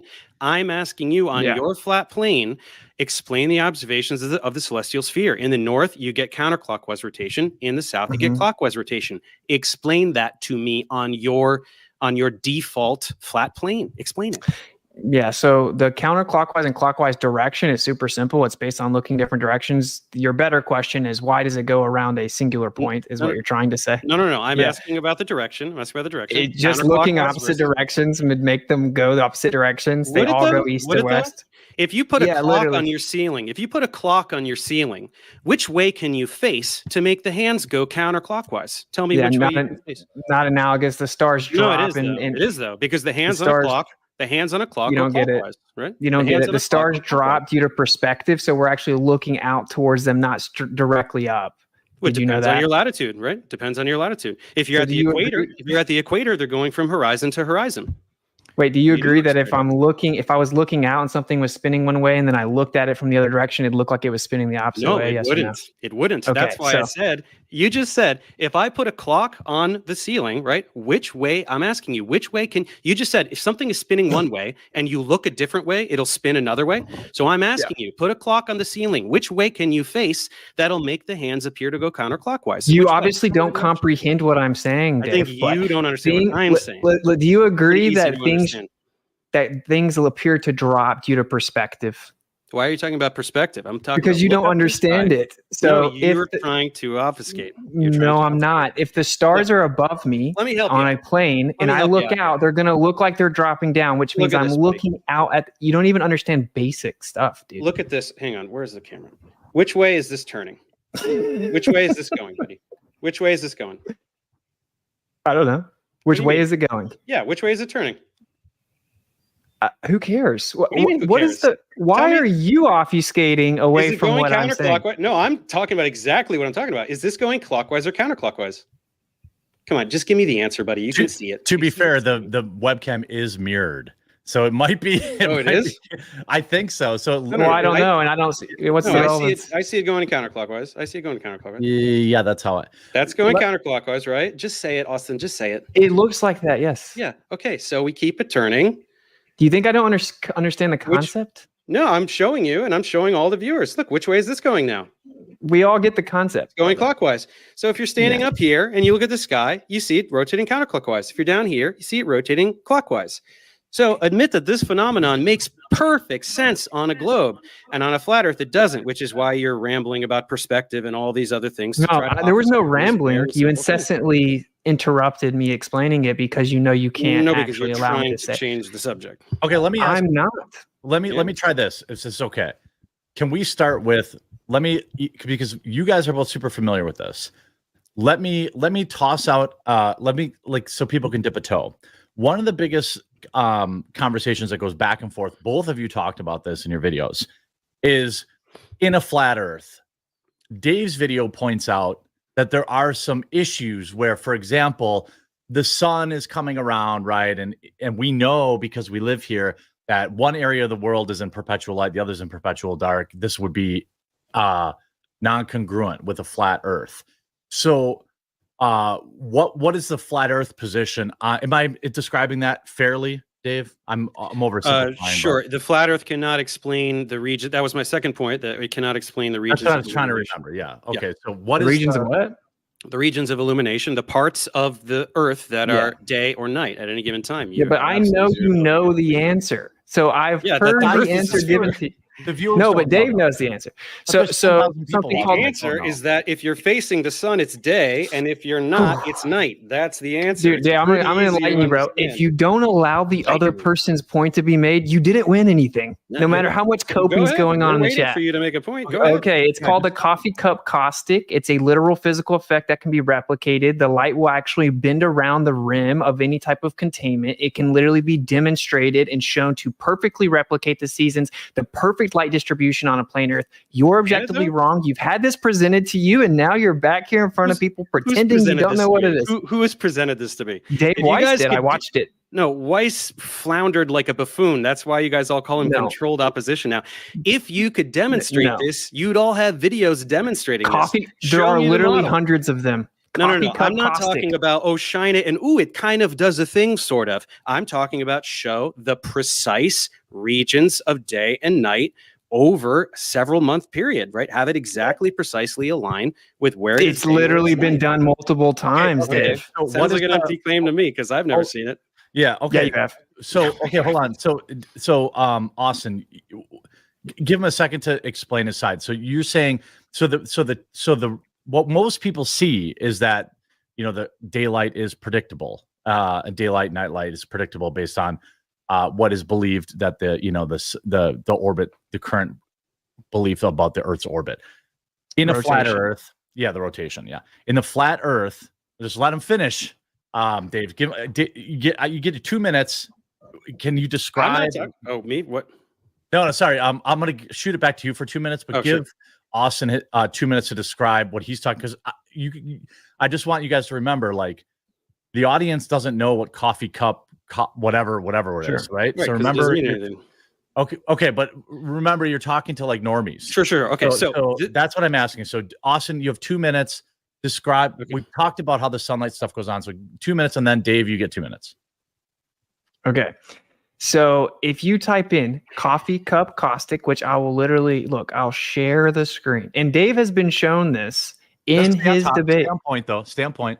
Oh, okay. I am. Answer my question. Yeah. Oh, okay. Just Google coffee cup caustic. If I have a coffee cup, if I took the lid off of my coffee cup and then light was shining in from the window, what will happen because of the rim is the light will hit inside the coffee cup and wrap around the entire rim. I can take this little flat earth model right here and do it live. I'd have to cut all the lights off, and since the windows are open, I can't. So it's very simple to explain it. There you go. It wraps around. Now, if you apply this to a flat earth, you will be able to perfectly replicate the distribution of light that gives us day and night, depending on the proximity of the source of light. It's easily done. Everyone knows that, and you can look it up. If you're new to that, that's fine, but just look it up, right? And the way that we determine sunset time is with the equation of time, which uses the apparent sun. It uses the mean of the apparent sun. So we don't even use the globe model and a physical location of the sun to determine sunset time or day and night distribution. In the real world, we use the equation of time. So you can replicate this on a flat earth. It goes in the globe earth and flat earth basket. It isn't exclusive to either one. Now, how does this, and I'm going to kick it over to Dave after this question, but I watched his debunk video, which is a little bit older, but it has a zillion views. So congrats on that. But there's like, let's say you have this coffee cup caustic, right? And his claim is that there's like perpetual night, daylight in this spot and perpetual night in this spot, right? Am I representing that accurately? Yes, near the solstices, there are places with 24-hour night and 24-hour day. So how does that figure into this? Yeah. Look, okay, I'll share the screen so everyone can see it. Okay. Does that work? We'll just do that. So So I gotta find which one it is. Here we go. Okay. I got you. Okay. If you see here, this is a demonstration of the coffee cup caustic. Okay. That's what this is. So if you look, you put a dome over at the top of the flat earth, you're going to take a light source. It's going to give you see the distribution of the equinoxes and the solstice right there below it. Now watch what the light does. Now look at it wrap all the way around the outside. Okay, this is called coffee cup caustic, meaning if there was a container on the earth, it would literally have to do this. It would have to do this. And yes, all the mathematics has been shown, and I could pull that up if I need to. Well, so the math has been shown. I want to give, while you pull that up, I'm going to give Dave 3 minutes to respond because we went over. So I want to give Dave, I'm like, I'm kind of keeping it rough, but just try to keep some semblance. So I want to let Dave respond to this. Yeah, I don't need 3 minutes. It doesn't perfectly match. It's just a very hackneyed demonstration that kind of sort of makes a shape. They're not showing any kind of actual model that directly correlates with all the positions. So number one, it absolutely does not correlate with the times of day and night, doesn't do it. But second of all, it also creates gigantic problems because in order to get this, you're pretending that there's this dome, magical dome or whatever the hell you're talking about that's giving this effect, which number one isn't there, right? You cannot demonstrate that this dome is there. But number two, it creates other problems because if you're saying that the sun is outside of this dome, then you don't get to have the sun inside the dome for the magical explanation for tides and all these other things that don't make sense on a flat earth that you're pretending that the sun and the moon do, right? Yeah. Now, when Dave mentions this is another point of contention. I just, you guys are going at it, but I just want to keep everyone else in the loop. There is one of the points of contention is whether or not in the flat Earth model, and you guys correct me if I'm wrong, is whether or not the sun is inside or outside of this hypothetical dome. Because in one case, it's responsible for the tides and this, that, and the other, and then the other case, it's responsible. What is it? Tides and what did you? Storms, everything. Yeah. Right? Coriolis. So what is storms rotate in opposite directions depending on the hemisphere? Everything. Oh my gosh. So okay, all right. So Austin, I'll give you. Go ahead and respond to that. Okay. Yeah. So we don't know what's above us because you can't freely just shoot stuff up as high as you want to. Okay. And GPS cuts off over a certain height. It's all militarized. But there could be layers to it. I don't know if you've ever thought of that, Dave, but there could just be layers. There could be multiple layers. And yeah, we know the sun affects things here. Tides don't work. You just gish gobs. Tides don't even work in your model. You can look up a paper by a Harvard paper, a century of tidal theory failures. Gotcha. Okay. Yeah. Okay, it's very simple. But this is what it is. If the whole debate is just, hey, let's just start spamming Austin with questions of how would this work on a flat earth, that's not a debate. You're supposed to support the claim the earth's a spinning ball. I showed direct falsification of it in my PowerPoint. So avoiding that is totally disingenuous. Like the rotation of the night sky, depending on latitude, and you can't answer. You just say the word perspective and run away. So Dave, no, I got 3 words out and you interrupted it. No. You were free to answer. That's all you could do. Let me you remember we did the whole thing with the clock on the ceiling, and you have no idea what you're talking about. You said that, fellas. Okay, let me do. Okay, I'll play ball. I think that's fair. Why don't I give Dave and Austin both blocks of time? Dave, defend your position. I'll give you 5 minutes enough. You think? No. We don't need to. I mean, longer chunks of time are just time for word salads, right? We need to actually. All right, defend that the Earth is a globe, and then when you're done, I'll pass it to Austin and let him defend that. Well, I mean, right? Look, that's what you're asking for, Austin, right? So I'm gonna do that. I want him to rebut the specific falsification of the globe, where we see things from hundreds of miles away that should be obstructed by literal miles of vertical curvature, including silhouettes. Pick one thing. Pick one thing like that. Okay, so that is the question. Okay, the question is, why do we see too far? And the answer is, we don't. Sorry, they're all lies. Every time you do a picture like that, you're lying about the distance, you're lying about the elevation, right? The altitude from which the picture is taken.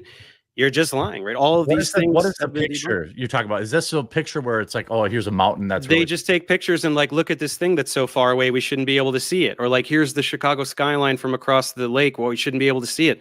They're just always lying. They're just lying about the distance. They're lying about various. Bro, those were everyone I showed was from a professional photography website that has nothing to do with flat Earth, with all of the information listed. Austin, your model doesn't claim that the distances are wrong.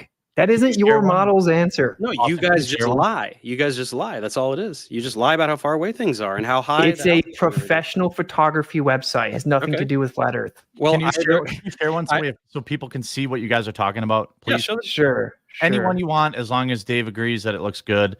Share one that you think, Austin, that you think.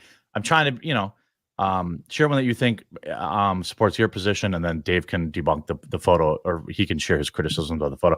And while he's looking that up, I want to give everyone a chance, let you know.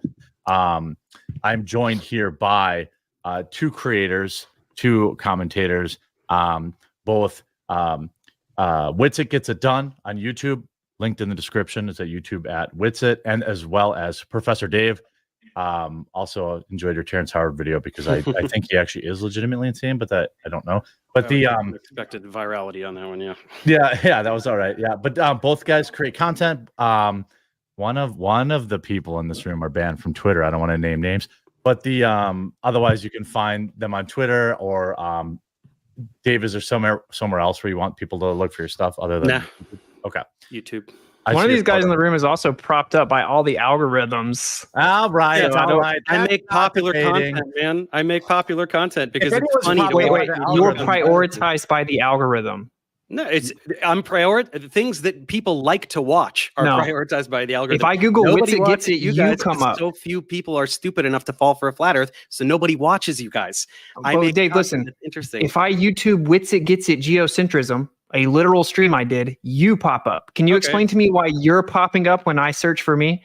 Okay, let's not play games. Let's try it. YouTube admitted in Congress they deprioritize flat Earth content because it's misinformation. So what?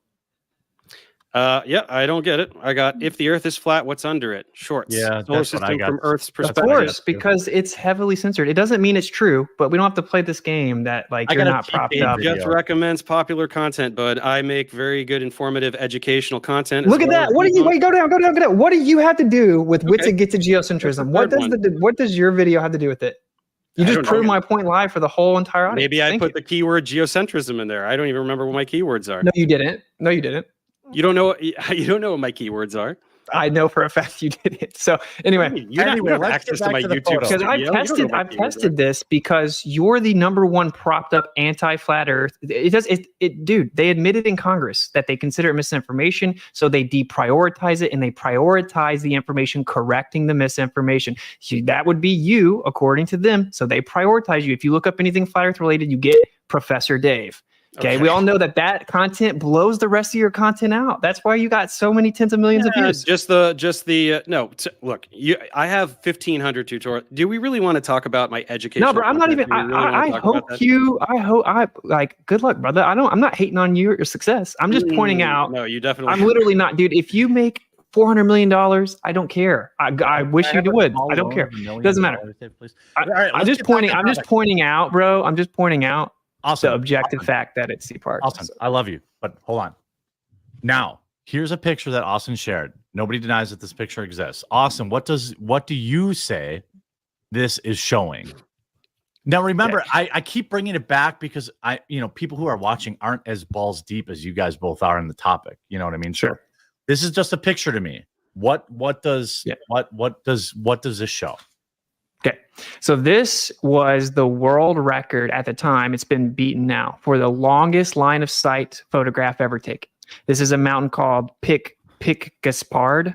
Okay, and it was so now on a globe. If I look out, the Earth should be curving and blocking things in the distance, similar to how I can't look around a corner, right? If I look, it's like looking at a hill. So if based on your height, taken at 12,000 feet, though, right?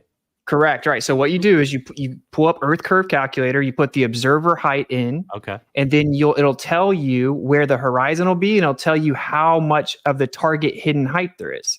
So this is from the Earth Curve Calculator, official calculator. And if you look at it, the observer was 9,000 feet up. The target hidden height, meaning how much Earth curvature should be there, is 16,000 feet, and the top of the tallest part of the mountain is only 12,000 feet. That means the top of that mountain should be 4,000 feet below Earth curvature. Okay, and then Dave, what do you say to that? Two things. One, I cannot verify any of those numbers. Those could absolutely be fabricated by you.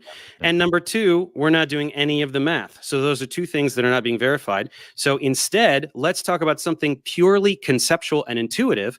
Why can we see farther with elevation? You're on the screen. Be careful. What happened? I know. Awesome. Okay. I was just saying, this guy's just denying basic as somebody math. who's put their own, I put my own home address on when I didn't realize it. So I was just telling yeah, I get you. Good look. Okay. Yeah. Okay, let me finish the thing I was saying. Go ahead. Sorry, Dave. Go ahead. So we can't verify any of these numbers. So instead, let's just talk about something very simple and intuitive. If we are looking at something at the horizon, if we go up in elevation, we can see farther. That is not intuitive on a flat Earth because that actually increases the distance to the horizon, right? If you're going up, now there's an additional distance, right? If you get a hypotenuse, that's always going to be longer than the leg there. So why can we see further with higher elevation? That doesn't make any sense. Okay, that's insanely incorrect. So you change your angle of view. Correct. Okay, so just address the point, right? I did. Okay, go ahead. Within 7 seconds. He made a claim you're that here it doesn't and you're make any looking sense. here. It's if you go up, basic this is math. even farther now, right? If you're here and you're looking at something here and you go up in elevation, that thing is now further away from you. So why can you see further with additional elevation? Because you're increasing your angle of view. Increasing You your didn't angle know of view, that? you can see how can you see a further distance? We're not talking about an angle, a further distance. How can you see? Because now you're changing your angle of view, so you're increasing your angular resolution and the things that you can pick up in the distance. Also, the ground ramps up due to perspective. Dude, just imagine, just think about it simply. If I was on a flat floor and I laid my head down on the floor, as I start to stand up, I'm going to be able to see further along the floor because my angle of view increases. This is again not exclusive to a globe Earth. And you deflected away from the observation that refutes the globe again. Because I can't verify any of these numbers or the math. They're just lying about them. Okay, so if the numbers are correct, then you concede it refutes the globe? Probably not. No. Okay, then answer it as if the answer, because these are not my numbers. Okay, I don't know that. Everyone at home's going to be able to go look it up. It's a official professional photography website. I want to let you guys both know. At the start of the show, I did a poll. Just so it's with about 3,000 votes, it's 65% Globe Gang, 35% Flat Friend, which I thought I'm going to run it again at the end because I thought this would be fun and a fun experience. Well, nobody's going to change their mind here. Well, you're probably true. So you've watched online debates before, Dave. So the yeah. Well, no, not really. He brings his flat Earth, people, and they're impervious to facts and logic, so they're not going to change. Says the guy that's just ducking a picture. Yeah, I'm ducking a picture because it's a picture, right? I'm talking about very simple physical concepts, right? I'm talking about observations that we can all agree on, like the observation of a celestial sphere rotating counterclockwise versus clockwise, that you cannot explain, that only makes sense on a spherical Earth, that we used in ancient times to prove that the Earth is a sphere. That's why sphere is the default position that you're trying to undermine by talking But hey, about. real fast, can we show some intellectual honesty? I understand that you don't know these numbers, and fair enough. Okay, fair. if you want to verify them, that's fair. That's fair. Yeah. I'm asking you in good faith, if the numbers were correct, which they are, what would be your response? You can say if the numbers were correct. Okay. Yeah, it's an intellectually honest question, and it's actually disingenuous to avoid addressing the evidence just with the cop-out that I can't verify the numbers right now. It's actually really not, because when you have an entire model that is all interconnected and all observable phenomena are explained by that model, one singular datum, like one photo, is not going to be powerful enough to undermine an entire model. If the numbers were true and if the math wasn't fudged, then I would say, okay, there's probably some kind of atmospheric effect or some kind of thing that I am not aware of that is making us see a little bit further. Maybe it's something that particular day. There's a particular humidity, or it's clearly over water. That's going to increase the atmospheric refractive effects. None of these observations are ever done over land. I think that's why. Same with the skyline of Chicago. They're always done over water for you guys. So there's something clearly, just one singular explanation that is missing. And that's why one datum is not going to undermine an entire model that explains every single thing about the world that we live in, from everything we see in the night sky to geological phenomena to just absolutely everything in our world, right? So hand wave dismissal, red herring fallacies, appeal to possibilities. That's your rebuttal. Okay, we can move on. Fallacy, name a fallacy, fallacy. Let's move on. Do you know that fallacies are important, Dave?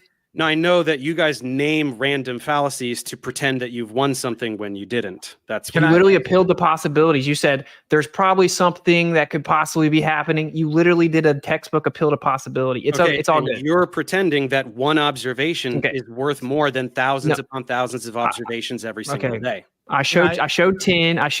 It doesn't matter. You're just affirming the consequent and reifying your model by saying it explains everything. What about the long? We see too far. What about the long distance radio waves? What about when we shoot radio waves line of sight? That's thousands called of sporadic miles. E propagation. It bounces off a layer of the atmosphere. Okay, that's called skywave propagation. Okay, hold on. Sporadic Hold on. propagation. Everyone's had their say on that. Okay, let me ask you. What another thing that I found fascinating as a normie is the contention between the what do they call you, Dave? A glober? I don't know. What is the name? Heads, globe. Globe. I don't care. And then so the globe people and the flat people is the idea that one of the things that I saw Austin talk about and you talk about was that essentially 5,000 years ago, there was a different North Star. And the question around whether or not the stars move, because that is actually paramount to the idea that the Earth is rotating around the sun versus the Earth being the center of the universe. So Austin, I'll go to Austin, then I'll go to Dave, and then next time we'll start with Dave. So in the flat Earth model, is it that the stars, can you explain the stars thing to the layman in the flat Earth model? Okay. Wait, the star thing? Like the question you just asked about the star moving or something else? Well, I thought, maybe I misunderstood. Correct me if I'm wrong. I thought the flat Earth mindset was that the stars did not move. Is that not true? Sure. Am I wrong about that? Okay. Well, or correct the me. claim. There is a claim that the North Star used to be a different star, and it's a very vague, ambiguous claim based on like architecture. So there's no actual legitimate evidence verifying that. For all legitimately recorded history, we have Polaris. But there is something called a kinematic equivalence, which sure that sounds fancy, but it's not. Hold on. I know you're explaining it, but you didn't add. So is it what is the flat Earth position on stars? Do they move or do they not move? They move every day. That's called sidereal rotation. If you mean over time, there does seem to be a slight progression of the stars. But what I'm trying to explain is that isn't exclusive to the Earth moving or not moving, right? It's called kinematic equivalence, which is what relativity is about, relative motion. It's like, oh, is the plane moving or am I moving? You can never tell. That's what the globe model says. So anything that moves in the sky could by default not prove that we were the ones moving according to the official globe model. That's the point I'm making. It's called a kinematic equivalence. So whatever the stars are doing, because we can't go back thousands of years and verify if the North Star was different, whether it was or wasn't, it doesn't prove the Earth is moving. So Dave, your response to that? Yeah, a couple things. Number one, the North Star became Polaris in like 600 CE or something. 6,000 years ago or something. Yeah. No. Way more recent than that. Polaris. It was Thuban in the times of the Egyptians. Became Polaris. So that's well documented. But furthermore, we don't need to do that. We can very accurately observe Milankovitch cycles. We can see the precession of the rotational axis happens every year. It can be measured, and then there's parallax and all these other things. But that's not really what matters, because again, he's trying to do this thing where he doesn't have to where he's pretending that geocentrism doesn't assume a spherical Earth. When the argument was going on in the Renaissance, early Renaissance, about geocentrism and heliocentrism, we knew that the Earth was a sphere. So every time he does this kinematic equivalence thing, the kinematic equivalence he's trying to refer to is whether the Earth goes around the sun or if the sun goes around the Earth, not doing little donuts on a pizza land. That's not an equivalence. Those are not equal things. We're talking about one going around one or the other going around the other. Those are the two things. So geocentrism, you often try to defend a geocentric model. It assumes a spherical Earth. That is an actual model that can, to some reasonable precision, describe the motions of the celestial objects and put them where they're supposed to go and predict quantitatively where they're going to be. Flat Earth doesn't have that. You don't have any model. You don't have any way of saying this is where the planets are going to be. This is when an eclipse is going to happen. Any of these things. You absolutely cannot do any of those things. That's why I told you in the beginning, if you want to defend geocentrism, that's totally fine. We can talk about how we know that the Earth moves, which is a completely different topic from knowing whether the Earth is round or flat, because geocentrism uses a spherical Earth. Okay, response to that, Austin. Okay, so what's happening is I'm specifically addressing the singular point in your gish galloping. No. So, like, you want me to address everything you just said, right? Like, for one, kinematic equivalence has nothing to do. How about this? I'll throw it back to you real quick. Why is geocentrism exclusive to the Earth being a sphere? Because it's a model that works. Flat Earth doesn't work. It doesn't explain anything we see, like the observations of the celestial sphere that you keep running away from. You cannot explain why the stars rotate one way in the north and the other way in the south. You cannot explain that. All right, I'm going to take my time back and let me respond to everything you said, because you didn't answer. So the answer is that it's not, because with everything you didn't answer. That's fine. You didn't. You just started talking about star trails again. So with everything going on in the quote unquote universe, you said universe wouldn't exist. No, maybe not as you've defined it, but with everything going on, all the quote unquote planets, everything moving around, the Earth's shape doesn't matter. You just project that relative to your projection. You create a transform relative to your projection or your assumption of motion. Observations of the night Buddy, sky. I let you finish. Chill out. Okay. So let him finish. Let him finish, Dave. So the truth is that all observations have shown that the Earth is stationary. We have the cosmic microwave background, which showed anisotropic inhomogeneous distribution of energy, which is the exact opposite of the heliocentric prediction, and intersected on the Earth. The 23.4 degree axis was on a non-local observation. Dude, define word salad. You're just using words. You're trying to pretend that cosmology proves the Earth is flat. Then all cosmologists would be flat earthers. Do you have any idea how insane you sound? No, it's not. You're pretending to understand cosmology. You're pretending. What did I say that was word salad, Dave? No, I'm saying it's word salad because it is word salad. I said that was word salad. We're talking about the shape of the Earth. You're defending a flat Earth, which we figured out it isn't true in 2,500 years ago. And you're trying to talk about modern cosmology to try to talk about this when you can't even explain naked eye observations of the stars in the sky. Okay, look, they're directly related. The idea is that the Earth is a tilted, wobbling, spinning sphere that revolves around the sun. The alternative is that the Earth is a geocentric, stationary plane. Both of those are directly related. Sphere, that is a stationary sphere was the alternative. Prior to heliocentrism, we thought that it was a stationary Stop interrupting. sphere. Hold on. You keep going off the rails. I got to bring you back to what we're talking about. Hold on, guys. Okay. I'm getting some flack for allowing too much interruptions. That's on me. I know that both of you feel passionately about this, but please try to keep that to a minimum. But I do want to say, most importantly, I think it's really important and really cool that both of you took time out on a Saturday night to get online and do this and stream. And I just want to thank, I just want to give a shout out. I don't care who people back who are watching or whatever, both channels are linked in the description. Witsit gets it or Professor Dave. Ideally, you'd subscribe to both and consume both people's content and make up your own mind. I just want to before emotions heat up too much, just say, hey, I appreciate you both being here. I know that it's a weekend night. Can I, if you'll allow me, I'm getting called a coward for not bringing up The Edge, apparently, which is, I assume, one of the more controversial opinions and Austin, I think it's fair for you to say, hey, I showed up and I'm the one that has to answer. I'm the one that has to defend all our positions.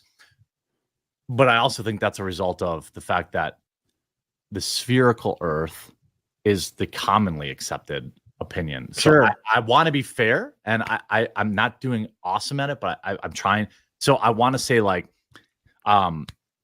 if there are specific positions against the sphere or against that you want Dave to answer for, I want to give you that opportunity. But one thing that is what I found fascinating today was the idea of the ice wall or Antarctica. There's a lot of craziness around that, because what I thought, just being unbiased, trying to be unbiased, but I guess being honest, that is very hard for me to believe.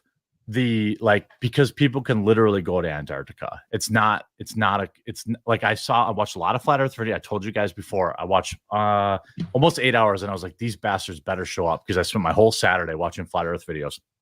But I was watching the Antarctica thing, which is a common talking point, and people go there all the time. So what is the Flat Earth position about the rim? Basically, that's what people in chat are asking that.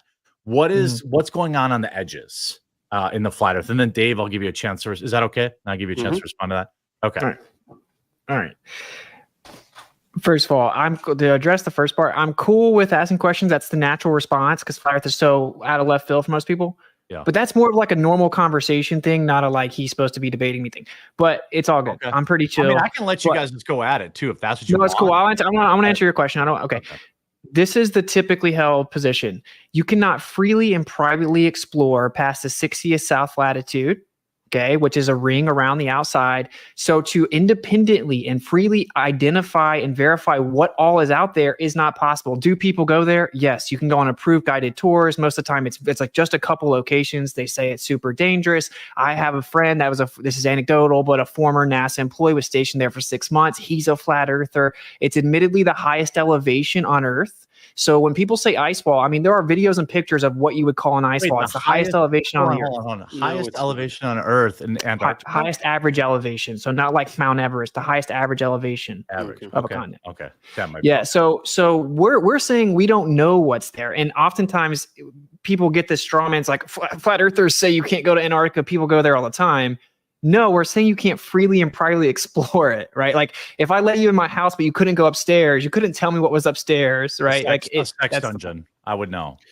So are you going to go with Will Duffy to the South Pole? He's paying for you. I told him when he first emailed me, before I even knew who he was, that I was open to going. I had specific parameters, which is that they can't take my words out of context and make a hit piece like they always do, that they have to be forthcoming about all the funding and all the stuff like that. And I said I would go. I have no reason not to go. Hold on, Dave. Can you explain the Will? Because I know about the Will Duffy thing, but most people watching. Yeah, I didn't know. I was getting these emails and not even knowing who he was, so I didn't reply. But he was this guy, Will Duffy, has been emailing flat earthers and people who make flat Earth debunking content about paying to bring some people to the South Pole to observe the 24-hour sun. He's like some eccentric billionaire guy, right? I don't really know anything about him, and I don't know how much money he has. I don't think he's a billionaire. I think he has enough money to pay for a couple people to go. Because I will go. I'll do the South Pole tour. I wouldn't. I have things to do, but I would love for some flat earthers to go and see the 24-hour sun. And most flat earthers are already making excuses. Weiss is saying he doesn't want to go because he's evil, Satan or something. I don't know what he's talking about. Austin said he would go. Okay. That's great. And Dave's position was that he doesn't respect people that are dishonest and hide behind anonymity and stuff like that. So whatever. I said I would go because, dude, I'm not scared of anything. I'm a flat earther. Did he contact you? Yeah. He sent like a mass email. And when I saw it, I responded. I said, dude, look, I'll go. It has to be transparent and honest. People have stolen money. They claim on their videos they're going to fly us. And then we contact them. They're like, I'm not going to actually fly you. That's just for my YouTube video. But he still has a GoFundMe up to make flat earthers look bad. So I said, if it's honest, I'll go. I'm not scared of the truth, dude. I'm a flat earther because you can go see mountains from hundreds of miles away consistently. It doesn't add up. The math doesn't add up. So anyway, and can I bring it back? I don't know how that's going to manifest, but as of now, it looks like it could be me and Jaron going with, I guess, Dave McKeegan or something. But I give you. And when we don't see the 24-hour sun, what are you going to have to see? So if you go, all right, right here and right now, you go, you see 24-hour sun, you come back, you make a video, because look, I saw this in Dave's video. I feel like I've saw you, and I have also. Everyone's been wrong. It's not like a big deal. I'm not saying you are. But I'm saying, what will it take? Like, if you go down there and you see 24-hour sunlight, you'll come back and say, "All right, cool. I'm cool. It's global. I'm a global guy now." What would it take if you went to the South Pole for you to change your mind? If I saw a 24-hour sun that does a 360 around me, like the globe predicts, I would readily admit like that does. What's a 360 around me look like? Like the sun should just do a full circle around you and never set, just like it does in the north in the midnight sun. It should do the same thing in the south. What does it look like in Alaska when it's light for 24 hours there? It literally does. If you're far enough north, you can just see the sun do a full circle around you, which is what the flat Earth predicts is what. What's up, Dave? Do you have any issue with that? I don't know. I've never been there. No, great. I can't wait. I really hope they go, and then when they come back, that's the end of flat Earth because that will be it. And well, let me finish what I was saying. Okay. Yes, it would match the globe. I would step back and be like, whoa, I don't expect it to. So I would admit, yeah, that's weird. That matches the globe. That's not expected on the flat Earth from my understanding, blah, blah, blah. I'd openly admit it. Isn't that what you just did to me about the photograph where I was thinking of another explanation? What? No. I didn't even say that yet, but maybe. But a more definitive test actually is to charter a plane, fly far enough south, have multiple mechanical gyros spinning up that maintain rigidity in space. They should tip over as you go, and then it should flip over. So it should tip and flip based on the curvature of the Earth. If, say, that test and the 24-hour sun was actually manifested, which I don't have high hopes for, I would, if I found out for sure the Earth's a globe, I would be the first one to come out and admit I was wrong. Because that doesn't prove one thing doesn't prove is that we're flying through space. It doesn't prove any of this other nonsense. Okay, well, let me ask this. So, I feel like Austin's been on a bit of the hot seat. So let me pose a question to Dave. I watched a bunch of your videos today. I actually really appreciate. I can definitely tell you're a teacher because all of your PowerPoint slides gave me PTSD back to my college days. I'm good with slides. Yeah. I actually, when I was getting my master's degree, I still had a professor that used overhead projectors that he had written in the 70s. Old school. Yeah. Yeah. But I've heard the terminology around flat Earth several times in your videos about grifting, right? Mm-hmm. What is the grift? What is the grift in saying that there's a flat Earth? Can you kind of describe that? Because I don't see a lot of these flat Earth guys being give me money. So what is it? It's just a little cult, and there's super chats, and they do the conferences and all these things. That's all it is. So there's it's not like a huge grift. It's not like Scientology or something, but okay, we all agree Scientology is a huge grift, right? I hope we all agree that. Yeah, dude. Flat Earth doesn't make you money, bro. I get demonetized all the time. I'm deprioritized. And I had to lose a 6-figure job offer because I had flat Earth videos online.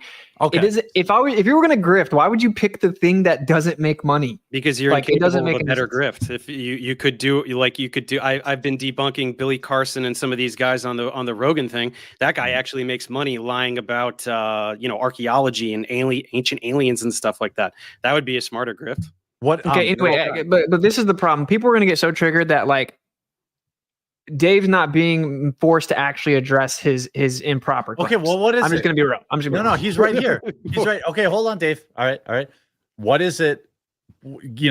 Articulate the question that Dave has not answered, and then Dave, the floor is all yours. ears.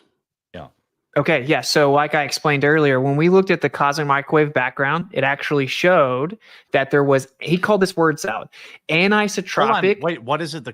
I just want to, we're not all, so what did you say? The what microwave? It's called the cosmic microwave background, CMB, which is just, you send something up high in the air and you read the electromagnetic radiation. There's the visible spectrum of light, then there's the non-visible spectrum. It's pulling in all the data from the light that you can't see with your eyes.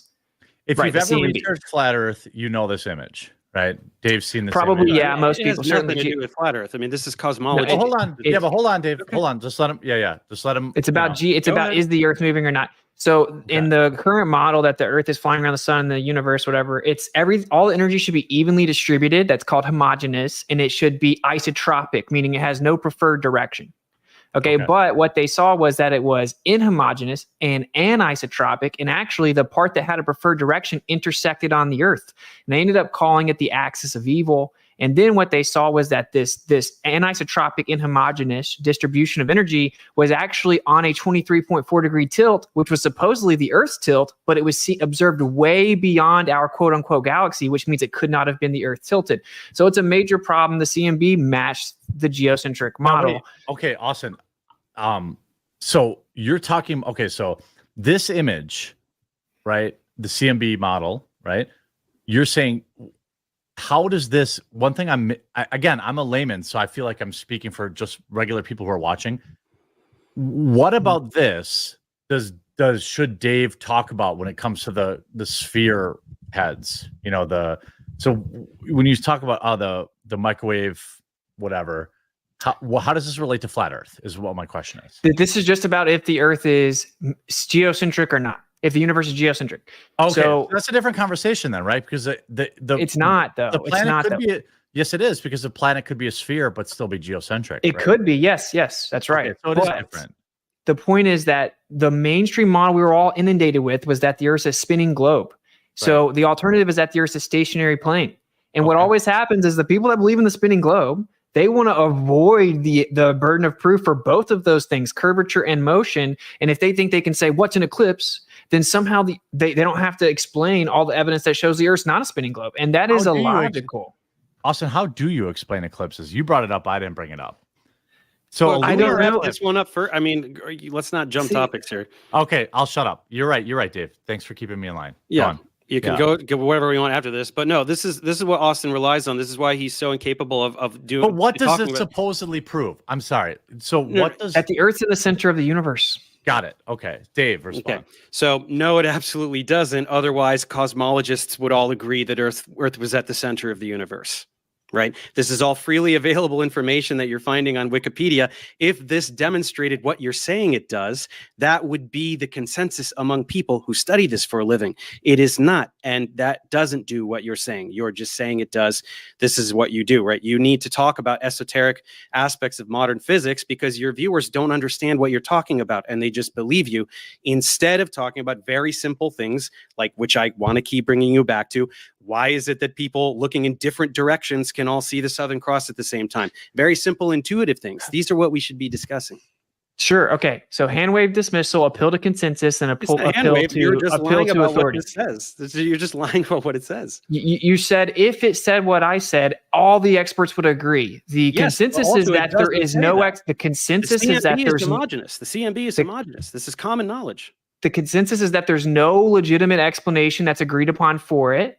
And it was originally rejected and then redone and showed the same unexpected results, and then done again and shown the same unexpected results. That's the actual truth. There isn't a legitimate consensus answer from your paradigm. Doesn't matter. When you want to keep talking about the stars, you said look different directions. Just like when Dave Weiss was talking to you, he tried to tell you magnetic declination's a thing, and you called that jargon and said that wasn't a real thing. You're just making up words. I didn't say he made it up. I just said he's saying magnetism for no reason because it's nothing to do with what I was talking about. How is magnetic declination going to allow you to see the same thing by looking in different directions? Explain. You go ahead. Go ahead and you have to do what Weiss said. We're going to see that you didn't follow him then either. And that is that you're talking about directions. You're invoking cardinal directions. Mm-hmm. How do you determine your directions? So if you're going to use a compass, according to your paradigm, when you get to the south, the magnetic declination gets way worse. Why do I need a compass? Can I use geographical phenomena? Can I point in a particular geographical direction by known landmarks? Don't we know on a map? How do you know the exact? First of all, when you're looking at the stars all the way to the Southern Cross, what known landmarks are you going to use? Anything on the tips of those continents. What are you talking about? You're standing at the tip of a southern continent. Look, I'll give you, let's say you're off by a degree or two. Okay, fine. We're looking a little bit this way, a little bit that way. On the graphic that I showed you, they're looking in completely different directions, all seeing the Southern Cross at the same time. It doesn't make sense. You can't. First of all, it's not a degree or two, Dave. It is dozens and dozens of degrees. If you go far enough south, it is actually 179 degrees at one point. Meaning, how far south? Very near the magnetic pole? Yeah, in your paradigm, which your magnetic pole's in the ocean. But the point is dude, if you're going to say I'm looking south for sure, you're relying on magnetic declination corrections. Okay, but that's the point Dave was making. You hand wave dismissed it. It's just a fact. I can go outside of my house and look north without looking at a compass because I know which way north is on a map. Do you use a compass every day to orient yourself, or do you just know which way the cardinal's directions are? Yeah, but in the north we have a Polaris to go off of, right? No. On a map, on a street, walking around the street, you've got a grid of streets, you know which way is north. Do you need a compass to do that? Well, actually, if you use the compass, it will show you different directions over time. I'm asking you, how do you verify south? Use geography. How did you verify the exact cardinal direction of different geographical input? Okay, but let's just anyway. You don't understand that point apparently, but it doesn't matter. Even or if you're just desperately pivoting. No, dude. You said that it wasn't a real thing, and now I you didn't think say it's it wasn't 1 a real degree or thing. 2 I degrees. said you're just bringing up magnetism for no reason because you think that's going to save you. It's almost verbatim what I said. How else? You're saying the only other way to verify it is to look at geography. Dude, okay, you're pretending that if I'm looking at what I know is south on a map, that I could somehow be pointing basically north or near north. Is that really how much of it's just distortion you think is physically possible when you're just using a map to look south? You don't just use. Okay, I'm trying to explain to you that in your paradigm, in the South, the magnetic declination gets crazy. In theory, could that be true? Sure. Where does it get crazy? How close to the magnetic Below pole the do you have to equator, get in man. order for it to get crazy? How close? Wherever you're viewing the Southern Cross from is far enough south that the magnetic declination is a significant factor. Is it though? Because it's not really that close to the magnetic pole. No, but it can still be 40, 50 degrees magnetic declination in your paradigm. No, it yes, couldn't. you can go to magnetic-declination.com and look it up. The other thing is there's something called an azimuthal grid. So we actually see the world in a little azimuth grid. That's how we measure it, right? That's how we measure the stars. We take our zenith and then we take elevation measurements down to our azimuth. So it gives you a little dome. Now, when you actually run this through a software, you will see that if you had a bunch of stars circling over top of you and you had this little limit of vision that was a dome, you'll actually see the stars appear to converge at a point where they're actually not converging and circle around that point. We have replicated it, so we actually expect it. The problem is we need to verify the exact cardinal direction to even put that input into the software to know for sure, to give you a flat Earth model you all beg for, and it is impossible to 100% verify the cardinal directions that far south. So hold on. All right. Okay. You have no such model. You have no such thing, or you would have shown it. You would have all been celebrating it in all your videos. You can't. We've shown it. We have shown it. Well, bring it up. I'm going to let you bring it up, Austin. I want to say this. Go ahead and take a minute. Bring it up. I want to be respectful of everyone's time. So I wanted to keep this to, maybe 30. Are you guys okay with 30 more minutes? Is that okay? Or yeah. 20, 30? 20, yeah. Okay. So are you guys okay with, I want to just pull the pin on a grenade, chuck it in and back out and let you guys go at it because I'm getting yelled at for interrupting too much. But also, would you guys be okay with the last 10 minutes of the show? We looked at some viewer questions. Is that okay? So can we do 20? Are you guys okay with 25 more minutes or no? Yes, I am. It's fine. It's fine. It's fine. But I just wait. Hold on. You good with 25 more minutes? Yeah. Austin, Dave. Okay. So I want to let everyone know. Hey, again, I'm getting a lot of shit for being, maybe interrupting too much, but I just want to let people, I try to pick my spots, but what matters most is that these two gentlemen spent Saturday evening with me, 3 dudes on a date on Saturday night. We obviously could have been out there slaying puss like incredible chads like we are, but make sure you check out their channels in the description below. Wits It Gets It has obviously a wide variety of content available, as well as Professor Dave. Please support their channels and please, independently, if they have Patreons or whatever, support them directly. Obviously everyone's pissed that I haven't brought up the ice wall, the edge, or the dome. That's the last thing I want to end on. But I did want to ask you about this video. I'm a big SpaceX guy. I'm a big I'm a big space guy. We're on SpaceX right now. Bro. Starlink. I know. Sorry. I know. I'm sorry. It's a lot of it's fake, brother. Sorry. Yeah, I know. Well, that's what people say. So when we watch this, I won't watch it, but right. So this was the space jump, right? We can obviously see the Earth is digitally or not curved, right?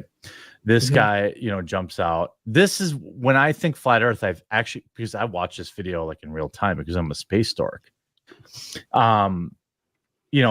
Keep that in mind when we discuss, not that my opinion matters, it's really the viewers' opinions that matter. And then I'll ask them in 5 minutes. So I want to bring up the conversation. Actually, you know what? Is there something that either one of you, Dave or Austin, that you really want to, like, I fucked up and I didn't talk about it? Because you've already given a bunch of your time. Should we not talk about the ice wall and the edge or the dome? Well, I think I already addressed that. We can't freely privately explore there. It's highest elevation in the world. Some people think that's what it could you be. talk about. Yeah, You can all go to the Well, South you can't Pole. fall off the edge of a lake or a pond. We don't know what's beyond it. Could there be more land? Sure. Could there be something containing it that touches down? Sure. We literally can't freely and privately explore it, so we don't know. It's kind of like saying, do you fall off the edge of a lake though? Like, no, Make Antarctica sure- would serve as the shore. Make Okay, sure well, you let go to me- the South Pole with Will. Make sure you get over there. I definitely, I'm in. So Can we address the Felix thing though, since you brought it up? Go ahead. Okay, so He's yeah, I talking guess about the diver, right? The Felix. The yeah. Mhm. Yeah. Go ahead. So it looks like the Earth is a ball, obviously, an extremely small ball. He's in though. lower Earth orbit here. He's not No, like he's not. He's 180,000 feet up, so that's actually very low. And said this lower was Earth sponsored. Real fast. This was sponsored by GoPro. So this is a GoPro fisheye lens. If you look at the video, the angle from inside the cockpit or whatever you want to call it, you can actually see the horizon's flat. So Neil deGrasse Tyson himself came out and addressed this idea that like people think that Felix was so high that he could see the curvature of Doesn't the look Earth. flat That, there. That's from the cockpit. That doesn't look flat. no, to me. that's not. That's from outside, still using the GoPro. Well, that's Now, look, exaggerated. you can we prove. can admit that is exaggerated curvature. Yeah. 'cause it's on a. But the it's on a curvature's still squish- there. Yeah, it's on a squish. Well, you say that, okay, but according to even Neil deGrasse Tyson, you would never see the curvature of the Earth from that height because you'd only be 2 millimeters above a typical blown up beach ball or whatever. But what about that? The point that's important here is I've heard Dave say, and I don't watch Dave, so I'll be honest with you, bro, but like I listened to a few minutes of it earlier. I heard you say something. You should watch your debunkers, dude. That's time well spent. No, I've watched some of his older stuff. Okay. It's all the same stuff, bro. But anyway, so this is the problem. That's obliterating your position. Yeah, for sure. Yeah, with all straw mans. But look, this is what I want to point out. Dave said that this guy was in his balloon and it maintained the momentum due to the conservation of momentum with the spin of the Earth. So when he fell out, he maintained that momentum. Yeah. Felix Baumgartner landed like dozens of miles in the opposite direction. Well, he accelerated though. When you watch this, he did not. I mean, he did not maintain his position, right? Yeah, but if you're spinning underneath him, why would he fall in the opposite direction? In the opposite direction. What's going on while he's falling? Is there no interaction with the atmosphere? Is there absolutely no change in what's going on? Well, there's not much atmos up that high. You could say once he got down, he started drifting. If that's what you want to claim, I mean, I actually looked at the weather data. It seemed like there wasn't much wind. I'm pointing out that your claim that he was just following the Earth is patently false. He fell like 40 miles in the wrong direction. Okay, well, on a that flat Earth, isn't you're supposed to curvature of believe Earth. it's going straight up and straight down, so it actually obliterates your position. I don't know what you're gloating about here. What? I didn't know this on was a flat Earth, flat it's Earth going video. straight up I and didn't know straight that. down. Why would there be any discrepancy in where he lands if it was a flat Earth?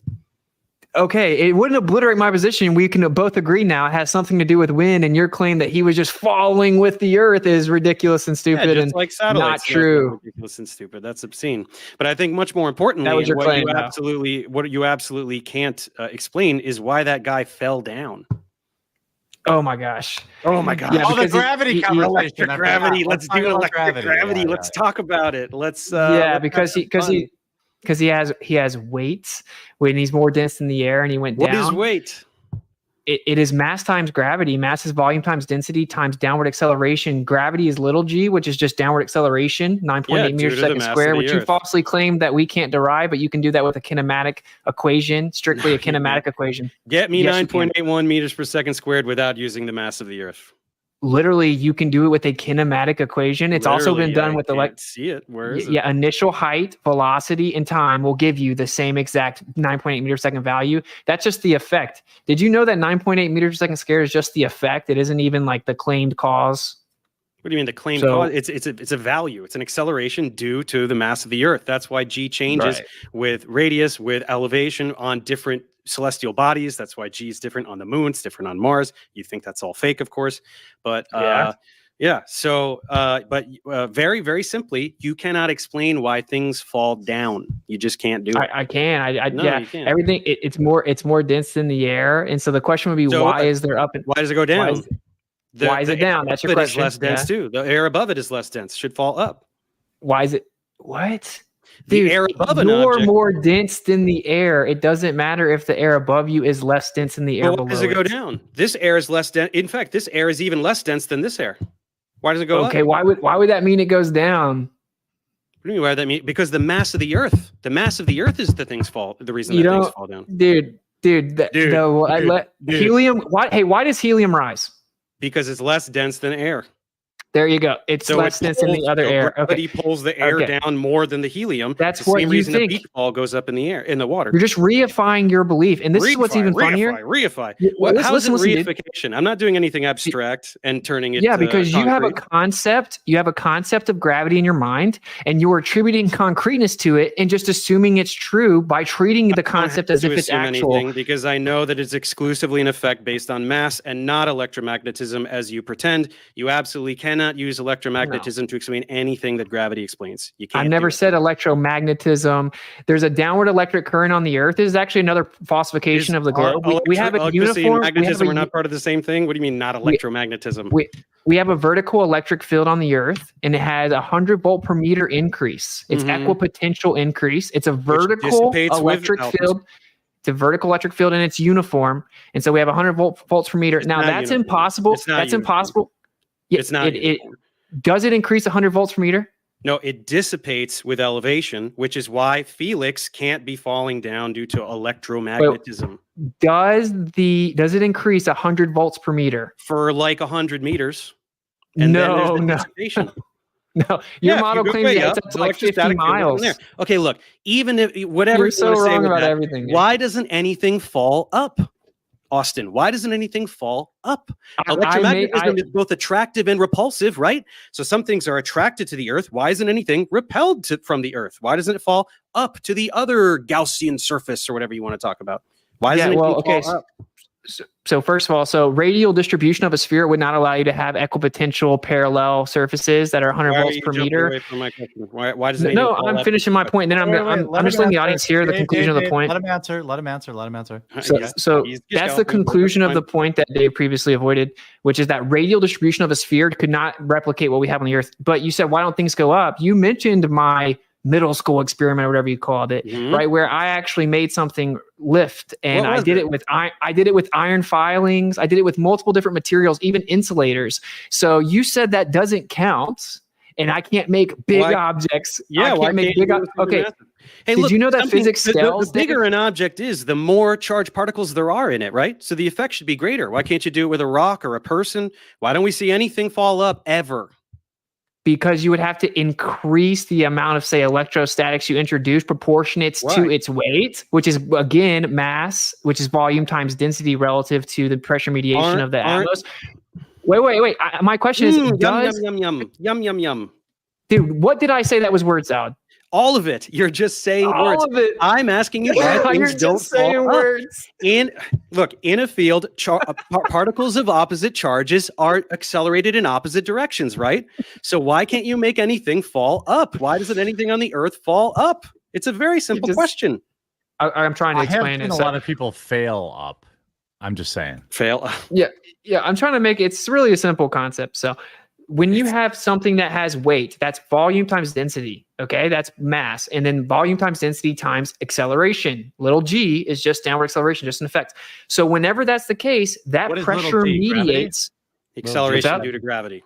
That's what you guys believe. That's what he thinks, okay? Little g is just the effect. It isn't exclusive to any belief. Okay. Well, everyone keeps invoking little g as if it's proof of, I guess, the bending and warping of space and time or whatever. We don't even have to go with electricity. Or I know you can't go that route. Trust me. We know. Well, no, you can. Relativity is one of the most corroborated theories in the history of science, but it doesn't matter. No, it's not. You can just use Newton. Well, it is. It was falsified in 1933. Fritz Zwicky was off by 99%. Definitely was never falsified. Let me ask this question, dude. It's a simple question. You said that my experiment doesn't do anything. In reality, what I did was manipulate the electric field, and then it caused the objects to go up, even though that they were heavier than the air. What you did was apply an enormous electric field to overwhelm the effects of gravity. You took a different force, electromagnetism, to overwhelm gravity for a teeny tiny little object, Right. Once again, what I just said, a very massive object, a lot of matter, has more charged particles. In my body, there are many, many more charged particles than a tiny piece of styrofoam. So what about the effect be greater? Can't we accelerate up? Can't we levitate? Can't we fly? Why not? I just have a simple question. You won't let me get it out because you know you won't. I just answered it. Ask the question then. Ask a question. Okay, I've tried like 3 times. It's simple. You're saying that doesn't count because I can't do it with bigger objects. Yeah. Do you know that physics scales? Yeah, so a larger object, more charged particles, the effect should be greater. Why doesn't anything? So you fall agree up? though that if I do the same principle on a bigger scale, if I increase the force proportionate to the object, I would be able to make things go up. And your claim that you can't do it with bigger objects is completely ridiculous, But non you would be sequitur. countering gravity. You would be countering gravity. I'm just talking about reifying out gravity here. again. Stop saying reification. Do you have any idea how dumb you sound when you say Hold on, reification? hey, come on now, come on. Okay. You're just begging the question over and over, dude. You're just saying, I promise. Hold on, fellas. We're bringing it home. You can only do this with a Van der Graaf generator because you are applying an external field to overwhelm gravity. You're saying that out there in the world, it's all electrostatic. So we shouldn't need a Van der Graaf generator. Out there in the world where this is an electromagnetic effect, and we know that electromagnetism is both attractive and repulsive. Out there in the world, why doesn't anything fall up ever? Okay. First of all, depending on the environment, say like your hair will stick up during thunderstorms. Bumblebees literally do something called non-contact pollen detachment. They fly over top of the flowers and the pollen levitates. Literally, there is naturally occurring phenomena that's based on the electric field of the earth. You're saying we're adding an external force? No, we're manipulating the force that's already. Let me finish. We're manipulating the force that's already there. I didn't add anything. Everything that exists is electrostatic. Right, which is on the smallest scale is 10 to 36 power stronger than your belief in gravity. And all molecular and intermolecular attractive forces are electrostatic. That means all objects that exist are held together by that. So you're acting like I'm adding something that wasn't there. No, I'm just manipulating what was there. Now you do the same thing with your belief in gravity. Isolate gravity and prove it's true. Yeah, things only fall down. That's it. Well, I'm asking you why things don't fall up. All you're doing is citing, a bumblebee does something. These are all teeny tiny objects where electrostatics can overwhelm the effect of gravity. Why doesn't a rock fall up, or a person, or a car, or anything ever? Let me ask this. Because the pressure mediated by the density relationship and the weight makes it go down. It's very simple. Okay. I feel like you both Those sure were words. Okay, so dude, that's a pretty bad look. Well, hold on. It is a bad look for you. All right, hold on, gentlemen. What I want to say is that you both have been extremely well behaved and entertaining, and I want to let the viewers, of which there are many thousands, get in for a few minutes. But do I dare bring up Cavendish? Do I dare bring up, because that is a point of contention, right? Of that matter attracts matter, right? That disproves gravity, right? Like I'm a very large fat man, very attractive young, but not young. Why did I say young? That's creepy. Very attractive thin women are often attracted to me. But let's actually not go down that. Let's not go down that road. It's probably too complicated. I want to let people. Yeah, because everything's electrostatic. It's way stronger than gravity's claimed to be. Yeah, but they shield for electrostatics. If you have a lot of questions like that, it's like, we can have a conversation in the future, man, whether it's streamed or not. It's maybe down the rabbit hole too far. I just want to, this is the only thing that I really want to know, Dave, before we move on, bro. Like, all right, go ahead. You said you didn't think the numbers were correct, whatever, you dismissed it. Then you said maybe there's some type of atmospheric effect.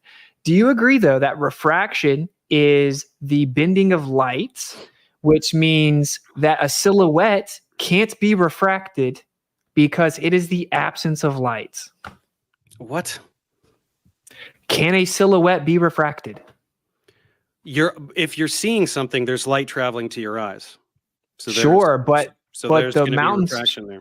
The mountain should be below the curve of the earth, right? But we're seeing the silhouette once it gets backlit, which means you need a line of sight to the physical object blocking the light. I don't know, man.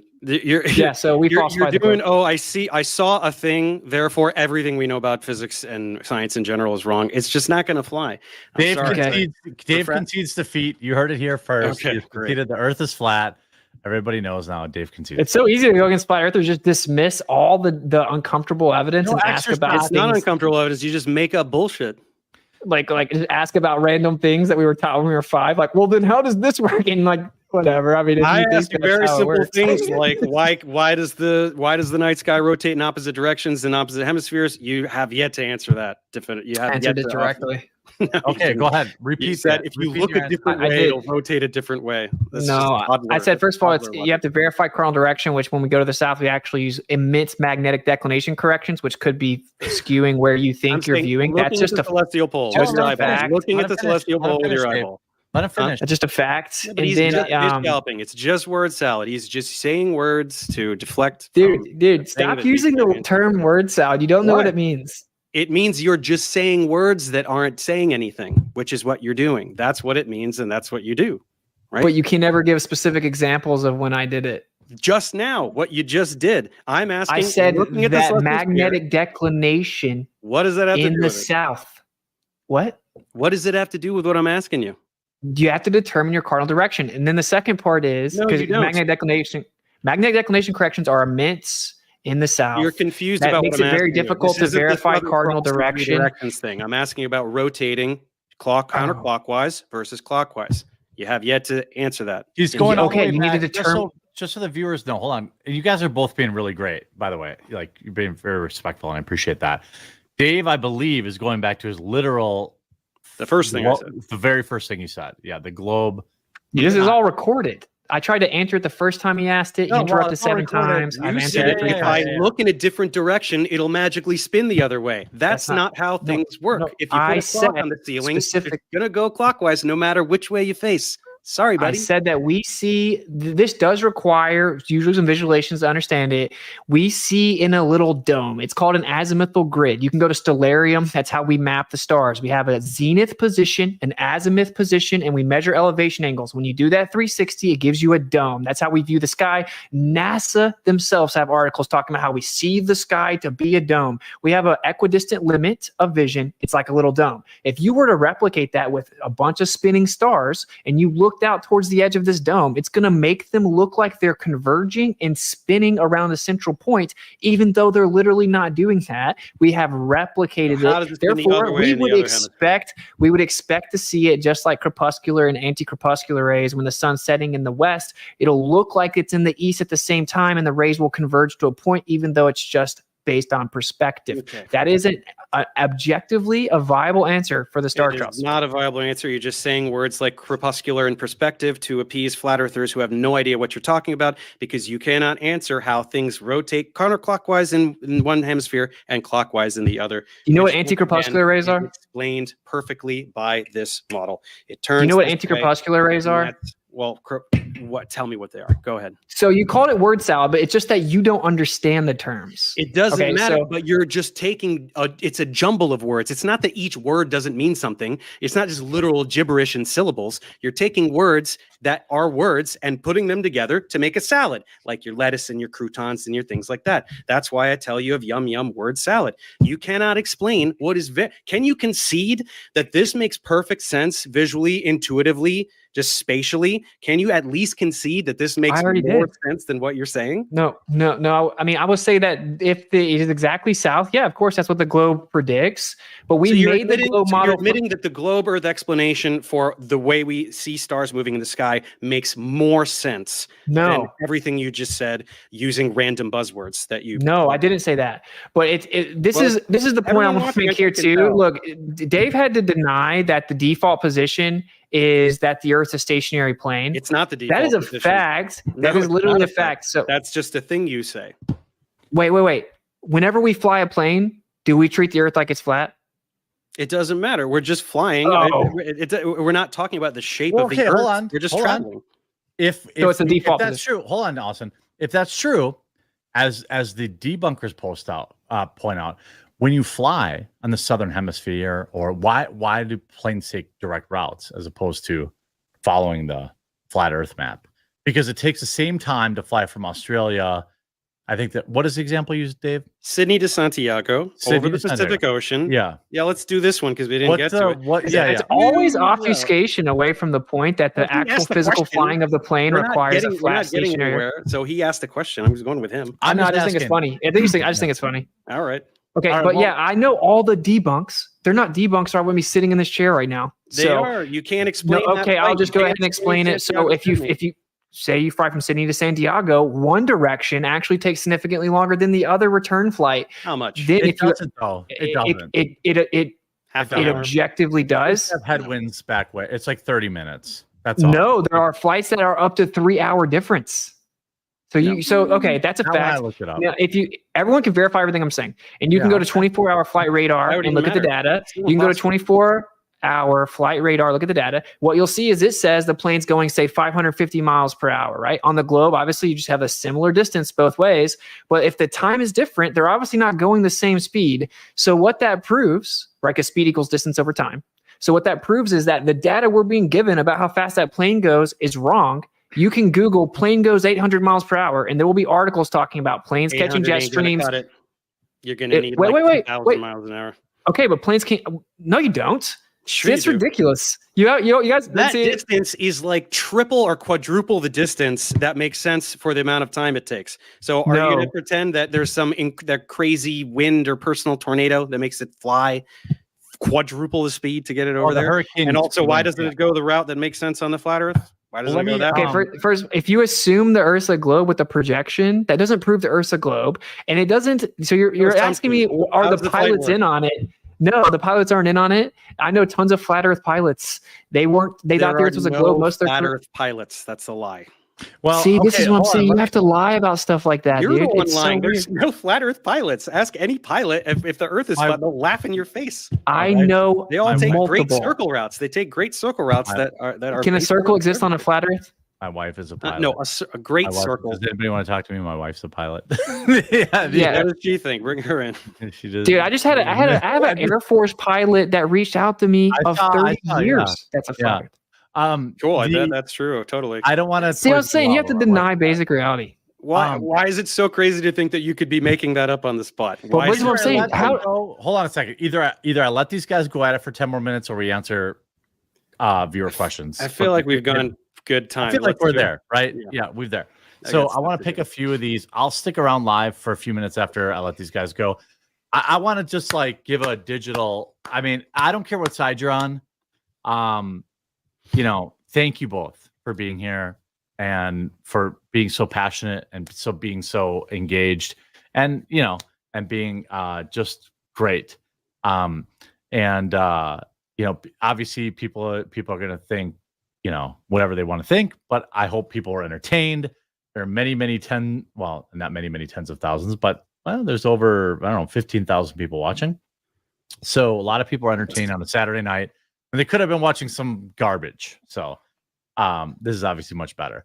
I will read them all after I let these gentlemen get on with their Saturday nights, but I wanted to pick some that I thought. Can we do like a 6-second closing or something at some point? Absolutely. I'll do a 2-minute, and then because you guys should we coin flip for who goes last? It's like a criminal trial, right? So generally the prosecution goes last.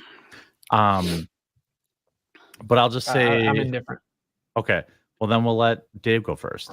Someone says, make Dave define one thing in detail that Austin has said is word salad. Well, he did that. I think he did do that.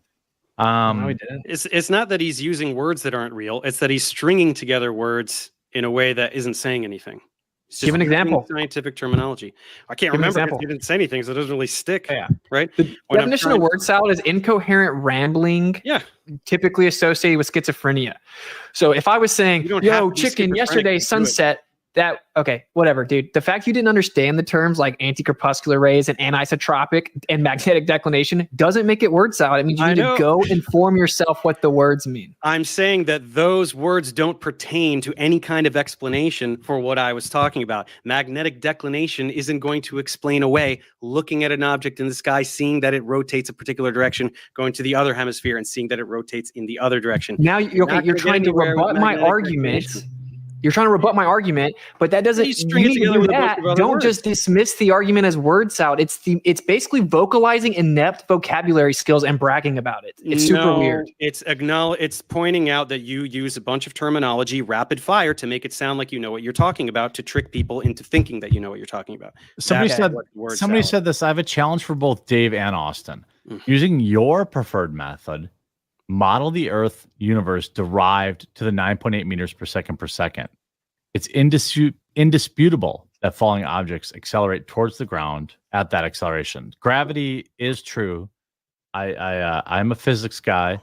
So I think I don't want to like every question somebody asks, I don't want to like devolve into like a 20-minute, but I think Dave would say gravity and Whitsitt would say density, right? Like yeah. But the Everything's 9.8 intrinsically meters not, per second is consistent. It doesn't But matter if it's a bowling ball point or is that it's derived from Newton's law of universal gravitation, and you need the mass of the Earth in there. If gravity was electromagnetism, the mass of the Earth wouldn't be a factor, and it is.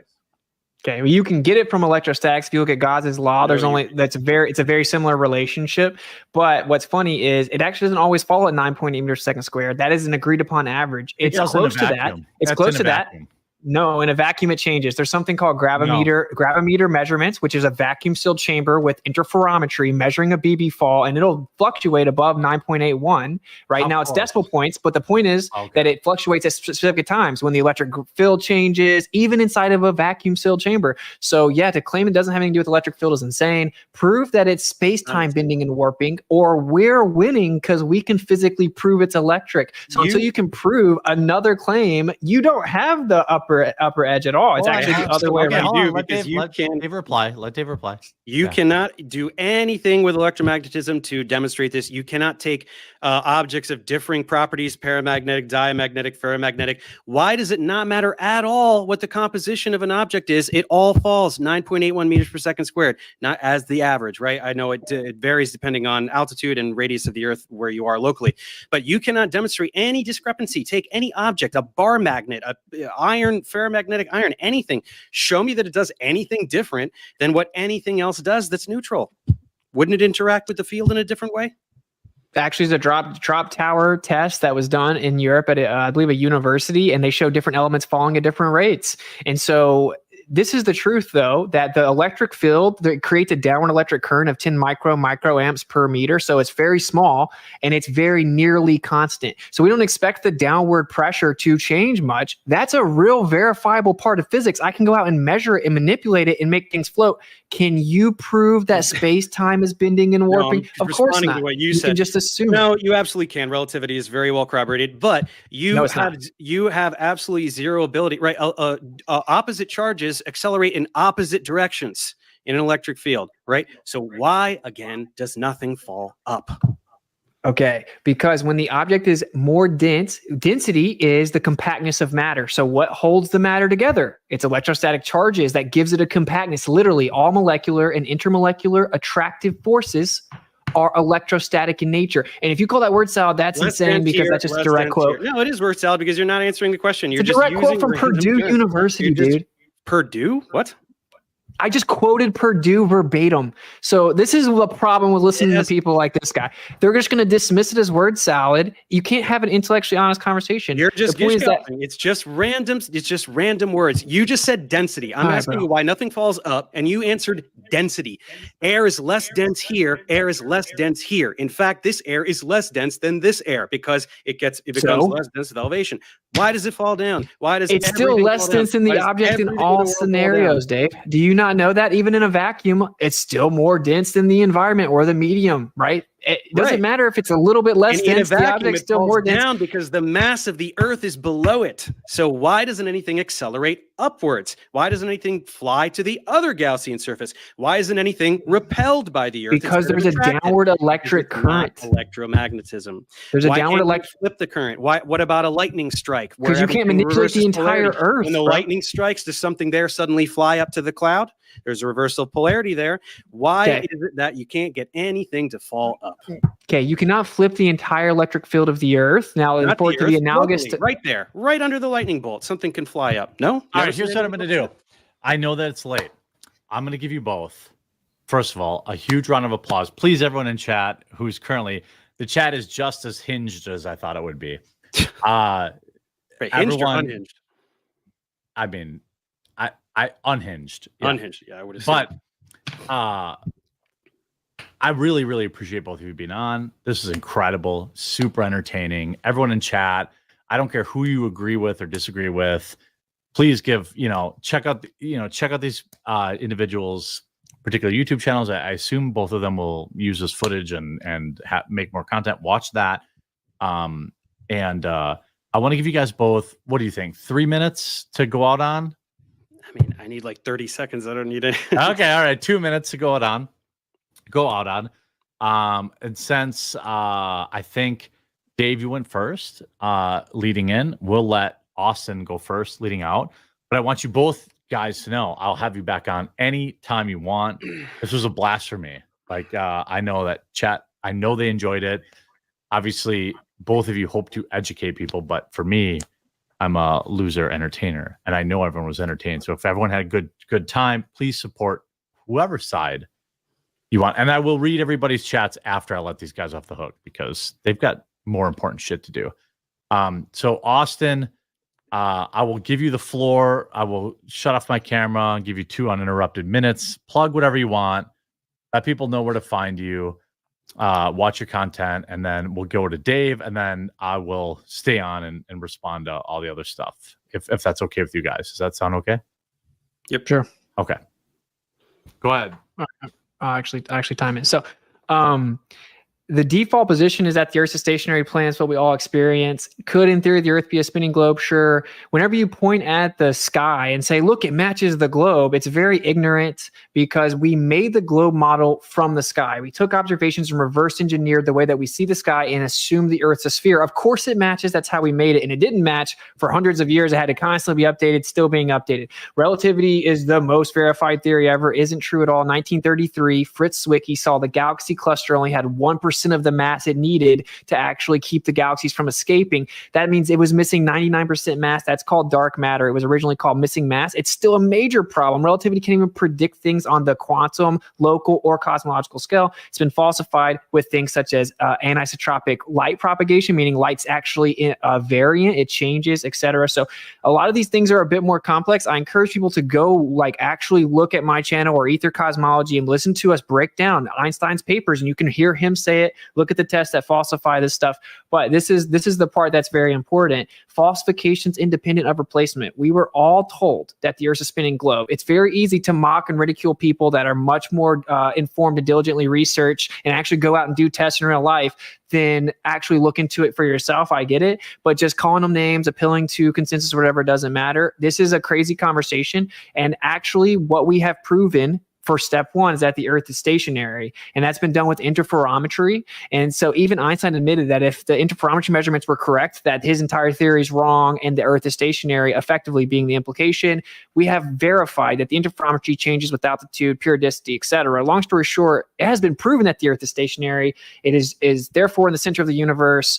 All observations ever showed that. The globe claims everything is actually an illusion. It just looks like the Earth's in the center. It looks like the Earth is flat, but it's really not. Everything is just an illusion. So I encourage you to inform yourself about it because, you can't really be confident in your position until you actually know what your position is. And the vast majority of people don't even understand the globe model. So they actually don't know what they believe in. So that's really the only reason I do this is to encourage people to at least inform themselves about what they believe before they're so confident in it.